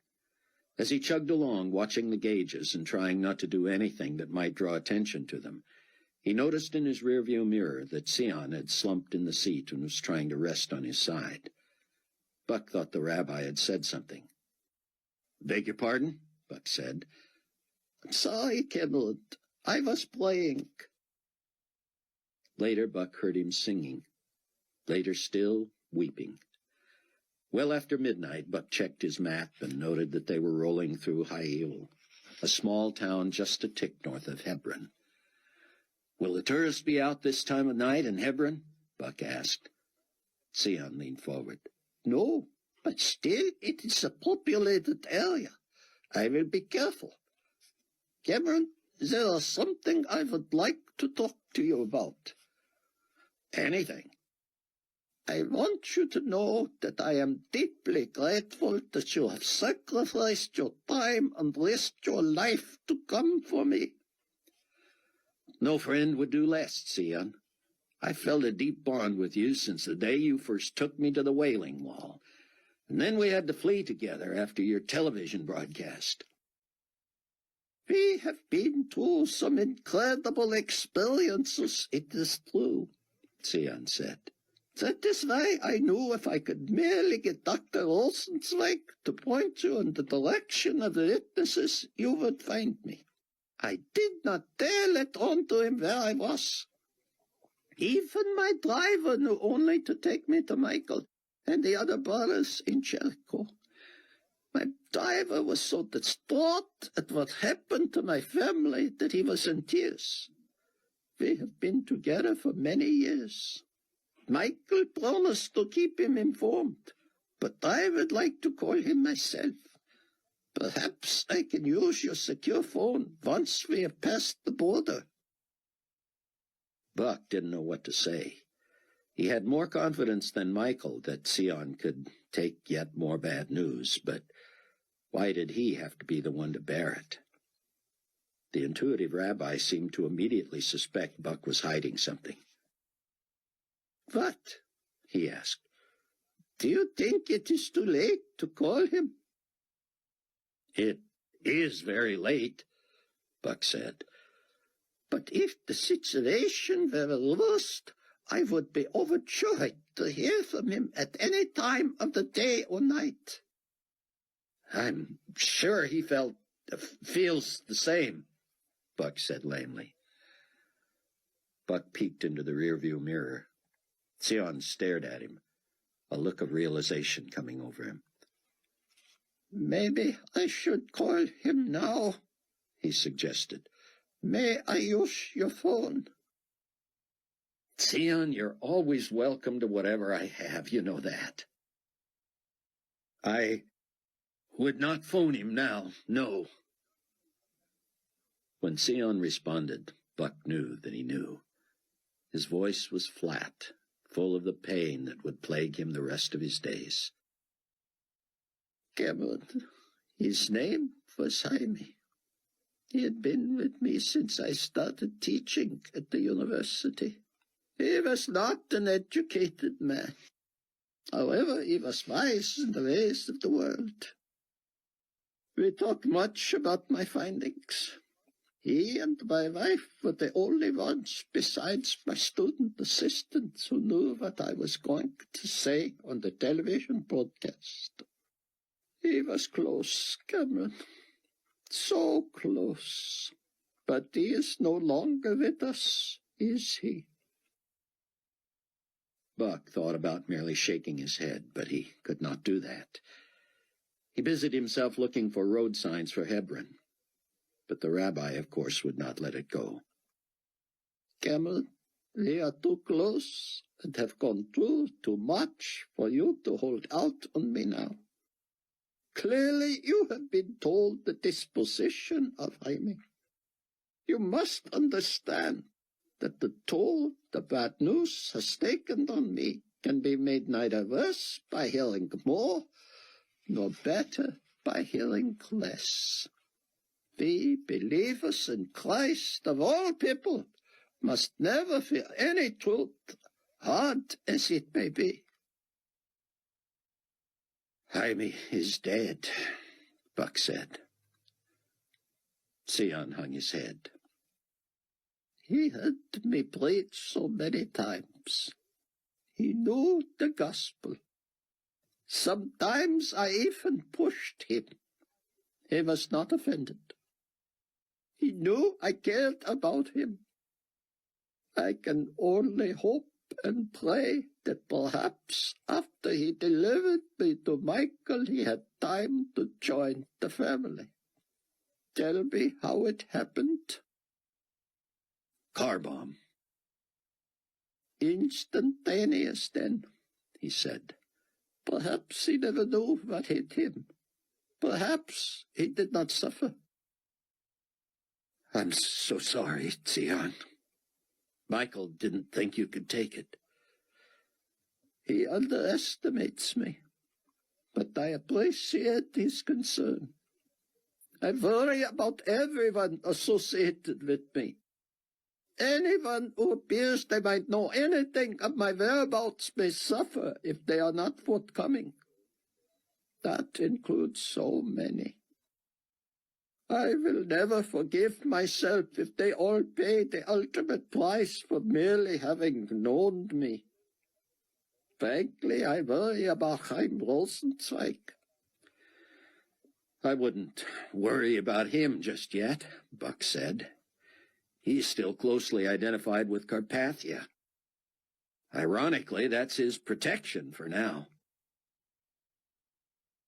Buck drove cautiously through Hebron, and he and Sion rode in silence all the way to Beersheba. In the wee hours of the morning, about 10 kilometers south of Beersheba, Buck noticed the heat gauge rising. The oil gauge still looked okay, but the last thing Buck wanted was to overheat. "I'm going to add some water to this radiator, Sion," he said. The rabbi seemed to be dozing. Buck pulled far off the road onto the gravel shoulder. He found a rag and climbed out. Once he got the hood propped up, he gingerly opened the radiator cap. It was steaming, but he was able to dump a couple of liters of water in before the thing boiled over. While he was working, he noticed a Global Community Peacekeeping Force squad car slowly drive past. Buck tried to look casual and took a deep breath. He wiped his hands and dropped the rag into his water can, noticing the squad car had pulled over about 100 feet in front of the bus and was slowly backing up. Trying not to look suspicious, Buck tossed the water can into the bus and came back around to shut the hood. Before he shut it, the squad car backed onto the road and turned to face him on the shoulder. With the headlights shining in his eyes, Buck heard the global community peacekeeper say something to him in Hebrew over his loudspeaker. Buck held out both hands and hollered, "English!" In a heavy accent, the peacekeeper said, "Please to remain outside your vehicle." Buck turned to lower the hood, but the officer called out to him again, "Please to stand where you are."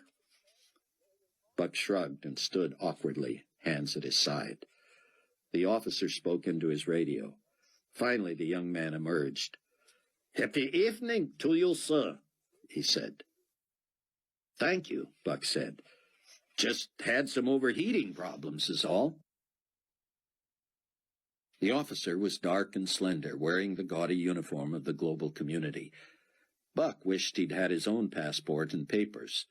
Nothing sent a GC operative running more quickly than Buck's 2A clearance. "Are you alone?" the officer asked. "Name's Herb Katz," Buck said. "I asked you, are you alone?" "I'm an American businessman here on pleasure." "Your papers, please." Buck pulled out his phony passport and wallet. The young man studied them with a flashlight and pointed the light into Buck's face. Buck didn't think that was necessary with the headlights already blinding him, but he said nothing. "Mr. Katz, can you tell me where you got this vehicle?" "I bought it tonight, just before midnight." "And you bought it from?" "I have the papers. I can't pronounce his name. I'm an American." "Sir, the plates on this vehicle trace to a resident of Jericho."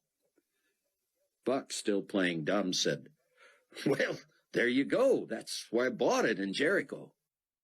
"And to say you purchased it before midnight?" "Yes, sir." "Are you aware of a manhunt in this country?" "Tell me," Buck said. "It happens that the owner of this vehicle was detained just over an hour ago in connection with aiding and abetting a murder suspect." "You don't say," Buck said. I just took a boat ride with this man. He runs a tour boat. I told him I needed a vehicle to just get me from Israel to Egypt so I could fly home to America. He told me he had just the rig, and this is it." The officer moved toward the bus. "I'm going to need to see those papers," he said. I'll get 'em for you," Buck said, stepping in front of him and jumping onto the bus. He grabbed the papers and waved them as he came down the steps. The officer backed away and into the light of his own headlamps again. "The papers seem to be in order, but it's just too coincidental that you purchased this vehicle only hours before this man was arrested." I don't see what buying a bus has to do with what some guy is messed up with," Buck said. "We have reason to believe that the man who sold you this vehicle has been harboring a murderer. He was found with the suspect's papers and those of an American. It will not be long before we persuade him to tell us where he has harbored the suspect." The officer looked at his own notes. "Are you familiar with the Cameron Williams, an American?" Doesn't sound like the name of any friend I've got. I'm from Chicago." "And you are leaving tonight from Egypt?" "That's right." "Why?" "Why?" Buck repeated. "Why do you need to leave to Egypt? Why do you not fly out of Jerusalem or Tel Aviv?" "No flights tonight. I want to get home. I've chartered a flight." "And why didn't you simply hire a ride?" "If you look closely at that title and bill of sale, you'll see I paid less for the bus than I would have for a ride." "One moment, sir." The officer went back to his squad car and sat talking on the radio for several minutes. Buck prayed he would think of something that would keep the peacekeeper from searching the bus. Soon the young man emerged again. "You claim to never have heard of Cameron Williams. We are now determining if the man who sold you this vehicle will implicate you in his scheme." His scheme, Buck said. It will not take us long to find out where he has hidden our suspect. It will be in his best interest to tell us the whole truth. He has a wife and children, after all. For the first time in his life, Buck was tempted to kill a man. He knew the officer was just a pawn in a cosmic game, the war between good and evil. But he represented evil. Would Buck have been justified, the way Michael had felt justified, in killing those who might kill Sion? The officer heard squawking on his radio and hurried back to the squad car. He returned in a moment. Our techniques have worked, he said. We have extracted the location of the hiding place somewhere between Jericho and Lake Tiberias off the Jordan River. But under the threat of torture and even death, he swears you were merely a tour guest to whom he sold the vehicle. Buck sighed. Others might consider that mutual ruse a coincidence. To him it was as much a miracle as what he had seen at the Wailing Wall. Just for safety's sake, however, the officer said, I have been asked to search your vehicle for any evidence of the fugitive. But you said, have no fear, sir. You are in the clear. Perhaps you were used to transport some evidence out of the country without your knowing it. We simply need to check the vehicle for anything that might lead us to the suspect. I will thank you to stand aside and remain here while I search your vehicle. You don't need a warrant or my permission or anything? The officer turned menacingly toward Buck. Sir, you have been pleasant and cooperative, but do not make the mistake of thinking that you are talking with local law enforcement here. You can see from my car and my uniform that I represent the peacekeeping forces of the global community. We are restricted by no conventions or rules. I could confiscate this vehicle without so much as your signature. Now wait here. Wild thoughts ran through Buck's mind. He considered trying to disarm the officer and racing away in the man's squad car with Sion. It was ludicrous, he knew, but he hated inaction. Would Sion jump the officer? Kill him? Buck heard the officer's footsteps move slowly to the back of the bus and then to the front again. The flashlight beam danced around inside the bus. The officer rejoined him. What did you think you were going to do? Did you think you were going to get away with this? Did you think I was going to allow you to drive this vehicle across the border into Egypt and simply dump it? Were you going to leave it at an airport somewhere for local authorities to clean up? Buck was dumbfounded. This was what the officer was worried about now? Had he not seen Sion Ben Judah on the bus? Had God supernaturally blinded him?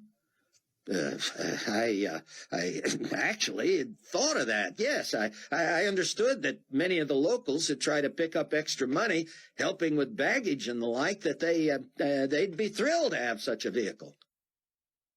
You must be a very wealthy American, sir.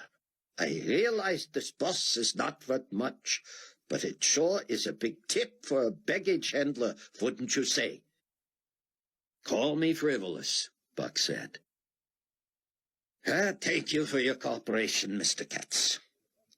Well, you're welcome, and thank you. The officer re-entered his vehicle and pulled across the road, heading north back into Beersheba. Buck, his knees like jelly and his fingers twitching, slammed the hood shut and boarded the bus. How in the world did you pull that off, Sion? Sion, it's me. You can come out now, wherever you are. No way you fit up in the luggage rack. Sion! Buck stood on a seat and scanned the racks.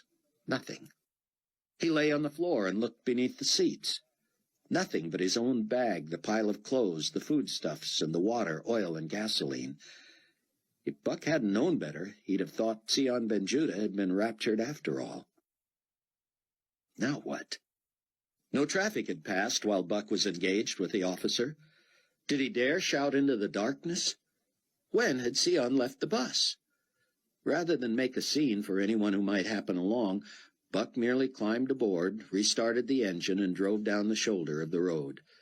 After about 200 yards, he tried to pop a U-turn and found that he had to accomplish it with a three-point turn instead. He drove down the other shoulder, clouds of dust rising behind him, illuminated by the red taillights. "Come on, Sion. Tell me you didn't start off walking all the way toward Egypt."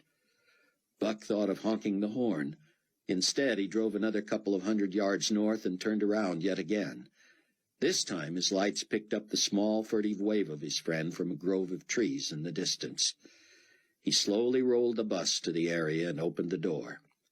Sion Ben Judah leaped aboard and lay on the floor next to Buck. He was panting. If you ever have wondered what the saying meant about the Lord working in mysterious ways, Sion said, there was your answer. "What in the world happened?" Buck said. "I thought we'd had it for good." "So did I," Sion said. "I was dozing and barely understood that you were going to do something with the engine. When you raised the hood, I realized I needed to relieve myself. You were pouring the water when I got off. I was only about 15 feet off the road when the squad car rolled by. I did not know what you would do, but I knew I could not be on that bus. I just started walking this way, praying you would somehow talk your way out of it." "Did you hear our conversation then?" "No. What all was said?" "You won't believe it, Sion." And Buck told him the whole story as they rolled on toward the border. As the old bus putted along in the darkness, Sion apparently grew brave. He sat in the front seat directly behind Buck. He was not hiding, not leaned over. He bent forward and spoke earnestly into Buck's ear. "Cameron," he said, his voice quavery and weak, "I am going nearly mad, wondering who will take care of the disposition of my family." Buck hesitated. "I don't quite know how to ask you this, sir, but what generally happens in cases like this? When pseudo-official factions do something like this, I mean." "That is what bothers me. You never see what happens to the bodies. Do they bury them? Do they burn them? I do not know. But the mere imagining of it is deeply troubling to me." "Sion, far be it from me to advise you spiritually. You're a man of the word and of deep faith." Sion interrupted him. "Do not be foolish, my young friend. Just because you are not a scholar does not mean you are any less mature in the faith. You were a believer before I was." "Still, sir, I'm at the end of my insight in knowing how to deal with such personal tragedy.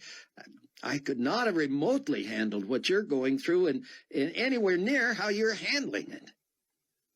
"Do not forget, Cameron, that I am mostly running on emotion.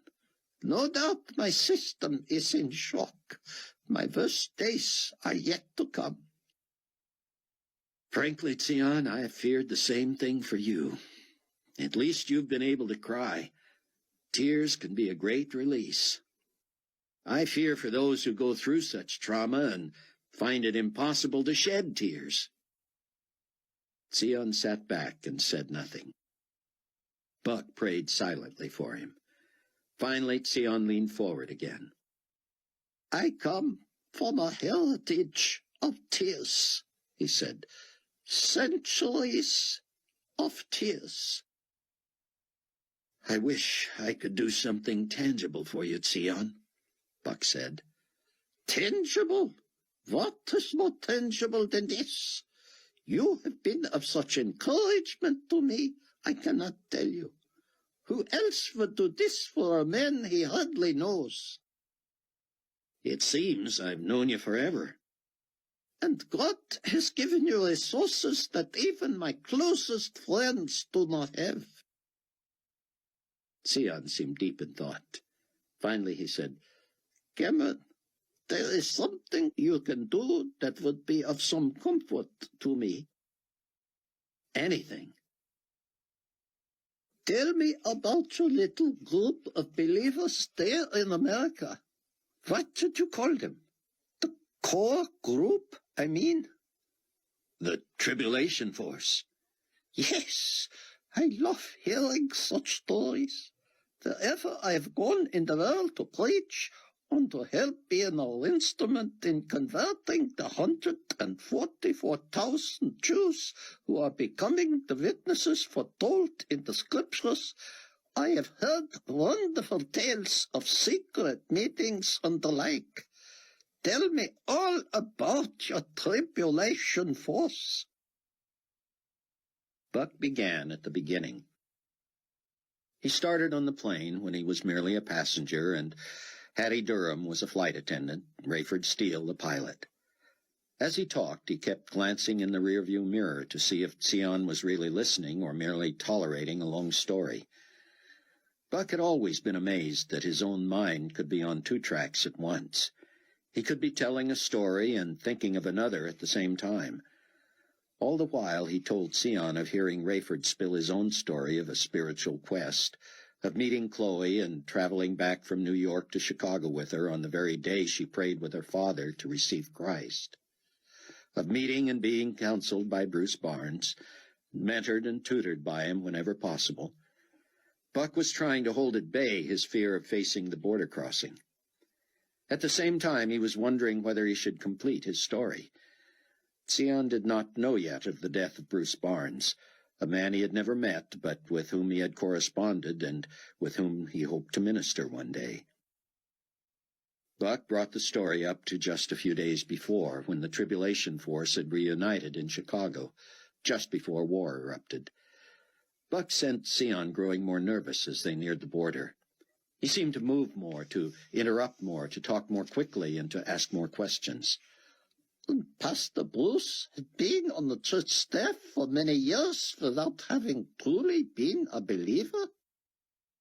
Yes, that was a sad, difficult story even for him to tell. I cannot wait to meet him, Sion said. I will grieve for my family, and I will miss my mother country as if she truly were my parent. But to get to pray with your Tribulation Force and open the scriptures with them, this will be balm for my pain, salve for my wound. Buck took a deep breath. He wanted to stop talking, to concentrate on the road, on the border ahead. Yet he could never be less than fully honest with Sion. "You will meet Bruce Barnes at the glorious appearing," he said. Buck peeked in the mirror. Clearly Sion had heard and understood. He lowered his head. "When did it happen?" he asked. Buck told him. "And how did he die?" Buck told him what he knew. "We're probably never going to know whether it was the virus he picked up overseas or the impact of the blast on the hospital. Rayford said there seemed to be no marks on his body." "Perhaps the Lord spared him from the bombing by taking him first."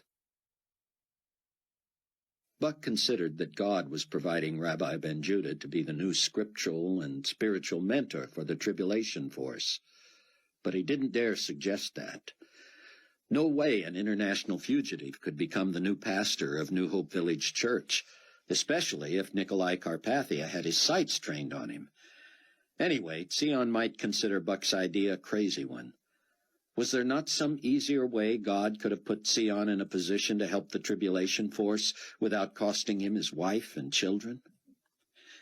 In spite of his nervousness, in spite of his fear, in spite of the distraction of driving in unknown, dangerous territory with a less than desirable conveyance, suddenly Buck saw it all laid out before him.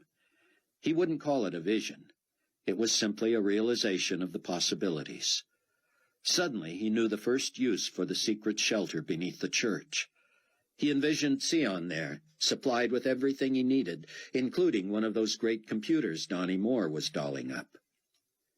Buck grew excited just thinking about it. He would provide for the rabbi every software package he needed. He would have the Bible in every version, every language, with all the notes and commentaries and dictionaries and encyclopedias he needed. Zion would never again have to worry about losing his books. They would all be in one place, on one massive hard drive. And what might Donnie come up with that would allow Zion to broadcast surreptitiously on the Internet? Was it possible his ministry could be more dramatic and wider than ever? Could he do his teaching and preaching and Bible studies on the net to the millions of computers and televisions all over the world? Surely there must be some technology that will allow him to do this without being detected. If cell phone manufacturers could provide chips allowing a caller to jump between 36 different frequencies in seconds to avoid static and interception, surely there was a way to scramble a message over the net and keep the sender from being identified. In the distance, Buck saw GC squad cars and trucks near 2 one-story buildings that straddled the road. The buildings would be the exit from Israel. Up the road would be the entrance into the Sinai. Buck downshifted and checked his gauges. The heat was starting to rise only slightly, and he was convinced if he drove slowly and was able to shut off the vehicle for a while at the border crossing, that would take care of it. He was doing fine on fuel, and the oil gauge looked okay. He was irritated. His mind was engaged with the possibilities of a ministry for Zion ben Judah that would outstrip anything he had ever been able to accomplish before. But it also reminded him that he, too, could, in essence, broadcast over the Internet the truth about what was going on in the world.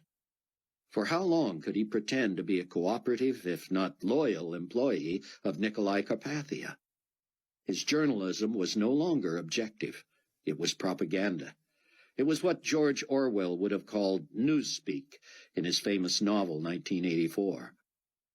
Buck didn't want to face a border crossing. He wanted to sit with a yellow pad and noodle his ideas. He wanted to excite the rabbi over the possibilities, but he could not. Apparently his rattletrap and its vulnerable personal cargo would have the full attention of the border guards. Whatever vehicles had preceded them were long gone, and none appeared in the rearview mirror. Zion lay on the floor beneath the seats. Buck pulled up to 2 uniformed and helmeted guards at a lowered crossbar. The one on the driver's side of the bus signaled that he should slide open the window and then spoke to him in Hebrew. English, Buck said.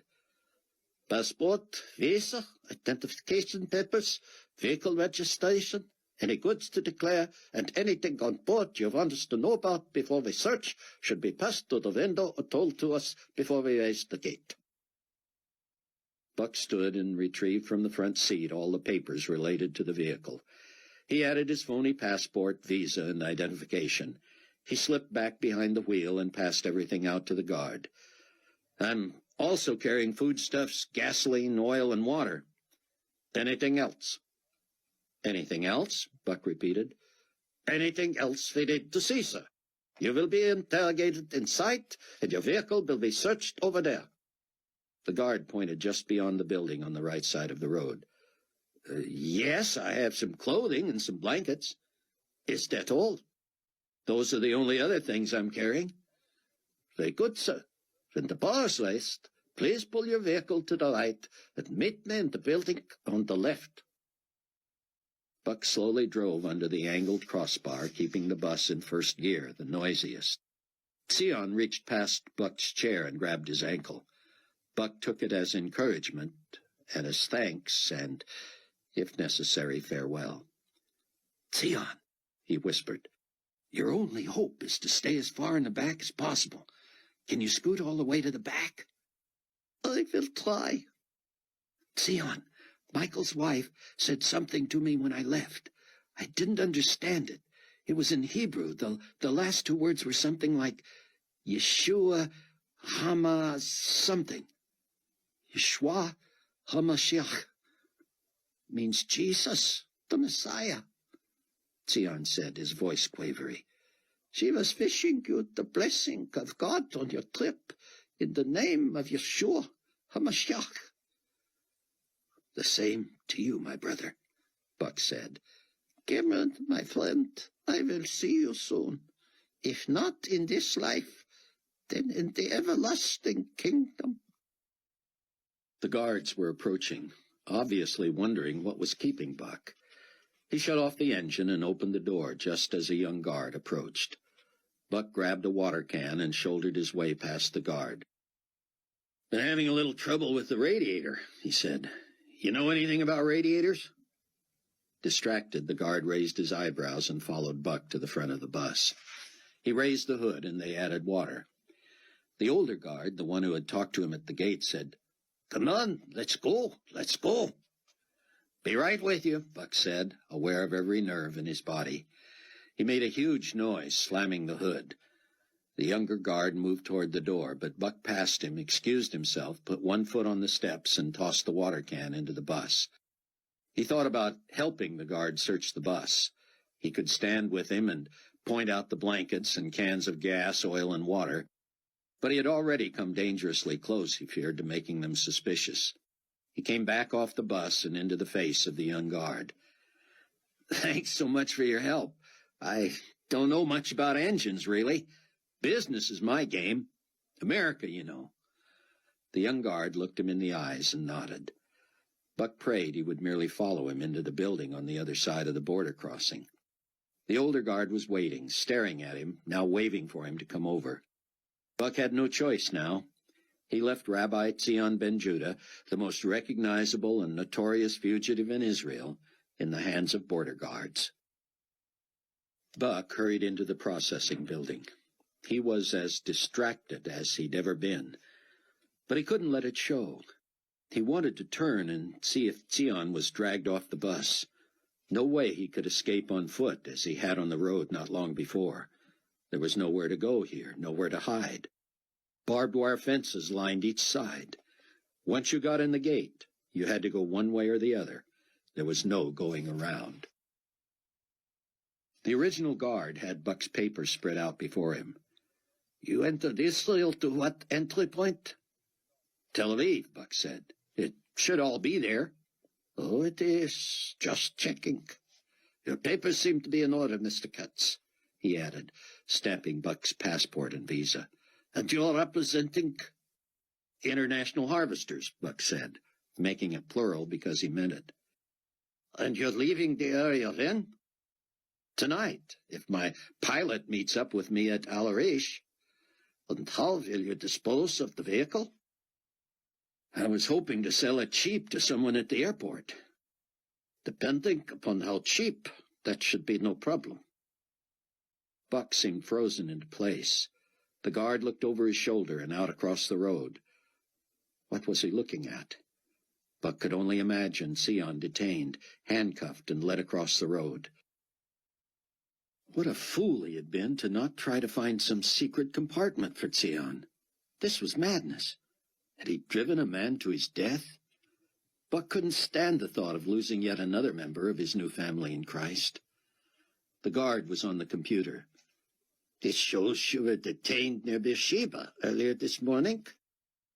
"Detained is overstating it a bit. I was adding water to the radiator and was questioned briefly by a GC peacekeeping officer." "Did he tell you the previous owner of your vehicle has been arrested in connection with the escape of Tzion ben Judah?" "He did." "You might be interested in this then." The guard turned and pointed a remote control device at a television up in the corner. The Global Community Network News was reporting that a Michael Shorosh had been arrested in connection with the harboring of a fugitive from justice. "Global community spokesmen say that Ben Judah, formerly a respected scholar and clergyman, apparently became a radical fanatic fundamentalist, and point to this sermon he delivered just a week ago as evidence that he overreacted to a New Testament passage and was later seen by several neighbors slaughtering his own family." Buck watched in horror as the news ran a tape of Tzion speaking at a huge rally in a filled stadium in Larnaca on the island of Cyprus. "You'll note," the newsman said as the tape was stopped, "the man on the platform behind Dr. Ben Judah has been identified as Michael Shorosh, In a raid on his Jericho home shortly after midnight tonight, peacekeeping forces found personal photos of Ben Judah's family and identification papers from both Ben Judah and an American journalist, Cameron Williams. Williams' connection to the case has not been determined. Buck prayed they would not show his face on television. He was startled to see the guard look over his shoulder to the door. Buck whirled to see the young guard come in, staring at him. The young man let the door close behind him and leaned back against it, his arms folded over his chest. He watched the news report with them. The tape showed Ben Judah reading from Matthew. Buck had heard Sion preach this message before. The verses, of course, had been taken out of context.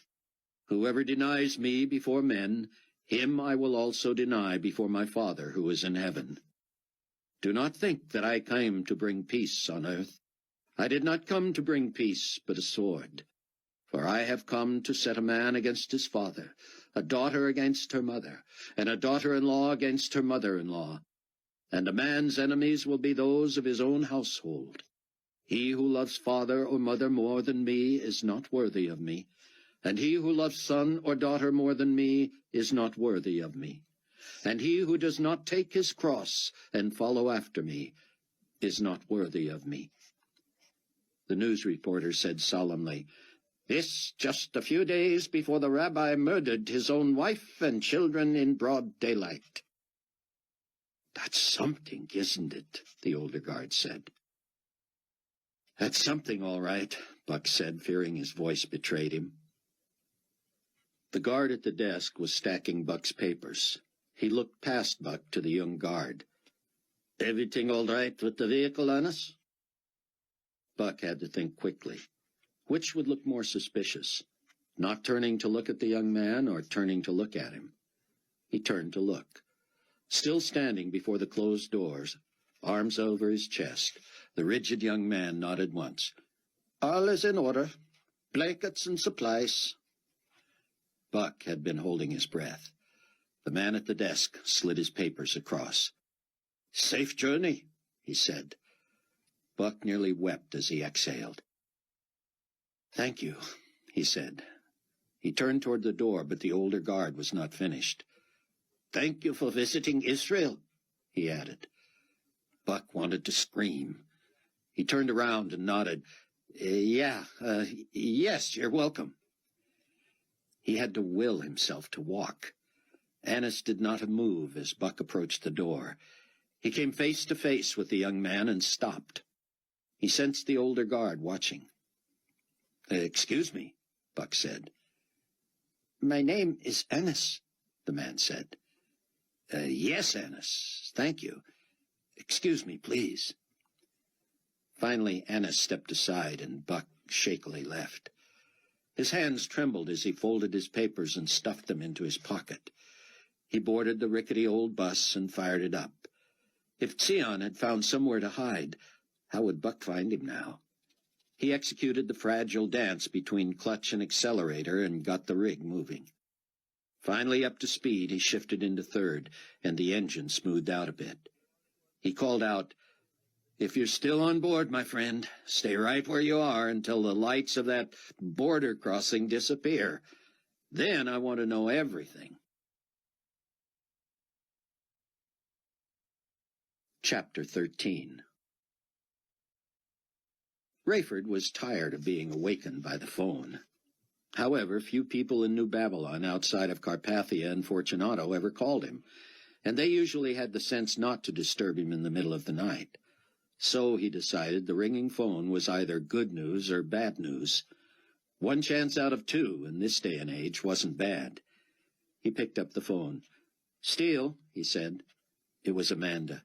"Oh, Rayford, I know it's the middle of the night there, and I'm sorry to wake you. It's just that we've had a little excitement here, and we want to know if you know anything." "Know anything about what?" "Well, Chloe and I were just going over all these pages from Bruce's computer printout. We told you about that." "Yeah?" "We got the strangest call from Loretta at the church. She said she was just working there alone, taking a few phone calls. She said she just had an overwhelming urge to pray for Buck." "For Buck?" Yes. She said she was so overcome with the emotion of it that she quickly stood up from her chair. She said she thought that made her lightheaded, but something made her fall to her knees. Once she was kneeling, she realized she wasn't dizzy, but was just praying earnestly for Buck. All I know, hon, is that Buck is in Israel. I think he's trying to find Sion ben Judah, and you know what's happened to his family. We know, Amanda said. It's just that Buck has a way of getting himself into trouble.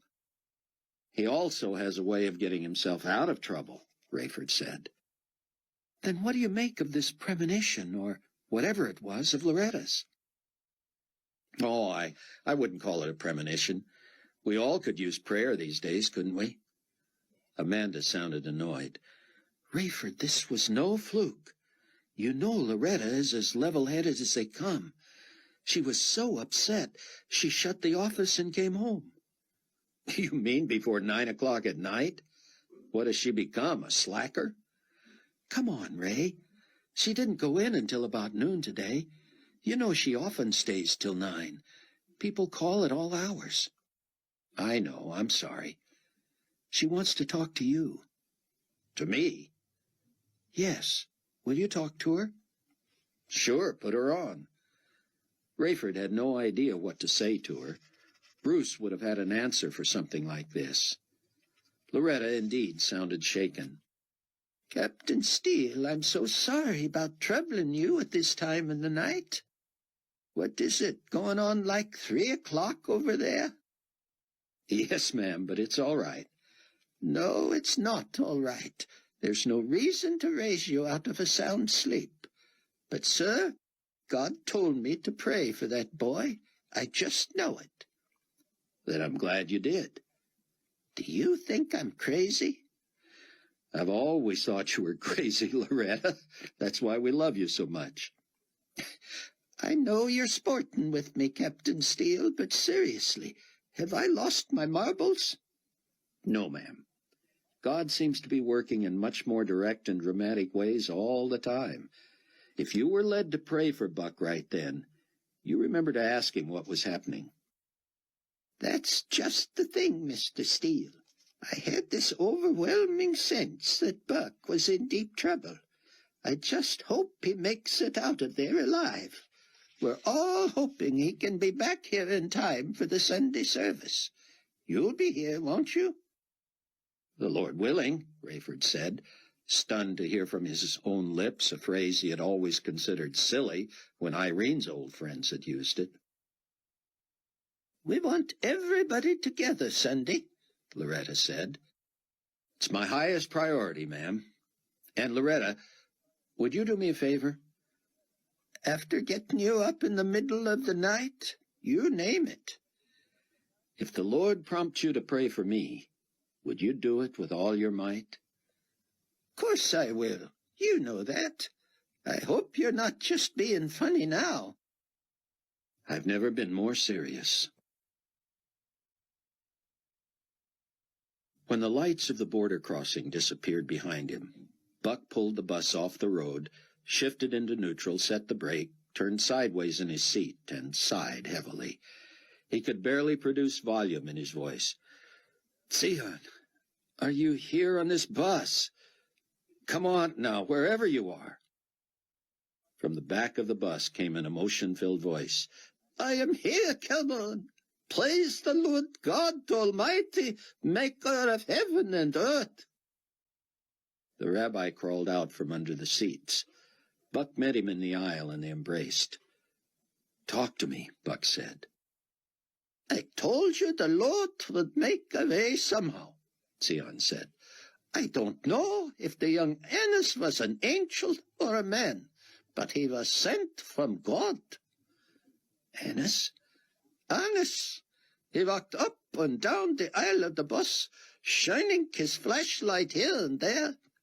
Then he knelt and shined it under the seats. I looked right into the beam. I was praying that God would blind his eyes, but God did not blind him. He came back to where I was and dropped to his elbows and knees. He kept the flashlight in my face with one hand and reached with the other to grab me by the shirt. He pulled me close to him. I thought my heart would burst. I imagined myself dragged into the building, a trophy for a young officer. He whispered hoarsely to me through clenched teeth in Hebrew, "You had better be who I think you are, or you are a dead man." What could I do? There was no more hiding, no more future in pretending I wasn't there. I said to him, "Young man, my name is Zion Ben Judah." Still holding my shirt in his fist, and with his flashlight blinding me, he said, "Rabbi Ben Judah, my name is Anis. Pray as you have never prayed before, that my report will be believed. And now may the Lord bless you and keep you. May the Lord make his face to shine upon you and give you peace." Come on, as God is my witness, the young man stood and walked out of the bus. I have been lying here praising God with my tears ever since. There was nothing more to say. Sion slumped into a seat in the middle of the bus. Buck returned to the wheel and drove off to the border crossing in Egypt.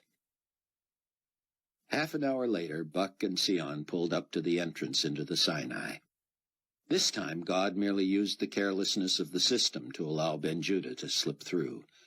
The only crossing gate was on the other side of the border into the Sinai. When Buck was told to stop, one guard immediately boarded and began barking orders in his own tongue. Buck said, "English?" "English it is, gentlemen." He looked back at Sion. "You'll be able to go back to sleep in a few minutes there, old-timer," he said. "You've got to come in and be processed first. I'll search your bus while you're in there, and you'll be on your way." Buck, emboldened by the most recent miracle, looked at Sion and shrugged. He waited as Sion made way for the guard to get past him and begin the search. But Sion motioned to Buck that he should get going. Buck hurried off the bus and into the building. As his papers were being processed, the guard said, "No trouble at the Israeli checkpoint, then?" Buck nearly smiled. "No problem. There's no problem when God is on your side." "No, sir." Buck couldn't help himself. He kept looking over his shoulder for Sion. Where had he gone now? Had God made him invisible? This was a much easier and quicker process. Apparently, the Egyptians were used to simply rubber stamping whatever the Israelis had approved.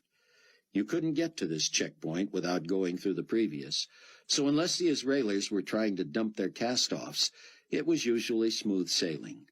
Buck's papers were stamped and stacked and handed back to him with just a few questions. "Less than 100 kilometers to El Arish," the guard said. "No commercial flights scheduled out of there at this time, of course." "I know," Buck said. "I've made my own arrangements." "Very good then, Mr. Katz. All the best." All the best is right, Buck thought. He turned to hurry out to the bus. There was no sign of Sion. The original guard was still on the bus. As Buck began to board, Sion came from behind the bus and stepped in front of him. They boarded together. The guard was going through Buck's bag. "Impressive equipment, Mr. Katz." "Thanks." Sion casually moved past the guard and went back to where he had been sitting when they arrived. He stretched out on the seat. "And you work for whom?" the guard asked. "International Harvesters," Buck said. Sion rose up briefly in his seat, and Buck nearly laughed. Surely Sion appreciated that. The guard closed the bag. "You're both all processed, then, and ready to proceed." "All set," Buck said. The guard looked toward the back. Sion was snoring. The guard turned toward Buck and spoke quietly. "Carry on." Buck tried not to be too eager to drive off, but he popped the clutch when the guard was clear of the front of the bus, and soon he was out onto the road again. All right, Sion. Where were you that time? Sion sat up. Did you like my snore? Buck laughed. Very impressive. Where were you when the guard thought you were being processed with me? Merely standing behind the bus. You got off and went one way. I got off and went the other. You're joking. I did not know what to do, Cameron. He was so friendly, and he had seen me. I certainly wasn't going to walk into the processing center with no papers. When you returned, I figured I had been gone an appropriate time. The question now, Buck said, is how long before that guard mentions he saw 2 men on the bus? Sion carefully made his way up to the seat behind Buck. Yes, he said. First, he will have to convince them that he was not seeing things. Maybe it will not come up. But if it does, they will soon give chase. I trust the Lord to deliver us, because he's promised he will, Buck said. But I also think we'd better be as prepared as possible. He pulled off to the side of the road. He topped off the water in the radiator and dumped nearly 2 liters of oil into the engine. He filled the gas tanks. It is like we are living in the New Testament, Sion said. Buck, clutching and shifting, said, They might be able to overtake this old bus, but if we can make it to Al-Arish, we'll be on that Learjet and out over the Mediterranean before they know we're gone. For the next 2 hours, the road grew worse. The temperature rose. Buck kept an eye on the rearview mirror and noticed that Sion kept looking back as well. Occasionally, a smaller, faster car would appear on the horizon and fly past them. What are we worried about, Cameron? God would not bring us so far, only to have us captured, would he? You're asking me? I never had anything like this happen to me until I ran into you. They rode in silence for half an hour. Finally, Sion spoke, and Buck thought he sounded as strong as he had since Buck first saw him in the hideout. Cameron, you know I've had to force myself to eat up until now, and I have not done a good job at it. So eat something. There's lots of stuff in here. I believe I will. The pain in my heart is so deep that I feel as if I will never do anything again only for the sake of my own enjoyment. I used to love to eat. Even before I knew Christ, I knew that food was God's provision for us. He wanted us to enjoy it. I am hungry now, but I will eat only for sustenance and energy.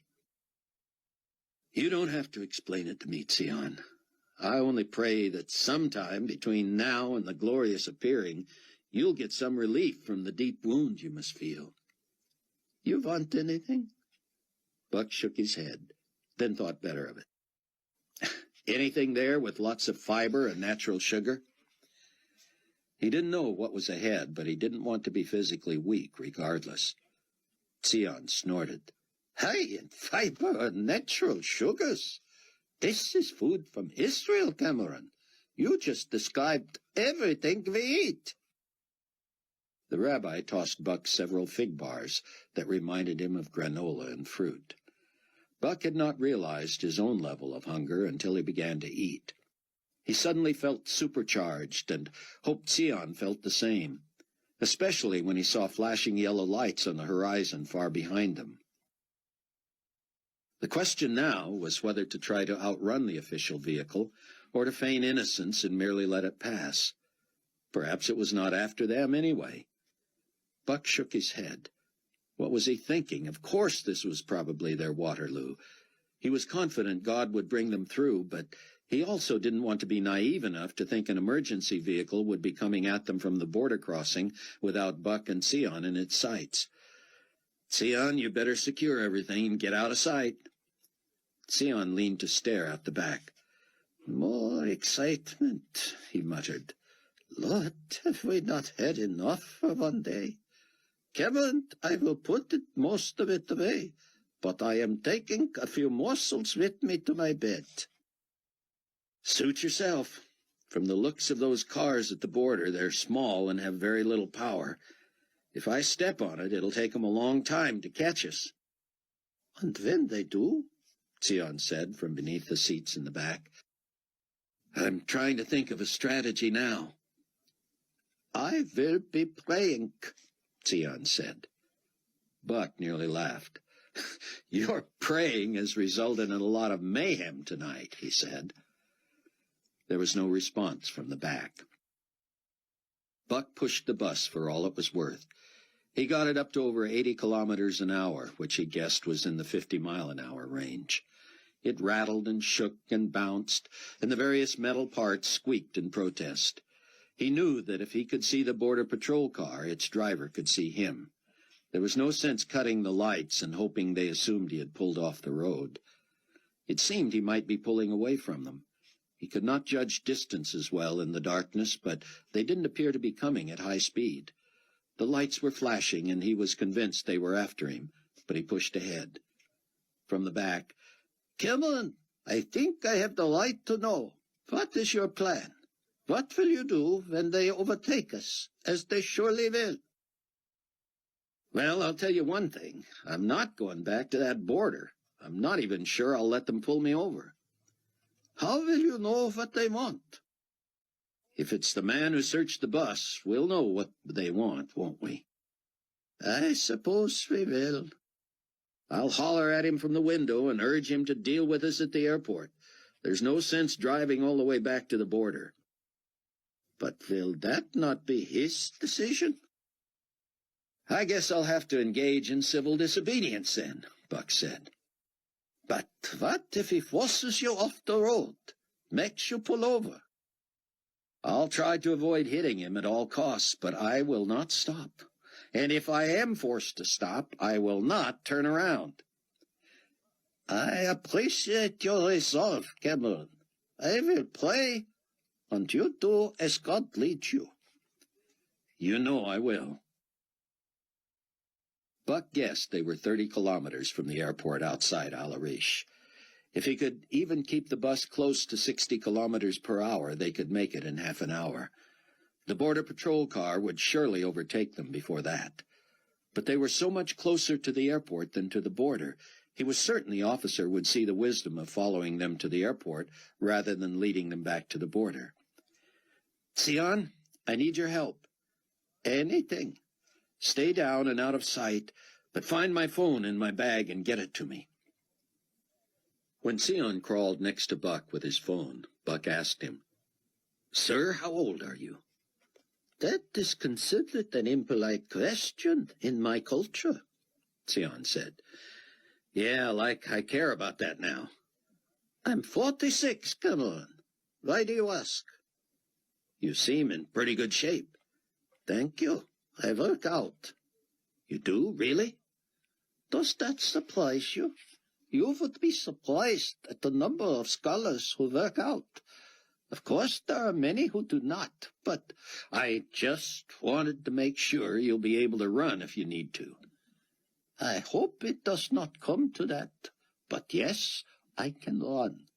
I am not as fast as I was as a young man, but I have surprising endurance for one of my vintage. That's all I wanted to know. Remind me to ask you some personal questions sometime, Sion said. Seriously, Sion, I didn't offend you, did I? Buck was strangely warmed. The rabbi actually chuckled. Oh, my friend, think about it. What would it take to offend me now? Sion, you'd better get back where you were, but can you tell me how much gasoline we have left? The gauge is right there in front of you, Cameron. You tell me. No, I mean in our extra cans. I will check, but surely we do not have time to fill our tanks while we are being chased. What do you have in mind? Why do you ask so many questions? Because I am a student. I will always be a student. Anyway, we are in this together, are we not? Well, let me just give you a hint. While you're tapping on the sides of those gas cans to tell me how much we have left, I'm going to be checking the cigarette lighter on the dashboard. Cameron, cigarette lighters are the first to go in old vehicles, are they not? For our sakes, let's hope not. Buck's phone buzzed. Startled, he flipped it open. Buck here. Buck, it's Chloe. Chloe, I really can't talk to you now. Trust me. Don't ask any questions. For right now, I'm okay, but please ask everybody to pray and pray now. And listen, somehow, on the internet or something, find the phone number for the airport at Al Arish, south of the Gaza Strip on the Mediterranean in the Sinai. Get a hold of Ken Ritz, who should be waiting there. Have him call me at this number. But, Buck... Chloe, it's life or death. You call me as soon as you're safe. Promise. Buck clapped the phone shut and heard Sion from the back. Kevin, are you planning to blow up this bus? You really are a scholar, aren't you? Buck said. I just hope you wait until we get to the airport. I mean, a flaming bus may get us there faster, but your pilot friend may just ferry our remains to the States. That's all right, Chloe, Rayford said. I long since gave up trying to sleep.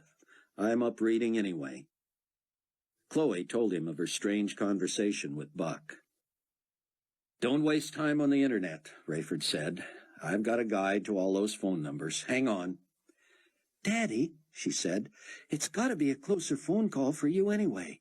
Call Ken Ritz and tell him to call Buck.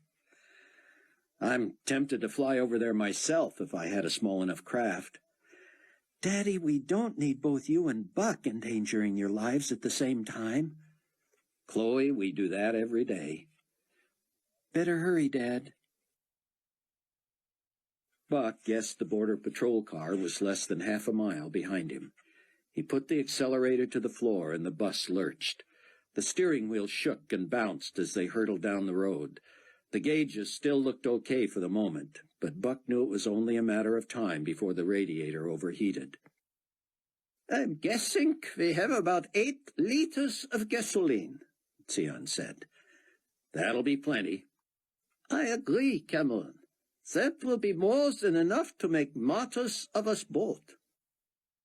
Buck eased off the throttle just enough to smooth out the ride. Smooth, of course, was a misnomer. Buck felt it in his back and hips as they bounced along. The Border Patrol car had closed to within a quarter mile. Sion called out from the back. Cameron, it is clear we are not going to outrun them to the airport. Do you agree? Yes, so? Then it makes no sense to push this vehicle to its limit. It would be smarter to conserve water, oil, and gasoline to make sure we make it to the airport. If we break down, all your resolve means nothing. Buck couldn't argue with that. He immediately slowed to about 50 kilometers per hour and sensed he had bought several miles. However, this also allowed the Border Patrol car to pull up right behind him. A siren sounded and a spotlight flashed in his outside rearview mirror. Buck merely waved and drove on. Soon it was yellow flashing lights, the spotlight, the siren, and the horn of the patrol car. Buck ignored them all. Finally, the squad car pulled even with him. He glanced down to see the very guard who had searched the bus. "Fasten your seatbelt, Sion," Buck hollered. "The chase is on." "I wish I had the seatbelt." Buck continued at his modest speed as the patrol car stayed with him, and the guard pointed that he should pull over. Buck waved at him and drove on. The guard pulled in front of the bus and slowed, again pointing to the side of the road. When Buck made no attempt to pull off, the car slowed even more, forcing him to swerve around it. He had no acceleration, however, and the patrol car, now on the other side of him, sped up to keep him from passing. Buck merely backed off and got behind the car again. When it stopped, he stopped. When the guard got out, Buck backed up and drove around him, building about a 100-yard gap before the car jumped back in and quickly caught up again. This time the guard pulled alongside and showed Buck a handgun. Buck opened his window and hollered, "If I stop, this bus will stall. Follow me to Alarish." "No," came the reply. "You follow me back to the border." "We are much closer to the airport. I don't think this bus can make it back to the border." "Then leave it. You can ride back with me. I'll see you at the airport." "No." But Buck slid his window shut. When the guard pointed his weapon at Buck's window, Buck ducked but kept going. Buck's phone was buzzing. He clicked it open. "Talk to me." "This is Ritz. What's the deal?" "Ken, have you passed through customs there?" "Yeah, I'm ready when you are." "You ready for some fun?" "I thought you'd never ask. I haven't had any real fun for ages." "You're going to risk your life and break the law," Buck said. "Is that all? I've been there before." "Tell me your position and all, Ken," Buck said. "Looks like I'm the only plane going out of here tonight. I'm just outside of a hangar at the end of the runway. My plane is, I mean. I'm talking to you from the little terminal here." "But you've been processed, and you're ready to leave Egypt?" "Yeah, no problem." "What did you tell them as far as other passengers and cargo?" "I figured you wouldn't want me to talk about anybody but you." "Perfect, Ken. Thanks. And who do they think I am?" "You're exactly who I say you are, Mr. Katz." "Ken, that's great. Hang on just a second." The guard had pulled in front of the bus and now slammed on his brakes.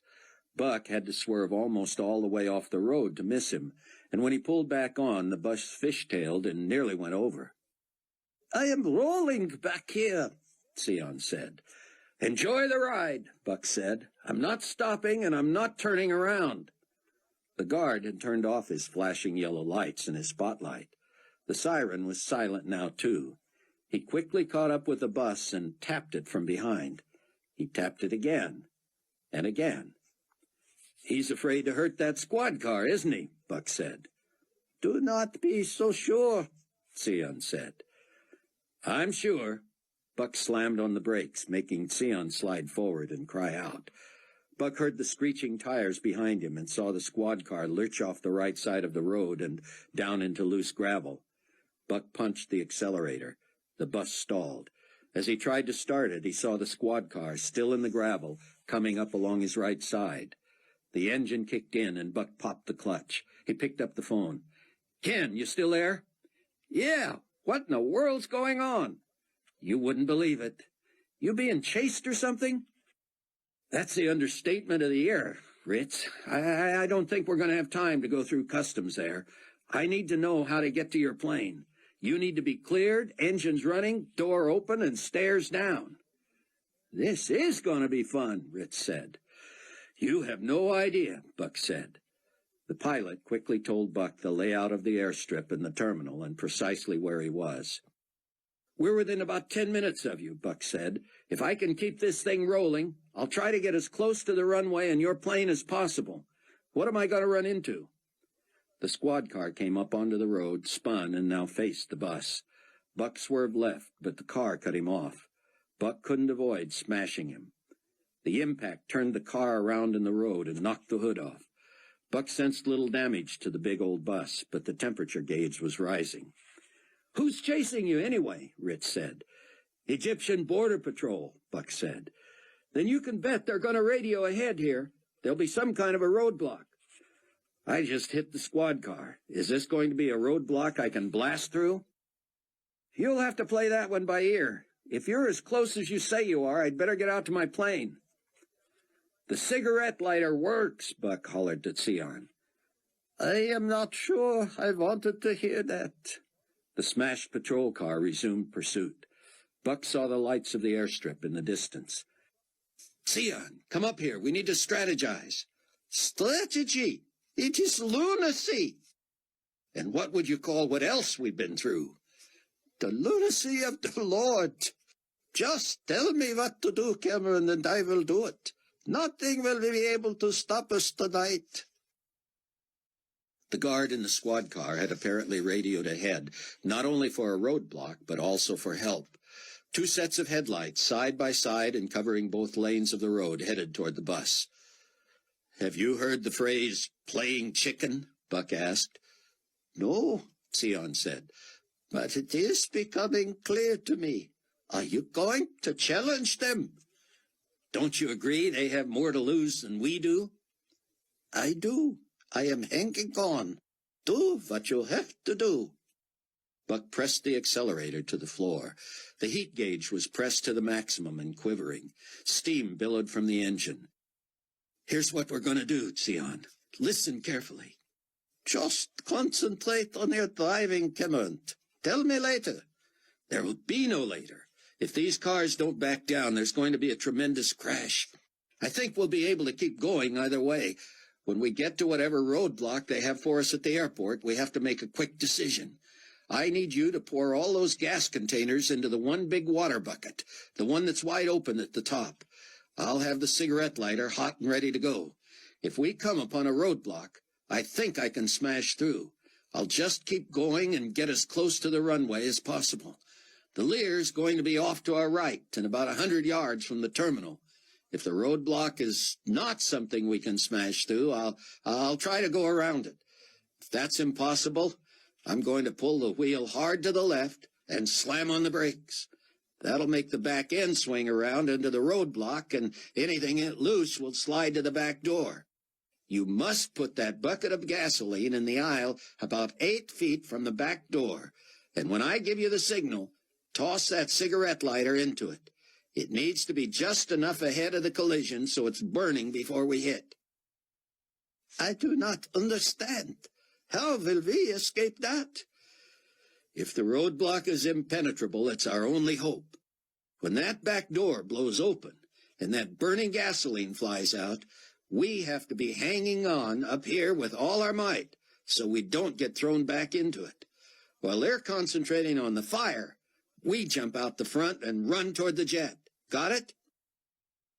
"I get it, Cameron, but I am not optimistic." "Hang on," Buck shouted as two cars from the airport closed on them. Sion hooked one arm around the metal pole behind Buck and wrapped his other around Buck's chest, grabbing the back of the chair like a human seat belt. Buck gave no indication of slowing or swerving and headed straight for the two sets of headlights. At the last instant, he closed his eyes, fully expecting a huge collision. When he opened his eyes, the road was clear. He looked first one way and then the other behind him. Both cars had gone off the road, one of them rolling. The original pursuit car was still behind him, and Buck heard gunfire. Less than a mile ahead, the small airport loomed. Huge fences of mesh and barbed wire flanked the entrance, and just inside sat a blockade of a half-dozen vehicles and several armed soldiers. Buck could see he would not be able to blast through it or go around. He pressed in the cigarette lighter as Sion lugged the gas cans in the bucket to the back. "It is sloshing around," Sion called out. "Just do the best you can." As Buck raced toward the open gate in the huge blockade, the patrol car still following close behind, the cigarette lighter popped out. Buck grabbed it and tossed it back to Sion. It bounced and rolled under his seat. "Oh, no!" Buck shouted. "I have got it," Sion said. Buck peeked in the rearview mirror as Sion climbed out from under his seat, tossed the cigarette lighter into the bucket, and scrambled to the front. The back of the bus burst into flames. "Hang on!" Buck shouted, pulling hard to the left and slamming on the brakes. The bus whirled so fast it nearly tipped over. The back smashed into the stockade of cars, and the back door burst open, flaming gasoline splashing everywhere. Buck and Sion jumped out and ran, low as they could, around the left side of the blockade as guards began firing into the bus, and others screamed and ran from the flames. Sion was limping. Buck grabbed the older man and dragged him around the dark side of the terminal near the runway. There was the Learjet, ready for takeoff. Never had a plane looked like such an oasis of safety. Buck looked back twice, but no one seemed to have seen them escape. It was too good to be true, but it fit with everything else that had happened that night. 50 feet from the plane, Buck heard shots and turned to see a half-dozen guards racing toward them, firing high-powered weapons. When they reached the steps, Buck grabbed Sion by the belt in the back and threw him aboard. As Buck dived into the plane, a bullet ripped through the bottom of the heel of his right boot. Pain shot through the side of his foot as he yanked the door shut, Ritz already rolling. Buck and Sion crawled up to behind the cockpit. Ritz muttered, "Those rascals shoot my plane, I'm going to really be mad." The plane took off like a rocket and rose quickly. "Next stop," Ritz announced, "Palwaukee Airport, state of Illinois, in the U.S. of A." Buck lay on the floor, unable to move. He wanted to look out the window, but he didn't dare. Sion buried his face in his hands. He wept and seemed to be praying. Ritz turned. "Well, Williams, you sure left a mess down there. What was that all about?" "It would take a week to tell," Buck said, panting. "Well," Ritz said, "whatever it was, that was sure fun."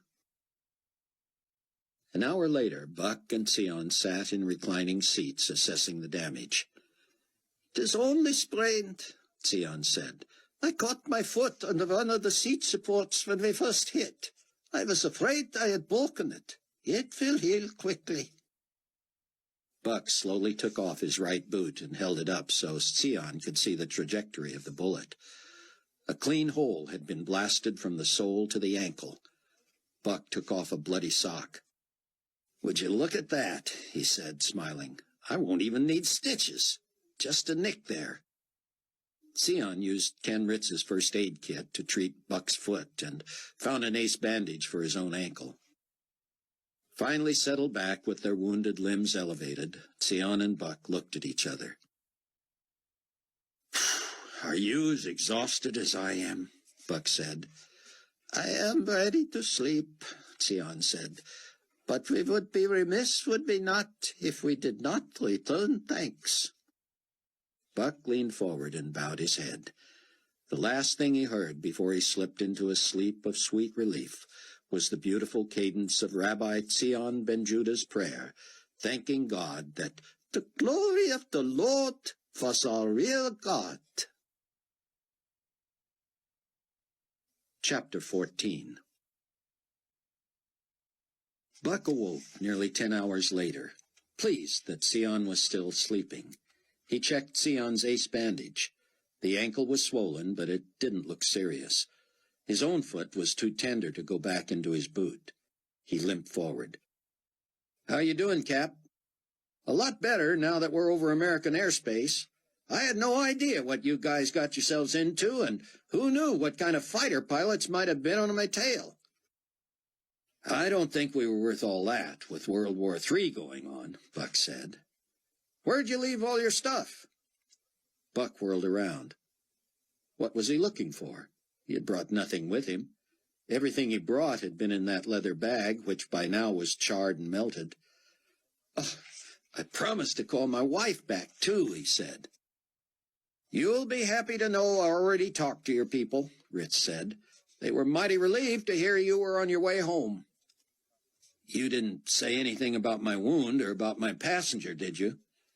"Give me some credit, Williams. You and I both know your wound isn't worth worrying about, so no wife needs to hear about that till she sees it. And as for your passenger, I have no idea who he is or whether your people knew you were bringing him home for dinner, so no, I didn't say a word about him either." "You're a good man, Ritz," Buck said, clapping him on the shoulder. "I like a compliment as much as the next guy, but I hope you know you owe me battle pay on top of everything else." "That can be arranged." Because Ritz had carefully documented his plane and passenger on the way out of the country a few days before, he was on record and easily made it back through the North American radar net. He did not announce his extra passenger, and because personnel at Palwaukee Airport were not in the habit of processing international travelers, no one there paid any attention when an American pilot in his 50s, an Israeli rabbi in his 40s, and an American writer in his 30s disembarked. Ritz was the only one not limping. Buck had finally reached Chloe from the plane. It sounded to him as if she might have bitten his head off for keeping her up all night worrying and praying, had she not been so relieved to hear his voice. "Believe me, babe," he said, "when you hear the whole story, you'll understand." Buck had convinced her that only the Tribulation Force and Loretta could know about Sion. "Don't tell Verna. Can you come alone to Palwaukee?" "I'm not up to driving yet, Buck," she said. "Amanda can drive me out there. Verna isn't even staying with us anymore. She's moved in with friends." That could be a problem," Buck said. "I may have made myself vulnerable to the worst possible person in my profession." "We'll have to talk about that, Buck." It was as if Sion Ben Judah was in some international witness protection program. He was smuggled into Loretta's home under the cover of night. Amanda and Chloe, who had heard from Rayford the news about Sion's family, greeted him warmly and compassionately, but seemed not to know how much to say. Loretta had a light snack waiting for all of them. "I'm old and not too up on things," she said, "but I'm quickly getting the picture here. The less I know about your friend, the better. Am I right?" Sion answered her circumspectly. "I am deeply grateful for your hospitality." Loretta soon trundled off to bed, expressing her delight in offering hospitality as her service to the Lord. Buck, Chloe, and Sion limped into the living room, followed by a chuckling Amanda. "I wish Rayford were here," she said. "I feel like the only teetotaler in a car full of drunks. Every chore that requires 2 feet is going to fall to me." Chloe, characteristically direct, leaned forward and reached for Sion's hand with both of hers. "Dr. Ben Judah, we've heard so much about you. We feel blessed of God to have you with us. We can't imagine your pain." The rabbi took a deep breath and exhaled slowly, his lips quivering.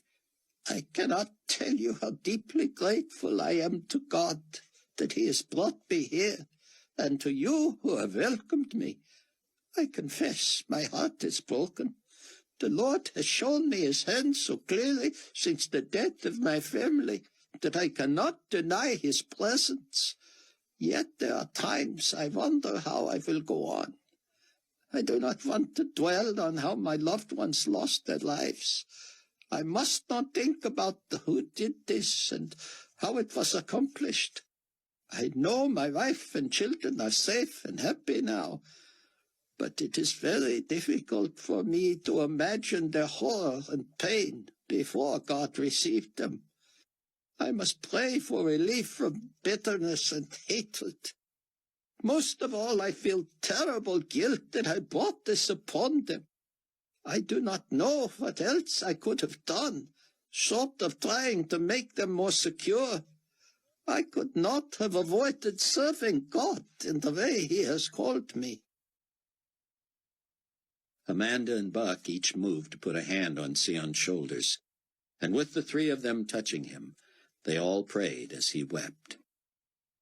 They talked well into the night, Buck explaining that Sion would be the object of an international manhunt, which would likely have even Carpathia's approval.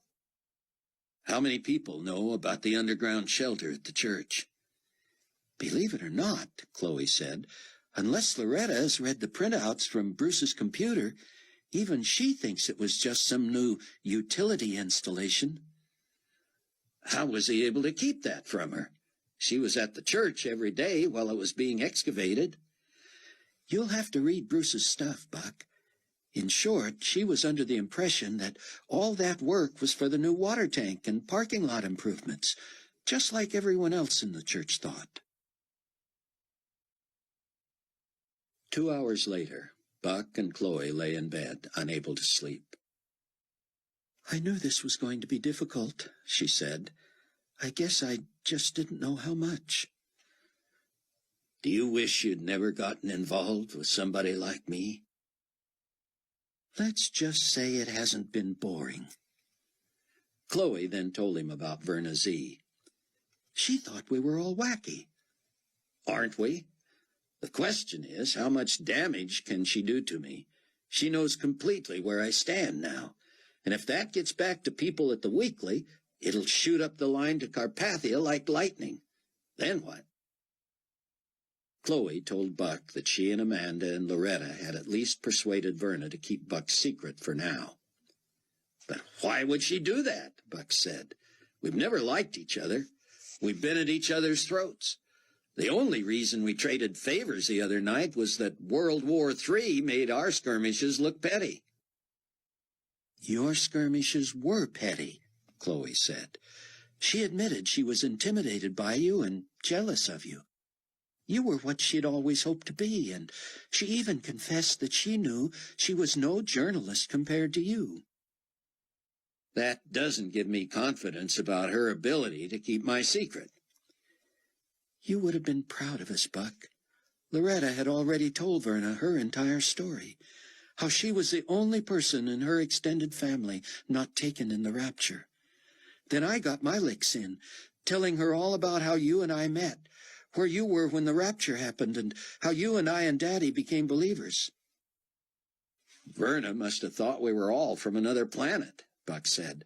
Is that why she moved out? No, I think she felt in the way. Was she sympathetic at all? She actually was. I took her aside once and told her that the most important thing was what she decided to do about Christ. But I also told her that our very lives depended upon her protecting the news of your loyalties from your colleagues and superiors. She said, "His superiors? Cameron's only superior is Carpathia." But she also said something else very interesting, Buck.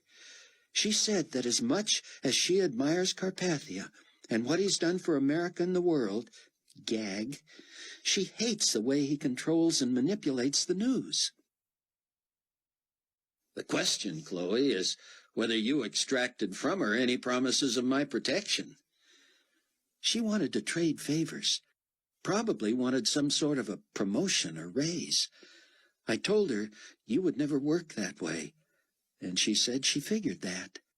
I asked if she would promise me that she would at least not say anything to anyone until after she'd talked to you. And then, are you ready for this?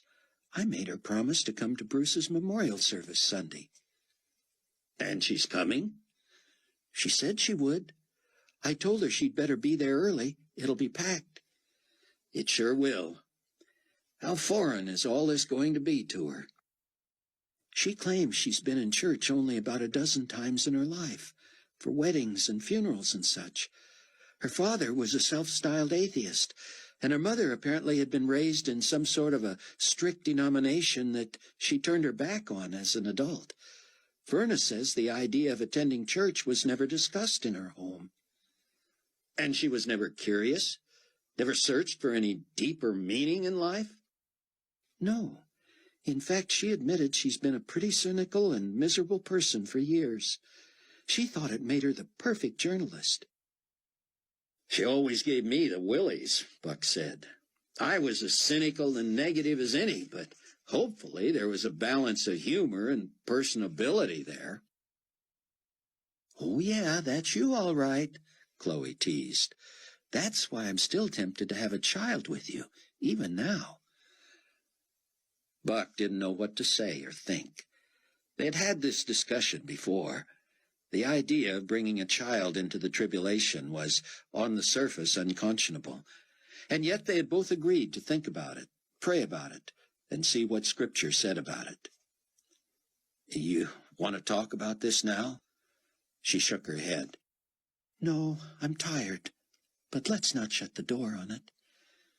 You know I won't, Chloe, he said. I also need to tell you I'm on a different time zone. I slept all the way back. Oh, Buck, I've missed you. Can't you at least stay with me until I fall asleep? Sure. Then I'm going to sneak over to the church and see how Bruce's shelter turned out. I'll tell you what you ought to do, Chloe said, is finish reading Bruce's stuff. We've been marking passages we want Daddy to read at the memorial service. I don't know how he'll get through all of it without taking the whole day, but it's astounding stuff. Wait till you see it. I can't wait. Rayford Steele was having a crisis of conscience. Packed and ready to go, he sat reading the Global Community International Daily while awaiting word from Hattie Durham's driver that he was in front of the building. Rayford missed Amanda. In many ways, they still seemed strangers. And he knew that in the little more than 5 years before the glorious appearing, they would never have the time to get to know each other and develop the lifelong relationship and bond he had shared with Irene. For that matter, he still missed Irene. On the other hand, Rayford felt guilty that in many ways he was closer to Amanda already than he had ever been to Irene. That was his own fault, he knew. He had not known nor shared Irene's faith until it was too late. She had been so sweet, so giving. While he knew of worse marriages and less loyal husbands, he often regretted that he was never the husband to her that he could have been. She had deserved better. To Rayford, Amanda was a gift from God. He recalled not even having liked her at first.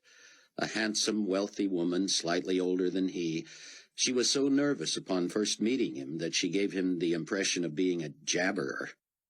She didn't let him or Chloe get a word in, but kept correcting herself, answering her own questions, and rambling. Rayford and Chloe were bemused by her, but seeing her as a future love interest never crossed his mind. They were impressed with how taken Amanda had been with Irene from her brief encounter. Amanda had seemed to catch the essence of Irene's heart and soul. The way she described her, Rayford and Chloe might have thought she had known her for years. Chloe had initially suspected Amanda of having designs on Rayford. Having lost her family in the rapture, she was suddenly a lonely, needy woman. Rayford had not sensed anything but a genuine desire to let him know what his former wife had meant to her. But Chloe's suspicion had put him on guard. He made no attempt to pursue Amanda, and was careful to watch for any signs coming the other way. There were none. That made Rayford curious. He watched how she assimilated herself into New Hope Village Church. She was cordial to him, but never inappropriate, and never, in his mind, forward. Even Chloe eventually had to admit that Amanda did not come off as a flirt to anyone. She quickly became known around New Hope as a servant. That was her spiritual gift. She busied herself about the work of the church. She would cook, clean, drive, teach, greet, serve on boards and committees, whatever was necessary. A full-time professional woman, her spare time was spent in church life. "It's always been all or nothing with me," she said. "When I became a believer, it was lock, stock, and barrel." From a distance, having hardly socialized with her after that first encounter, when she merely wanted to talk to him and Chloe about Irene, Rayford became an admirer. He found her quiet, gentle, giving spirit most attractive. When he first found himself wanting to spend time with her, he still wasn't thinking of her romantically. He just liked her smile, liked her look, liked her attitude. He had sat in on one of her Sunday school classes.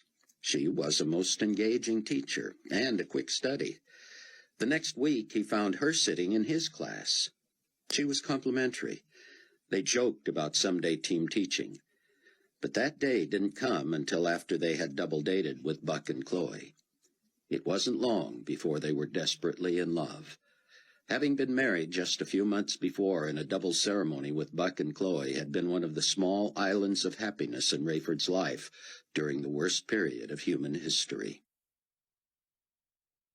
Rayford was eager to get back to the States to see Amanda.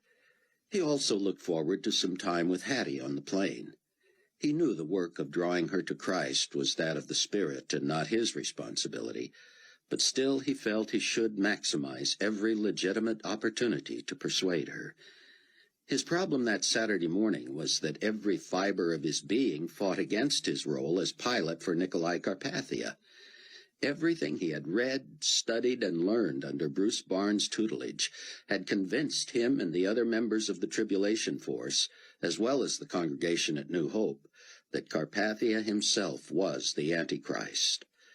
There were advantages to believers to have Rayford in the position he found himself, and Carpathia knew well where Rayford stood. What Nicolae did not know, of course, was that one of his other trusted employees, Cameron Williams, was now Rayford's son-in-law, and had been a believer nearly as long as Rayford. How long could it last? Rayford wondered. Was he endangering Buck's and Chloe's lives? Amanda's? His own? He knew the day would come when what Bruce referred to as tribulation saints would become the mortal enemies of the Antichrist. Rayford would have to choose his timing carefully. Someday, according to Bruce's teaching, to merely have the right to buy and sell, citizens of the global community would have to take the mark of the beast. No one knew yet exactly what form this would take, but the Bible indicated it would be a mark on the forehead or on the hand. There would be no faking. The mark would somehow be specifically detectable. Those who took the mark could never repent of it. They would be lost forever. Those who did not take the mark would have to live in hiding, their lives worth nothing to the global community. For now, Carpathia seemed merely amused by and impressed with Rayford. Perhaps he thought he had some connection, some insight to the opposition by keeping Rayford around. But what would happen when Carpathia discovered that Buck was not loyal and that Rayford had known all along? Worse, how long could Rayford justify in his own mind that the benefits of being able to eavesdrop and spy on Carpathia outweighed his own culpability in abetting the work of the evil one? Rayford glanced at his watch and speed-read the rest of the paper. Hattie and her driver would be there in a few moments. Rayford felt as if he had undergone sensory overload. Any one of the traumas he had witnessed since the day the war broke out might have institutionalized a normal man during normal times. Now, it seemed, Rayford had to take everything in stride. The most heinous, horrible atrocities were part of daily life. World War III had erupted. Rayford had discovered one of his dearest friends dead, and he had heard Nicolae Carpathia give the word to destroy major cities, and then announce his grief and disappointment on international television. Rayford shook his head. He had done his job, flown his new plane, landed it thrice with Carpathia aboard, had gone to dinner with an old friend, gone to bed, had several phone conversations, rose, read his paper, and was now ready to blithely fly home to his family. What kind of a crazy world had this become? How could vestiges of normality remain in a world going to hell? The newspaper carried the stories out of Israel, how the rabbi who had so shocked his own nation and culture and religion and people, not to mention the rest of the world, with his conclusions about the messiahship of Jesus, had suddenly gone mad. Rayford knew the truth, of course, and looked forward with great anticipation to meeting this brave saint. Rayford knew Buck had somehow spirited him out of the country, but he didn't know how. He would be eager to get the details. Was this what they all had to look forward to, the martyrdom of their families, their own deaths? He knew it was. He tried to push it from his mind.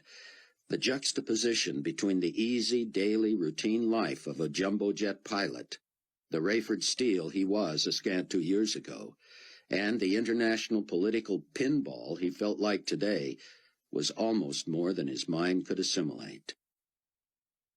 The phone rang. His ride was here. Buck was astonished at what he found at the church. Bruce had done such a good job camouflaging the shelter that Buck had almost not been able to find it again. Alone in the cavernous place, Buck headed downstairs. He walked through the fellowship hall, down a narrow corridor, past the washrooms and past the furnace room. He was now at the end of a hallway with no light. It would have been dark there at noon. Where was that entrance? He felt around the wall. Nothing. He moved back into the furnace room and flipped on the switch. A flashlight rested atop the furnace. He used it to find the hand-sized indentation in one of the concrete blocks on the wall. Setting himself and feeling the nagging sting in his right heel from his recent wound, he pushed with all his might, and a section of block wall slid open slightly. He stepped in and pulled it closed behind him. The flashlight illuminated a sign directly in front of him and 6 stair steps down. Danger, high voltage, authorized personnel only. Buck smiled. That would have scared him off if he hadn't known better. He moved down the steps and took a left. 4 more steps down was a huge steel door. The sign at the landing of the stairs was duplicated on the door. Bruce had shown him, the day of the weddings, how to open that seemingly locked door. Buck gripped the knob and turned it first right and then left. He pushed the handle in about 1/4 of an inch, then back out 1/2 an inch. It seemed to free itself, but still it didn't turn right or left. He pushed in as he turned it slightly right and then left, following a secret pattern devised by Bruce. The door swung open, and Buck faced what appeared to be a man-sized circuit breaker box. Not even a church the size of New Hope would carry that many circuit breakers, Buck knew. And as real as all those switches were, they led to no circuits. The chassis of that box was merely another door. It opened easily and led to the hidden shelter. Bruce had done an amazing amount of work since Buck had seen it just a few months before. Buck wondered when Bruce had had the time to get in there after hours and do all that work. No one else knew about it, not even Loretta, so it was a good thing Bruce was handy. It was vented, air-conditioned, well-lit, paneled, ceilinged, floored, and contained all the necessities. Bruce had sectioned the 24 by 24-foot area into 3 rooms. There was a full bath and shower, a bedroom with 4 double-bunk beds, and a larger room with a kitchenette on one end and a combination living room study on the other. Buck was struck by the lack of claustrophobia, but he knew that with more than 2 people in there, and being aware of how far underground you were, it could soon become close. Bruce had spared no expense. Everything was new. There was a freezer, a refrigerator, a microwave, a range and oven, and it seemed every spare inch possible had been converted into storage space. Now, Buck wondered, what did Bruce do about connections? Buck crawled along the carpet and looked behind a sleeper sofa. There was a bank of telephone jacks. He traced the wiring up the wall and tried to spot where it would come out in the hallway. He turned off the lights, closed the circuit breaker door, closed the metal door, jogged up the steps, and slid the brick door shut. In a dark corner of the hallway, he shined the flashlight and saw the section of conduit that led from the floor up through the ceiling. He moved back into the fellowship hall and looked out the window. From the lights in the parking lot, he could make out that the conduit went outside at the ceiling level and snaked its way up toward the steeple. Bruce had told Buck that the reconditioned steeple had been the one vestige of the old church, the original building that had been torn down 30 years before. In the old days, it actually had bells that beckoned people to church. The bells were still there, but the ropes that had once extended through a trap door to a spot where one of the ushers could ring them from the foyer had been cut. The steeple was now just decorative. Or was it? Buck lugged a stepladder from a utility room up into the foyer and pushed open the trap door. He hoisted himself above the ceiling and found a wrought iron ladder that led into the belfry. He climbed up near the old bells, which were covered with cobwebs and dust and soot. When he reached the section open to the air, his last step made his hair brush a web, and he felt a spider skitter through his hair. He nearly lost his balance swatting it away and trying to hang on to the flashlight and to the ladder. It was just yesterday that he had been chased across the desert, rammed, shot at, and virtually chased through flames to his freedom. He snorted. He would almost rather go through all that again than have a spider run through his hair. Buck peeked down from the opening and looked for the conduit. It ran all the way up to the tapered part of the steeple. He reached the top of the ladder and stepped out through the opening. He was around the side of the steeple, not illuminated from the ground. The old wood didn't feel solid. His sore foot began to twitch. Wouldn't this be great, he thought. Slip off the steeple of your own church and kill yourself in the middle of the night. Carefully surveying the area to be sure no cars were around, Buck briefly shined the flashlight at the top of where the conduit ran up the steeple. There was what appeared to be a miniature satellite dish, about 2.5 inches in diameter. Buck couldn't read the tiny sticker applied to the front of it, so he stood on tiptoe and peeled it off. He stuck it in his pocket and waited until he was safely back inside the steeple, down the ladder, and through the trap door to the stepladder before pulling it out. It read, "Donnie Moore Technologies, your computer doctor." Buck put the stepladder away and began shutting off the lights. He grabbed a concordance off the shelf in Bruce's office and looked up the word housetop. Bruce's installing that crazy mini-satellite dish made him think of a verse he once heard or read about shouting the good news from the housetop. Matthew 10:27-28 said, "Whatever I tell you in the dark, speak in the light. And what you hear in the ear, preach on the housetops. And do not fear those who kill the body, but cannot kill the soul. But rather fear him who is able to destroy both soul and body in hell." Wasn't it just like Bruce to take the Bible literally? Buck headed back to Loretta's house, where he would read Bruce's material until about 6.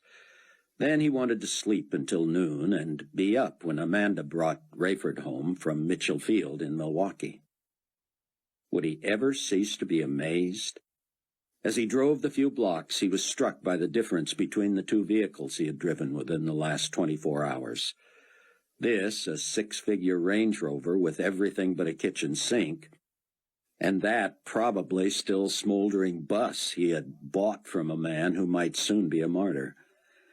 More amazing, however, was that Bruce had planned so well and prepared so much before his departure. With a little technology, the Tribulation Force and its newest member, Zion Ben Judah, would soon be proclaiming the gospel from a hidden location and sending it via satellite and the internet to just about anybody in the world who wanted to hear it, and to many who didn't. It was 2:30 in the morning, Chicago time, when Buck returned from the church and sat before Bruce's papers on the dining room table at Loretta's home. They read like a novel. He drank in Bruce's Bible studies and commentary, finding his sermon notes for that very Sunday. Buck couldn't speak publicly in that church. He was vulnerable and exposed enough already, but he could sure help Rayford put together some remarks. Despite his years of flying, Rayford had never found a cure for jet lag, especially going east to west. His body told him it was the middle of the evening, and after a day of flying, he was ready for bed. But as the DC-10 taxied toward the gate in Milwaukee, it was noon, Central Standard Time. Across the aisle from him, the beautiful and stylish Hattie Durham slept. Her long blonde hair was in a bun, and she had made a mess of her mascara trying to wipe away her tears. She had wept off and on almost the entire flight. Through 2 meals, a movie, and a snack, she had unburdened herself to Rayford. She did not want to stay with Nicolae Carpathia. She had lost her love for the man. She didn't understand him. While she wasn't ready to say he was the Antichrist, she certainly was not as impressed with him behind closed doors as most of his public was with him. Rayford had carefully avoided declaring his starkest beliefs about Carpathia. Clearly, Rayford was no fan and hardly loyal, but he didn't consider it the better part of wisdom to state categorically that he agreed with most Christian believers that Carpathia fit the bill of the Antichrist. Of course, Rayford had no doubt about it. But he had seen broken romances heal before, and the last thing he wanted was to give Hattie ammunition that could be used against him with Carpathia. Soon enough, it wouldn't matter who might badmouth him to Nicolae. They would be mortal enemies anyway. Most troubling to Rayford was Hattie's turmoil over her pregnancy. He wished she would refer to what she was carrying as a child. But it was a pregnancy to her, an unwanted pregnancy. It may not have been at the beginning, but now, given her state of mind, she did not want to give birth to Nicolae Carpathia's child. She didn't refer to it as a child or even a baby. Rayford had the difficult task of trying to plead his case without being too obvious. He had asked her, "Hattie, what do you think your options are?" "I know there are only 3, Rayford. Every woman has to consider these 3 options when she's pregnant." Not every woman, Rayford thought. Hattie had continued, I can carry it to term and keep it, which I don't want to do. I can put it up for adoption, but I'm not sure I want to endure the entire pregnancy and birth process. And, of course, I can terminate the pregnancy. What does that mean exactly? What do you mean, what does that mean? Hattie had said. Terminate the pregnancy means terminate the pregnancy. You mean have an abortion? Hattie had stared at him like he was an imbecile. Yes, what did you think I meant? Well, it just seems you're using language that makes it sound like the easiest option. It is the easiest option, Rayford. Think about it. Obviously, the worst scenario would be to let a pregnancy run its entire course, go through all that discomfort, and then go through the pain of labor. And then what if I got all those maternal instincts everybody talks about? Besides 9 months of living in the pits, I'd go through all that stuff delivering somebody else's child. Then I'd have to give it up, which would just make everything worse. You just called it a child there, Rayford had said. You'd been referring to this as your pregnancy, but once you deliver it, then it's a child? Well, it'll be someone's child. I hope not mine. Rayford had let the matter drop while a meal was served. He had prayed silently that he would be able to communicate to her some truth. Subtlety was not his forte. She was not a dumb woman. Maybe the best tack was to be direct. Later in the flight, Hattie herself had brought up the issue again. Why do you want to make me feel guilty for considering an abortion? Hattie, he had said, I can't make you feel guilty. You have to make your own decisions. What I think about it means very little, doesn't it? Well, I care about what you think. I respect you as someone who's been around. I hope you don't think that I think abortion is an easy decision, even though it's the best and simplest solution. Best and simplest for whom? For me, I know. Sometimes you have to look out for yourself. When I left my job and ran off to New York to be with Nicolae, I thought I was finally doing something for Hattie. Now I don't like what I did for Hattie, so I need to do something else for Hattie. Understand? Rayford had nodded. He understood all too well. He had to remind himself that she was not a believer. She would not be thinking about the good of anyone but herself. Why should she? Hattie, just humor me for a moment and assume that that pregnancy, that it you're carrying, is already a child. It's your child. Perhaps you don't like its father.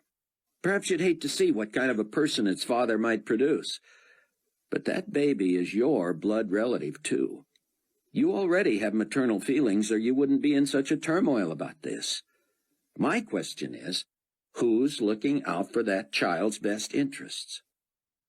Let's say a wrong has been done. Let's say it was immoral for you to live with Nicolae Carpathia outside of marriage. Let's say this pregnancy, this child, was produced from an immoral union. Let's go farther. Let's say that those people are right who consider Nicolae Carpathia the Antichrist. I'll even buy the argument that perhaps you regret the idea of having a child at all and would not be the best mother for it. I don't think you can shirk responsibility for it the way a rape or incest victim might be justified in doing. But even in those cases, the solution isn't to kill the innocent party, is it? Something is wrong, really wrong. And so people defend their right to choose. What they choose, of course, is not just the end of a pregnancy, not just an abortion, it's the death of a person. But which person? One of the people who made a mistake? One of the people who committed a rape or incest? Or one of the people who got pregnant out of wedlock? No. The solution is always to kill the most innocent party of all. Rayford had gone too far, and he had known it. He had glanced up at Hattie, holding her hands over her ears, tears streaming down her face. He had touched her arm, and she had wrenched away. He had leaned further and grabbed her elbow. Hattie, please don't pull away from me. Please don't think I said any of that to hurt you personally. Just chalk it up to somebody standing up for the rights of someone who can't defend him or herself. If you won't stand up for your own child, somebody has to." With that, she had wrenched fully away from him and had buried her face in her hands and wept. Rayford had been angry with himself. Oh, why couldn't he learn? How could he sit there spouting all that? He believed it, and he was convinced it was God's view. It made sense to him. But he also knew she could reject it out of hand simply because he was a man. How could he understand? No one was suggesting what he could or could not do with his own body. He had wanted to tell her he understood that, but, again, what if that unborn child was a female? Who was standing up for the rights of that woman's body? Hattie had not spoken to him for hours. He knew he deserved that.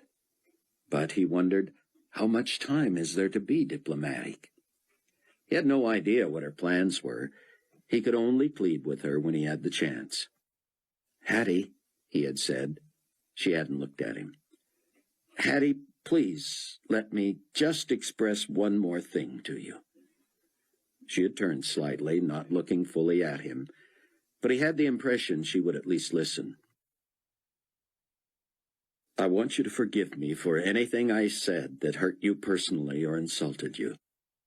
I hope you know me well enough by now to know that I would not do that intentionally. More important, I want you to know that I'm one of a few friends you have in the Chicago area who loves you and wants only the best for you. I wish you'd think about stopping in and seeing us in Mount Prospect on your way back. Even if I'm not there, even if I have to go back to New Babylon before you, stop in and see Chloe and Buck. Talk to Amanda. Would you do that?" Now she had looked at him. She had pressed her lips together and shook her head apologetically. "Probably not. I appreciate your sentiments, and I accept your apology. But no, probably not." And that's the way it had been left. Rayford was angry with himself. His motives were pure, and he believed his logic was right. But maybe he had counted too much on his own personality and style, and not enough on God himself to work in Hattie's heart. All he could do now was pray for her. When the plane finally stopped at the gate, Rayford helped Hattie pull her bag from the overhead rack. She thanked him. He didn't trust himself to say anything more. He had apologized enough. Hattie wiped her face one more time and said, "Rayford, I know you mean well, but you drive me nuts sometimes. I should be glad nothing ever really developed between us." "Thanks a lot," Rayford said, feigning insult. "I'm serious," she said. "You know what I mean. We're just too far apart in age or something, I guess." "I guess," Rayford said. So that was how she summarized it. Fine. That wasn't the issue at all, of course. He may not have handled it the best way, but he knew trying to fix it now would accomplish nothing. As they emerged from the gateway, he saw Amanda's welcome smile. He rushed to her, and she held him tight. She kissed him passionately, but pulled away quickly. "I didn't mean to ignore you, Hattie, but frankly I was more eager to see Rayford." "I understand," Hattie said flatly, shaking hands and looking away. "Can we drop you somewhere?" Amanda said. Hattie chuckled. "Well, my bags are checked through to Denver. Can you drop me there?" "Oh, I knew that," Amanda said. "Can we walk you to your gate?" "No, I'll be fine. I know this airport. I've got a little layover here, and I'm just going to try and relax." Rayford and Amanda said their goodbyes to Hattie, and she was cordial enough. But as they walked away, she caught Rayford's eye. She pursed her lips and shook her head. He felt miserable. Rayford and Amanda walked hand in hand, then arm in arm, then arms around each other's waist, all the way to the escalators that led down to baggage claim. Amanda hesitated and pulled Rayford back from the moving stairway. Something on a TV monitor had caught her eye. "Ray," she said, "come look at this." They stood watching as a CNN-GNN report summarized the extent of the damage from the war around the world. Already Carpathia was putting his spin on it. The announcer said, "World healthcare experts predict the death toll will rise to more than 20% internationally. Global community potentate Nicolae Carpathia has announced formation of an international healthcare organization that will take precedence over all local and regional efforts. He and his 10 global ambassadors released a statement from their private high-level meetings in New Babylon outlining a proposal for strict measures regulating the health and welfare of the entire global community. We have a reaction now from renowned cardiovascular surgeon Samuel Klein of Norway." Rayford whispered, "This guy is in Carpathia's back pocket. I've seen him around. He says whatever St. Nick wants him to say." The doctor was saying, "The International Red Cross and the World Health Organization, as wonderful and effective as they have been in the past, are not equipped to handle devastation, disease, and death on this scale.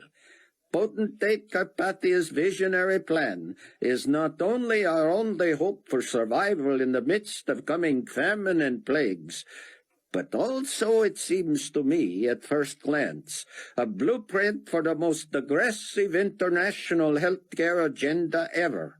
Should the death toll reach as high as 25% due to contaminated water and air, food shortages, and the like, as some have predicted, new directives that govern life from the womb to the tomb can bring this planet from the brink of death to a utopian state as regards physical health." Rayford and Amanda turned toward the escalator, Rayford shaking his head. "In other words, Carpathia clears away the bodies he has blown to bits, or starved, or allowed to become diseased by plagues because of his war, and the rest of us lucky subjects will be healthier and more prosperous than ever." Amanda looked at him. "Spoken like a true, loyal employee," she said. He wrapped his arms around her and kissed her.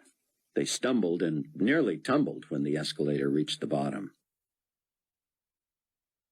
Buck embraced his new father-in-law and old friend like the brother he was. He considered it a tremendous honor to introduce Sion Ben-Judah to Rayford and to watch them get acquainted. The Tribulation Force was together once again, bringing each other up to date and trying to plan for a future that had never seemed less certain.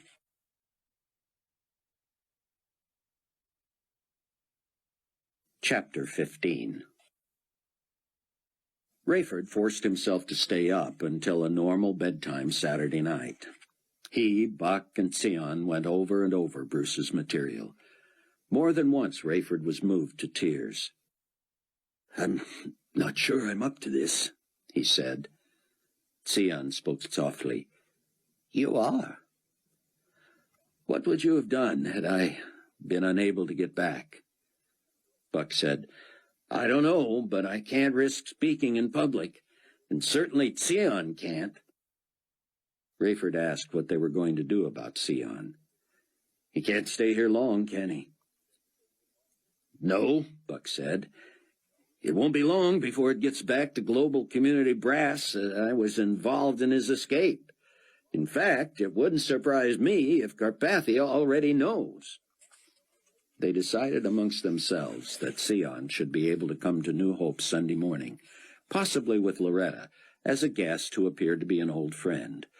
There was enough difference in their ages that, except for his Middle Eastern look, he might appear to be a son or nephew. "But I wouldn't risk his exposure any further than that," Rayford said. "If the shelter's ready, we need to sneak him in there before the end of the day tomorrow." Late in the evening, a bleary-eyed Rayford called a meeting of the Tribulation Force, asking Sion Ben-Judah to wait in another room. Rayford, Amanda, Buck, and Chloe sat around the dining room table, Bruce's pages piled high before them. "I suppose it falls to me," Rayford said, "as the senior member of this little band of freedom fighters, To call to order the first meeting after the loss of our leader. Amanda shyly raised her hand. Excuse me, but I believe I am the senior member if you're talking age. Rayford smiled. There was precious little levity anymore, and he appreciated her feeble attempts. I know you're the oldest, hon, he said, but I've been a believer longer, probably by a week or so. Fair enough, she said. The only order of business tonight is voting in a new member. I think it's obvious to all of us that God has provided a new leader and mentor in Dr. Ben-Judah. Chloe spoke up. We're asking an awful lot of him, aren't we? Are we sure he wants to live in this country, in this city? Where else could he go? Buck asked. I mean, it's only fair to ask him rather than to make assumptions, I guess.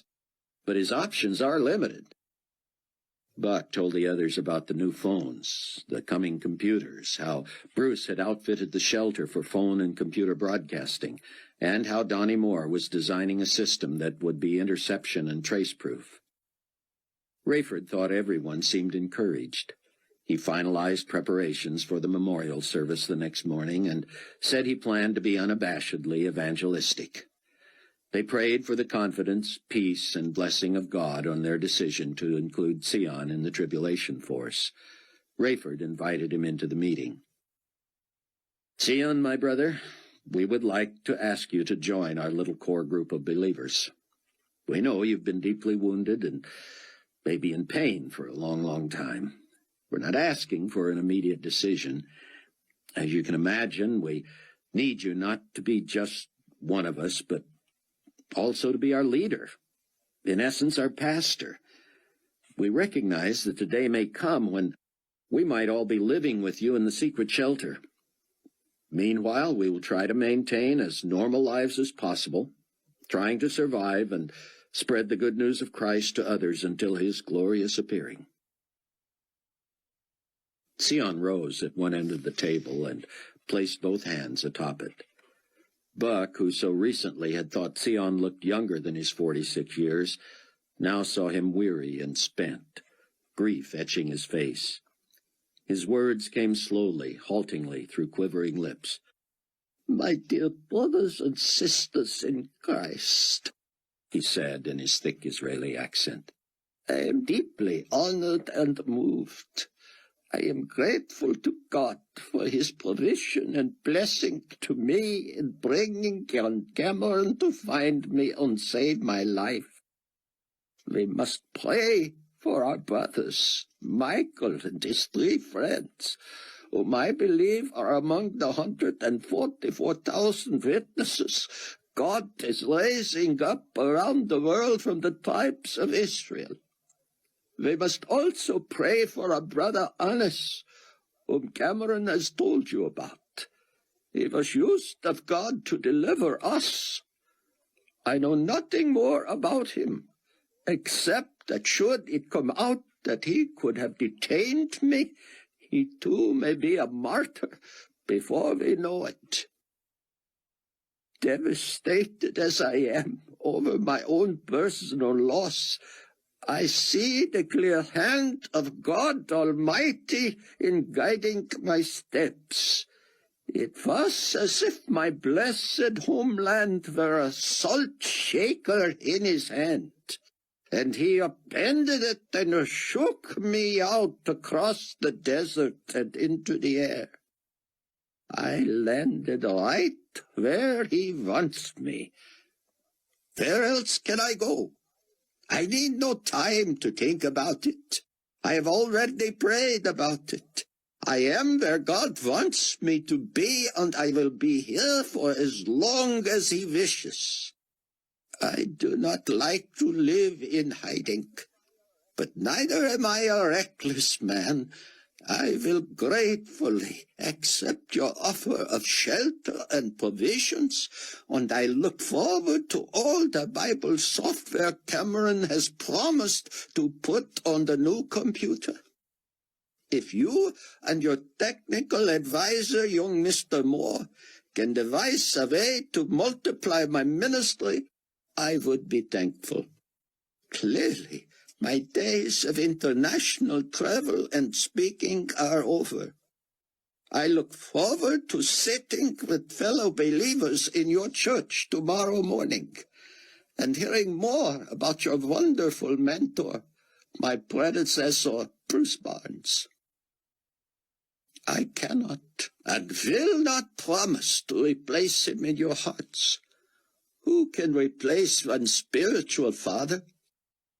But as God has blessed me with a mind that understands many languages, with a heart that seeks after him and always has, and with the truth he has imparted to me and which I discovered and accepted and received only a little too late, I will dedicate the rest of my life to sharing with you and anyone else who will hear it the good news of the gospel of Jesus Christ, the Messiah, the Savior, my Messiah, and my Savior. Sion seemed to collapse into his chair, and as one, Rayford and the rest of the Tribulation Force turned and knelt before theirs. Buck felt the presence of God as clearly as he had during his escapade in Israel and Egypt. He realized his God was not limited by space and time. Later, when he and Chloe went up to bed, leaving Rayford alone in the dining room to put the final touches on his memorial service message, they prayed that Verna Z would follow through on her promise to attend. "She's the key," Buck said. "Chloe, if she gets spooked and says anything to anybody about me, our lives will never be the same." Buck, our lives haven't been the same from one day to the next for almost 2 years. Buck gathered her in, and she nestled against his chest. Buck felt her relax and heard her deep, even breathing as she fell asleep minutes later. He lay awake another hour, staring at the ceiling. Buck awoke at 8 in an empty bed. He smelled breakfast. Loretta would already have been at church. He knew Chloe and Amanda had bonded and frequently worked together, but he was surprised to find Sion also putzing around in the kitchen. "We will add a little Middle Eastern flavor to our morning repast, no?" he asked. "Sounds good to me, brother," Buck said. "Loretta'll be back to pick you up about 9. Amanda, Chloe, and I'll head over as soon as we're finished with breakfast." Buck knew there would be a crowd that morning, but he didn't expect the parking lots to be full and the streets lined with cars for blocks. If Loretta hadn't had a reserved spot, she might have done better to leave her car at home and walk to the church with Sion. As it was, she told Buck later, she had to wave someone out of her spot when she got back with him. It didn't make sense for Sion to be seen with Buck at church. Buck sat with Chloe and Amanda. Loretta sat near the back with Sion. Loretta, Buck, Chloe, and Amanda kept an eye out for Verna. Rayford would not have known Verna if she was standing in front of him. He was occupied with his own thoughts and responsibilities that morning. 50 minutes before the service, he signaled the funeral director to move the casket into the sanctuary and open it. Rayford was in Bruce's office when the funeral director hurried back to him. "Sir, are you sure you still want me to do that? The sanctuary's full to overflowing already." Rayford didn't doubt him, but followed him to look for himself. He peeked through the platform door. It would have been inappropriate to open the casket in front of all those people. Had Bruce's body been on display, waiting for them when they arrived, that would have been one thing. "Just wheel the closed coffin out there," Rayford said. "We'll schedule a viewing later." As Rayford headed back to the office, he and the funeral director came upon the casket and the attendants in an otherwise empty corridor that led to the platform. Rayford was overcome with a sudden urge. "Could you open it just for me, briefly?" "Certainly, sir, if you would avert your eyes a moment." Rayford turned his back and heard the lid open and the movement of material. "All right, sir," the director said. Bruce looked less alive and even more like the shell Rayford knew this body to be than he had under the shroud outside the demolished hospital where Rayford had found him. Whether it was the lighting, the passage of time, or his own grief and fatigue, Rayford did not know. This, he knew, was merely the earthly house of his dear friend. Bruce was gone. The likeness that lay here was just a reflection of the man he once was. Rayford thanked the director and headed back to the office. He was glad he had taken that last look. It wasn't that he needed closure, as so many said of such a viewing. He had simply feared that the shock of Bruce appearing so lifeless at a corporate viewing might render him speechless. But it didn't now. He was nervous, yet he felt more confidence than ever about representing Bruce and representing God to these people. The lump in Buck's throat began the moment he entered the sanctuary and saw the crowd. The number didn't surprise him, but how early they had assembled did. Also, there was not the usual murmuring as at a normal Sunday morning service. No one here seemed even to whisper. The silence was eerie, and anyone could have interpreted it as a tribute to Bruce. People wept, but no one sobbed, at least not yet. They simply sat, most with heads bowed, some reading the brief program that included Bruce's vital statistics. Buck was amazed by the verse someone, probably Loretta, ran along the bottom of the back page of the program. It read simply, "I know that my Redeemer lives." Buck felt Chloe shudder and knew she was near tears. He put his arm around her shoulder, and his hand brushed Amanda just beyond her. Amanda turned, and Buck saw her tears. He put a hand on her shoulder, and there they sat in their silent grief. At precisely 10 o'clock, just the way Buck thought a pilot would do it, Rayford and one other elder emerged from the door at the side of the platform. Rayford sat while the other man stepped to the pulpit and motioned that all should rise. He led the congregation in 2 hymns, sung so slowly and quietly, and with such meaning, that Buck could barely get the words out. When the songs had concluded, the elder said, "That is the extent of our preliminary service. There will be no offering today. There will be no announcements today. All meetings will resume next Sunday as scheduled. This memorial service is in memory of our dear departed Pastor Bruce Barnes." He proceeded to tell when and where Bruce was born and when and where he died. He was preceded by his wife, a daughter, and 2 sons, who were raptured with the church. Our speaker this morning is Elder Rayford Steele, a member of this congregation since just after the rapture. He was a friend and confidant of Bruce. He will deliver the eulogy and a brief message. You may come back at 4 p.m. for a viewing, if you wish. Rayford felt as if he were floating in another dimension. He had heard his name and well knew what they were about that morning.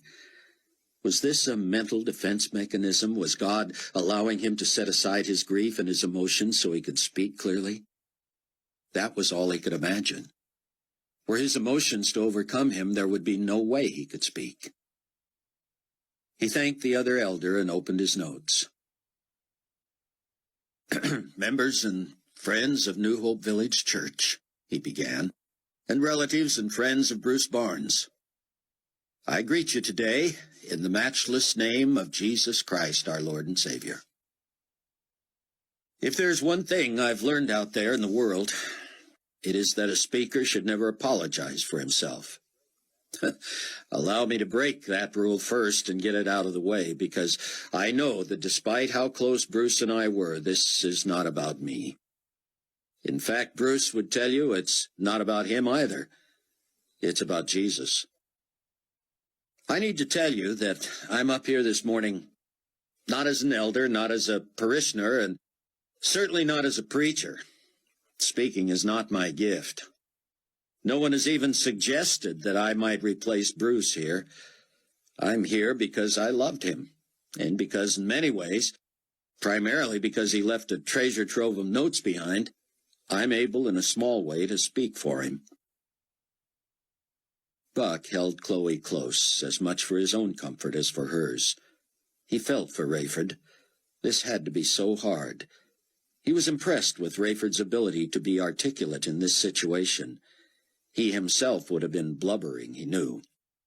Rayford was saying, I want to tell you how I first met Bruce, because I know that many of you met him in much the same way. We were at the point of the greatest need in our lives, and Bruce had beat us to it by only a few hours. Buck heard the story he had heard so many times before, of Rayford's having been warned by his wife that the rapture was coming. When he and Chloe had been left behind and Irene and Ramey had been taken, at the end of himself he had sought out the church where she had heard the message. Bruce Barnes had been the only person left on the staff, and Bruce knew exactly why. He became in an instant an unabashed convert and evangelist. Bruce had pleaded with Rayford and Chloe to hear his own testimony of losing his wife and 3 young children in the middle of the night. Rayford had been ready. Chloe had been skeptical. It would be a while before she came around. Bruce had provided them with a copy of a videotape his senior pastor had left behind for just this purpose. Rayford had been amazed that the pastor could have known in advance what he would be going through.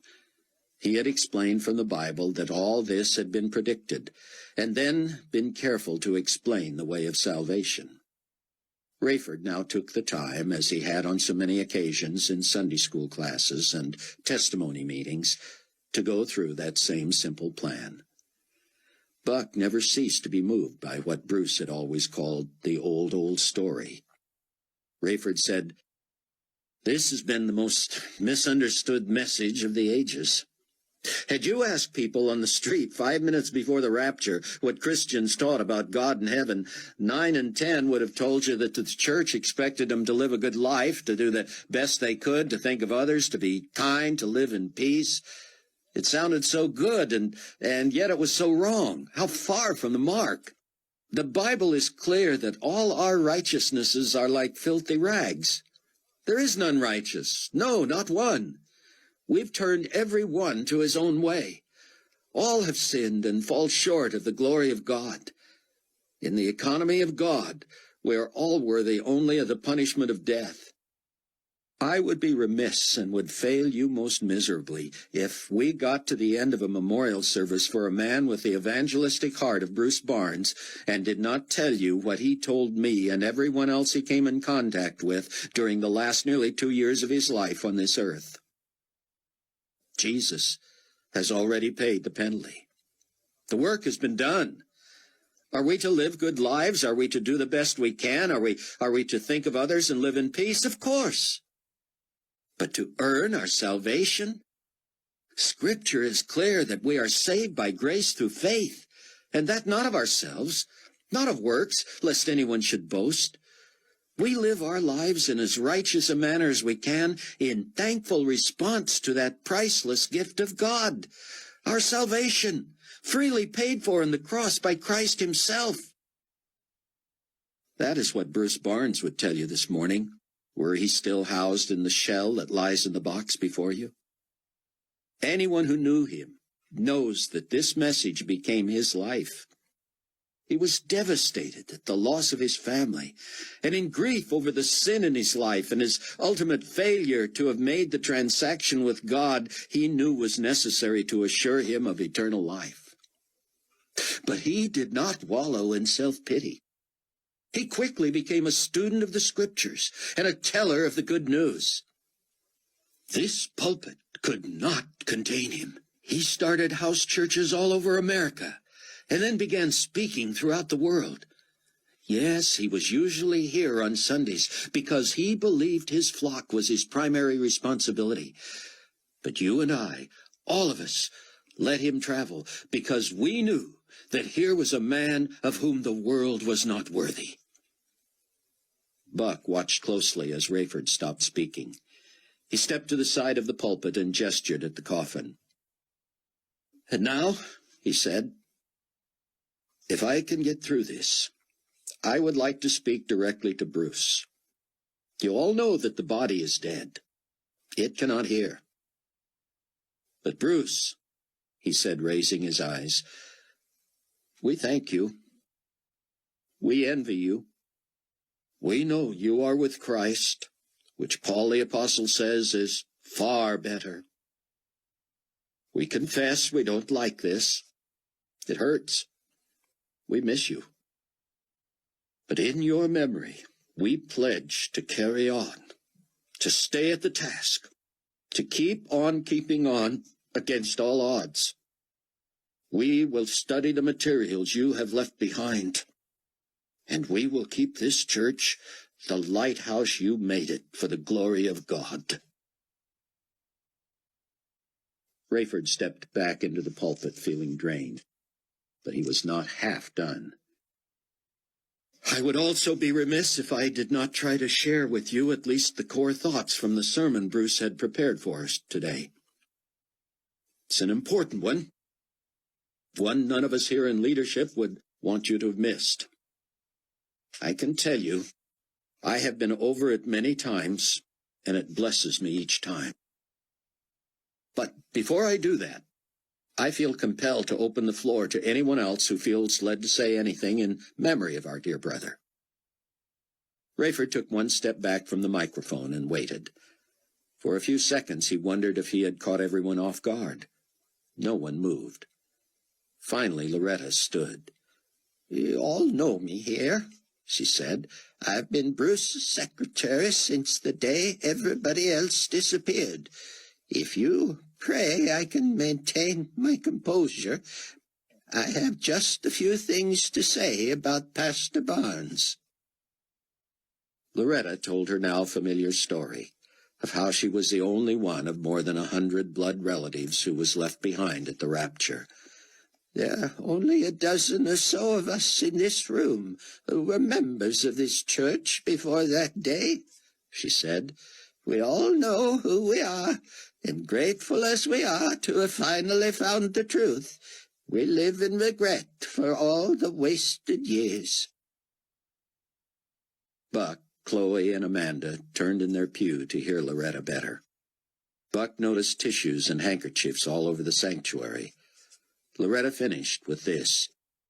Brother Barnes was a very bright man who had made a very huge mistake.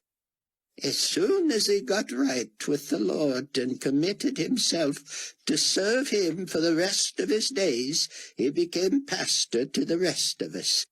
I can't tell you the countless numbers that he personally led to Christ, but I can tell you this.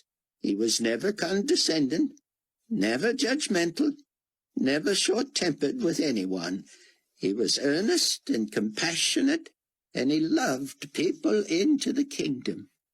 Oh, he never was polite to the point where he wouldn't tell people exactly how it was. There are enough people in here who can attest to that. But winning people to Christ was his main, whole, and only goal. I just pray that if there's anybody here who is still wondering or holding out, that you'll realize maybe you're the reason that we'll always be able to say that Bruce did not die in vain. His passion for souls continues beyond the grave. And Loretta broke down. She sat. The stranger next to her, the dark-complected man known only to her in the Tribulation Force, gently put his arm around her. Rayford stood listening as people from all over the sanctuary stood and testified to the impact Bruce Barnes had had on their lives. It went on and on and on for more than an hour. Finally, when there seemed to be a lull, Rayford said, I hate to arbitrarily end this, but if there is anyone else, let me ask you to stand quickly. After one more, I'll then allow any who need to leave to do so. Staying for my summary of what would have been Bruce's sermon this morning is optional. Sion Ben Judah stood. You do not know me, he said. I represent the international community where your pastor toiled so long and so earnestly and so effectively.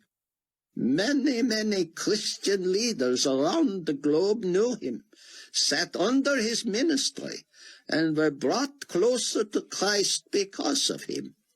My prayer for you is that you would continue his ministry and his memory, that you would, as the scriptures say, not grow weary in doing good. Rayford announced, "Stand if you would. Stretch, embrace a friend, greet someone." People stood and stretched and shook hands and embraced, but few said anything. Rayford said, "While you're standing, I would like to excuse any who are overcome, hungry, restless, or for any other reason need to leave. We're long past our normal closing time. We will tape the rest of this service for any who have to leave. I'll be summarizing Bruce's message for this morning, apologizing in advance for reading some of it to you. I'm not the preacher he was, so bear with me. We'll take a couple of minutes break now, so feel free to leave if you need to." Rayford backed away from the pulpit and sat. En masse, the congregation sat back down and looked expectantly at him. When it was clear no one was leaving, someone giggled, then another, and a few more. Rayford smiled and shrugged and returned to the pulpit. "I guess there are things more important in this life than personal comfort, aren't there?" he said.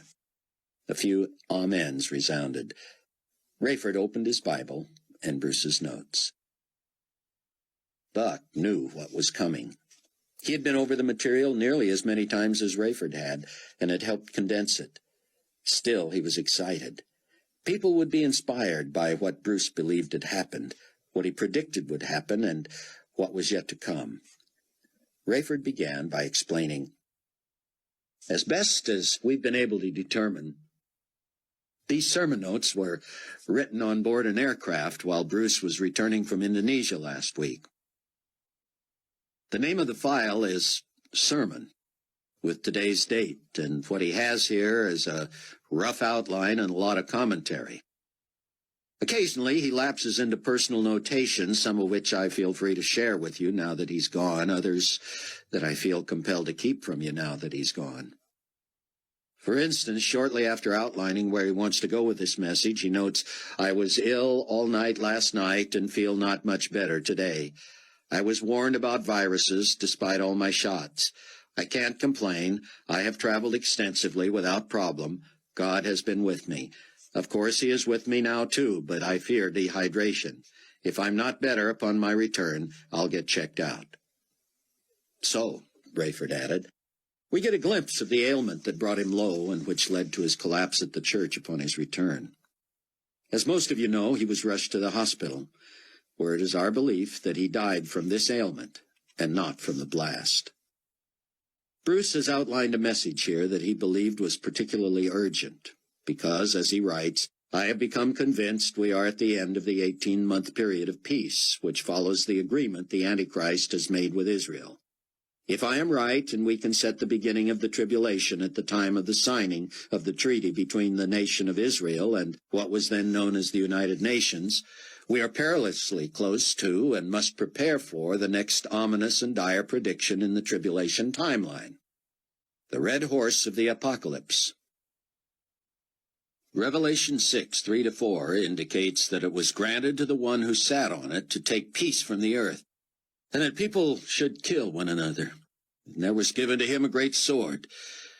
In my mind, this is a prediction of global war. It will likely become known as World War III. It will be instigated by the Antichrist, and yet he will rise as the great solver of it, the great peacemaker, as he is the great deceiving liar. This will immediately usher in the next two horses of the apocalypse, the black horse of plague and famine, and the pale horse of death. These will be nearly simultaneous. It should not surprise any of us to know that global war would result in famine, plague, and death. "Do any of you find this as astounding as I did when I first read it?" Rayford asked. All over the sanctuary, people nodded. "I remind you that this was written by a man who died either just before or just after the first bomb was volleyed in the global war we find ourselves in. He didn't know precisely when it would occur, but he didn't want to let one more Sunday pass without sharing this message with you. I don't know about you, but I'm inclined to heed the words of one who interprets a prophecy of Scripture so accurately. Here's what Bruce, in his own notes, says is yet to come. The time is short now for everyone. Revelation 6:7-8 says the rider of the pale horse is death, and that Hades follows after him. Power was given to them over a fourth of the earth, to kill with sword, with hunger, with death, and by the beasts of the earth. I confess I don't know what the Scripture is referring to when it says the beasts of the earth. But perhaps these are animals that devour people when they are left without protection due to the war. Perhaps a great beast of the earth is some symbolic metaphor for the weapons employed by the Antichrist and his enemies. Regardless, in short order, 1/4 of the world's population will be wiped out. Bruce continues, I shared this with 3 close compatriots not long ago and asked them to consider that there were 4 of us in the room. Was it possible that one of us would be gone in due time? Of course it was. Might I lose a fourth of my congregation? I pray my church will be spared, but I have so many congregations now around the world, it is impossible to imagine that all could be spared. Of the 1/4 of the earth's population that will perish, surely many, many of these will be tribulation saints. Given the level of modern technology, global war will take little time at all to wreak its havoc and devastation. These 3 last horsemen of the apocalypse will gallop one right after the other. If people were horrified by the painless, bloodless disappearance of the saints at the rapture, which resulted in enough chaos of its own because of crashes and fires and suicides, imagine the desperation of a world ripped to shreds by global war and famine and plague and death. Rayford looked up from Bruce's notes. My wife and I watched the news yesterday at the airport, he said, as I'm sure many of you watched, wherever you were. And we saw these very things reported from all around the world. Only the greatest skeptic would accuse us of having written this after the fact. But let's say that you're skeptical. Let's say you believe we are charlatans. Who then wrote the Bible? And when was it written? Forget Bruce Barnes and his present-day predictions a week before the fact. Consider these prophecies made thousands of years ago. You can imagine the pain it brought Bruce to have to prepare this sermon. In a side note, he writes, I hate preaching bad news. My problem in the past was that I always hated hearing bad news too. I shut it out. I didn't listen. It was there if I merely had ears to hear. I must share more bad news in this message, and though it grieves me, I cannot shirk the responsibility. You'll note Bruce's turmoil here, Rayford said. Because I'm the one who has to deliver this, I empathize totally with where he was. The next part of his outline indicates that the 4 horsemen of the apocalypse, once they have visited their judgments on the earth, represent the first 4 of the 7 seal judgments that Revelation 6:1-16 indicates will occur during the first 21 months of the tribulation. According to Bruce's calculations, using as a reference point the treaty signed between Israel and the United Nations, which we now know as the global community, we are closing in on the end of that 21-month period. Therefore, it behooves us to understand clearly the 5th, 6th, and 7th seal judgments predicted in Revelation. As you know from what Bruce has taught before, there are yet to come 2 more 7-part judgments that will carry us through to the end of the 7-year tribulation and the glorious appearing of Christ. The next 7 will be the trumpet judgments, and the 7 following that will be the vial judgments. Whoever becomes your pastor-teacher will, I'm sure, carefully walk you through those as the time draws near.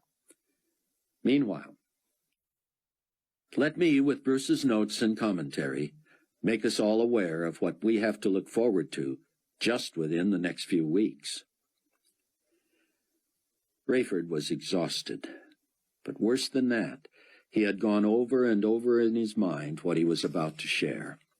It was not good news. He felt weak. He was hungry. He was enough in tune with his body to know he needed sugar. I'm going to ask for just a 5-minute break. I know many of you may need to use the facilities. I need to get a drink. We'll meet back here at precisely 1 o'clock. He left the platform, and Amanda made a beeline for the side door, meeting him in the corridor.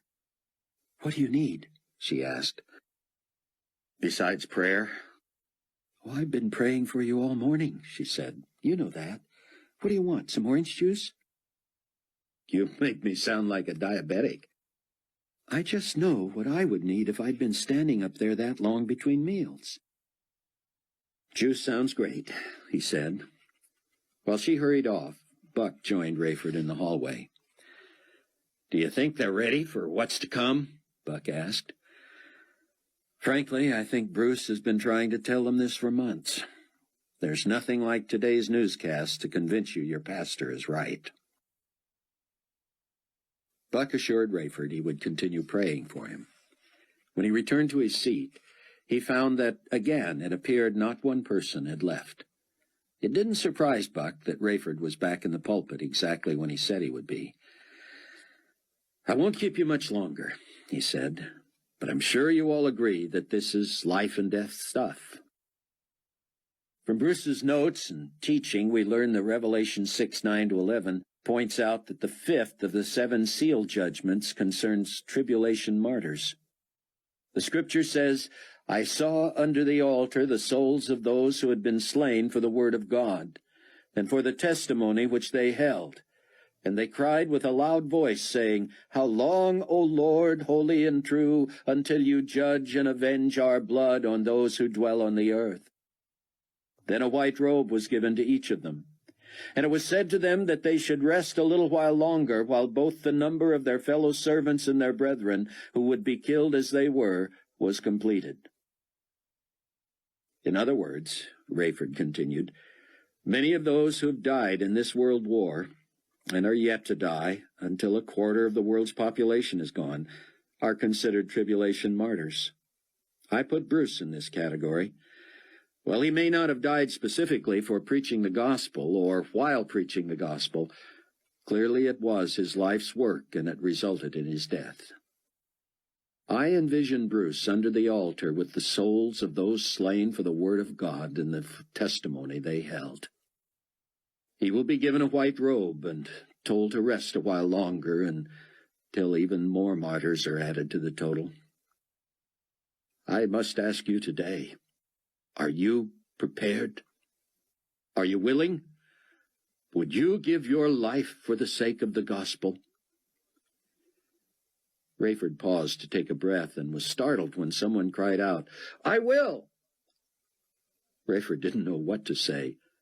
Suddenly from another part of the sanctuary, "So will I!" 3 or 4 others said the same in unison. Rayford choked back tears.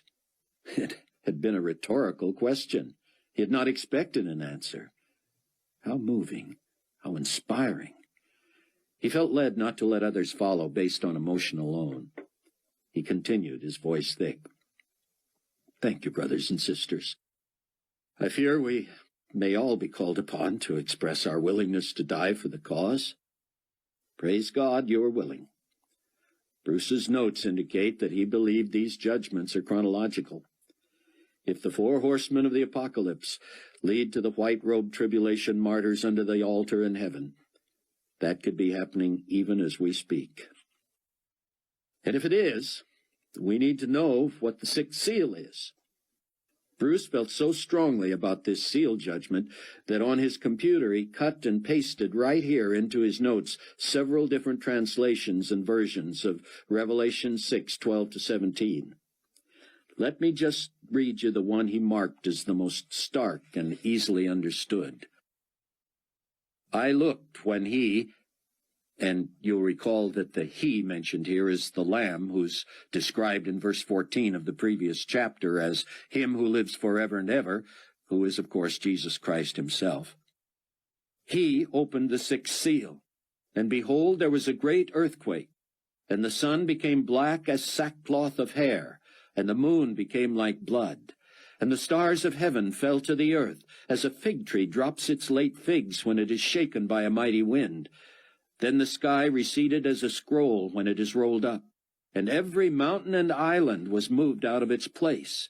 And the kings of the earth, the great men, the rich men, the commanders, the mighty men, every slave and every free man, hid themselves in the caves and in the rocks of the mountains, and said to the mountains and rocks, Fall on us and hide us from the face of him who sits on the throne and from the wrath of the Lamb, for the great day of his wrath has come, and who is able to stand?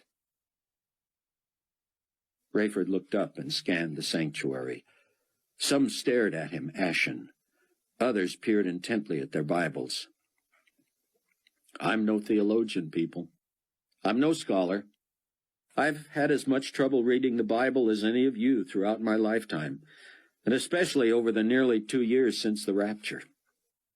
But I ask you, is there anything difficult to understand about a passage that begins, Behold, there was a great earthquake?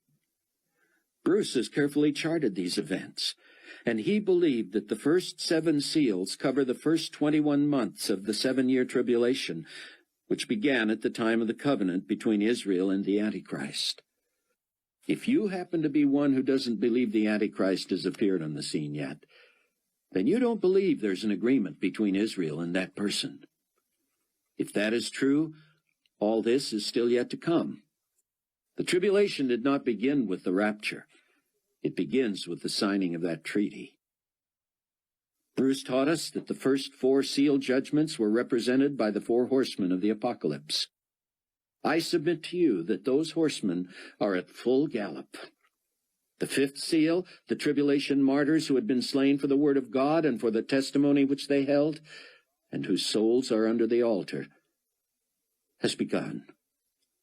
Bruce's commentary indicates that more and more martyrs will be added now. Antichrist will come against tribulation saints and the 144,000 witnesses springing up all over the world from the tribes of Israel. Hear me, from a very practical standpoint. If Bruce is right, and he has been so far, we are close to the end of the first 21 months. I believe in God. I believe in Christ. I believe the Bible is the Word of God. I believe our dear departed brother rightly divided the word of truth, and thus I am preparing to endure what this passage calls the wrath of the Lamb. An earthquake is coming, and it is not symbolic. This passage indicates that everyone, great or small, would rather be crushed to death than to face the one who sits on the throne. Buck was furiously taking notes. This was not new to him, but he was so moved by Rayford's passion and the idea of the earthquake being known as the wrath of the Lamb that he knew it had to be publicized to the world. Perhaps it would be his swan song, his death knell, but he was going to put in the Global Community Weekly that Christians were teaching of the coming wrath of the Lamb. It was one thing to predict an earthquake. Armchair scientists and clairvoyants had been doing that for years. But there was something about the psyche of the current world citizen that caused him or her to become enamored of catchphrases. What better catchphrase than one from the Word of God? Buck listened as Rayford concluded. At the end of this first 21-month period, the mysterious 7th seal judgment will usher in the next 21-month period, during which we will receive the 7 trumpet judgments. I say the 7th seal judgment is mysterious because Scripture's not clear what form it will take. All the Bible says is that it is apparently so dramatic that there will be silence in heaven for half an hour. Then 7 angels, each with a trumpet, prepare themselves to sound. We will study those judgments and talk about them as we move into that period. However, for now, I believe Bruce has left us with much to think and pray about. We have loved this man. We have learned from this man. And now we have eulogized him. Though we know he's finally with Christ, do not hesitate to grieve and mourn. The Bible says we're not to mourn as do the heathen who have no hope, but it does not say we should not mourn at all. Embrace the grief, and grieve with all your might, but don't let it keep you from the task. What Bruce would have wanted above all else is that we stay about the business of bringing every person we can into the kingdom before it is too late. Rayford was exhausted. He closed in prayer, but rather than leaving the platform, he merely sat and lowered his head. There was not the usual rush for the doors. Most continued to sit, while a few slowly and quietly began to make their way out.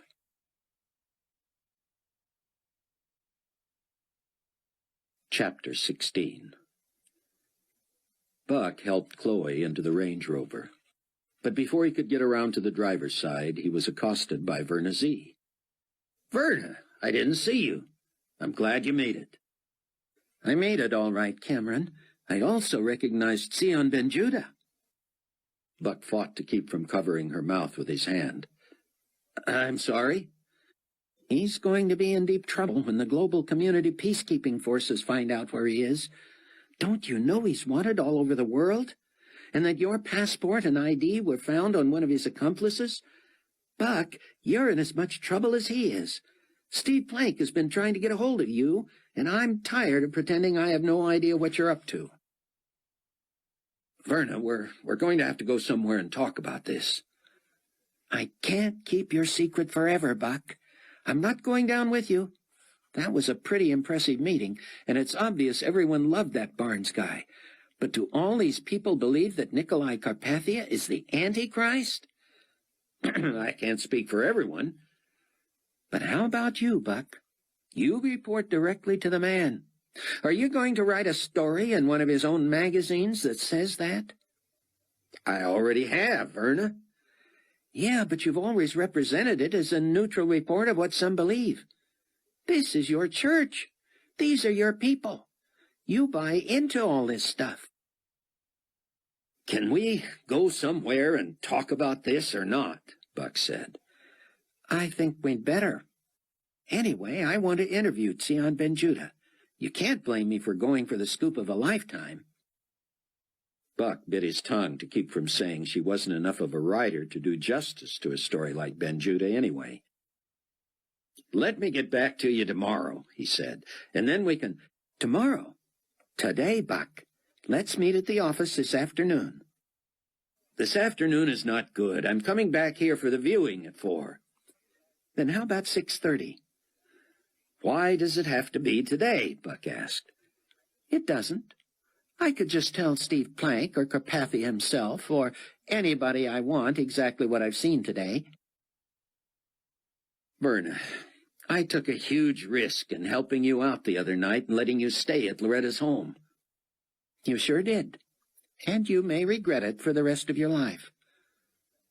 "So none of what you heard here today made any impact on you?" "Yes, it did. It made me wonder why I went soft on you all of a sudden. You people are wacko, Buck. I'm going to need some compelling reason to keep quiet about you." That sounded like extortion, but Buck also realized that Verna had apparently stayed for the entire service that morning. Something had to be working on her. Buck wanted to find out how she could relegate the prophecies of Revelation and what had happened in the world in the last 20 months or so to mere coincidence. "All right," he said, 6:30 at the office. Rayford and the other elders had agreed there would be no more formality at the viewing. No prayer, no message, no eulogies, no nothing. Just a procession of people filing past the coffin and paying their last respects.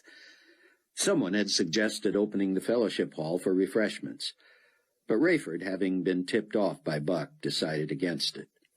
A ribbon was draped across the stairway from wall to wall to keep everyone from going downstairs. A sign indicated the viewing would last from 4 to 6 p.m. At about 5, while a crowd of hundreds slowly moved past the casket in a line that stretched out the front door, through the parking lot, and down the street, Buck wheeled into Loretta's parking spot with the Range Rover full of people. "Chloe, I promise this is the last time I take advantage of your ailment and use you as a decoy." "A decoy for what? Do you think Carpathia is here and is going to grab you or Sion?" Buck chuckled. Rayford had been in the sanctuary since just before 4.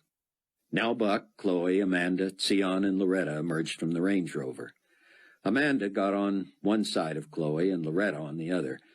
They helped her up the back steps as Buck opened the door. Buck peeked at the parishioners waiting in line to get into the church. Nearly all ignored his little group. Those who idly watched them seemed to be concentrating on the pretty young newlywed, her ankle cast, her sling, and her cane. As the 3 women made their way to the office, planning to view the body when the crowd dissipated, Buck and Sion slipped away. When Buck entered the office about 20 minutes later, Chloe asked, "Where's Sion?" "He's around," Buck said. Rayford stood near Bruce's coffin, shaking hands with mourners. Donnie Moore approached. "I'm sorry to bother you with a question right here," Donnie said, "but would you know where I could find Mr. Williams? He ordered some stuff from me, and I've got it for him." Rayford directed him to the office. As Donnie and dozens of others filed past, Rayford wondered how long Hattie Durham would be with her mother in Denver. Carpathia had scheduled a meeting with Pontifex Maximus Peter Matthews, who had recently been named Supreme Pontiff of Enigma Babylon I World Faith, a conglomeration of all the religions in the world. Carpathia wanted Rayford back to New Babylon by the Thursday after next to fly the Condor 216 to Rome. There he was to pick up Matthews and bring him to New Babylon.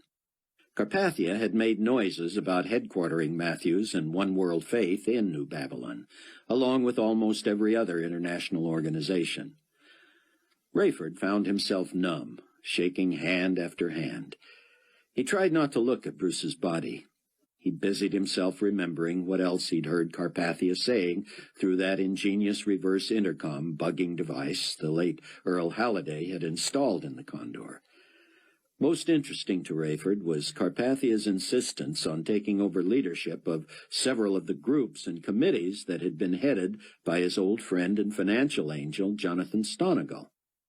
Buck had told Rayford and the rest of the Tribulation Force that he was in the room when Carpathia murdered Stonegal and then brainwashed everyone else to believe they'd just witnessed a suicide.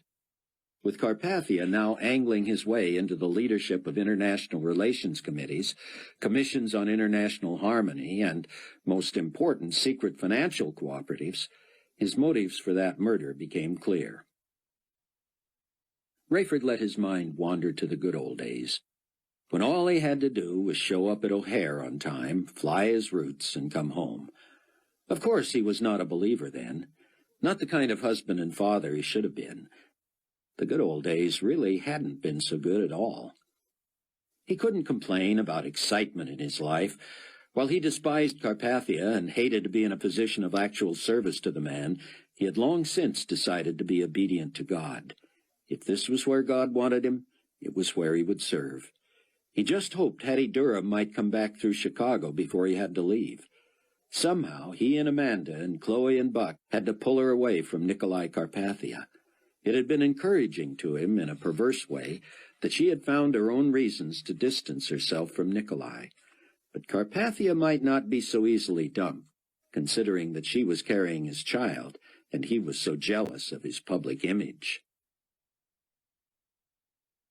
Buck was busy with Donnie Moore, learning the incredible features of the new computers, when he heard Loretta on the phone. "Yes, Verna," she was saying. "He's busy with someone right now, but I'll tell him you said Steve Plank called." Buck excused himself from Donnie for a second and mouthed to Loretta, "If she's at the office, ask her if my checks are there." Buck had been away from both the New York and Chicago offices on paydays for several weeks, and was pleased to see Loretta nodding after she had asked Verna about the checks. One thing he had seen in Bruce's printouts, and which had been corroborated by Sion, was that he needed to start investing in gold. Cash would soon be meaningless. He had to start stockpiling some sort of financial resource, because even in the best-case scenario, even if Verna became a believer and protected him from Carpathia, he couldn't maintain this ruse for long. That relationship would end. His income would dry up.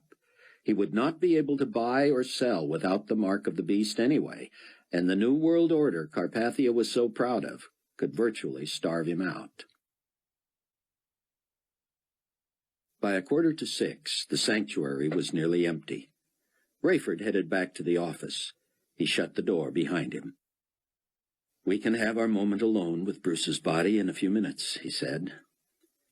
The Tribulation Force, plus Loretta and minus Sion, sat somberly. "So, that's what Donnie Moore brought you," Rayford said, nodding at the stack of laptops. "Yep, one for each of us. I asked Loretta if she wanted one too."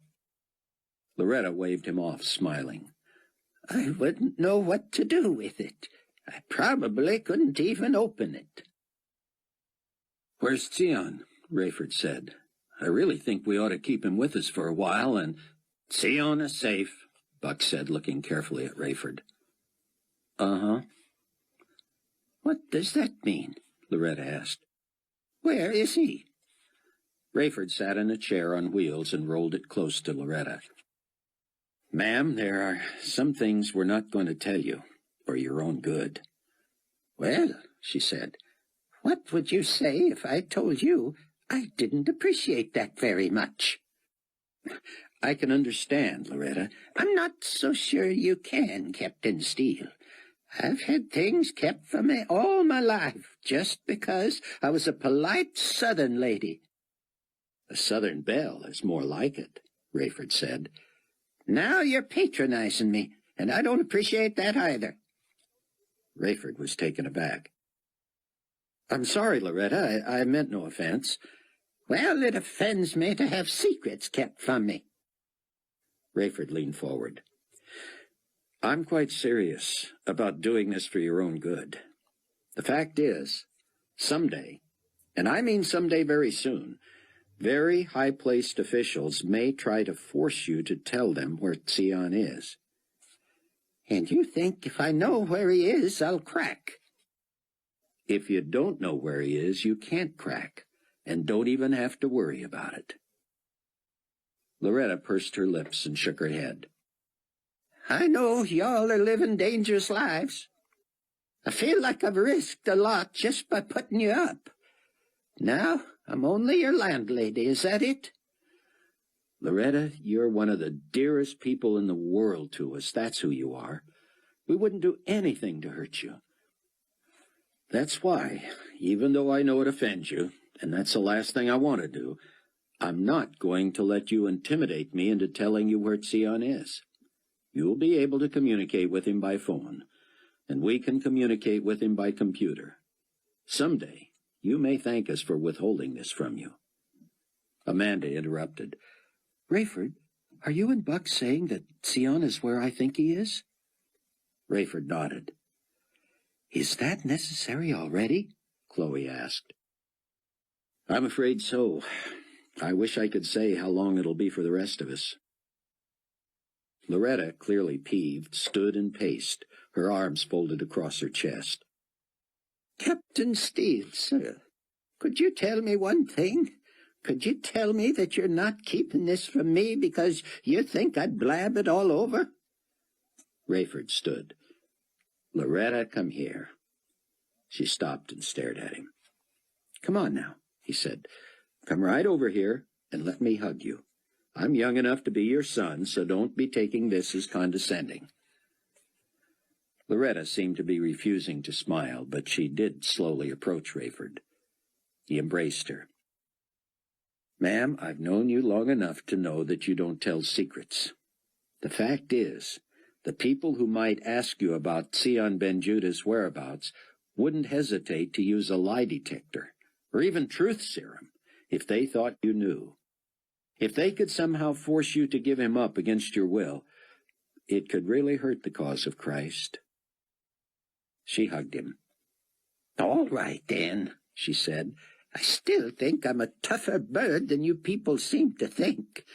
But all right, if I didn't think you were doing this with my best interests in mind, misguided as y'all are, I'd throw you out of my boarding house. That made everybody smile. Everybody except Loretta. There was a knock at the door. "Excuse me, sir," the funeral director said to Rayford. "The sanctuary is empty." Buck was last in line as the 5 of them filed into the sanctuary and stood by Bruce's coffin. At first, Buck felt guilty. He was strangely unmoved. He realized he had expended his emotion during the memorial service. He knew so well that Bruce was no longer there that he largely felt nothing by simply noting that his friend was indeed dead. And yet he was able to use these moments, standing there with the people closest to him in the world, to think about how dramatically and specifically God had acted in his behalf, even just within the past several hours. If there was one thing he had learned from Bruce, it was that the Christian life was a series of new beginnings. What had God done for him lately? What hadn't he done for him? Buck only wished he would feel the same compulsion to renew his commitment to the service of Christ when God didn't seem so close. 20 minutes later, Buck and Chloe pulled into the parking lot of Global Community Weekly. Only Verna's car was in the lot. To Buck, it seemed Verna looked both surprised and disappointed to see Chloe hobbling in with him. Chloe must have noticed, too. "Am I not welcome here?" she said. "Of course," Verna said, "if Buck needs someone to hold his hand." "Why would I need someone to hold my hand?" They sat in a small conference room with Verna at the head of the table. She leaned back in her seat and steepled her fingers. "Buck, we both know I hold all the cards now, don't we?" "What happened to the new Verna?" Buck asked. "There was no new Verna," she said. "Just a slightly mellower version of the old Verna." Chloe leaned forward. "Then nothing we've said, nothing you and I have talked about, nothing you've seen or heard or experienced at Loretta's house or at the church has meant anything to you whatsoever?" "Well, I have to admit I appreciate the new car. It's better than the one I had. Of course, that was only fair, and the least Buck could do for me after ruining mine." "So," Chloe said, "your moments of vulnerability, your admitting that you'd been jealous of Buck, and your realization that you had been inappropriate in how you talked with him, that was all, what, made up?" Verna stood. She put her hands on her hips and stared down at Buck and Chloe. "I'm really surprised at how petty this conversation has begun. We're not talking about office politics here. We're not talking about personality conflicts. The fact is, Buck, you're not loyal to your employer. It's not just a matter of worrying, because it isn't journalism the way it's supposed to be. I've got a problem with that myself. I even told Chloe that, didn't I, Chloe?" "You did." "Carpathia has bought up all the news outlets. I know that," Verna continued. "None of us old-fashioned journalists enjoy the prospect of covering news our owner is making. We don't like being expected to put his spin on everything. But, Buck, you're a wolf in sheep's clothing. You're a spy. You're the enemy. You not only don't like the man, you also think he's the Antichrist himself." "Why don't you sit down, Verna?" Chloe said. "We all know the little negotiation hints from the books that teach you how to look out for number one. I can't speak for Buck, but your trying to tower over me doesn't intimidate me." "I'll sit down, but only because I want to." "So what's your game?" Chloe said. "Are you about to engage in extortion?" "Speaking of that," Buck said, "I'll thank you for my checks for the last several weeks." "I haven't touched them. They're in your top drawer. And no, I'm not a blackmailer. It just seems to me your life depends on who knows or doesn't know that you're harboring Tzion Ben-Judah." "That's something you think you know."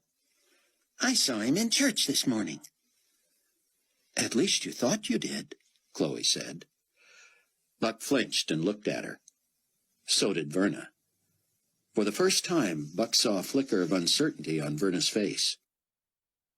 You're telling me I didn't see Zion Ben Judah in church this morning? It certainly sounds unlikely, Chloe said. Wouldn't you say? Not really. I know Buck was in Israel and that his papers were found with a Ben Judah sympathizer.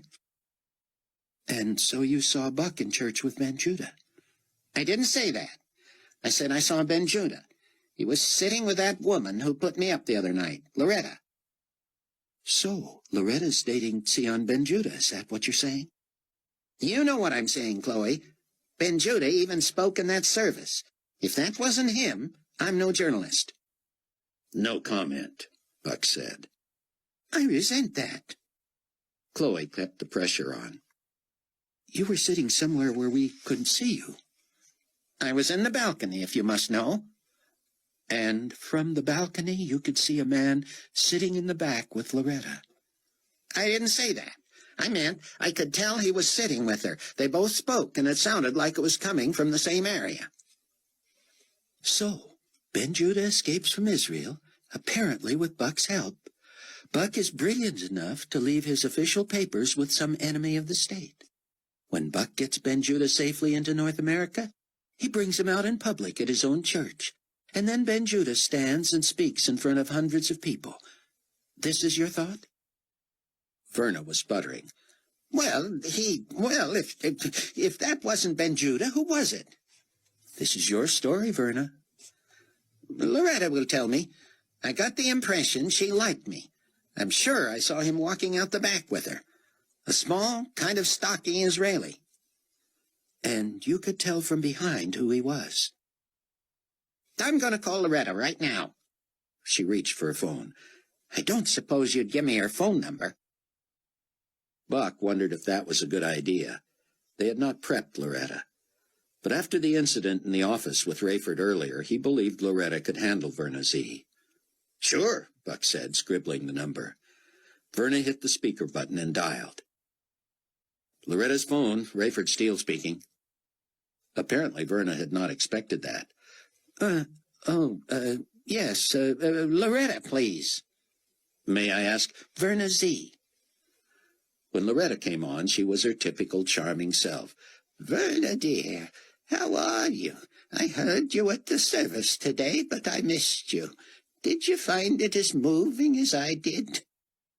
We'll have to talk about that sometime, Loretta. I just wanted to... I can't think of a better time than now, sweetheart. Would you like to meet someplace? Come over? What? Verna looked irritated. No, ma'am, not now. Sometime, maybe. I just wanted to ask you a question. Who was that man with you in church this morning? That man? Yes, you were with a Middle Eastern man. He spoke briefly. Who was he? Is this on the record? No, I'm just asking. Well, I'm just telling you that that's a personal, impertinent question. So you're not going to tell me? I don't believe it's any of your business.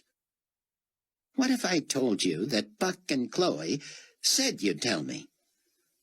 First off, I'd probably say you were a liar. But that would be impolite and more impertinent than the question you asked. Just tell me if it was Rabbi Zion Ben Judah of Israel. It sounds like you've already named him. What do you need my input for? So it was him. You said it. I didn't. But was it? You want the honest truth, Verna? That man is my secret lover. I keep him under the bed. What? What? So come on. Verna, if you'd like to talk about how moved you were by our memorial service this morning, I'd love to chat with you some more. Do you? Verna hung up on Loretta. All right. So you've all gotten together and decided not to tell the truth. I don't think I'll have much trouble convincing Steve Plank or even Nicolae Carpathia that it appears you're harboring Sion Ben Judah. Chloe looked at Buck. You think Buck would do something so royally stupid? It would not only get him fired, but it would also get him killed? And you're going to use the threat of this news to the global community higher-ups in exchange for what? Verna stalked out of the room. Buck looked at Chloe, winked, and shook his head. "You're priceless," he said. Verna rushed back in and slapped Buck's checks on the table. You know your time is short, Buck. "Truth to tell," Buck said, "I believe all of our time is short." Verna sat down resignedly. You really believe this stuff, don't you? Buck tried to change the tone. He spoke sympathetically. "Verna, you've talked with Loretta and Amanda and Chloe and me. We've all shared our stories. You heard Rayford's story this morning. If we're all wacko, then we're all wacko. But were you not in the least impressed with some of the things that Bruce Barnes garnered from the Bible? Things that are coming true right now?" Verna, at last, was silent for a moment. Finally, she spoke. It was kind of strange. Kind of impressive.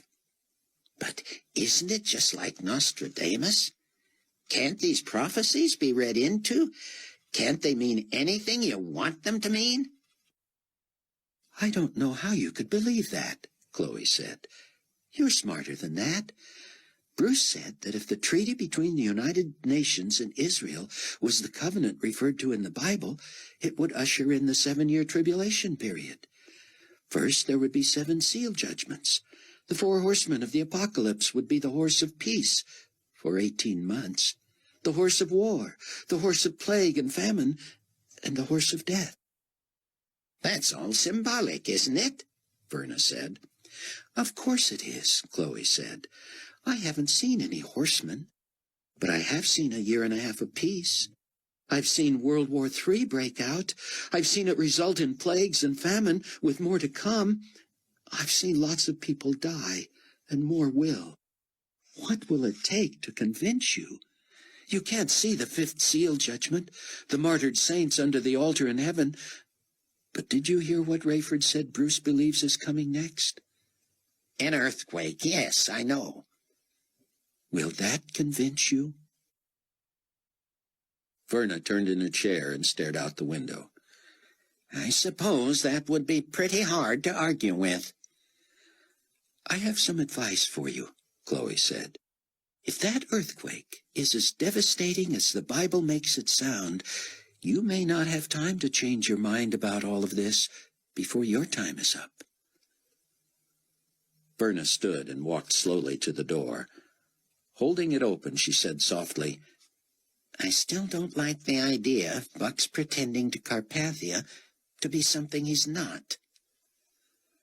Buck and Chloe followed her out toward the front door. "Our private lives, our beliefs, are none of our employer's business," Buck said. "For instance, if I knew you were a lesbian, I wouldn't feel it necessary to tell your superiors." Verna whirled to face him. Who told you that?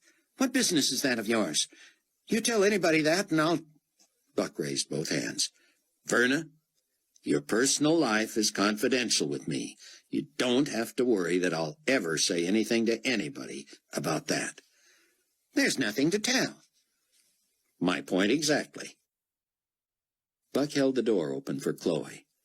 In the parking lot, Verna said, So we're agreed. "Agreed," Buck said.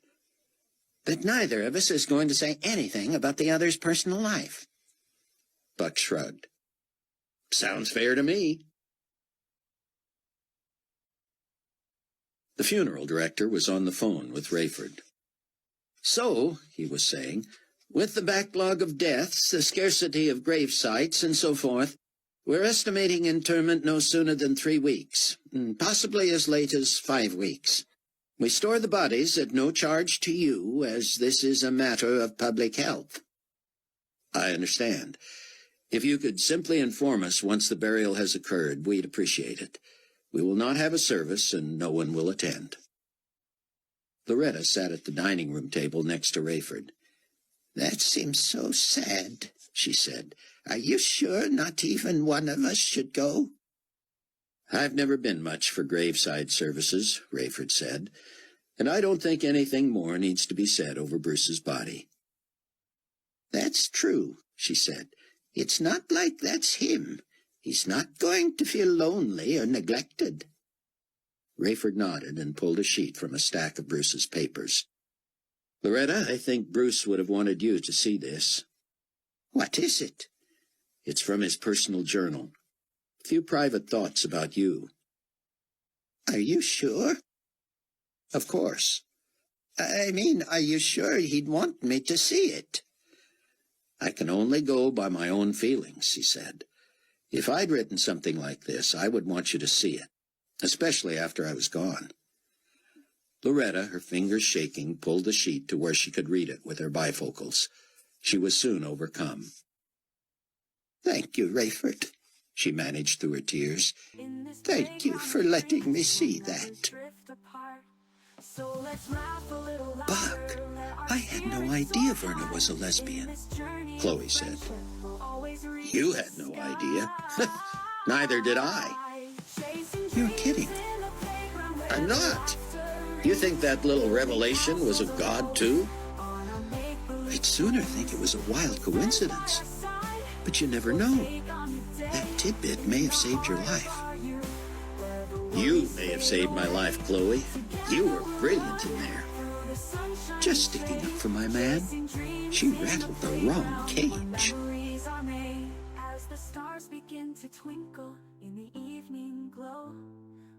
Chapter 17. A week and a half later, as Rayford was preparing to head back to New Babylon to resume his duties, he got a call from Leon Fortunato.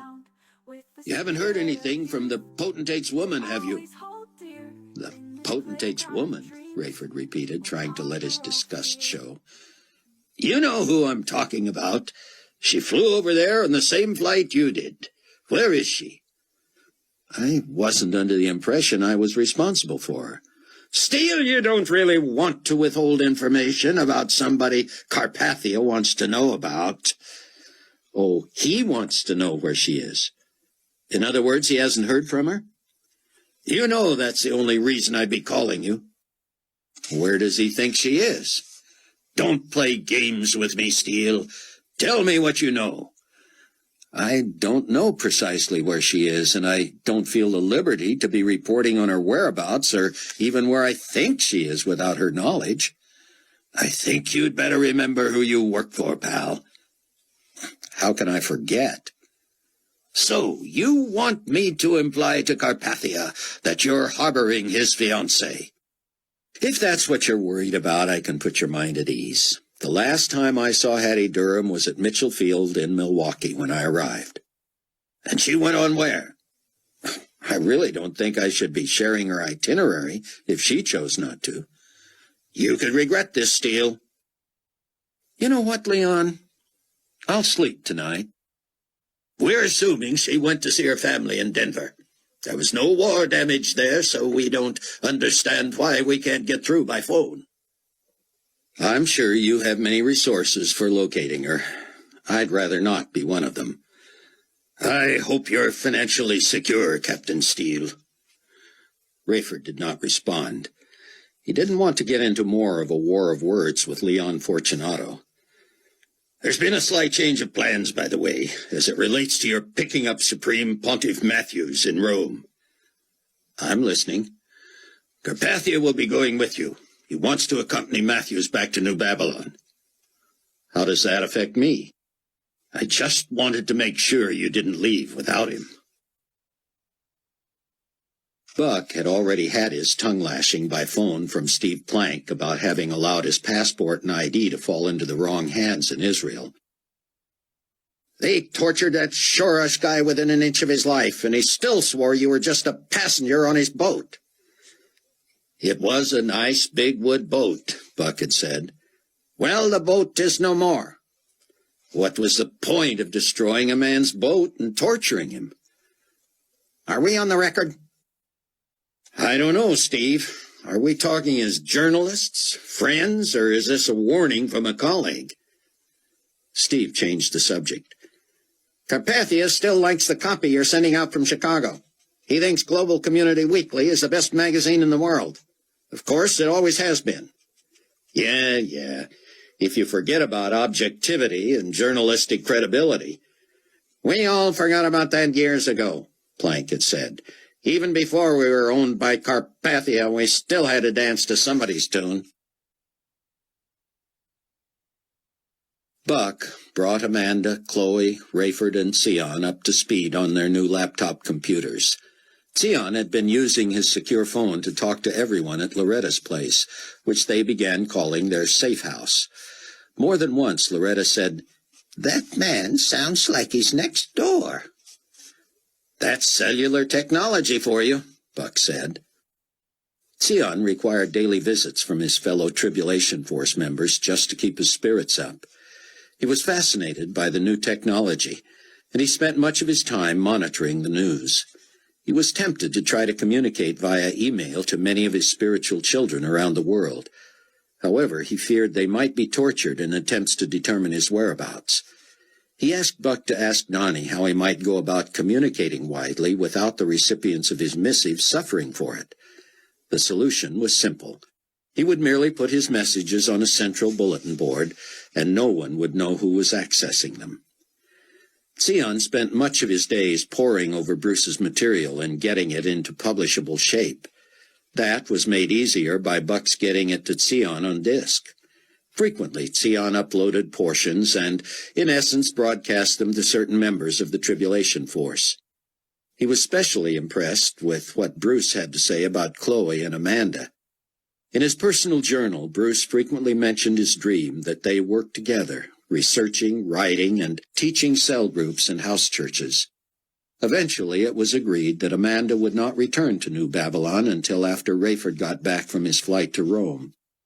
That would give her a few more days with Chloe to plan a ministry similar to what Bruce had outlined.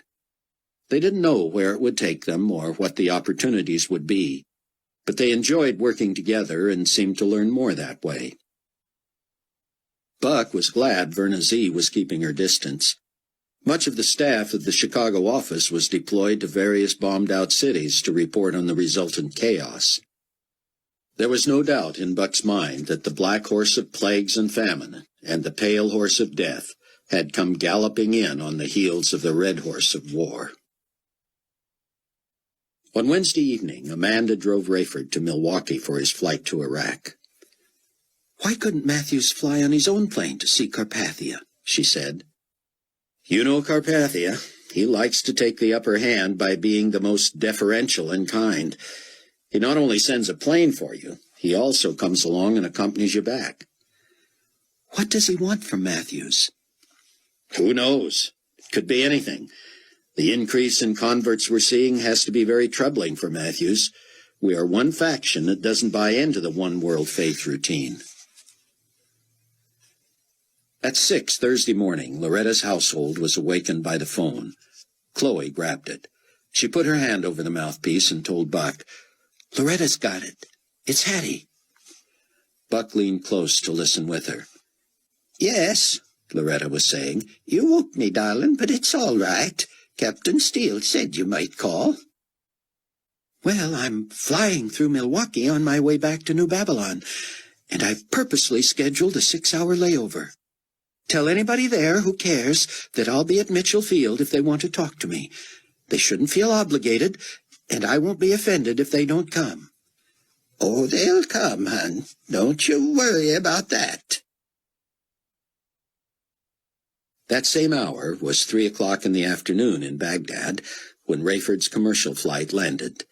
He had planned to stay on board to wait for the short flight on to New Babylon a little over an hour later, but his cell phone vibrated in his pocket. He wondered if this would be the call from Buck or from Carpathia about Buck that would end the speculation and suspicion of the Tribulation Force. They all knew it couldn't be long before Buck's position was jeopardized past the point of safety. Rayford also had a fleeting thought this might be a call from Hattie Durham. He had waited as long as he could before heading back, hoping to connect with her before her return. Like Carpathia and Fortunato, he had no luck trying to reach her by phone in Denver. But the call was from his co-pilot, Mac McCullum. "Get off that plane, Steele, and stretch your legs. Your taxi is here." "Hey, Mac, what's that mean?" "It means the big boss doesn't want to wait. Meet me at the helipad on the other side of the terminal.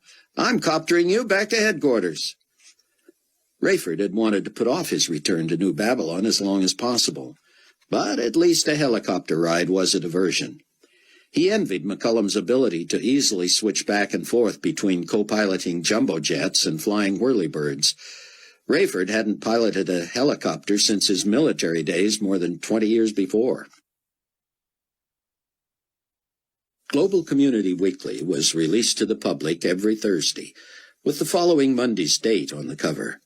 Buck tingled with excitement, merely anticipating that day's issue. At the safe house, it was decided that Amanda and Chloe would drive up to Milwaukee to pick up Hattie. Loretta would come home from the church office in time to host a small luncheon for her. Buck would go to the office to see the first copies of the magazine and head for Loretta's house when he got the call from Chloe that she and Amanda and Hattie were home. Buck had gone out on a limb with his cover story. Purporting as usual to take a neutral, objective journalistic viewpoint, Buck started with much of the material Bruce would have preached the Sunday morning of his own funeral.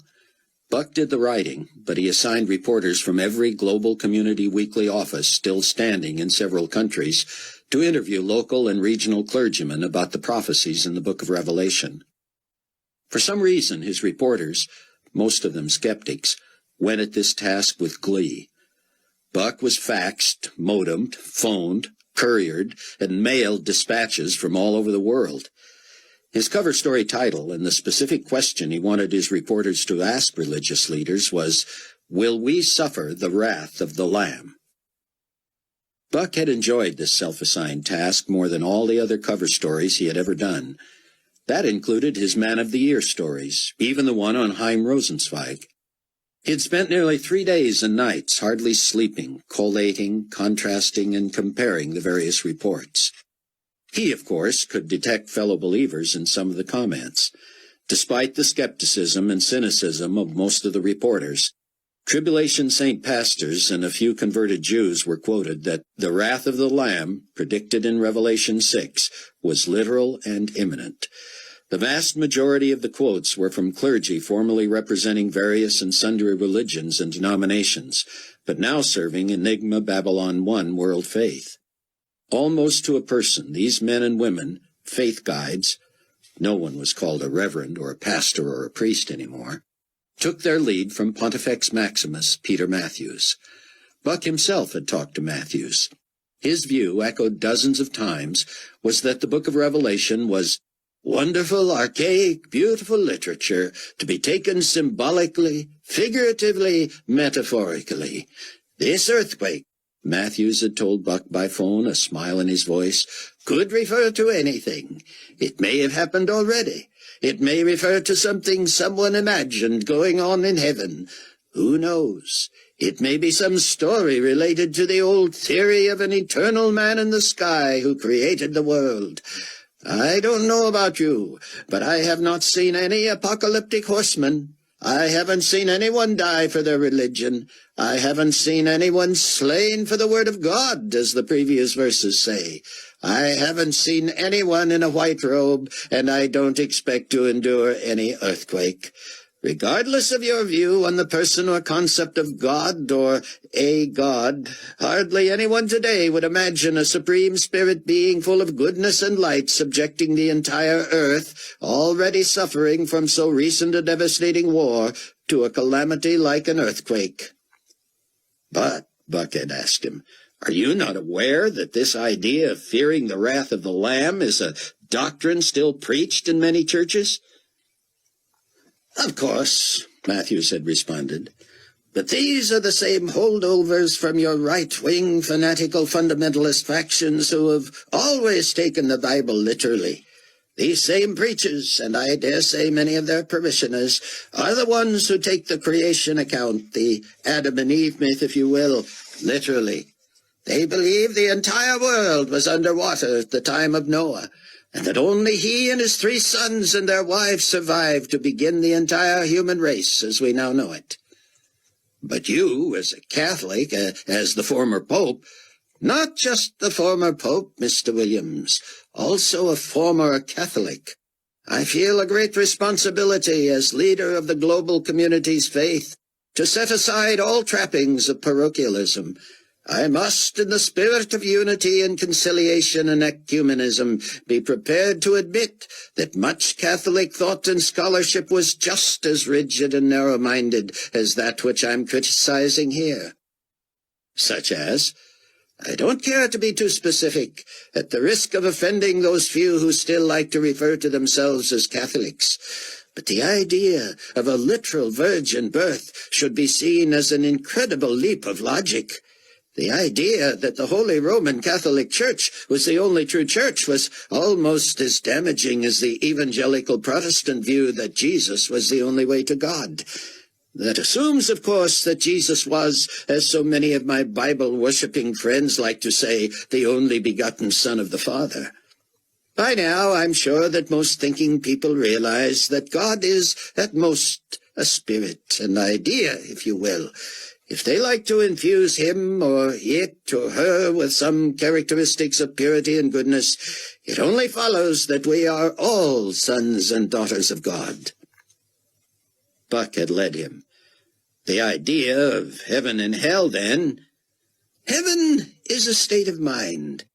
Heaven is what you can make of your life here on earth. I believe we're heading toward a utopian state. Hell? More damage has been done to more tender psyches by the wholly mythical idea that, well, let me put it this way. Let's say those fundamentalists, these people who believe we're about to suffer the wrath of the Lamb, are right that there is a loving, personal God who cares about each one of us. How does that jibe? Is it possible he would create something that he would eventually burn up? It makes no sense. But don't Christian believers, the ones you're trying to characterize, say that God is not willing that any should perish? In other words, he doesn't send people to hell. Hell is judgment for those who don't believe, but everyone is given the opportunity. You have summarized their position well, Mr. Williams. But, as I'm sure you can see, it just doesn't hold water. Early that morning, before the door was unlocked, Buck picked up the shrink-wrapped bundle of Global Community Weeklies and lugged them inside. The secretaries would distribute one to each desk, but for now Buck ripped off the plastic and set a magazine before him. The cover, which had been tweaked at the International Headquarters office, was even better than Buck had hoped.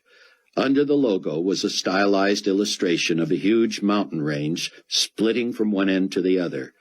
A red moon hung over the scene, and the copy read, "Will you suffer the wrath of the Lamb?" Buck turned to the extra-long story inside that carried his byline.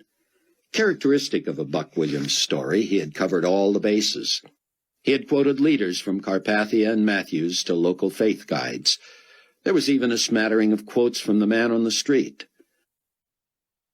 The biggest coup in Buck's mind was a sidebar carrying a brief but very cogent and articulate word study by none other than Rabbi Zion ben Judah. He explained who the sacrificed lamb was in Scripture and how the imagery had begun in the Old Testament and was fulfilled by Jesus in the New Testament.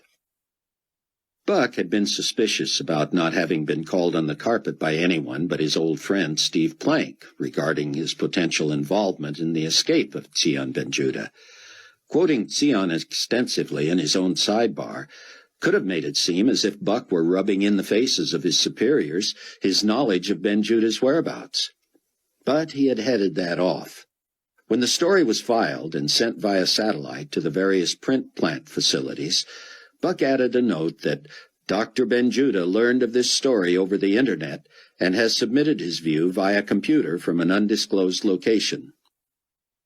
Also amusing to Buck, if anything about this cosmic subject could be amusing, was that one of his enterprising young reporters from Africa took it upon himself to interview geological scholars in a university in Zimbabwe. Their conclusion? The idea of a global earthquake is on the face of it illogical. Earthquakes are caused by faults, by underground plates rubbing against each other. It's cause and effect. The reason it happens in certain areas, in certain times, is logically because it's not happening at other places at the same time. These plates move and crash together because they have nowhere else to go. You never hear of simultaneous earthquakes. There is not one in North America and one in South America at precisely the same time. The odds against one Earth-wide geological event, which would really be simultaneous earthquakes all over the globe, are astronomical.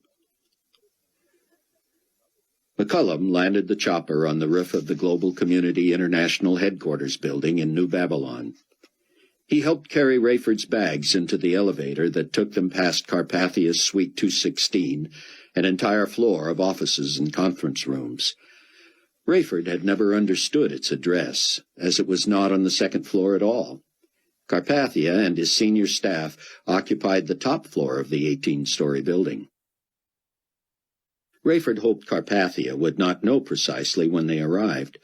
He assumed he would have to face the man when he flew him to Rome to pick up Matthews, but Rayford wanted to get unpacked, freshen up, and settle in at his condo before getting back on board a plane again right away.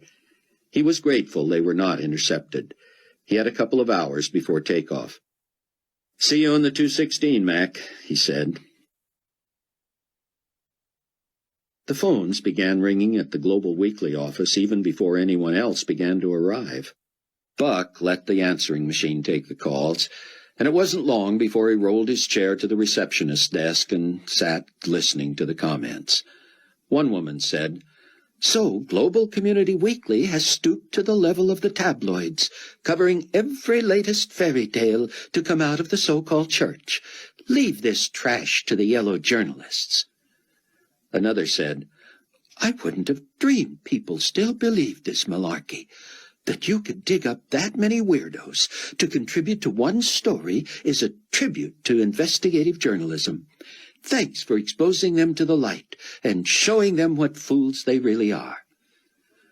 Only the occasional call carried the tone of this one from a woman in Florida. "Why didn't someone tell me about this before? I've been reading Revelation since the minute this magazine hit my doorstep, and I'm scared to death. What am I supposed to do now?" Buck hoped she would read deep enough into the article to discover what a converted Jew from Norway said was the only protection from the coming earthquake. "No one should assume there will be shelter. If you believe as I do, that Jesus Christ is the only hope for salvation, you should repent of your sins and receive him before the threat of death visits you." Buck's personal phone buzzed. It was Verna. "Buck, I'm keeping your secret, so I hope you're keeping your end of the bargain." "I am. What's got you so agitated this morning?" "Your cover story, of course. I knew it was coming, but I didn't expect it to be so overt. Do you think you've hidden behind your objectivity? Don't you think this exposes you as a proponent?" "I don't know. I hope not. Even if Carpathia didn't own this magazine, I would have to come across as objective." "You're deluding yourself." Buck scrambled mentally for an answer. In one way, he appreciated the warning. In another, this was old news. Maybe Verna was just trying to find some point of contact, some reason to start a dialogue again. "Verna, I urge you to keep thinking about what you heard from Loretta, Chloe, and Amanda." "And from you. Don't leave yourself out." Her tone was mocking and sarcastic. "I mean it, Verna. If you ever want to talk about this stuff, you can come to me." "With what your religion says about homosexuals, are you kidding?" "My Bible doesn't differentiate between homosexuals and heterosexuals," Buck said. It may call practicing homosexuals sinners, but it also calls heterosexual sex outside of marriage sinful. Semantics, Buck. Semantics. Just remember what I said, Verna. I don't want our personality conflict to get in the way of what's real and true. You were right when you said the outbreak of the war made our skirmishes petty. I'm willing to put those behind us. She was silent for a moment. Then she sounded almost impressed. Well, thank you, Buck. I'll keep that in mind. By late morning Chicago time, it was early evening in Iraq. Rayford and McCullum were flying Carpathia, Fortunato, and Dr. Klein to Rome to pick up One World Faith's Supreme Pontiff, Peter Matthews.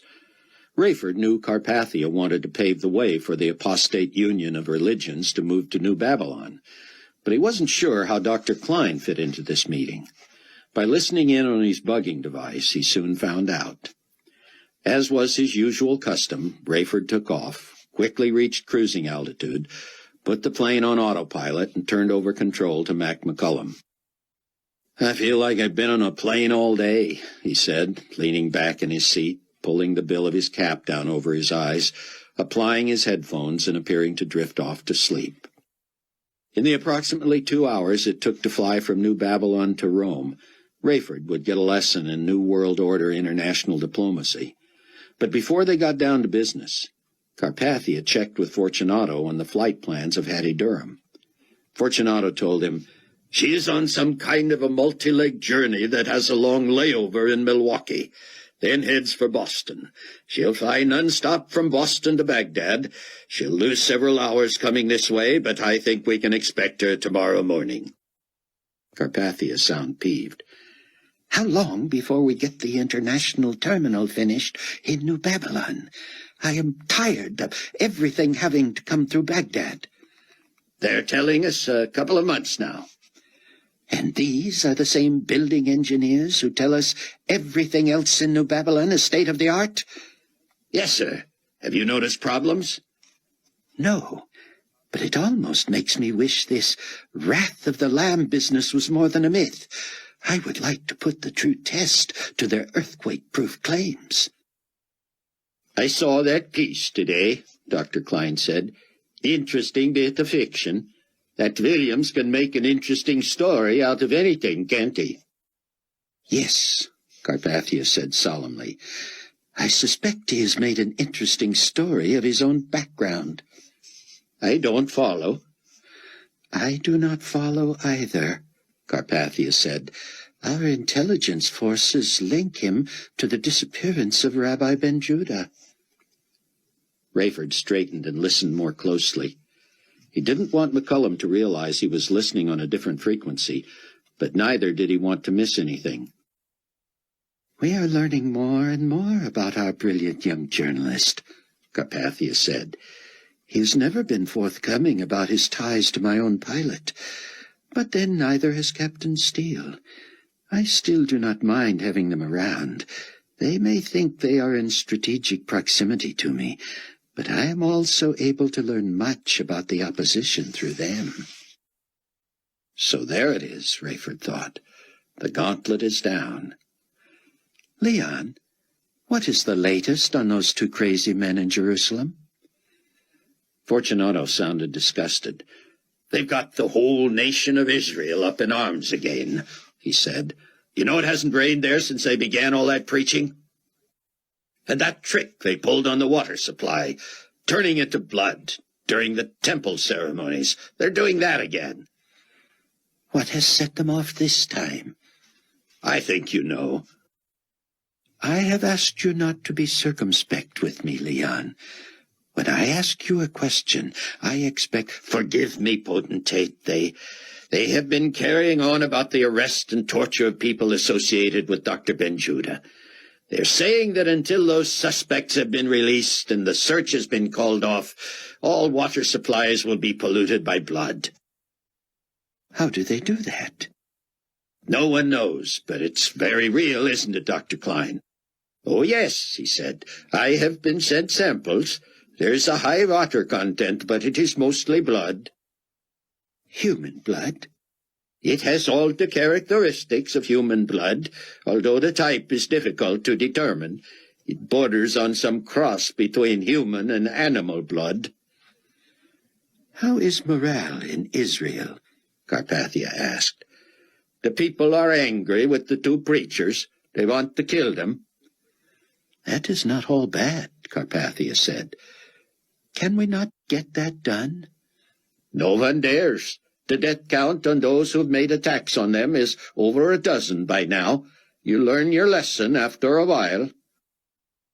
We are going to find a way, Carpathia said. Meanwhile, let the suspects go. Ben-Judah cannot get far. Anyway, without being able to show his face in public, he cannot do us much harm. If those two rascals do not immediately purify the water supply, we will see how they stand up to an atomic blast. You're not serious, are you? Dr. Klein said. Why would I not be? You've dropped an atomic bomb on a sacred site in the holy city? Frankly, I do not worry about the Wailing Wall or the Temple Mount or the New Temple. Those two are giving me no end of grief. So mark my word, the day will come when they push me too far. It would be good to get Pontiff Matthew's opinion of all of this. We have enough of an agenda with him, Carpathia said. In fact, I am sure he has an agenda for me as well, though perhaps a hidden one. Later, after someone switched on the TV and the three men caught up on the international coverage of the war cleanup effort, Carpathia turned his attention to Dr. Klein. As you know, the 10 ambassadors voted unanimously to fund abortions for women in underprivileged countries. I have made an executive decision to make that unilateral. Every continent has suffered from the war, so all could be considered underprivileged. I do not anticipate a problem from Matthews on this, the way he might have protested were he still Pope. However, should he express some opposition, are you prepared to discuss the long-term benefits? Of course. And where are we on the technology for predetermining the health and viability of a fetus? Amniocentesis can now tell us everything we want to know. Its benefits are so far-reaching that it is worth any risk the procedure might afford. And Leon, Carpathia said, are we at a point where we can announce sanctions requiring amniocentesis on every pregnancy, along with an abortion requirement for any fetal tissue determined to result in a deformed or handicapped fetus? Everything is in place, Fortunato said. However, you are going to want as broad a base of support as possible before going public with that. Of course.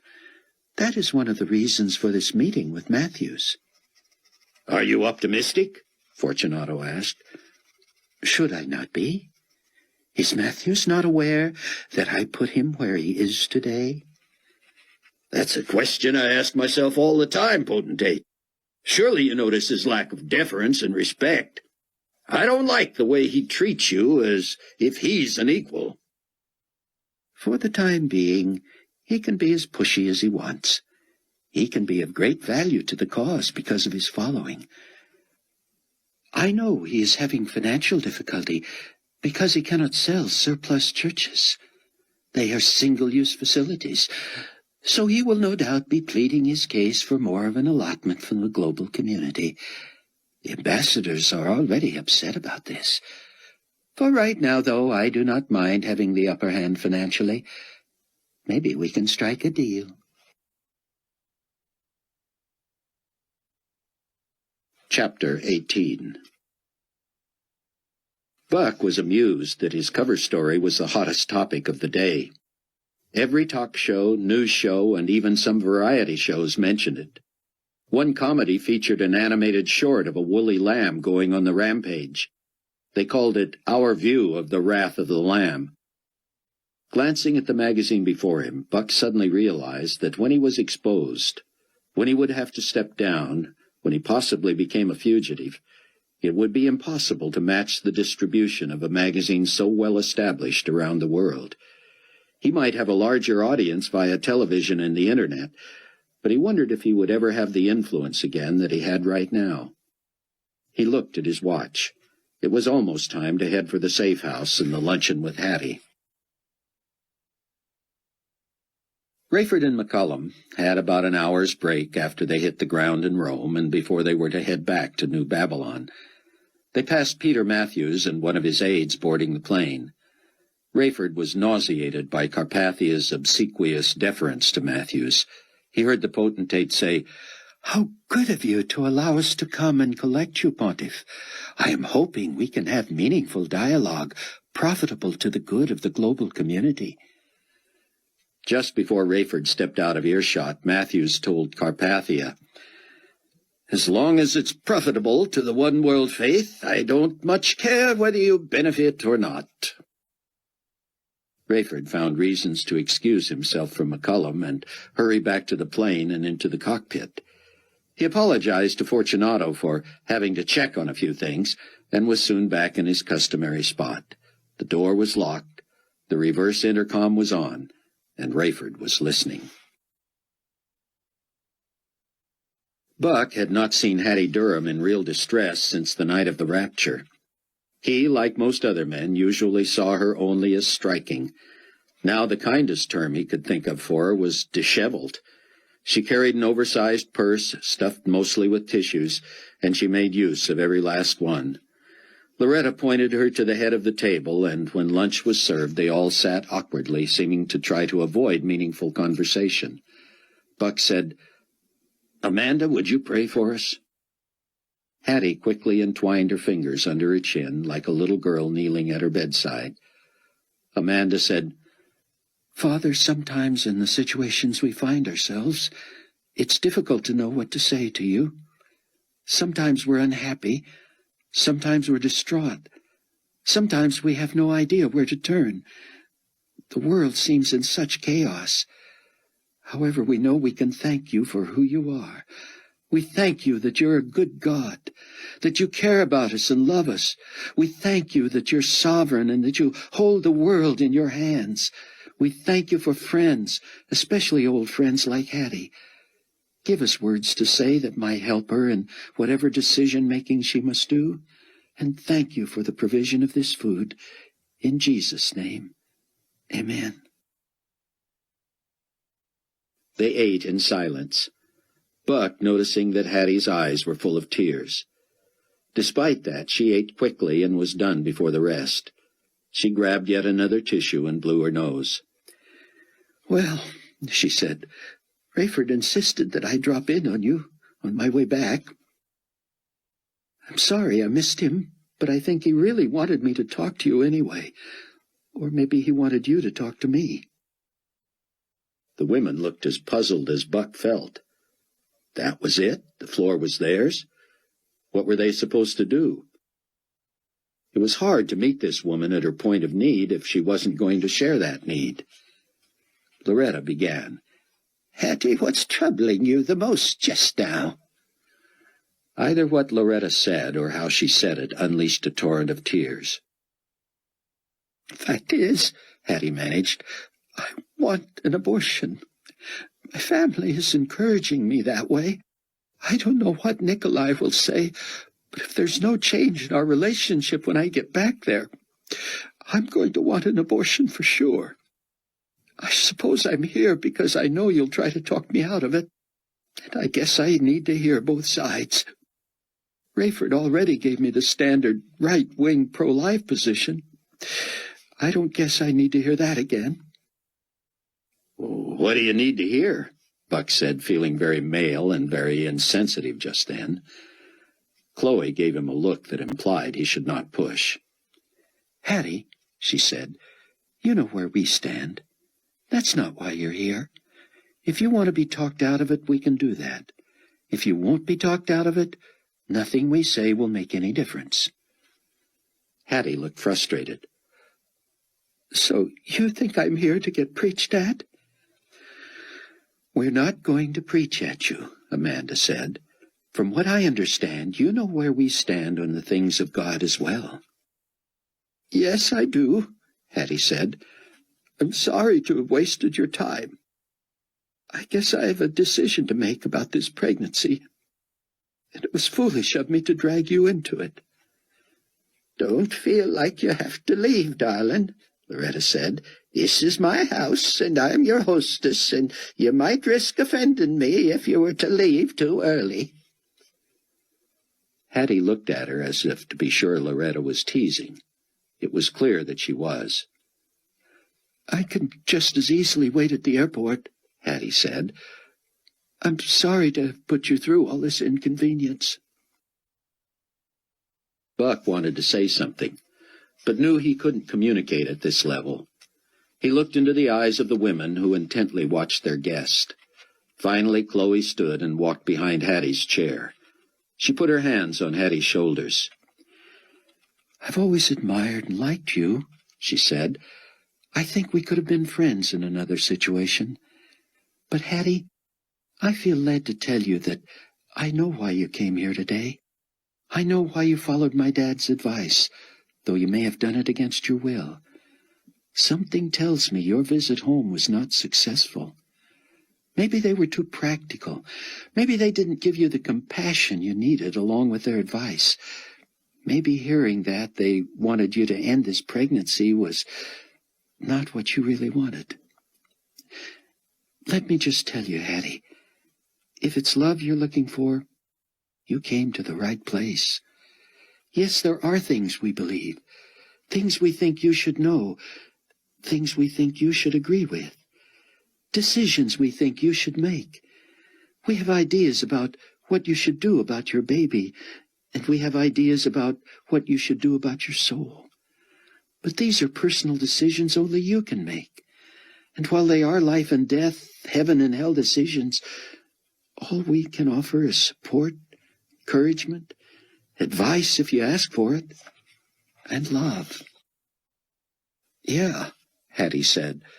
Love if I buy into everything you have to sell. No, we're going to love you anyway. We're going to love you the way God loves you. We're going to love you so fully and so well that you won't be able to hide from it.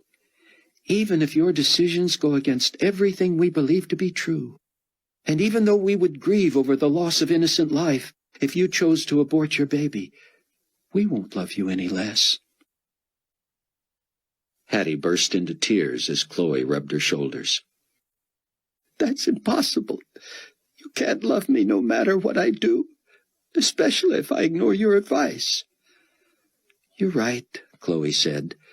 We are not capable of unconditional love. That's why we have to let God love you through us. He's the one who loves us regardless of what we do. The Bible says he sent his Son to die for us while we were dead in our sins. That's unconditional love. That's what we have to offer you, Hattie, because that's all we have. Hattie stood awkwardly, and her chair scraped the floor as she turned to embrace Chloe. They held each other for a long minute, and then the entire party moved into the other room. Hattie tried to smile. I feel foolish, she said, like a blubbering schoolgirl. The other women didn't protest. They didn't tell her she looked fine. They simply looked at her with love. For a moment, Buck wished he was Hattie so he could respond.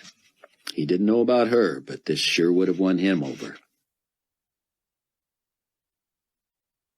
I'll get right to it, Peter Matthews told Carpathia. If there are ways we can help each other, I want to know what you need, because there are things I need from you. Such as? Carpathia asked. Frankly, I need amnesty from One World Faith's debt to your administration. We might be able to pay back some of our allotment someday, but right now we just don't have the income. Having trouble selling off some of those surplus church buildings? Carpathia said. Oh, that's part of it, but a very small part. Our real problem lies with two religious groups who not only have refused to join our union, but who are also antagonistic and intolerant. You know who I'm talking about. One group is a problem that you caused yourself by that agreement between the global community and Israel. The Jews have no need for us, no reason to join. They still believe in the one true God and the Messiah who's supposed to come in the sky by and by. I don't know what your plan is after the contract runs out, but I could sure use some ammunition against them. The other bunch are these Christians who call themselves Tribulation Saints. They're the ones who think the Messiah already came and raptured his church, and they missed it. I figure if they're right, they're kidding themselves to think he'd give them another chance, but you know as well as I do, they're growing like wildfire. The strange thing is, a whole bunch of their converts are Jews.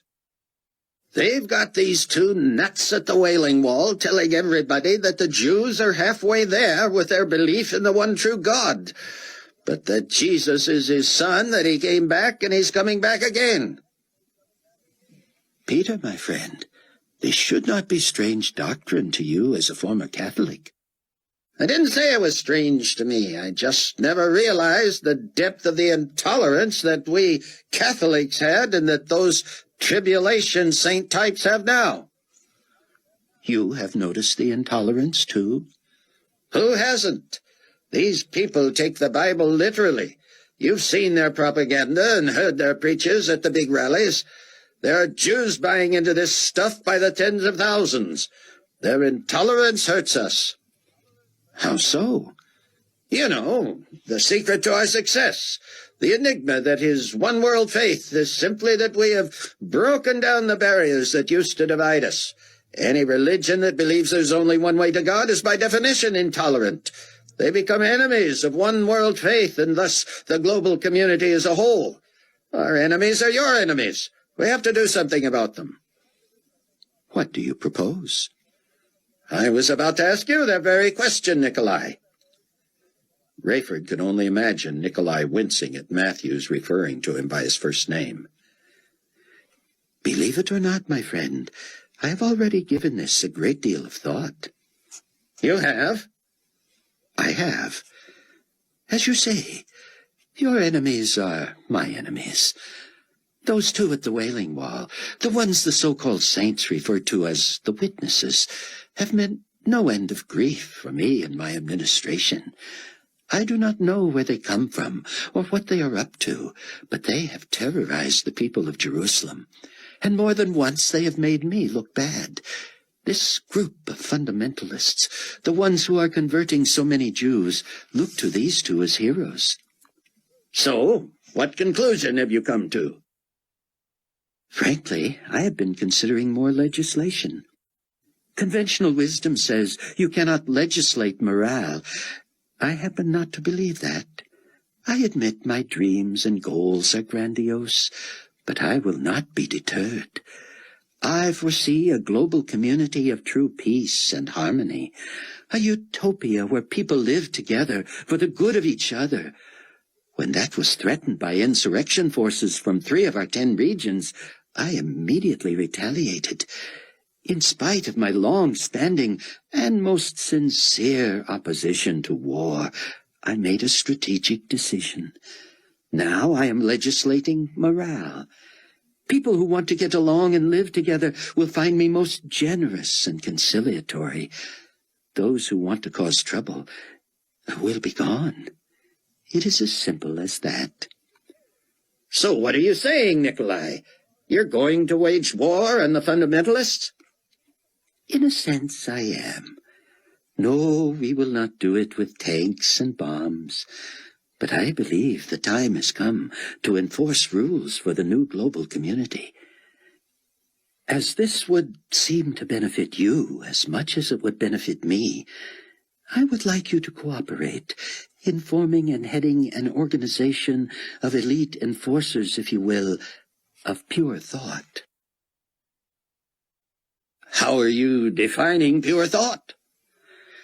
I foresee a cadre of young, healthy, strong men and women so devoted to the cause of the global community that they would be willing to train and build themselves to the point where they will be eager to make sure everyone is in line with our objectives. Rayford heard someone rise and begin pacing. He assumed it was Matthews warming to the idea. These would not be uniformed people, I assume. No, they would blend in with everyone else, but they would be chosen for their insight and trained in psychology. They would keep us informed of subversive elements who oppose our views. Surely you agree that we are long past the time where we can tolerate the extreme negative byproduct of free speech run amok. Not only do I agree, Matthews said quickly, but I stand ready to assist in any way possible. Can One World Faith help seek out candidates, train them, house them, clothe them? I thought you were running short of funds, Carpathia said, chuckling. This will only result in more income for us. When we eliminate the opposition, everyone benefits. Rayford heard Carpathia sigh. We would call them the GCMM, the Global Community Morale Monitors. That makes them sound a little soft, Nicolae. Precisely the idea. We do not want to call them the secret police, or the thought police, or the hate police, or any kind of police. Make no mistake, they will be secret. They will have power. They will be able to supersede normal due cause in the interest of the better good for the global community. To what limit? No limit.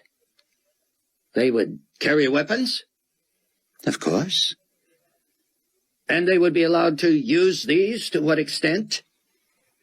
That is the beauty of it, Pontiff Matthews.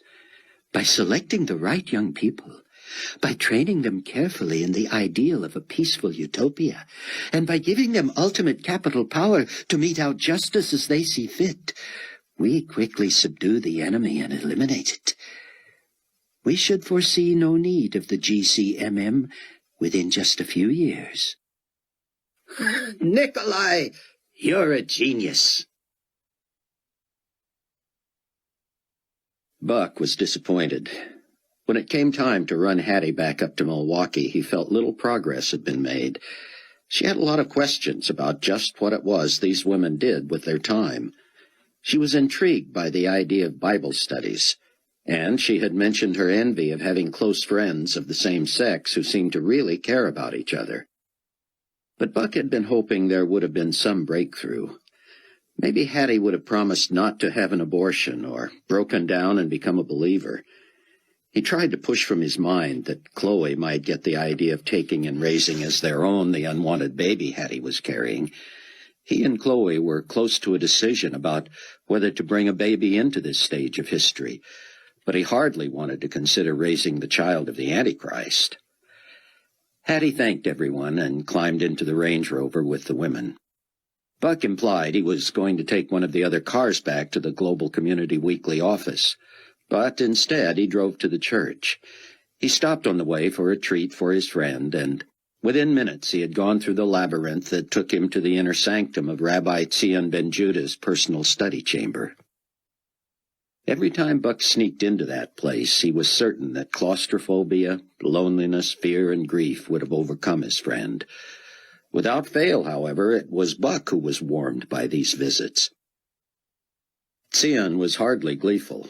He did not laugh much, nor did he offer a huge smile when Buck appeared. His eyes were red, and his face showed the lines of the recently bereaved. But he was also staying fit. He worked out, running in place, doing jumping jacks, stretching, and who knew what else. He told Buck that he did this for at least an hour a day, and it showed. He seemed in a better frame of mind each time Buck saw him, and he never complained. That afternoon, Tzion seemed genuinely pleased to have a visitor. "Cameron," he said, "I'm not living with this heaviness of soul right now. Certain parts of this place, even its location, would be paradise. I can read, I can study, I can play, I can write, I can communicate by phone and computer. It is a scholar's dream. I miss the interaction with my colleagues, especially the young students who helped me. But Amanda and Chloe are wonderful students themselves." He greedily joined Buck in their fast food snack. "I need to talk about my family. I hope you don't mind. Seeing you may talk about your family with me any time you want. You should forgive me for not being more diligent in asking. I know you, like many others, wonder if you should bring up such a painful subject. As long as we do not dwell on how they died, I am most pleased to talk about my memories. You know, I raised my son and daughter from the ages of 8 and 10 to 14 and 16. They were my wife's children from her first marriage. Her husband was killed in a construction accident. The children did not accept me at first, but I won them over by my love for her. Did not try to take the place of their father or pretend I was in charge of them. Eventually they referred to me as their father, and it was one of the proudest days of my life. Your wife seemed like a wonderful woman. She was. The children were wonderful too, though my family was human just like anyone else. I do not idealize them. They were all very bright. That was a joy to me. I could converse with them about deep things, complicated things. My wife herself had taught at the college level before having children. The children were both in special private schools and were exceptionally good students. Most important of all, when I began to tell them what I was learning in my research, they never once accused me of heresy or of turning my back on my culture, my religion, or my country.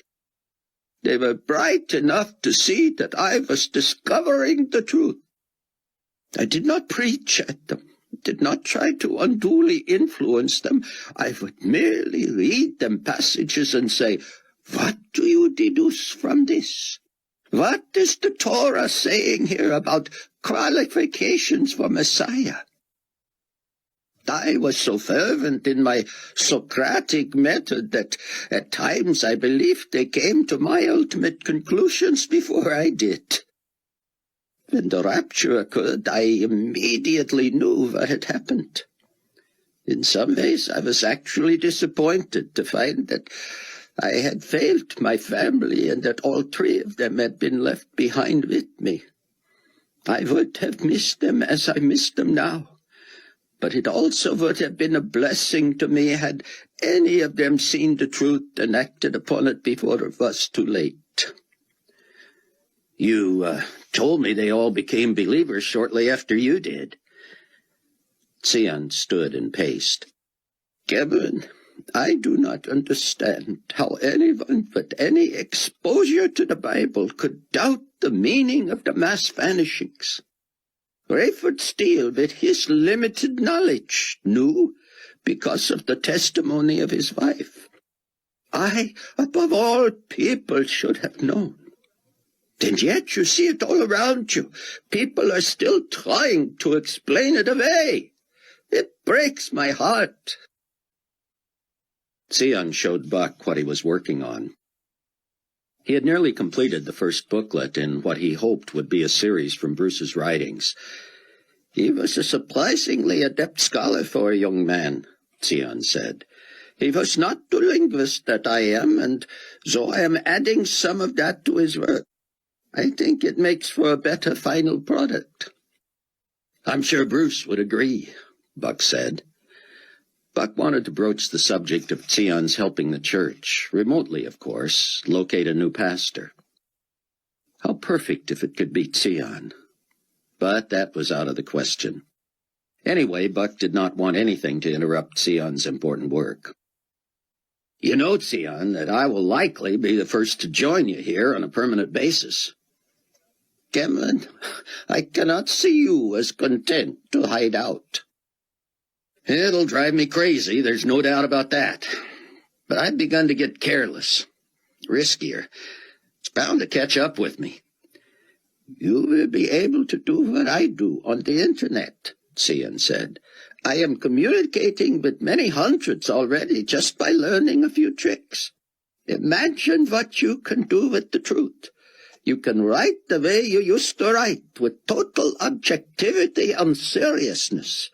You will not be influenced by the owner of the paper. What was that you said about the truth?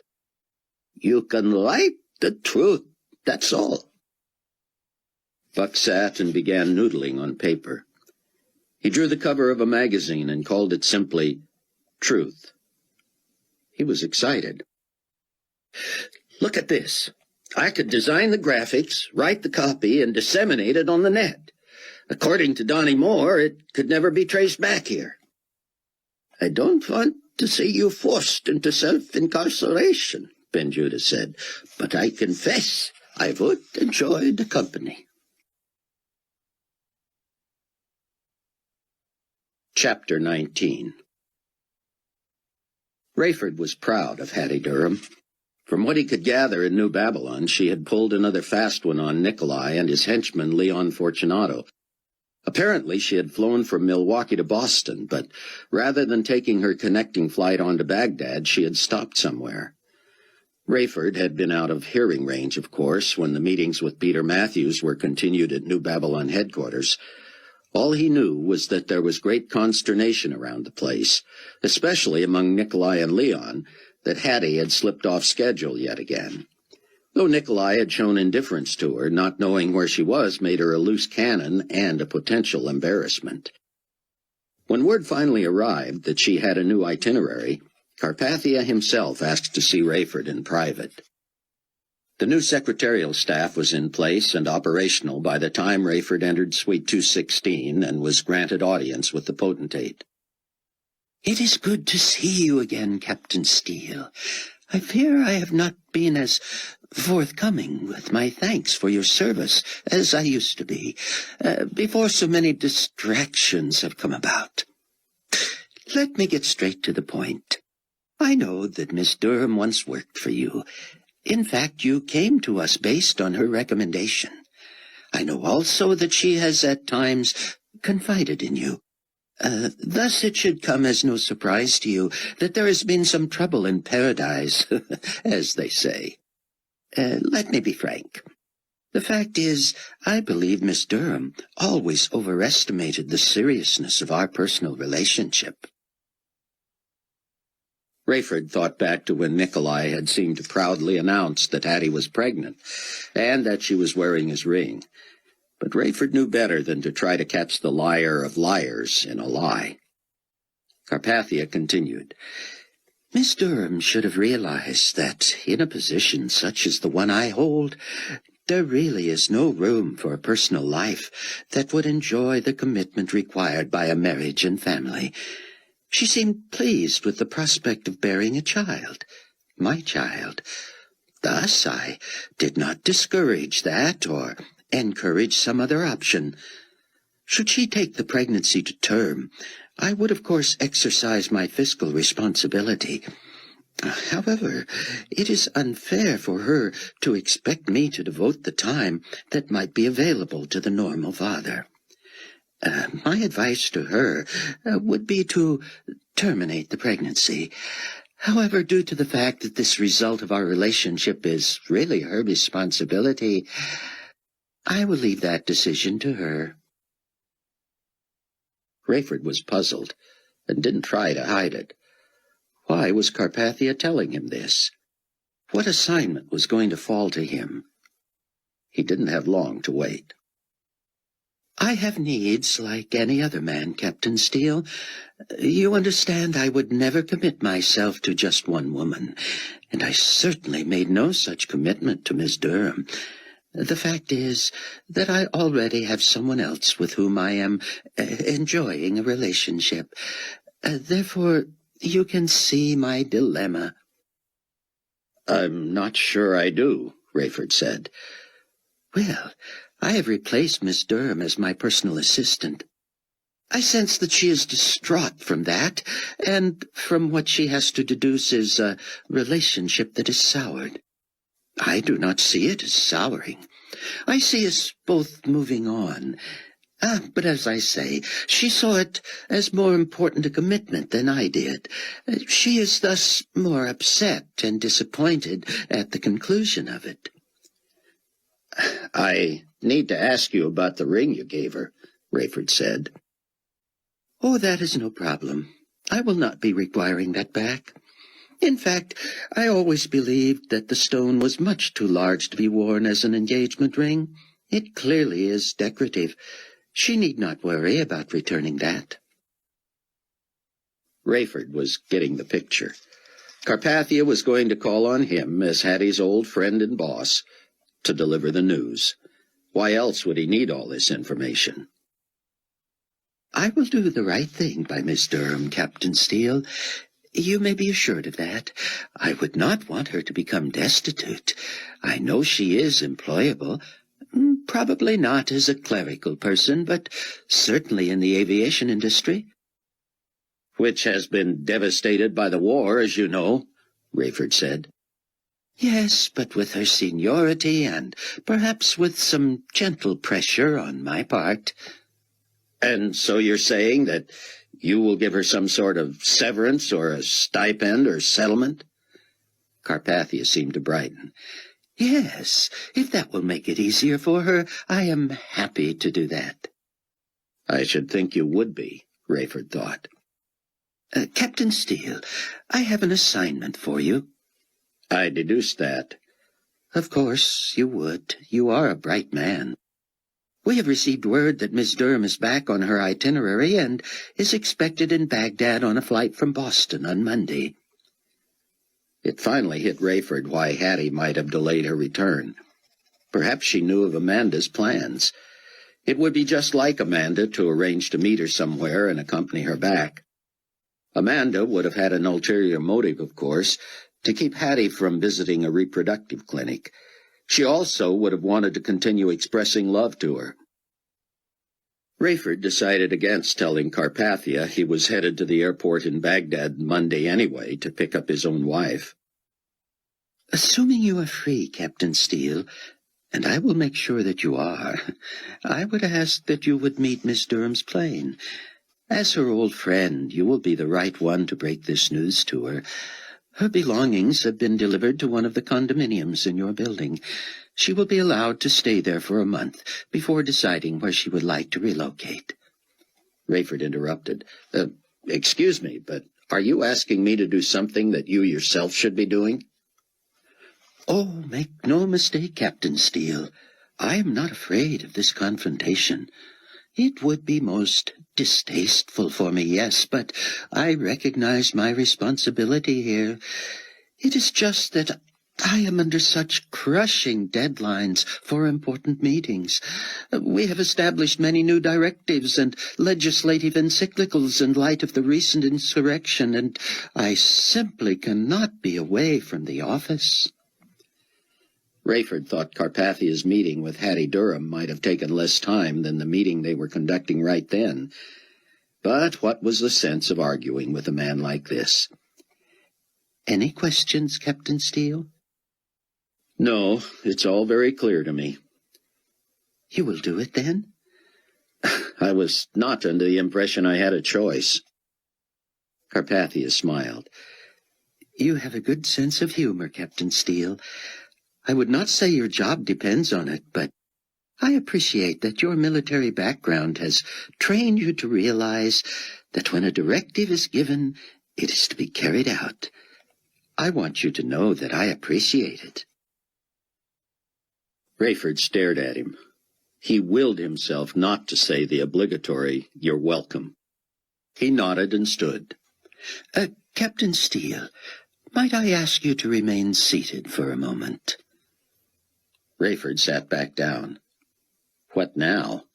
Is this the beginning of the end? I would like to ask you about your relationship with Cameron Williams. Rayford did not respond at first. Carpathia continued. Sometimes known as Buck Williams. He was formerly a senior staff writer for Global Weekly, now Global Community Weekly. He is my publisher there. He's my son-in-law, Rayford said. And can you think of any reason why he would not have shared that happy news with me? I suppose you'll have to ask him that, sir. Well, then, perhaps I should ask you, why would you not have shared that with me? It's just personal family business, Rayford said, trying to remain calm. Anyway, with him serving you at such a high level, I assumed you would become aware of it soon enough. Does it happen that he shares your religious beliefs? I prefer not to speak for Buck. I will take that as a yes. Rayford stared at him. Carpathia continued, I am not saying that this is necessarily a problem, you understand. I understand, all right, Rayford thought. I was just curious, Carpathia concluded. He smiled at Rayford, and the pilot read everything in that smile that the Antichrist implied. I will look forward to a report of your meeting with Miss Durham, and I have full confidence that it will be successful. Buck was at the Chicago office of Global Community Weekly when he got a call from Amanda on his private phone. I got the strangest call from Rayford, she said. He asked if I had hooked up with Hattie on her flight out of Boston to Baghdad. I told him no. I thought she was already back there. He said he thought she was on another schedule now and that we would likely be arriving at about the same time. I asked him what was up, but he seemed rushed and didn't feel free to take the time to tell me. Do you know what's happening? This is all news to me, Amanda. Did your flight refuel in Boston as well? Yes. You know, New York is completely shut down. So is Washington. I don't know if these planes can go all the way from Milwaukee to Baghdad. What would have taken Hattie so long to get back there? I have no idea. If I'd known she was going to delay her return, I would have offered to have flown with her. We need to maintain contact with that girl. Buck agreed. Chloe misses you already. She and Sion are working hard on some New Testament curriculum. It's almost as if they're in the same room, though they're at least a quarter of a mile apart. I know she's enjoying that, Amanda said. I wish I could talk Rayford into letting me move back this way. I'd see less of him, but I don't see much of him in New Babylon either. Don't forget, you can be in that same room with Sion and Chloe no matter where you are now. Yeah, she said, except that we're 9 hours later than you guys. You'll just have to coordinate your schedules. Where are you now? We're over the continent. Should be touching down in an hour or so. It's what there, just a little after 8 in the morning? Right. The Tribulation Force is about as spread out as it's been for a while. Sion seems productive and contented, if not happy. Chloe's at Loretta's and excited about her study and her teaching opportunities, though she knows she may not always be free legally to do that. I'm here, you're there, and you'll be meeting up with Rayford before you know it. I guess we're all present and accounted for. I sure hope Rayford's right about Hattie, Amanda said. It'll be handy if he can pick us both up. It was time for Rayford to head for Baghdad. He was confused. Why had Hattie remained incommunicado in Denver for so long, and then misled Fortunato about her return flight when she did reestablish contact? If it wasn't for the purpose of hooking up with Amanda, what was it? What would have interested her in Boston? Rayford couldn't wait to see Amanda. It had been only a few days, but they were still newlyweds after all. He did not relish his assignment with Hattie, especially with Amanda getting in at the same time. One thing he could justify, however, based on what he had been told about Hattie's encounter with Loretta, Chloe, and Amanda at the safe house, was that Hattie would be comforted by Amanda's presence. The question was, would this word from Rayford be bad news for Hattie? It might make her future easier to accept. She knew it was over. She feared Carpathia might not let her go. She would be offended, of course, insulted. She wouldn't want his ring or his money or his condo. But at least she would know. To Rayford's male mind, this seemed a practical solution. He had learned enough from Irene and Amanda over the years, however, to know that regardless of how unattractive Nicolae Carpathia had become to Hattie, still she would be hurt and would feel rejected. Rayford phoned Hattie's driver. Could you drive me, or Could I borrow your car? I'm to pick up Miss Durham in Baghdad, and also my— Oh, sorry, sir, I'm no longer Miss Durham's driver. I drive for someone else in the executive suite. You know where I could get wheels, then? You could try the motor pool, but that takes a while. Lots of paperwork, you know. I don't have that kind of time. Any other suggestions? Rayford was angry with himself for not planning better. The potentate called the motor pool. You'd have a vehicle as quick as you wanted it. Rayford phoned Carpathia's office. The secretary said he was unavailable. Is he there? Rayford asked. He is here, sir, but as I said, he's not available. This is sort of urgent. If he's at all interruptible, I'd appreciate it if you'd let me talk to him for just a second. When the secretary came back on the line, she said, The potentate wants to know if you could drop by his office for a moment before you finish your assignment for him. I'm a little short of time, but I'll tell him you'll be there then.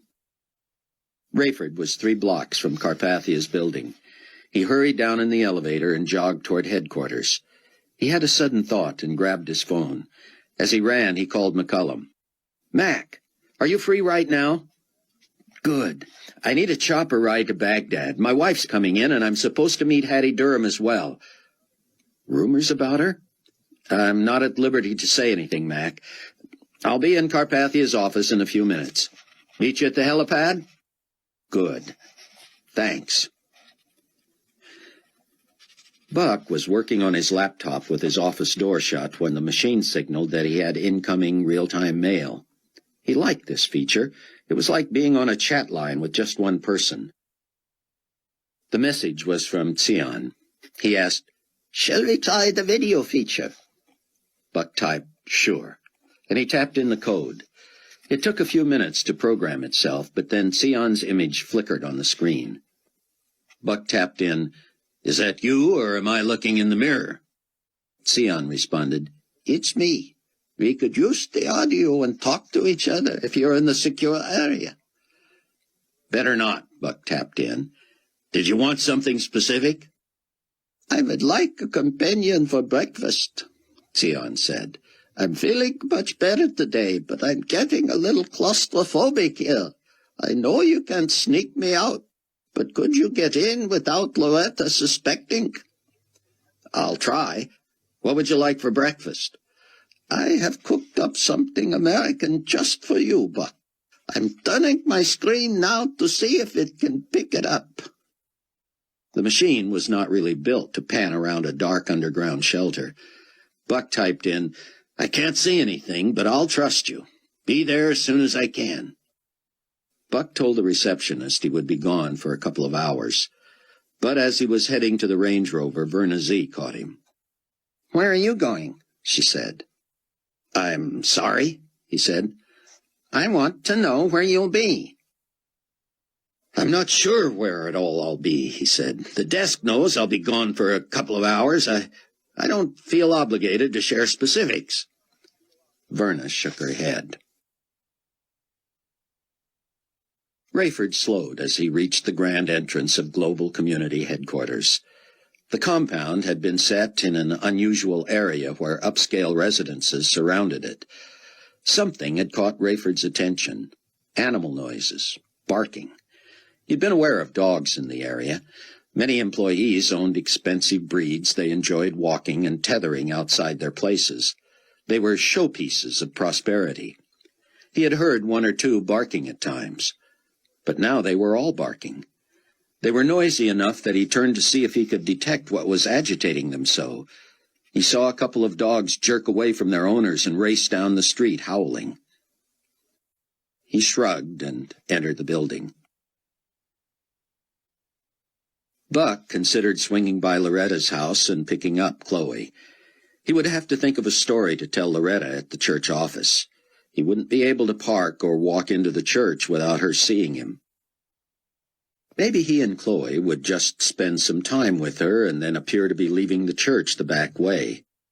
If no one was watching, they could slip down and see Sion. It sounded like a plan. Buck was halfway to Mount Prospect when he noticed something strange. Roadkill. lots of it. And more potential roadkill skittering across the streets. Squirrels, rabbits, snakes. Snakes? He had seen few snakes in the Midwest, particularly this far north. The occasional garter snake was all. That's what these were, but why so many of them? Coons, possum, ducks, geese, dogs, cats, animals everywhere. He lowered the window of the Range Rover and listened. Huge clouds of birds swept from tree to tree. But the sky was bright, cloudless. There seemed to be no wind. No leaf even shivered on a tree. Buck waited at a stoplight and noticed that despite the lack of wind, the streetlights swayed. Signs bent back and forth. Buck blew the light and raced toward Mount Prospect. Rayford was ushered into Carpathia's office. The potentate had several VIPs around a conference table. He quickly pulled Rayford aside. "Thank you for stopping in, Captain Steele. I just wanted to reiterate my wish that I not have to face Miss Durham. She may want to talk to me. That will be out of the question. Excuse me, Leon Fortunato interrupted, but potentate, sir, we're getting some strange readouts on our power meters. Your power meters? Carpathia asked, incredulous. I leave maintenance to you and your staff, Leon. Sir, the secretary said, an emergency call for you or Mr. Fortunato from the International Seismograph Institute. Carpathia looked irritated and whirled to face Fortunato. Take that, will you, Leon? I'm busy here. Fortunato took the call and appeared to want to keep quiet until he blurted, What? What? Now Carpathia was angry. Leon! Rayford moved away from Carpathia and looked out the window. Below, dogs ran in circles, their owners chasing them. Rayford reached in his pocket for his cell phone and quickly called McCullum. Carpathia glared at him. Captain Steele, I was talking to you here. Mac, where are you? Start her up. I'm on my way now. Suddenly the power went out. Only battery-operated lights near the ceiling shined, and the bright sun flooded through the windows.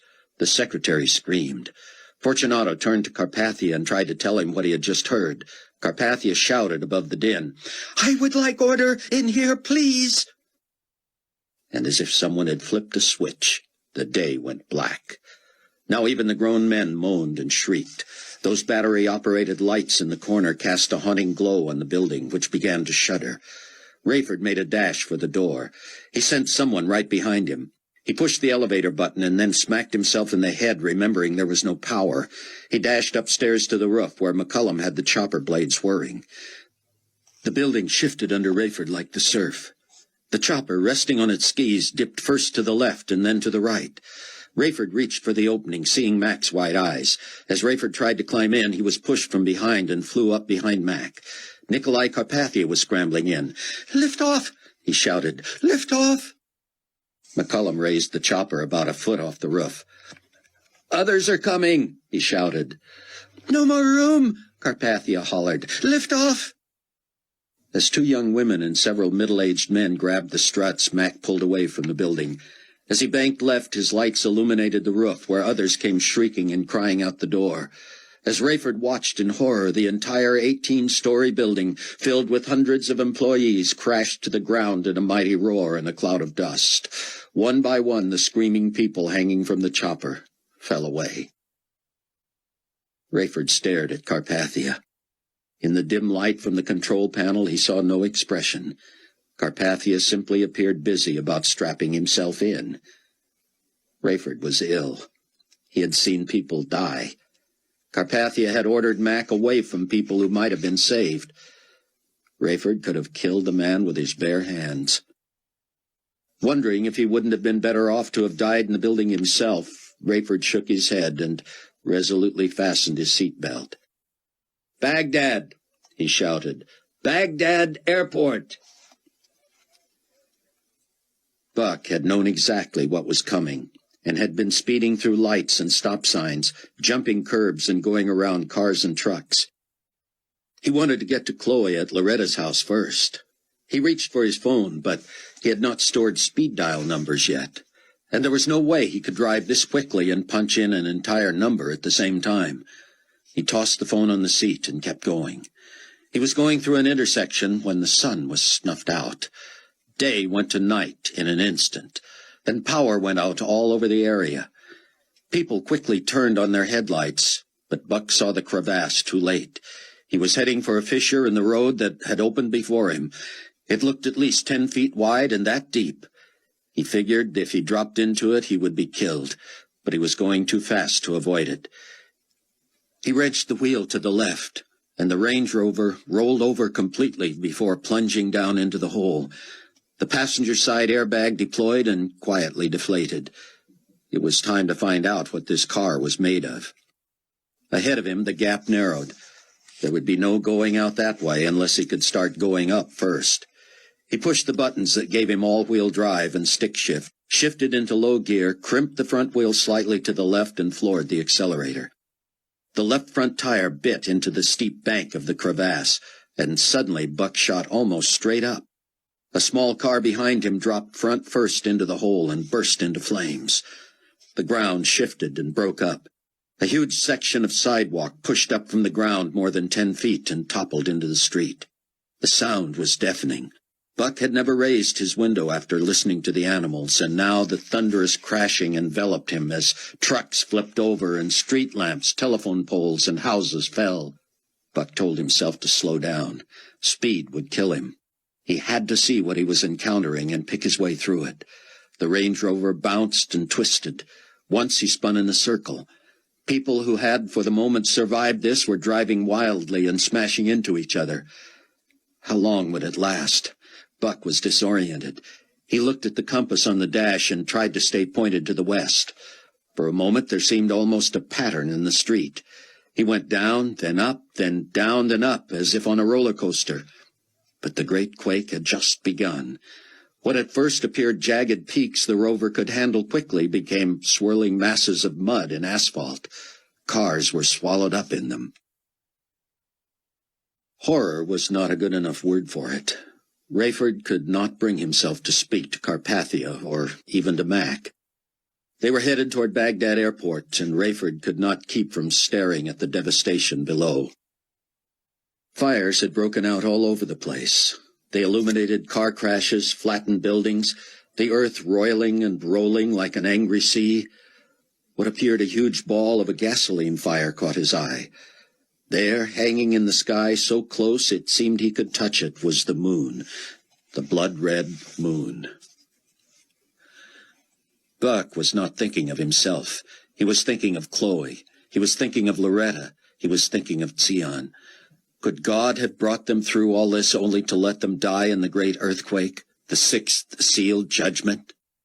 If they all went to be with God, so much the better. Was it too much to ask that it be painless for his loved ones?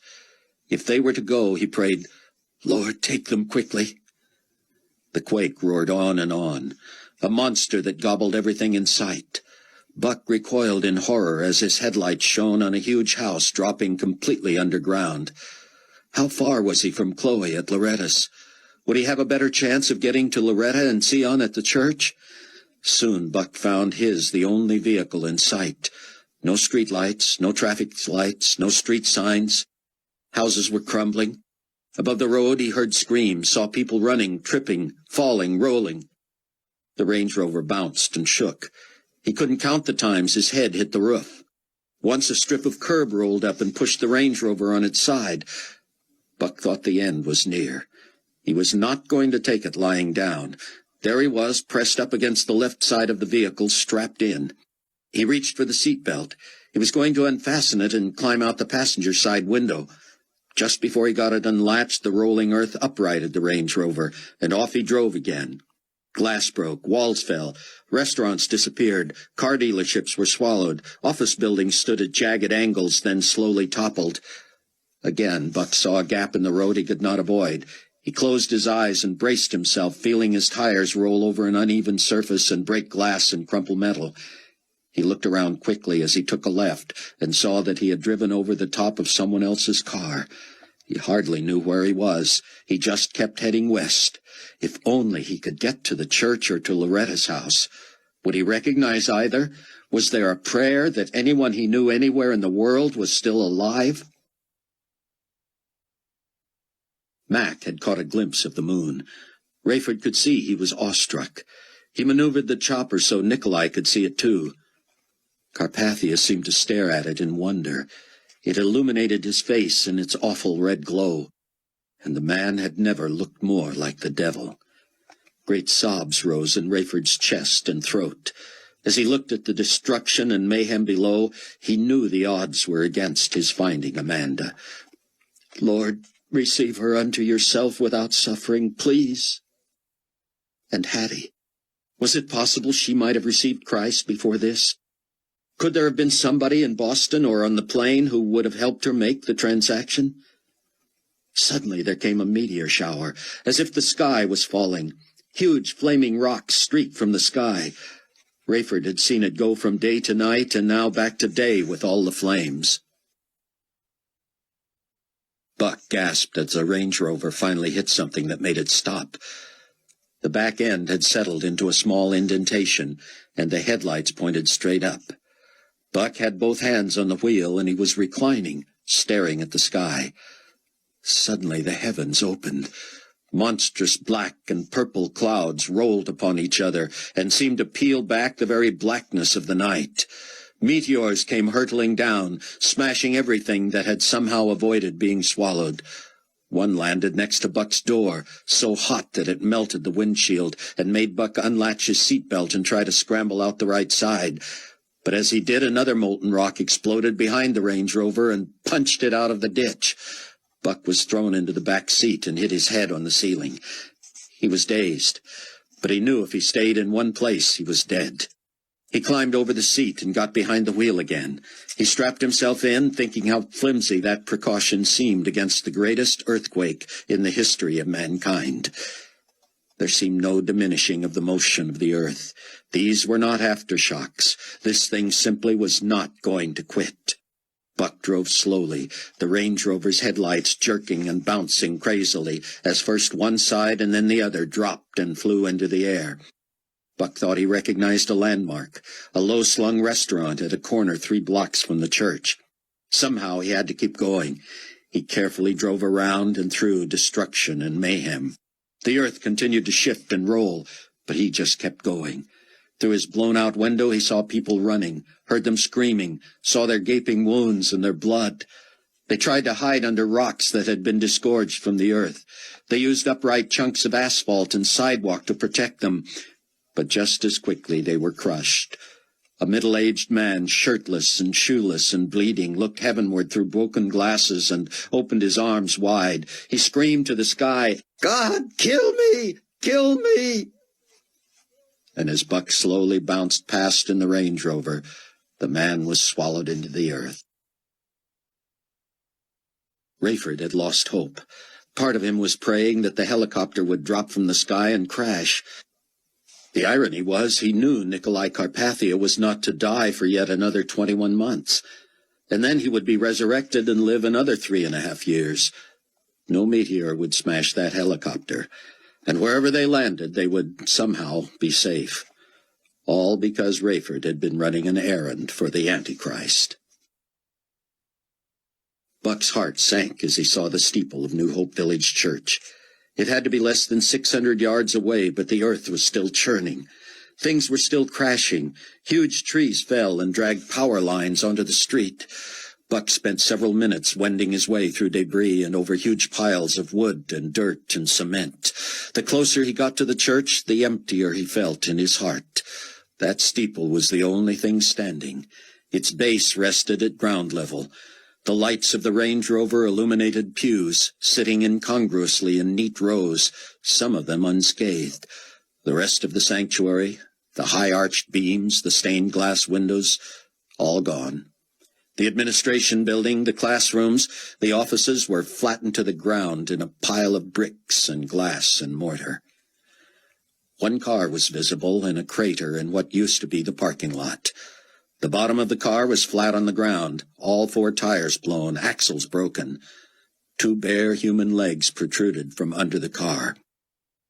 Buck stopped the Range Rover 100 feet from that mess in the parking lot. He shifted into park and turned off the engine. His door would not open. He loosened his belt and climbed out the passenger side. And suddenly, the earthquake stopped. The sun reappeared. It was a bright, sunshiny Monday morning in Mount Prospect, Illinois. Buck felt every bone in his body. He staggered over the uneven ground toward that little flattened car. When he was close enough, he saw that the crushed body was missing a shoe. The one that remained, however, confirmed his fear. Loretta had been crushed by her own car.